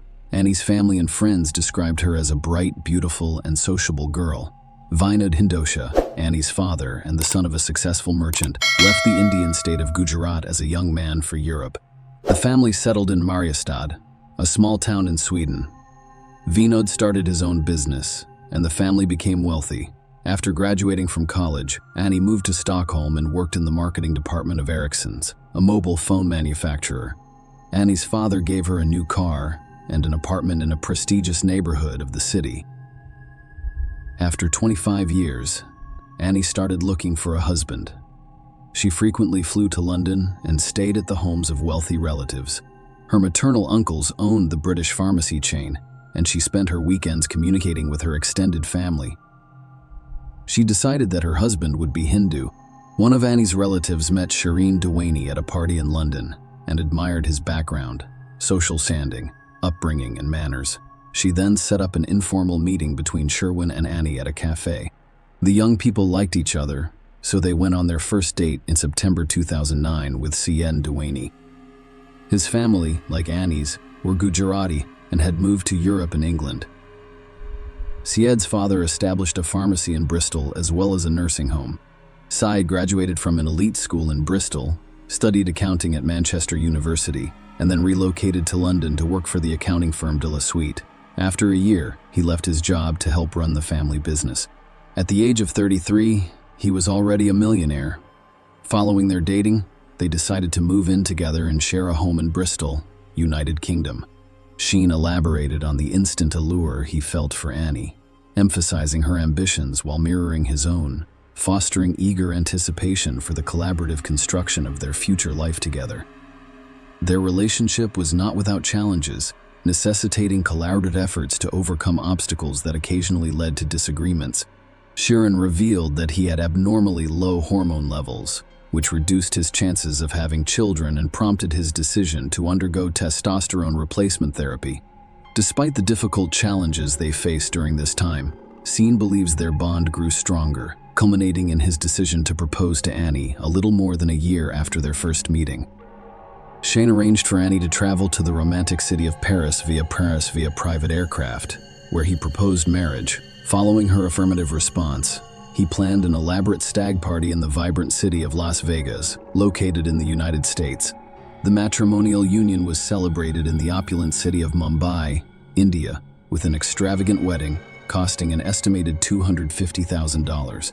As a result, the newlyweds planned and postponed their honeymoon, instead choosing to spend several weeks in the picturesque setting of Cape Town, South Africa, indulging in the luxury and opulence of a five-star resort. Sheeran and Annie went out to dinner on November 13th at a hotel in Cape Town. Others noticed them posing for pictures at their hotel. They seemed like any other couple on their honeymoon.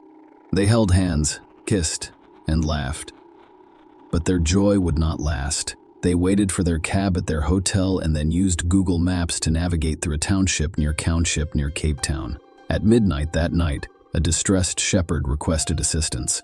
He was apprehended in Harare, and he told police that the taxi they were riding in had been hijacked. The driver was removed from the vehicle, and 2 men entered Sri Lanka. An army was detained at gunpoint. The men were released on treason charges, but they still had Annie, and he had no idea where they were during the police interrogation. Soren recounted his encounter with Zola Tongo, a taxi driver. Zola allegedly claimed to be an executive tour guide, prompting Sheeran to seek his assistance with currency exchange and the arrangement of a private helicopter flight. Sheeran also requested Zola's services as a local tour guide. According to the Sheeran statement, the trio decided to take an impromptu tour of the area after dinner with Annie, with no firm plans for the rest of the evening, expressing a desire to discover what Africa is truly like. According to Sheeran's account, the pivotal moment occurred when they deviated from a motorway. The next thing I remember is banging noises coming from the front and right sides of the car. There was a cacophony of shouting in a language I was unfamiliar with. As a result, I recall the presence of someone next to me instructing me to lie down. This person wielded a firearm. However, the specific hand that held the weapon escapes my memory. The gun was raised in the air, accompanied by fervent shouts, "Look down, lie down." I was overcome with terror. Annie and I promptly followed these instructions. Annie, I found myself partially reclined at the top, while another person took control behind the wheel.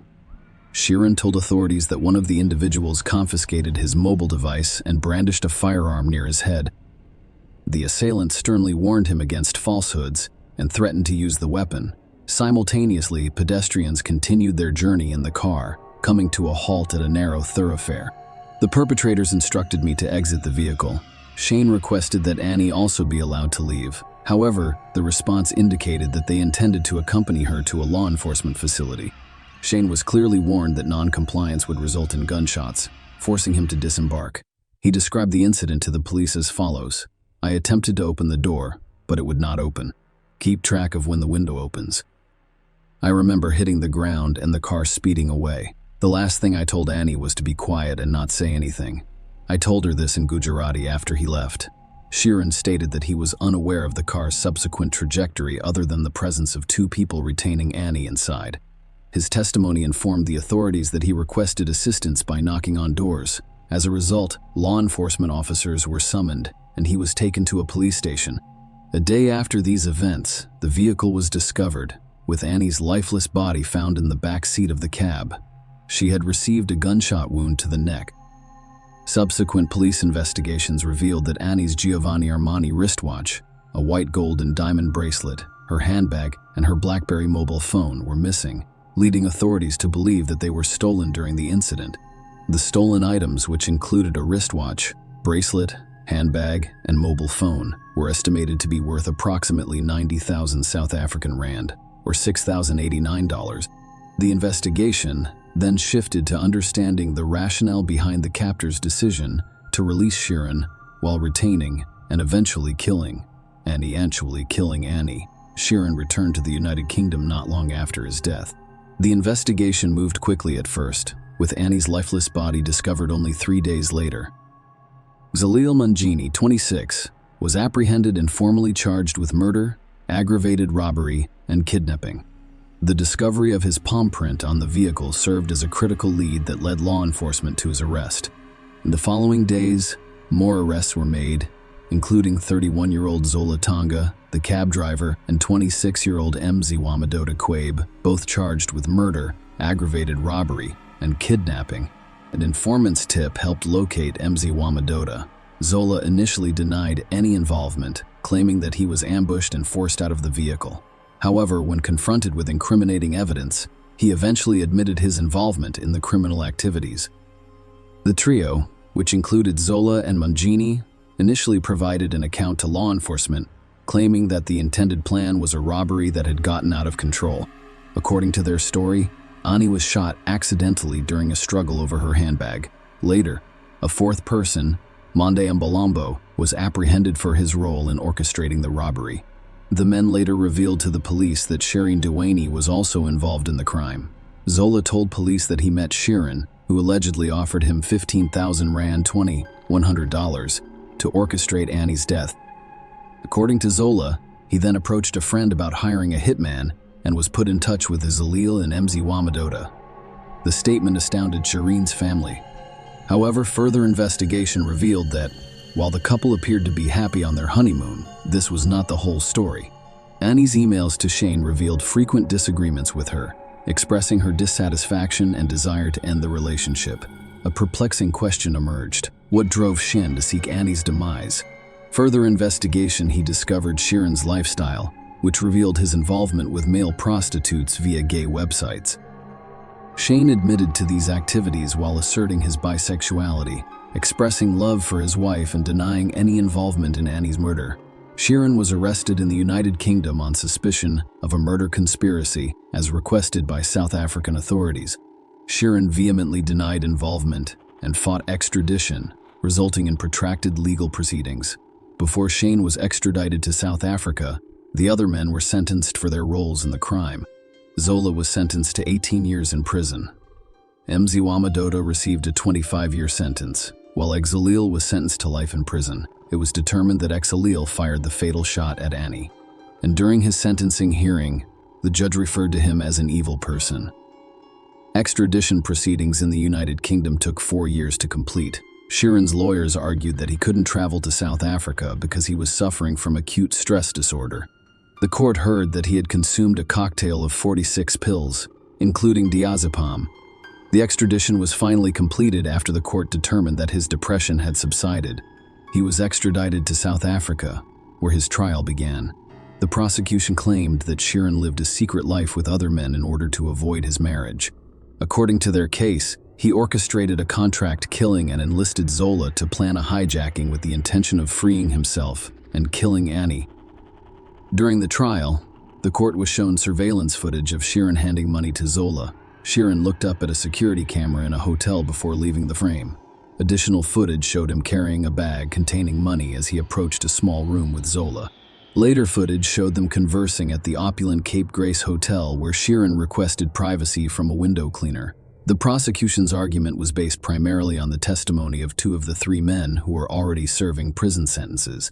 Mziwamadota claimed that he was instructed to stage the incident as a hijacking. The court learned that these individuals provided evidence as part of plea bargain agreements, which resulted in reduced sentences for them. The pathologist, Dr. Jeanette Verster, testified about Annie's post-mortem examination. The court was informed that Annie had gunshot wounds in her left hand and neck, resulting in significant blood loss. Dr. Verster emphasized that Annie could have passed away in a matter of heartbeats. She also stated that the fatal shot was fired at close range, acknowledging that Annie may have been holding on to someone or something when shot. In response, the defense argued for the case's dismissal and formally requested it. Shireen didn't take the stand. However, a statement was presented in court revealing his admission to being bisexual and engaging with male prostitutes. He expressed his deep love for Annie and spoke about the profound impact his wife's tragic murder had on his life. Shireen's attorney presented 2 scenarios that could have resulted in Annie's death. To begin, he suggested that it was a botched robbery, supported by forensic evidence indicating that Annie was accidentally shot during an attempt to snatch her handbag by one of the hijackers, bruising on her inner leg indicating a struggle, and the defense argued that the bullets passed through her left hand into her chest, with the neck wound implying an exit in unintentional shooting.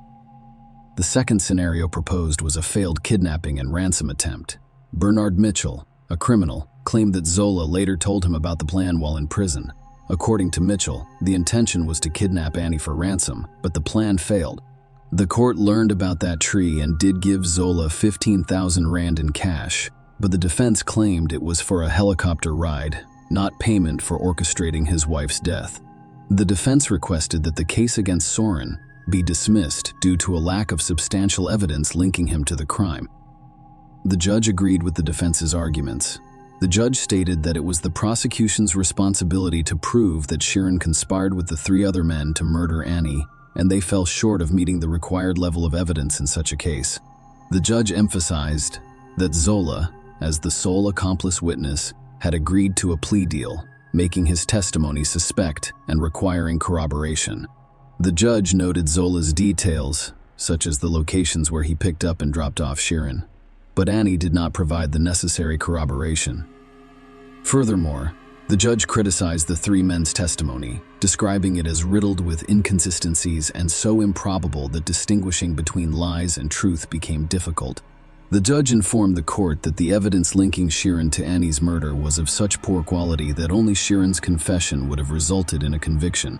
As a result, the judge ruled that he was not required to provide evidence and could be discharged if there was no chance of conviction unless he incriminated himself on the witness stand. Following this ruling, he left South Africa and returned to the United Kingdom as a free man, with the murder charge against him dropped. According to Annie's family, Sherwin has never contacted them to tell them everything he knows about what happened to her. They have many unanswered questions. And his father said, "We still don't know the whole story of how it happened. We wanted Soren to tell the court, in his own words, that he was her husband and was present." His lawyers repeated the words, "My client will tell the court during his trial," like a mantra, but the judge dismissed the case without Sheeran testifying. "We never had the opportunity to hear what he had to say. My family would like to talk with him. If he has any respect for us, he should come to see us and speak with us. After all, I'm still his father-in-law, and I gave him my daughter. He needs to help us." According to the information available, Shireen Dewaney is still living in the United Kingdom. Zalil Manjini, one of the individuals involved in the case, died in prison in South Africa in 2014. His cause of death was a rare brain tumor. Share your opinion with us in the comments and subscribe to the channel for more.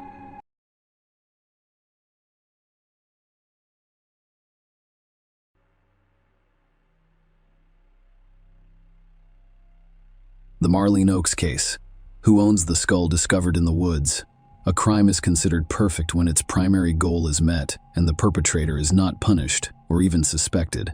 However, with the advancement of technology and scientific approaches, it is becoming increasingly difficult to commit such an act.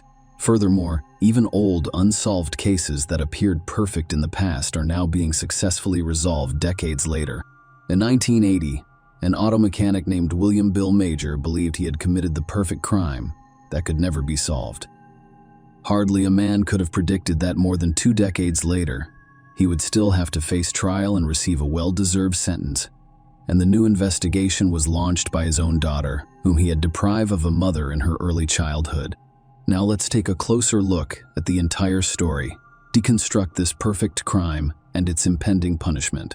To be fair, it should be noted that this high-profile and very cruel case of the disappearance of a young mother, Marlene Oaks, could have been solved back in the 1980s because the victim herself, who had a premonition of her impending death, left many clues for the police that for some reason, law enforcement did not pay attention to.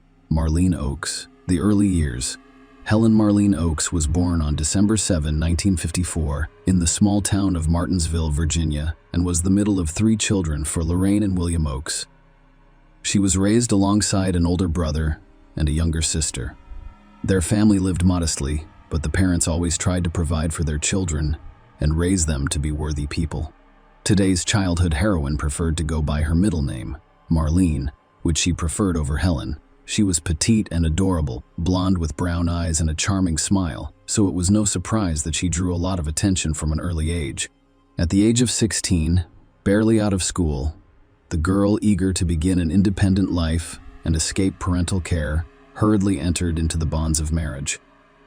Her chosen one was a man named William Major, who was 10 years her senior, but the two were in love. The chosen one, who worked as an auto mechanic and appeared to the girl to be a serious and reliable man, was unconcerned about their age difference. Unhappy family life. Soon after officially legalizing their relationship, the couple moved into a trailer park on the outskirts of Verona, a small country town in Boone County, Kentucky. In 1972, the couple had their first common heir, a son whom they named Donald. Marlene was only 17 at the time, and her husband was already 27. 4 years later, the couple welcomed a younger daughter, Lalana. The couple continued to live in a small trailer on the ground of the trailer park. Marlene was a homemaker who raised their children and kept their modest home comfortable, while Bill worked at a service station fixing cars. He was skilled at his craft and, in a sense, a jack of all trades. He had every opportunity to build a successful career and start his own business. However, the man was not particularly concerned with money, spouses, or even the necessities of life, but rather with being the head of the family. He always managed to earn a little more. As a rule, I spent it all on drinks. Later, his addictions were accompanied by the use of illegal substances. At the same time, Bill was a sociable person who appeared friendly and welcoming to others. All of these qualities were extremely beneficial to him at work. People who sought assistance from his workshop frequently returned, and they also recommended Mages to their friends as a reliable specialist. However, at home, Bill became a completely different person. Rude, selfish, and cruel. Former feelings that had once linked their lives to Marlene appeared to have vanished, leaving only misunderstanding, resentment, and irritation. The couple frequently argued, and their heated debates occasionally turned violent. Bill was not a caring husband or father, and he gradually became a domestic tyrant, a new neighbor, and a secret lover.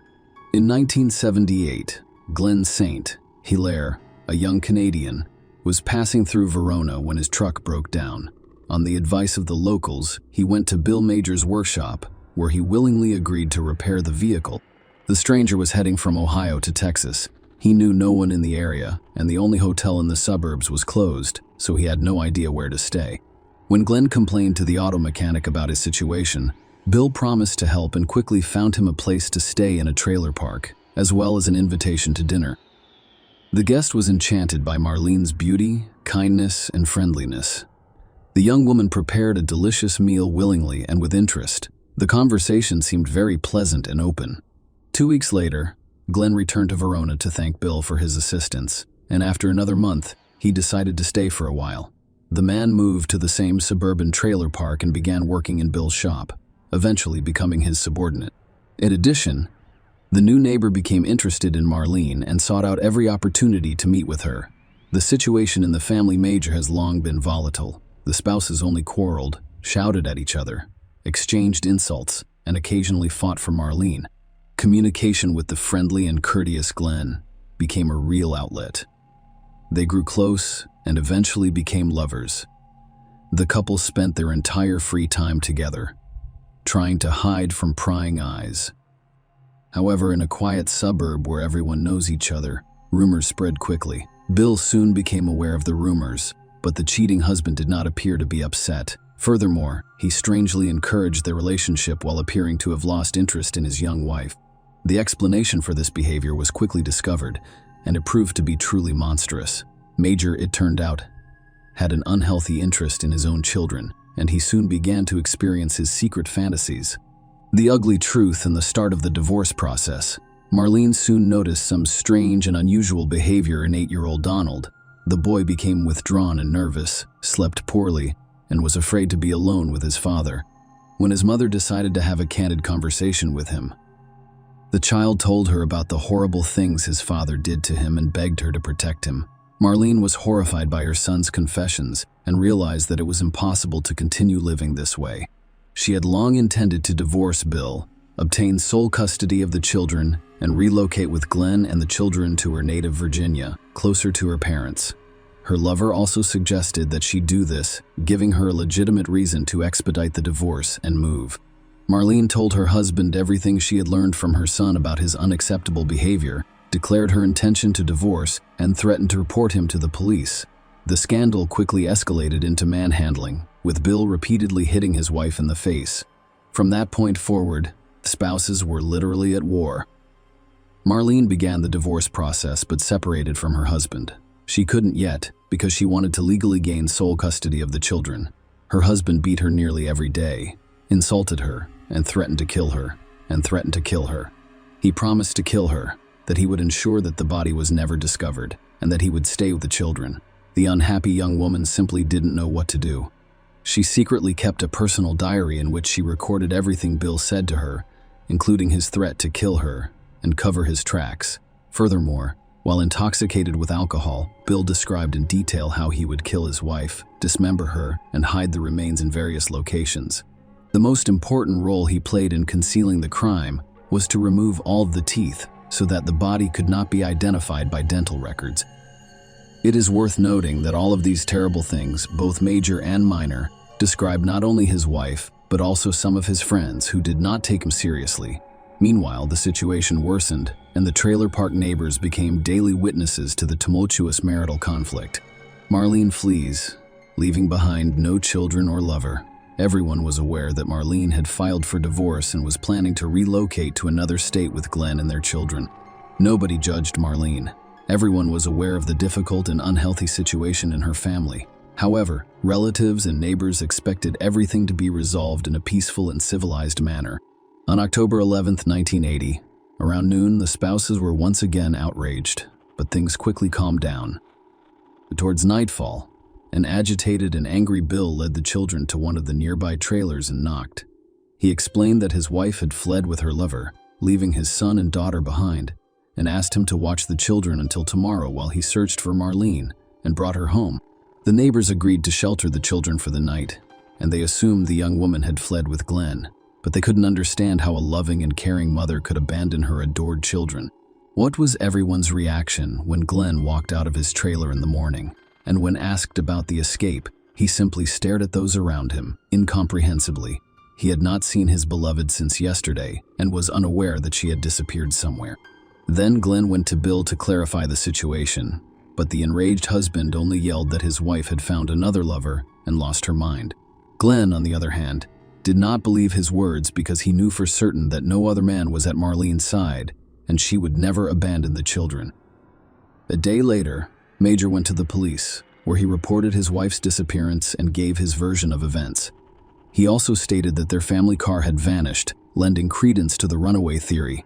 However, the police found the entire story strange. They got the impression that Bill was making it up as he went along, occasionally contradicting himself and confusing himself with simple clarifying questions. Look for the missing woman. Interrogation of witnesses. The police decided to begin their investigation into this case by surveying the couple's neighbors and relatives, as well as researching the circumstances surrounding the young woman's disappearance.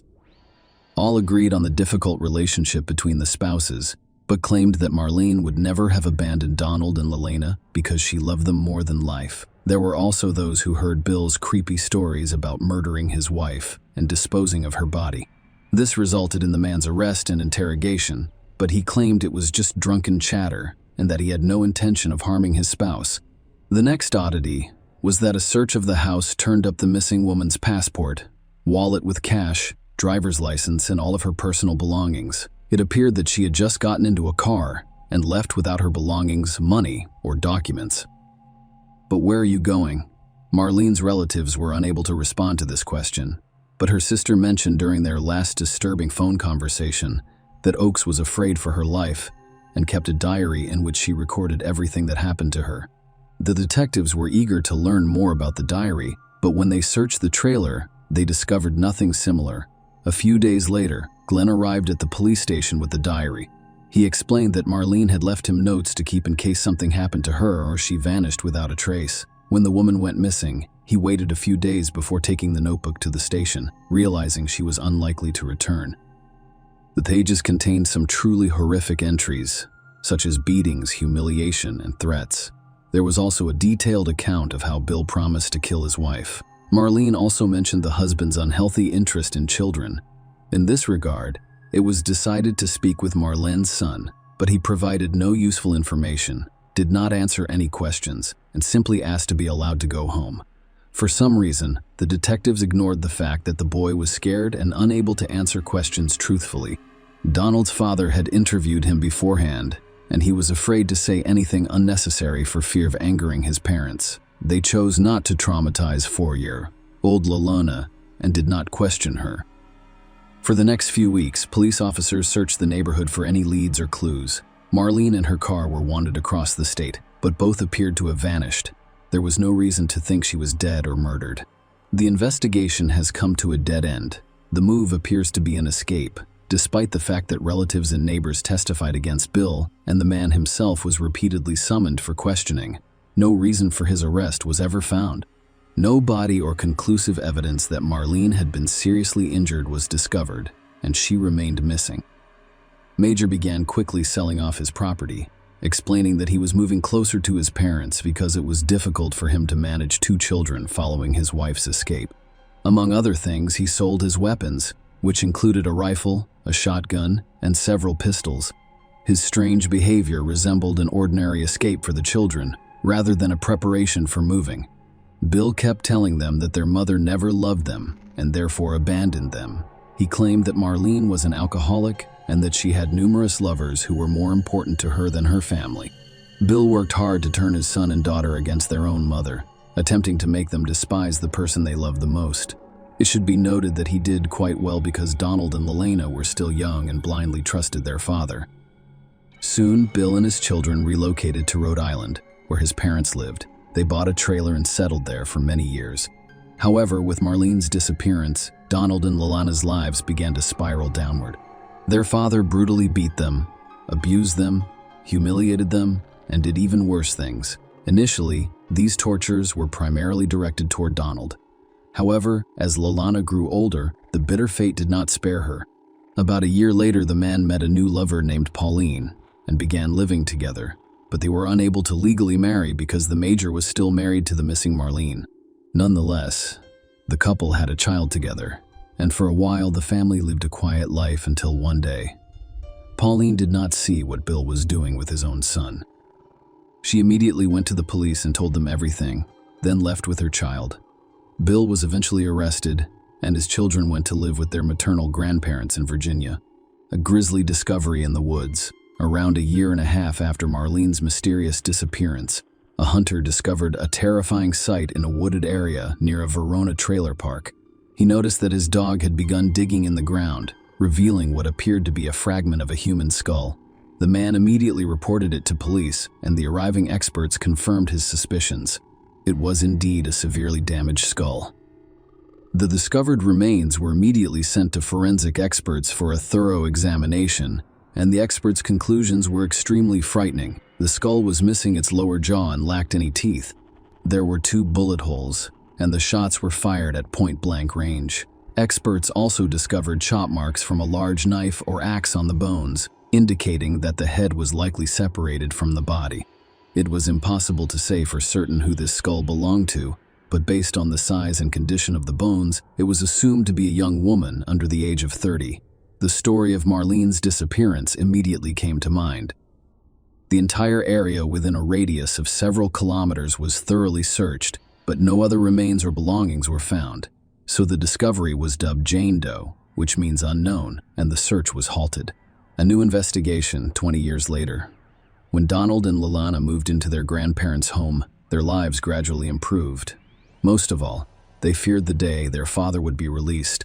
However, after his release, Bill showed no interest in his adult children and did not contact them for a long time. Lalana avoided talking about her mother because she was angry at her for abandoning them with a tyrant father. However, during a candid conversation with her grandmother, Lalana inquired as to why her mother had abandoned her and her brother after falling out of love. The old woman responded that she did not believe the story of the escape and believed that her spouse had dealt with her. At this point, the girl's world flipped upside down. She looked at the situation from a completely different perspective and realized the grandmother was correct. the girl decided to conduct her own investigation to solve the mystery surrounding her mother's disappearance.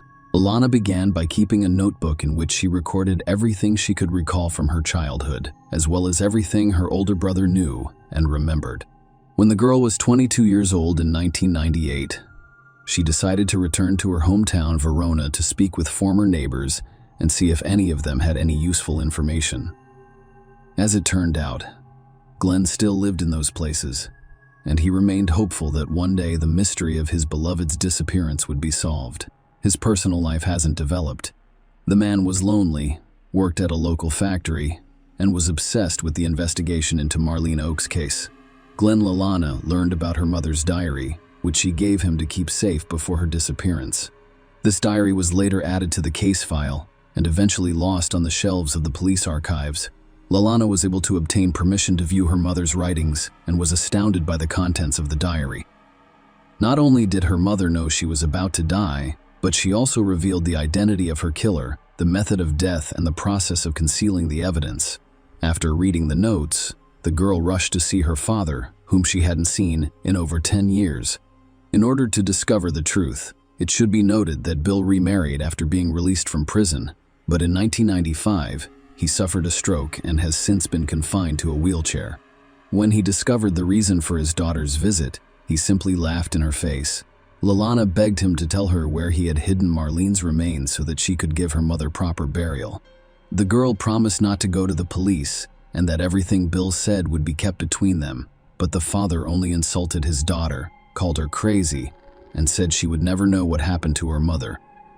Lalela discovered from her mother's diary that her father was planning the perfect crime, which included dismembering her, removing all of her teeth, and burying the remains in various locations. Also, Lalana, who, like her brother, was bullied by Bill as a child, discovered some horrific details in her father's biography. Bill had already served time for harassment prior to meeting their mother. However, for some reason, police officers overlooked this circumstance when they entrusted Majaru with the children following their mother's disappearance. In 2000, 2 decades after Marlene's disappearance, her daughter launched a new investigation into the case, providing all of the evidence she had gathered on her own. Lalana and her brother were re-interviewed, and this time they described everything their father had done to them, with the beatings being the least of their concerns. At the same time, Lalana learned of an unidentified skull fragment with no teeth or lower jaw discovered in the nearby woods a year and a half after her mother's disappearance. She began to insist on DNA testing, but the procedure was prohibitively expensive at the time, and government agencies refused to pay for it. However, Lalana did not give up and organized a fund to pay for the procedure. Relatives, neighbors, and concerned citizens all chipped in, and by the beginning of 2001, Lalana had raised enough funds to complete the identification process. The analysis determined the girl's kinship with the previously unidentified remains and confirmed that the skull fragment discovered belonged to the missing Marlene Oakes. Then, having already received the examination results, Lalana went to her paternal grandfather to speak with him and see if he knew anything. The elderly man was shocked by the news and agreed to testify against his own son. Bill's father claimed that in 1980, while his son was intoxicated, he told him that he killed his wife with 2 shots to the head, dismembered her body with a hunting knife, and buried the remains in separate locations that were a significant distance apart. At the same time, he removed the lower jaw and teeth with great care. Marlene's car was thrown off a cliff into the river, but the police were unable to locate it or its fragments for more than 2 decades. The turbulent mountain river either carried the vehicle far downstream or completely destroyed it, grinding it against sharp rocks. A trial and a fair verdict, regardless of the new circumstances and evidence discovered. There was still no probable cause to arrest Bill. The police then decided to play a trick, asking Bill's father to bring his son to a frank phone conversation in which he confessed to everything. The trick worked, and when Major learned that his daughter wanted to resume the investigation, he told her that she would be unsuccessful because he had safely hidden all of his wife's body fragments, her car, and the instrument of crime. Bill's words became the reason for his arrest as he confessed to everything. The man was arrested in July 2001 after listening to a recording of the telephone conversation and learning about the skull's identification. He admitted what he had done, However, he blamed everything on his late wife, claiming that she drove him to scandals, cheating, and threats to take his children and prevent him from seeing them. At the trial, Bill told his version of the story, claiming that he and his wife had a fight in the car and she began threatening him with a gun, but he grabbed the gun from her and allegedly accidentally shot her twice in the head, except that the shots were fired into the back of her head at point-blank range, implying a premeditated crime rather than self-defense. Bill's trial did not begin until the summer of 2003, 23 years after the crime. The 59-year-old defendant arrived at the hearing in a wheelchair. He himself remained calm and confident that he would be able to avoid punishment. The lawyer he hired insisted that this crime was committed in self-defense and that Lalana and Donald's claims of harassment were false. Despite the defense's best efforts, the court convicted Major of the brutal premeditated murder of Marlene Oakes. The man was surprised to learn that he had been sentenced to life imprisonment. In December 2016, Bill attempted to apply for parole but was denied. A year later, he died in prison from a second stroke. Share your opinion with us in the comments and subscribe to the channel for more.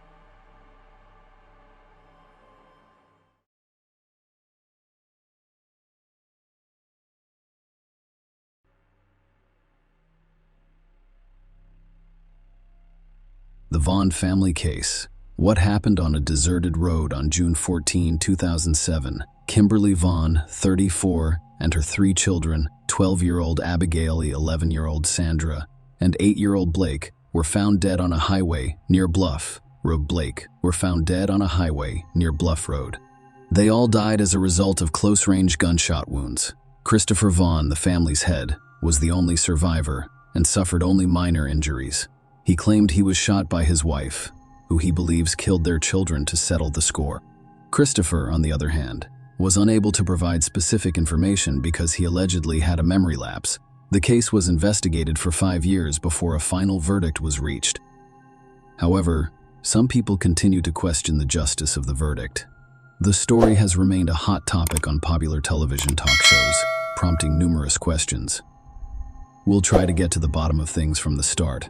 Kimberly Phillips and Christopher Vaughn have been together for over a decade, have 3 children, and appear to be a happy and friendly family on the outside. Kimberly Vaughn, real name Phillips, was born in the small town of St.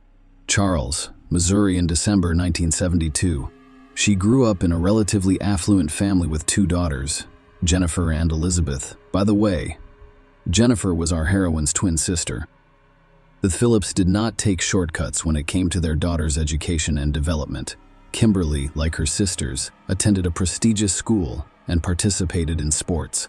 She had many friends who described the girl as outgoing and friendly. Christopher Vaughn was born in September 1974 in St. Louis, Missouri, a nearby city. He was one of 3 sons in a modest yet welcoming family. During his school years, the young man was very interested in soccer and also enjoyed hiking, camping, and family vacations out of town. The couple met in the early 1990s. They quickly developed a romantic relationship. Kimberly's parents opposed the union from the beginning because the chosen daughter was a few years younger than her and did not yet have a stable job.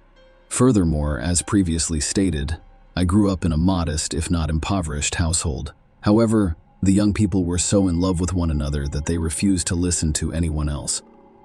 Kimberly soon became pregnant, and the couple got married in the summer of 1994. The groom was not yet 20 years old when the wedding took place, and the bride was only a few years older. They both seemed to be well prepared for family life, however. Their daughter Abigail was born 4 months after the wedding, in October of that year. Just a year later, the couple welcomed their second daughter, Cassandra. 3 years later, their youngest son, Blake, was born. The spouses' early years of family life were peaceful and happy. Young people fell in love, made big plans for the future, raised their families, and organized their homes. All of their children were gifted, grew well, participated in a variety of sports, loved music, and performed in the school drama theater. Kimberly, a homemaker, was constantly raising her voice. She oversaw her school's PT. The young woman also led the scouting group, which included all of her children. In the meantime, the family patriarch founded and expanded his own small cybersecurity company. A few years after their wedding, the family moved to Washington State and in early 2000, they settled in a small town in Illinois where they could afford to buy their own large home. Kimberly then decided to pursue a law degree and enrolled in one of the local universities. She received her diploma just a month before the tragedy. At first glance, this family appears to be happy and strong. However, few people were aware that the couple's relationship deteriorated soon after the relocation. Christopher frequently traveled to another state for work, and he developed an affair with a woman named Jill. This relationship lasted approximately a year, and Kimberly eventually became aware of it. A serious scandal erupted within the family. The husband and wife had separated and were getting divorced. However, after weighing all of the pros and cons, the couple decided to stay married for the sake of their children. Husband and wife did their best to pretend that everything was fine, but the tension between them gradually grew. Kim lost trust in her chosen one because she was jealous of him and suspected him of cheating, which proved to be reasonable. On the nervous ground, the young woman began to have health problems. She suffered from anxiety, migraines, insomnia, and blood pressure problems. Kimberly was forced to seek medical attention and was given several medications to treat her condition. She took them for a year and also saw a psychologist with whom she discussed her family's issues. Despite this, Kimberly remained social, friendly, and energetic. Others described her husband as a withdrawn introvert who rarely showed emotion during a fateful trip in June 2007. On the eve of their 13th wedding anniversary, the couple planned a family trip to an amusement park in Springfield, Illinois. Christopher selected the location, and the rest of the family supported his decision. So, in the early hours of June 14, after settling into their SUV, the entire family set out. A few hours later, a passing vehicle picked up the Vaughn family's bloodied head as it drove down the highway. Christopher was wounded in the leg. He calmly reported that he had been shot by his wife, but he couldn't go any further because he allegedly had a sudden memory loss. The victim stated that he and his family were driving to an amusement park when his wife became carsick and asked him to pull over. He pulled over to the side of the road and exited the passenger seat to inspect the roof rack. Then he heard a gunshot. Following that, everything unfolded like a horror film. Christopher realized his wife had fired, saw blood running down his leg and fled, unconscious and unaware of the children in the cabin, only to be picked up by a random car. Christopher was unable to locate his SUV, but police discovered it almost immediately. They found 4 bodies in the car with gunshot wounds. Except for Kimberly, who was killed with a single shot to the head. Everyone had been shot twice previously. Christopher admitted that he had a gun at home, which was probably loaded and carried by his wife. Christopher believes she murdered their children, shot him, and then took her own life. While telling this, he did not show much emotion, and even when the police showed him pictures of the deceased family members' bodies during the station interrogation, Bond remained remarkably calm, which could only raise suspicions.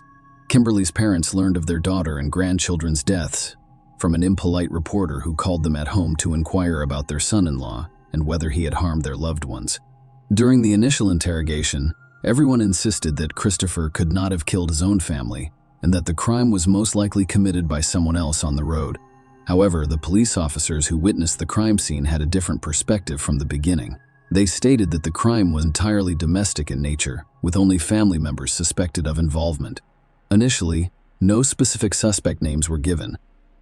In subsequent interrogations, the family's surviving head could not recall any new information, but he was confident that his wife could have done it all, killing the children, wounding him, and then shooting herself. Christopher blamed the pills she'd been taking for a year, as well as the crisis in their relationship caused by his infidelity, which they couldn't overcome.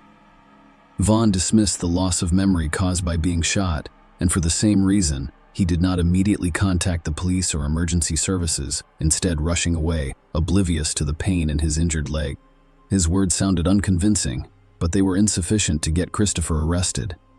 The family's home was searched, and a couple of laptop computers were taken for inspection. While the preliminary investigation was underway, Christopher remained at large, busy planning his wife's and children's funerals. The funeral was scheduled for June 23 and would take place at one of the city's funeral homes. A large crowd gathered to pay their final respects, and nearly everyone noticed the conflict between the Vaughn and Phillips families. Soon, a police car approached the building. Christopher was arrested shortly before the funeral service began, accused of murdering his family.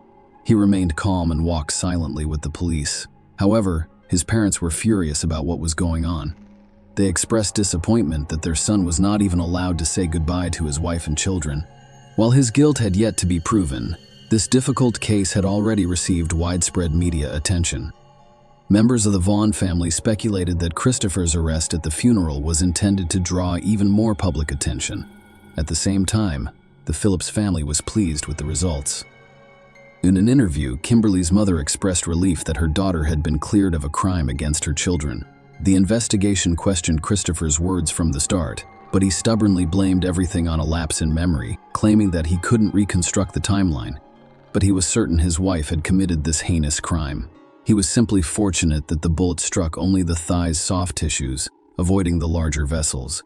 During the investigation, it was discovered that Christopher had his wife's insurance policy, which included a $1 million payout in the event of her death. As the investigation into this case progressed, the police became more convinced that the husband was the primary perpetrator of this terrible tragedy. The investigation lasted more than 5 years, and Christopher was held in custody throughout. Despite his continued efforts to prove his innocence, Vaughn was charged with several serious offenses, and if convicted, he faced death.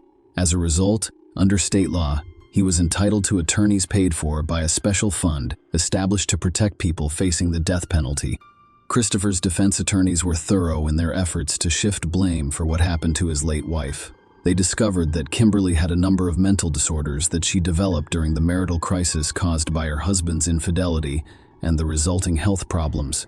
And the drugs she was taking allegedly worsened her condition rather than improving it. Lawyers nearly succeeded in proving that the wife took a loaded gun from home on a family vacation, massacred the children, injured her husband, and then shot herself in the head. The evidence and materials presented appeared to support this version, so the case was left to be decided. However, the state is currently implementing reforms to abolish the death penalty, and as a result, Chris has lost his lawyers whose work had been funded by the foundation.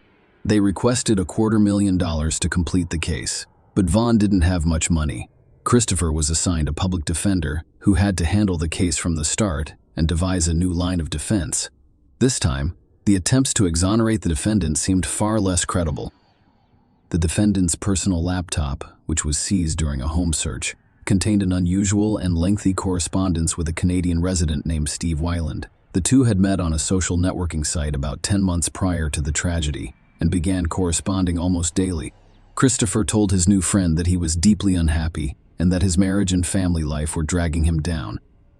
The men talked about the advantages of living in the wilderness, away from civilization, like hiking, camping, and survival skills in the forest, deserts, and mountains. Vaughn eventually persuaded his new friend to help him fake his own death in order to flee his family. Steve, on the other hand, was opposed to the idea and declined to participate. Chris then stated that he would still abandon his family and city life to flee to a Canadian province where no one could find him. About a month before the tragedy, the accused started writing about a girl named Maya, who he planned to take with him and allegedly loved. The police were able to easily find and bring Maya in as a witness. She turned out to be a dancer at Christopher's favorite strip club, and the two dated for several months. Throughout this time, Christopher complained about his unhappy family life. He once offered to run away with her. But Maya saw this plan as a foolish adventure, so she refused. Vaughn also had an affair with another young dancer to whom he falsely claimed to be single and child-free. I want to impress the girl. He spent a lot of money on her in a short amount of time, and even offered to take her to another country with him. The two girls and their pen pal were called as witnesses at the trial.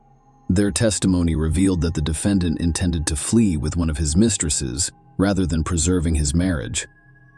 Christopher Vaughn's trial began in the fall of 2012, and it received extensive media coverage. Evidence revealed that he had purchased a gun shortly before the tragedy and had gone to shooting ranges several times to practice using it. Notably, the last time he fired at targets was the evening before his family's trip. Experts also discovered that the shot in Christopher's thigh was fired almost at point-blank range, contradicting his claim that his wife shot him when he got out of the car while Kimberly remained inside. Furthermore, the bullet holes in Christopher's jacket prompted numerous questions. According to the prosecutors, such a trace could have been caused by a single bullet fired while he was wearing his jacket. However, this assumption could not be validated. One of the most significant pieces of evidence was Kimberly's bloodstains on her husband's clothing. If Christopher, as he claimed, left the car while his family was still alive, how did his wife's blood, which he claimed she shot herself after he ran for help, get on his clothes and shoes? Furthermore, Kimberly's blood was not found on the murder weapon or on her hands, which would be impossible if she had shot herself in the head with a gun to her chin. However, a drop of her husband's blood was found on her thumb. In addition, Christopher's work computer was used to perform several searches for detailed staging of the crime scene. Kimberly's doctor also testified at the trial, claiming that the young woman suffered from insomnia, headaches, and high blood pressure, for which she was given a variety of medications, but that she had no negative thoughts or intentions to harm herself or others. The defendant was found guilty of all counts associated with such a heinous crime. Christopher received 4 life sentences, one for each family member, with no chance of ever being released. Shortly after receiving such a harsh sentence, Vaughn unexpectedly stated that he remembered everything from that day in great detail and had not forgotten anything. According to him, shots rang out after he exited the vehicle, but he had no idea what was going on. He then noticed the children's bodies, and then his wife shot him in the leg. She shouted that it was all his fault before shooting him in the head. The convict's new testimony had no bearing on the verdict because it sounded so ridiculous. However, Christopher's parents have actively sought to defend their son in front of the public. For several years, they have appeared on various talk shows, given interviews, and written blogs and social media posts about their dissatisfaction with life and how marriage has altered it. They also consistently blame all of the problems on the Phillips family, claiming that their members refused to accept their son-in-law from the start and did everything they could to make his life miserable. The Bond family had filed several clemency petitions, hoping that Chris would be acquitted or his sentence commuted. Several such petitions were delivered to the governor of the state. However, after reviewing the case file, he stated that he had no reason to question the court's decision. He advocated for the murder of a whole family. Furthermore, he committed the most heinous crime imaginable, leaving no room for leniency or justification in this case. Share your opinion with us in the comments and subscribe to the channel for more.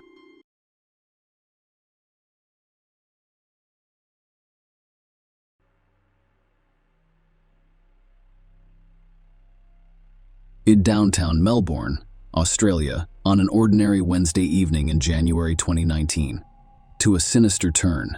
What began as a casual outing with friends for a young international student quickly escalated into a terrifying ordeal that stunned the entire country and the world.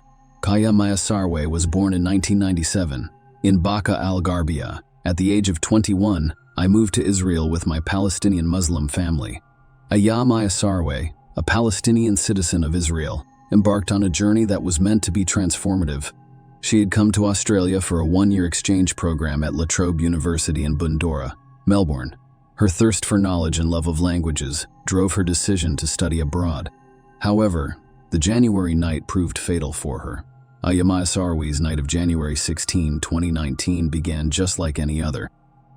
After attending a less talkative English social event, she went to a comedy show in North Melbourne with her friends. For Aya, these gatherings were more than just social occasions. They provided opportunities for her to improve her English and connect with people from various backgrounds. Aya's time in Australia was part of an on-campus exchange program with La Trobe University in Bundoora, Melbourne. She was a dedicated student who studied Chinese and English at a Shanghai university. Her time in Australia was intended to help her improve her English language skills, which are an important part of her academic journey.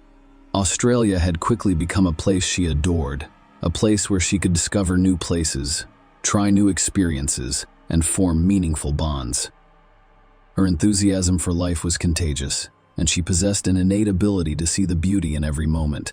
But Aya was more than just an adventurous spirit. She was a conscientious student who took her studies seriously. Her language skills were impressive, as she was fluent in Arabic, Hebrew, and Mandarin. Her commitment to learning and personal development was demonstrated by her decision to spend a year in Australia, pushing her limits and broadening her horizons. Throughout her time in Australia, Aya maintained regular contact with her family back home. She spoke with her parents and sisters almost every day, Her family was preparing to visit her in Australia, a prospect filled with excitement and anticipation. The prospect of reuniting with her loved ones on the other side of the world sparked great excitement. On that fateful Wednesday night, after attending a comedy show with friends, Aya returned to her student housing at La Trobe University. The night appeared ordinary, with Aya taking the tram to her destination. She disembarked at her usual stop on 23 at 12:05 a.m. He was concerned for her safety, as he often was when walking alone at night. Aya made a phone call to her sister Ruba. This precautionary measure was Aya's way of feeling more secure during late-night walks. Ruba was at home in Israel and answered the phone, not expecting her sister to answer at that time. What happened during that phone call sent terror through Ruba's heart and soul. The sound of her sister's screams and shouts pierced the telephone line. In a matter of moments, Ruba went from hearing her sister's voice to witnessing a terrifying and unexpected silence. Ruba remained on the line, heart racing as she listened to the eerie silence. She could hear the distant hum of a passing car, but her sister never returned her call. It was a moment of terror, helplessness, and dread. You were panicked and worried because you had no idea what had happened on the other end of the line. Ruba immediately contacted her other sisters who were in China at the time. They tried to contact Aya by phone and text message. However, there was no response. Their anxiety increased with each unanswered attempt to reach Aya. Dawn approached, but Aya had still not returned their calls. Ruba and her sister took a fateful decision. They reported the disappearance to the Australian police. It was approximately 6 a.m.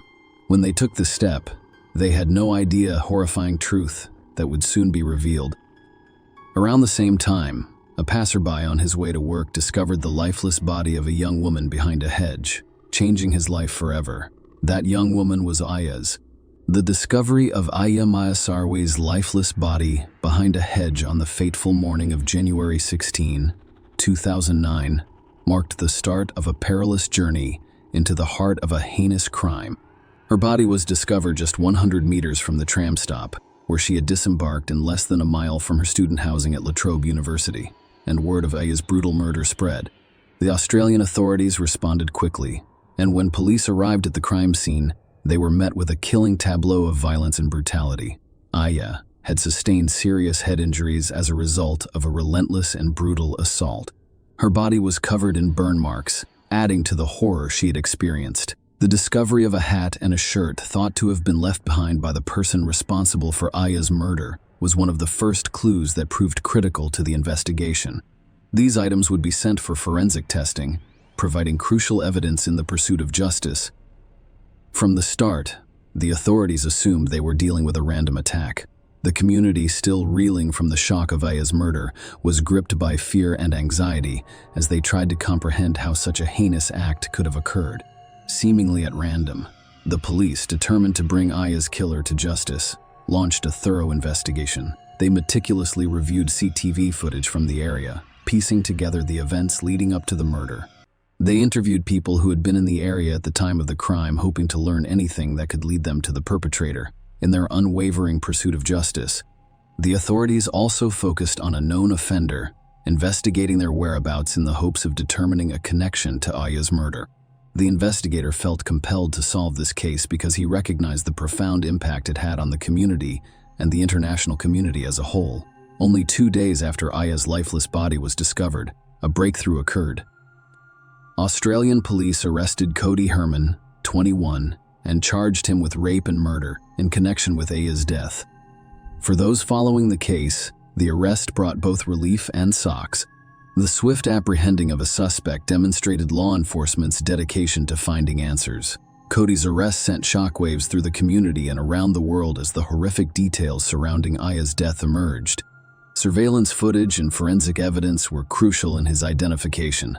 What was most astonishing in this case was Cody's decision to plead guilty to rape and murder charges before the trial began. This plea spared Aya's family and the court from a long and painful trial. However, the key questions about the crime's motivations and circumstances remain unanswered. The guilty plea was a significant development in the case because it indicated that there would be no traditional trial. Instead, the court would hold a sentencing hearing in which the prosecutor would explain the details of the attack. This would provide a glimpse into the horrifying chain of events that resulted in tragic and premature deaths. The court proceedings revealed a chilling account of what occurred on that fateful night. While Aya had never met Cody prior to the attack, disturbing details about his previous interactions and intentions emerged in the month before the murder. Cody had made attempts to enter her apartment complex, raising suspicions of premeditation. In December 2018, just 4 months after arriving in Australia, Aya attempted to gain entry into the apartment building by falsely claiming to have misplaced his key. However, he did not live there and was at the time without a permanent address and abode. Cody returned a few days later, and residents noticed him standing outside the building, evoking an unsettling connection to Aya. Cody's online activities increased the case's intrigue. Under the rap name Makodes, he posted disturbing lyrics on Facebook, including references to suicide and demons in my head. Despite the alarming online posts and attempts to gain access to Aya's apartment complex, police initially suspected that these incidents were linked to Aya's murder. The motivation for the attack remained a perplexing mystery. The court proceedings also shed light on the events leading up to Aya's murder. While Aya was at the comedy show with her friends, Cody was hanging out at the Palazzo shopping center. At 12:07 a.m., he left the shopping center, cutting through the parking lot and arriving at Main Drive. Cody spotted Aya walking down the street that night, and without warning or provocation, he launched a vicious attack. He struck her 4 times in the head with a metal pipe, causing her to drop her phone and fall to the ground, unconscious. The speed and ferocity of the assault rendered Aya defenseless, with no way to protect herself or flee. Cody's actions after the initial attack were equally horrific. He dragged the unconscious Aya behind a low hedge between the footpath and the car park, where he brutally assaulted her. The brutality didn't stop there. He continued to strike her head with a metal pipe 9 times. The details of the injuries were equally distressing. The force of the blows had fractured her skull multiple times, and while lacerations on her brain would be fatal, the nature of a neck injury is unknown, leaving investigators puzzled as to whether it occurred during strangulation or while she was being dragged into the bushes. Following the assaults, Cody attempted to eliminate any evidence linking him to Aya's body. He fled the scene, carrying Aya's belongings with him. Surveillance footage shows his escape as he climbs over the fence of a nearby nature reserve, leaving behind a black cap that was caught. He also discarded his shirt, the murder weapon, and the can of WD-40 fluid used to burn the bodies. One critical question went unanswered throughout the proceedings: whether the attack was premeditated. Did Cody roam the shopping center looking for a potential victim? Was he waiting specifically for Aya? The evidence indicated that he had the metal pipe in his possession prior to the attack, indicating a deliberate action. Cody claimed he couldn't recall anything from the 2 hours preceding the attack, leaving investigators in the court to grapple with the motivations for the senseless act of violence. During the sentencing hearing, the prosecutor meticulously recounted the terrifying sequence of events that occurred that fateful night. The details were chilling, emphasizing the brutality of the crime. Cody had relentlessly assaulted Aya, a young woman he had never met before.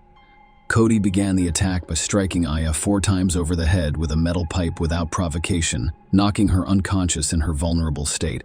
He dragged her behind a low hedge and assaulted her in a horrific manner.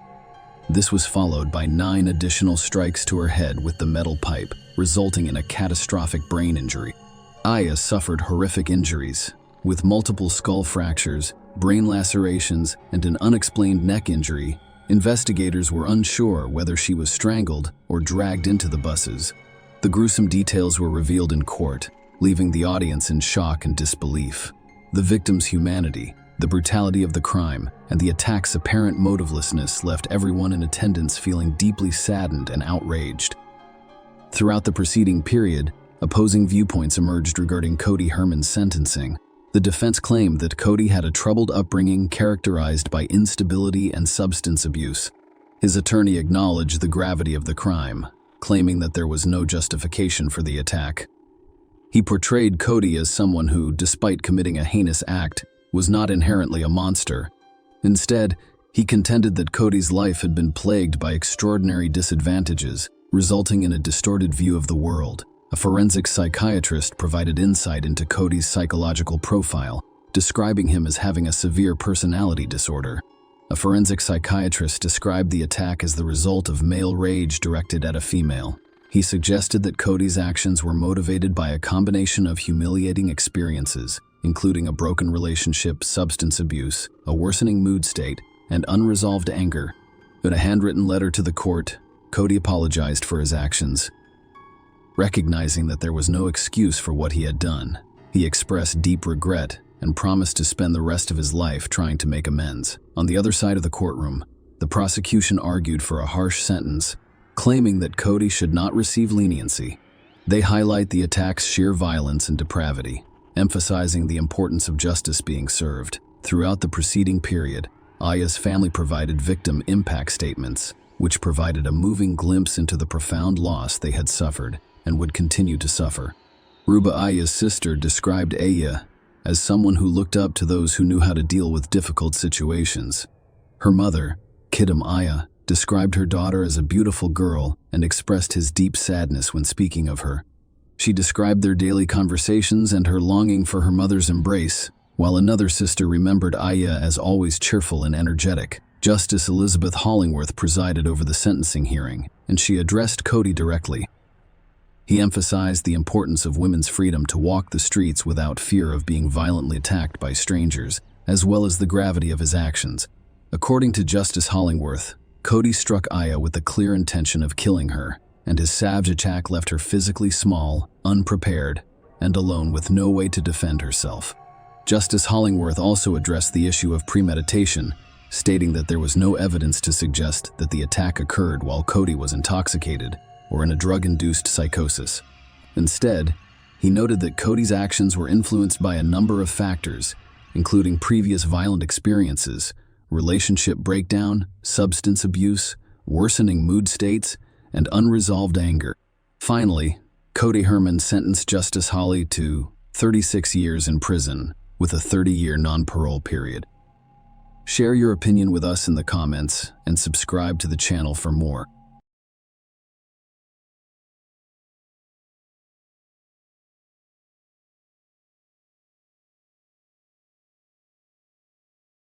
On an ordinary November day in 2003, a chilling mystery began to play out in the peaceful town of Grand Forks, North Dakota. Drew Joden, a vibrant young woman known for her compassion and community service, went missing after leaving Victoria's Secret. What followed was a harrowing journey through cryptic phone calls, shocking revelations, and a never-ending pursuit of truth and justice. Drew, a vibrant and ambitious 22-year-old, had deep roots in the town. She worked part-time at Victoria's Secret while attending the University of North Dakota and majoring in visual arts. Drew, however, was much more than her academics and work. She was a unique combination of creativity and compassion. Her passion for art knew no bounds, and she expressed herself in a variety of ways, from sketching to painting to capturing the world's beauty with her lens. However, it was her unwavering commitment to assisting others that truly distinguished her. Drew, affectionately known as Doodles in her younger years, had a heart as big as her dreams. She was an athlete who enjoyed volleyball and golf, but her volunteer work exemplified her exceptional spirit. She devoted her time to underprivileged children, organizing bowling parties and teaching them the joys of reading. She also focused her efforts on fundraising for organizations such as the American Diabetes Association, leaving an indelible impression on her community. On Saturday, November 22, Drew finished her shift at Victoria's Secret at 4 p.m. Her vibrant spirit has not diminished. Little did she know that her workplace, a stepping stone to her dreams, would soon become the setting for an unfolding mystery. Drew had her sights set on an upcoming adventure, a trip to Australia in the spring of 2000, and each paycheck brought her closer to achieving her goal. As the clock struck 5 p.m., Drew exited the mall, carrying a purse she'd found, and began walking towards her car. It appeared to be a normal end to the day, but fate had other plans. Unbeknownst to her, the next few moments would be shrouded in mystery, triggering a chain of events that would captivate an entire community. As Drew approached her car, she had no idea that her life was about to take a terrifying turn into the unknown. She was scheduled to work that evening, but when she didn't show up, her friends and colleagues became concerned. It was unusual for Drew to miss work without notice, and her absence raised concerns. Drew's boyfriend, Chris Lange, was one of the first to notice that something was wrong. He stated to the police that he had not seen her that afternoon, but he did receive a phone call from her shortly after she left the mall at 5 p.m. The conversation ended abruptly, leaving him with a strange feeling. In the background, he heard Drew say the words, "Okay, I understand." Then the call was abruptly disconnected. At the time, he dismissed it as a dropped call. But as the evening turned into night, and there was still no sign of Drew, worry turned to fear at 7:42 p.m. The same night, Chris received another call from her phone. This time, he only heard static and the sound of someone fumbling with the phone's buttons. It was far from reassuring. The alarms rang louder, and the police took action. They started searching the parking lot where Drew's car was still parked outside the mall. What they discovered sent chills down their spines. A knife sheath was discovered beside her car. The ominous prospect of an abduction loomed large. Desperation grew, and the police contacted Drew's phone service provider in the hopes of getting a lead. The information they received was both perplexing and disturbing. Drew's phone had pinged off a cell tower near Crookston, Minnesota, indicating she had been transported across state lines. Drew's normal day had turned into a perplexing and ominous mystery. The search for Drew, led by volunteers and law enforcement, demonstrated the community's unwavering determination. The fields and forests were scoured. Every lead was diligently pursued. However, the young woman remained elusive. 3 days after her disappearance, a chilling discovery shook the investigation to its core. One of Drew's shoes was discovered along a bypass road near Crookston, Minnesota. The fact that she was so close to where her phone had last pinged added to her sense of unease. It was a cruel reminder that Drew had been in this area, and the circumstances surrounding her disappearance became increasingly mysterious. The atmosphere in Grand Forks became heavier with each passing day. Hope was still present, but it was fragile, like a flickering candle in the growing darkness. Drew's family, friends, and the entire community held on to the hope that she would be found safe and sound. However, it was during this period that the investigation took a dark and disturbing turn. The police received a tip from a concerned citizen who directed them to a man named Alfonso Rodriguez Jr., who lived in the area and was in Grand Forks on the day Drew went missing.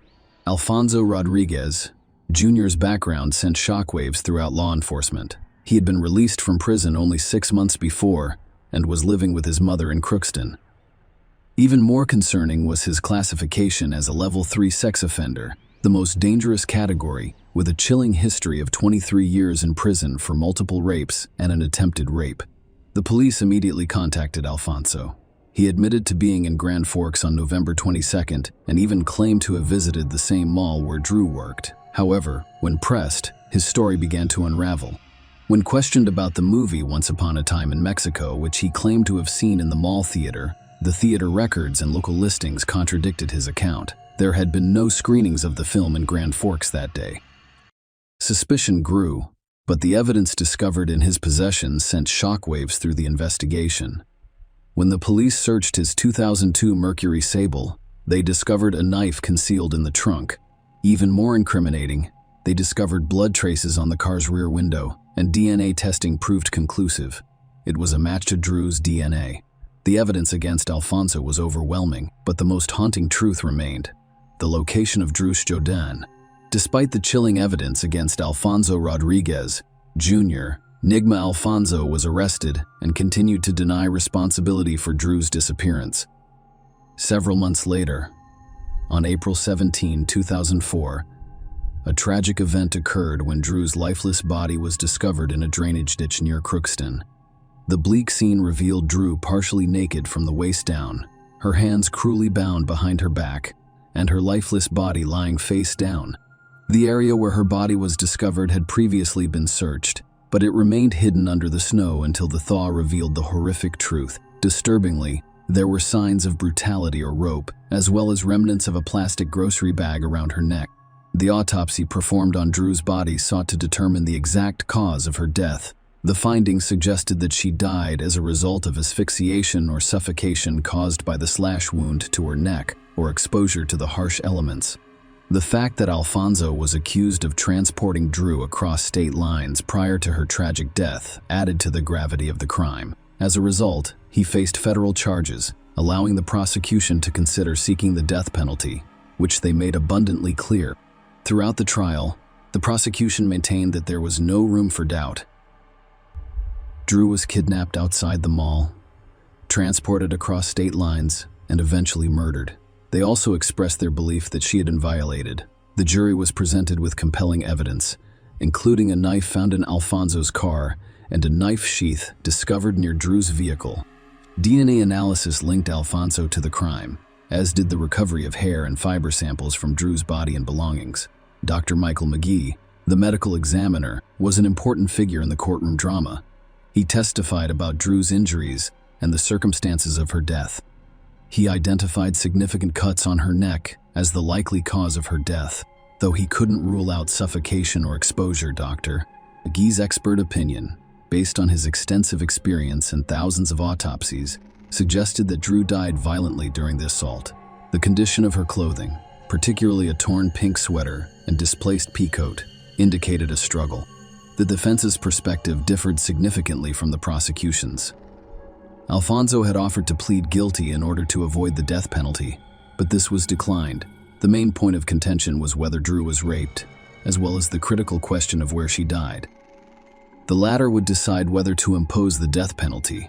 The defense claimed that there was insufficient evidence to support a rape allegation and that Drew died from suffocation mere minutes after being abducted. Alfonso was eventually found guilty in federal court of kidnapping, which resulted in Drew's death.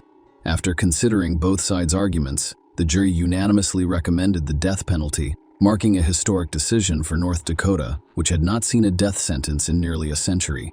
Because the death penalty is illegal in the state, it is only considered in federal cases.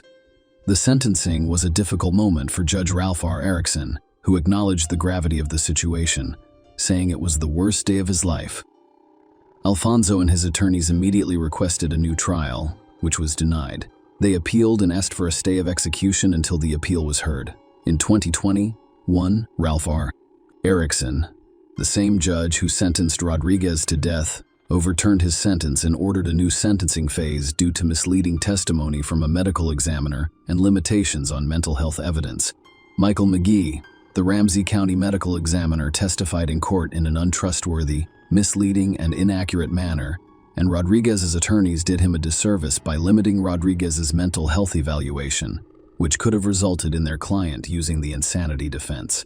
On March 14, 2023, prosecutors announced that they would no longer seek the death penalty for Rodriguez, who had been sentenced to life without parole on May 18, 2023. Share your opinion with us in the comments and subscribe to the channel for more.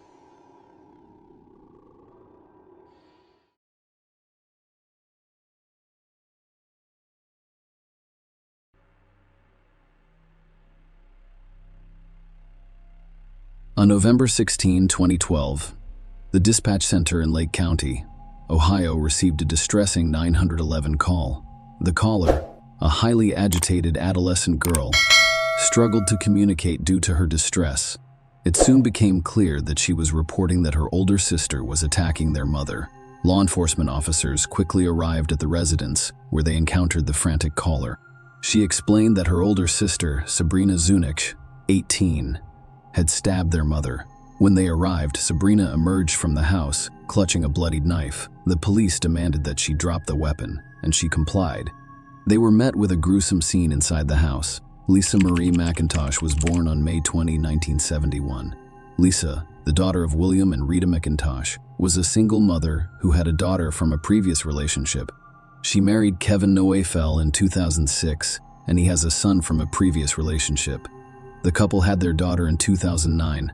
Lisa, a social worker with the Department of Children and Family Services who specialized in child abuse cases, had a strong desire to help others. Demonstrating their dedication to assisting children, Kevin and Lisa have decided to become foster parents. Lisa's friend commented that when she had foster children, she treated them as if they were her own. She made a point of going above and beyond as a parent. Sabrina Zunic, 16, moved into their home in the summer of 2011. Sabrina Zunic was born on October 27, 1994, somewhere near Cleveland, Ohio. Her upbringing was difficult, as both of her parents struggled with alcohol and substance abuse, resulting in a highly unstable home environment. Sabrina's early experiences were marred by her parents' criminal troubles, and even as a baby she was exposed to substances like vodka in her bottle to induce sleep. These circumstances aided Sabrina's development of behavioral and mental health issues such as ADHD, oppositional defiance disorder, bipolar disorder, anxiety, and depression. Sabrina went to live with her grandmother after being removed from her parents' custody. Unfortunately, her grandmother's declining health coincided with Sabrina's adolescence, and her rebellious behavior became difficult for her grandmother to deal with. Sabrina entered the foster care system at the age of 14, living in a variety of homes and group settings before being placed with Lisa and Kevin Nofel. Sabrina made significant progress in changing her life in 2011, thanks to Kevin and Lisa's care. She began attending school on a regular basis, excelled academically, and aspired to be a massage therapist. Sabrina has seamlessly integrated into the family, making positive connections with the two girls and actively participating in school.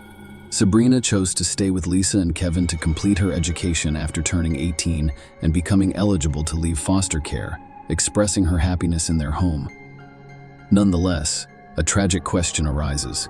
What drove Sabrina to stab her foster mother to death in front of Lisa's two young daughters? Lisa was at home with the children on November 16, 2012, while Kevin was working as a truck driver. During the night, the teenage and 3-year-old daughters heard their mother's screams and discovered Sabrina stabbing Lisa multiple times. In the midst of the terrifying scene, the younger child sought refuge in a closet, while Lisa's teenage daughter pleaded with Sabrina to stop the assault and immediately dialed 911. The situation was described as completely chaotic, with the distraught caller informing police that her sister had fatally stabbed their mother. Lisa Nofel was pronounced dead on the scene. Sabrina was arrested, and the murder weapon, a 15-inch knife with a 9-inch convex and serrated blade without a hilt, was found in the house. Notably, Sabrina accepted responsibility for the act, admitting that she was the one who stabbed Lisa to death. Despite the disturbing nature of the murder, police were concerned about the brutality of the attack on Lisa Nofel, who had opened her home to care for a teenager. The assault resulted in almost 200 stab wounds, indicating a vicious and violent act. The police informed Lisa's husband, 42-year-old Kevin Nofel, who worked as a truck driver and was away in Michigan at the time, about her death. Kevin called 911 to inquire about the girls' well-being and was advised to pick them up from the police station. Kevin got them at 5 a.m. that morning. Over the next 10 months, law enforcement worked hard to piece together the puzzle surrounding the crime. The investigation's findings indicated a shift in the Nofel household dynamics around December of 2011. Sabrina Zunick, who was initially content in the home, began to have conflicts with Lisa. Jealousy emerged as a significant factor, with Sabrina expressing resentment toward Lisa and accusing her of favoring Haley and Megan, the family's two younger girls.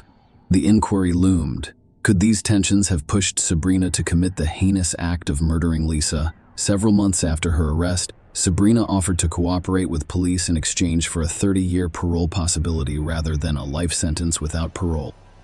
Sabrina made a shocking disclosure in her statements. She claimed to have had sex with her foster father, Kevin. Sabrina stated that this relationship began in the spring of 2012. Following Sabrina's arrest, she claimed that it was Kevin's idea to plan and carry out Lisa's murder. Kevin Nofel was facing charges for the murder of his wife, Lisa. He was charged with conspiracy to commit aggravated murder, complicity in aggravated murder, and 6 counts of sexual battery. During the trial, Kevin entered a not guilty plea, and the focus was solely on his charges. Sabrina, who had previously pleaded guilty, agreed to testify for the prosecution against Kevin. The prosecution argued that, while Sabrina was the one who physically stabbed Lisa to death, Kevin was aware of and involved in the murder. The prosecution claimed that Kevin wanted to end his relationship with Lisa, as evidenced by statements to friends about a possible divorce. They also claimed that Kevin stood to benefit financially from Lisa's death because of the existence of multiple insurance policies. During the trial, the prosecution presented evidence indicating a change in Lisa Nofel's behavior preceding her tragic death. Lisa's co-worker testified that in the months leading up to her murder, Lisa appeared distracted and made an effort to focus. She also mentioned delivering food to Kevin the day after Lisa died, noting that his demeanor seemed normal and seeing a picture of Sabrina on the refrigerator. Kevin's apparent lack of emotional response was accentuated when she saw him at Lisa's funeral, and described him as emotionless. Another coworker stated that Lisa underwent a significant change in 2012. Lisa began taking private phone calls away from her desk, which appeared to upset her. When she spoke with Kevin the day after Lisa's murder, he mentioned that recouping Lisa's $50,000 salary would be difficult. The prosecution called witnesses to testify about Kevin's behavior after learning of Lisa's death.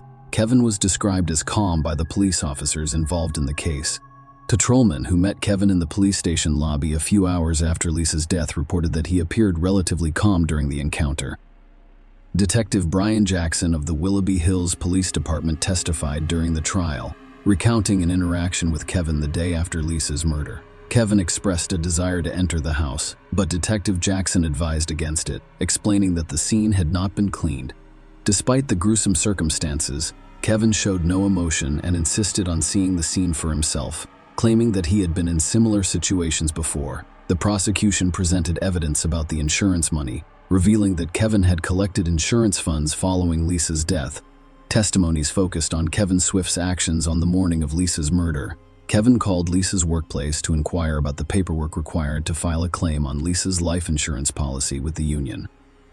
Jill Reynolds, a benefits specialist at Gordon Food Services where Kevin worked as a transit driver, testified that on the day Lisa was killed, Kevin contacted her to report Lisa's death and stated that he planned to file an insurance claim. This information was critical in establishing a timeline of Kevin's actions and decisions in the immediate aftermath of the tragedy, which helped to shape the prosecution's narrative about the financial implications of Lisa's death. The prosecution informed the court that Kevin filed several insurance claims on November 16, including a $250,000 life policy for Lisa No. This policy, which was issued on May 16, 2012, provided coverage for her life. According to Christopher Eddy, a team leader at Guardian Life Insurance Company, which provides insurance for Cuyahoga children and family services, Kevin received a $250,000 check as payment for the claim. Farmers Insurance paid Kevin $150,000 for his term life insurance policy purchased in 2009. This is for Lisa. After Lisa died, Kevin changed the property's insurance policy from renters to homeowners and added a swimming pool. Kevin also purchased auto insurance for a 2013 Cruze, a 2011 Malibu, and 2 campers, using the funds not only to pay off his mortgage, but also to buy new cars and a home in Florida, as well as funding flying lessons. Lisa owned nearly $800,000. The prosecution called Sabrina as a witness in life insurance policies, which Kevin collected throughout the trial, and she testified that her relationship with her foster father Kevin began in the spring of 2012. Sabrina testified in court that Kevin typically drove her to Willoughby South High School, and that they engaged in sexual activities during these rides. She claimed that Kevin explained that he couldn't divorce Lisa because of concerns about sharing custody of Haley. According to Sabrina, the idea of killing Lisa started as a small thought. Kevin would occasionally text her, expressing his dislike for Lisa and suggesting that once Lisa was gone, they could buy their own home and live together, and Sabrina could attend college while acting as the children's mother. Sabrina told the court that she approached her friend Autumn Pavlik in early October to find someone to kill her foster mother. Autumn testified, asking me if I could get her a hitman. She declared that they were getting a divorce and that she was worth more dead than alive. However, Sabrina eventually decided to handle the situation herself. She testified that on November 15, 2012, Kevin drove her to school but started crying after parking. Sabrina claimed that Kevin revealed that they had a heated argument with Lisa the night before, and that he would consider suicide if Lisa wasn't dead. Sabrina told the court that I was scared for him because I had fallen in love with him. Sabrina responded by assuring Kevin that she would take responsibility for killing Lisa, and Lisa died less than 24 hours later. The prosecution called Dr. Joseph Andrew Philo, a forensic pathologist at the Cuyahoga County Medical Examiner's Office, to testify about Lisa's severe injuries. Lisa's autopsy was overseen by Dr. Philo. According to Dr. Philo's testimony, Lisa died as a result of a mandible jaw injury that penetrated deeply enough to sever the carotid artery connecting the brain. Another lethal wound was discovered in her breast, which penetrated and collapsed the underlying lung. Dr. Philo described several cuts on Lisa's body as intricate and complex, implying that either the knife was twisted upon entry or the body was in a twisting motion. One of Lisa's fingers and one thumb were almost severed. Lisa's body also showed signs of defensive wounds. Dr. Philo concluded that the death was caused by at least 178 stab and incised wounds to the head, neck, torso, and extremities, along with musculoskeletal, vascular, and visceral injuries. The brutality of the assault was highlighted by the fact that the knife used had bent as a result of the extreme violence inflicted during the attack. The defense argued that Kevin was not guilty and that Sabrina bore sole responsibility for Lisa's death. They emphasized the lack of physical evidence supporting Kevin and Sabrina's sexual relationship, as well as the prosecution's reliance on Sabrina's testimony, which they argued was untrustworthy given her agreement to a plea deal in exchange for a reduced sentence. The defense claimed Sabrina's motive for killing Lisa stemmed from a conversation 2 weeks before the tragedy. According to their case, Lisa informed Sabrina that she had to vacate by January 1, 2013. Kevin decided not to testify at the trial.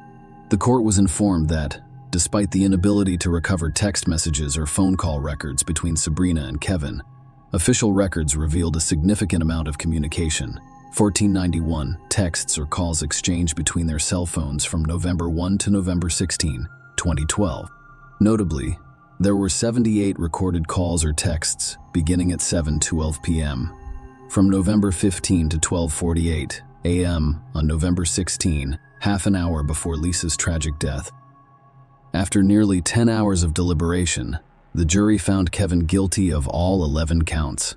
The charges included 6 counts of sexual battery, 3 counts of complicity in aggravated murder, and 2 counts of conspiracy in aggravated murder.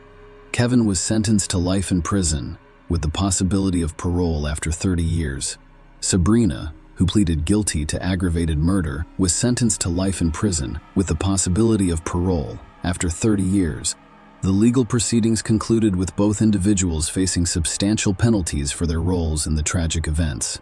As a result, Kevin's currently incarcerated at the Lake Erie Correctional Institution in Conneaut, Ohio, with a parole date of 2043. Sabrina is currently incarcerated at the Dayton Correctional Institution in Dayton, Ohio, with a parole date of 2042. Share your opinion with us in the comments and subscribe to the channel for more.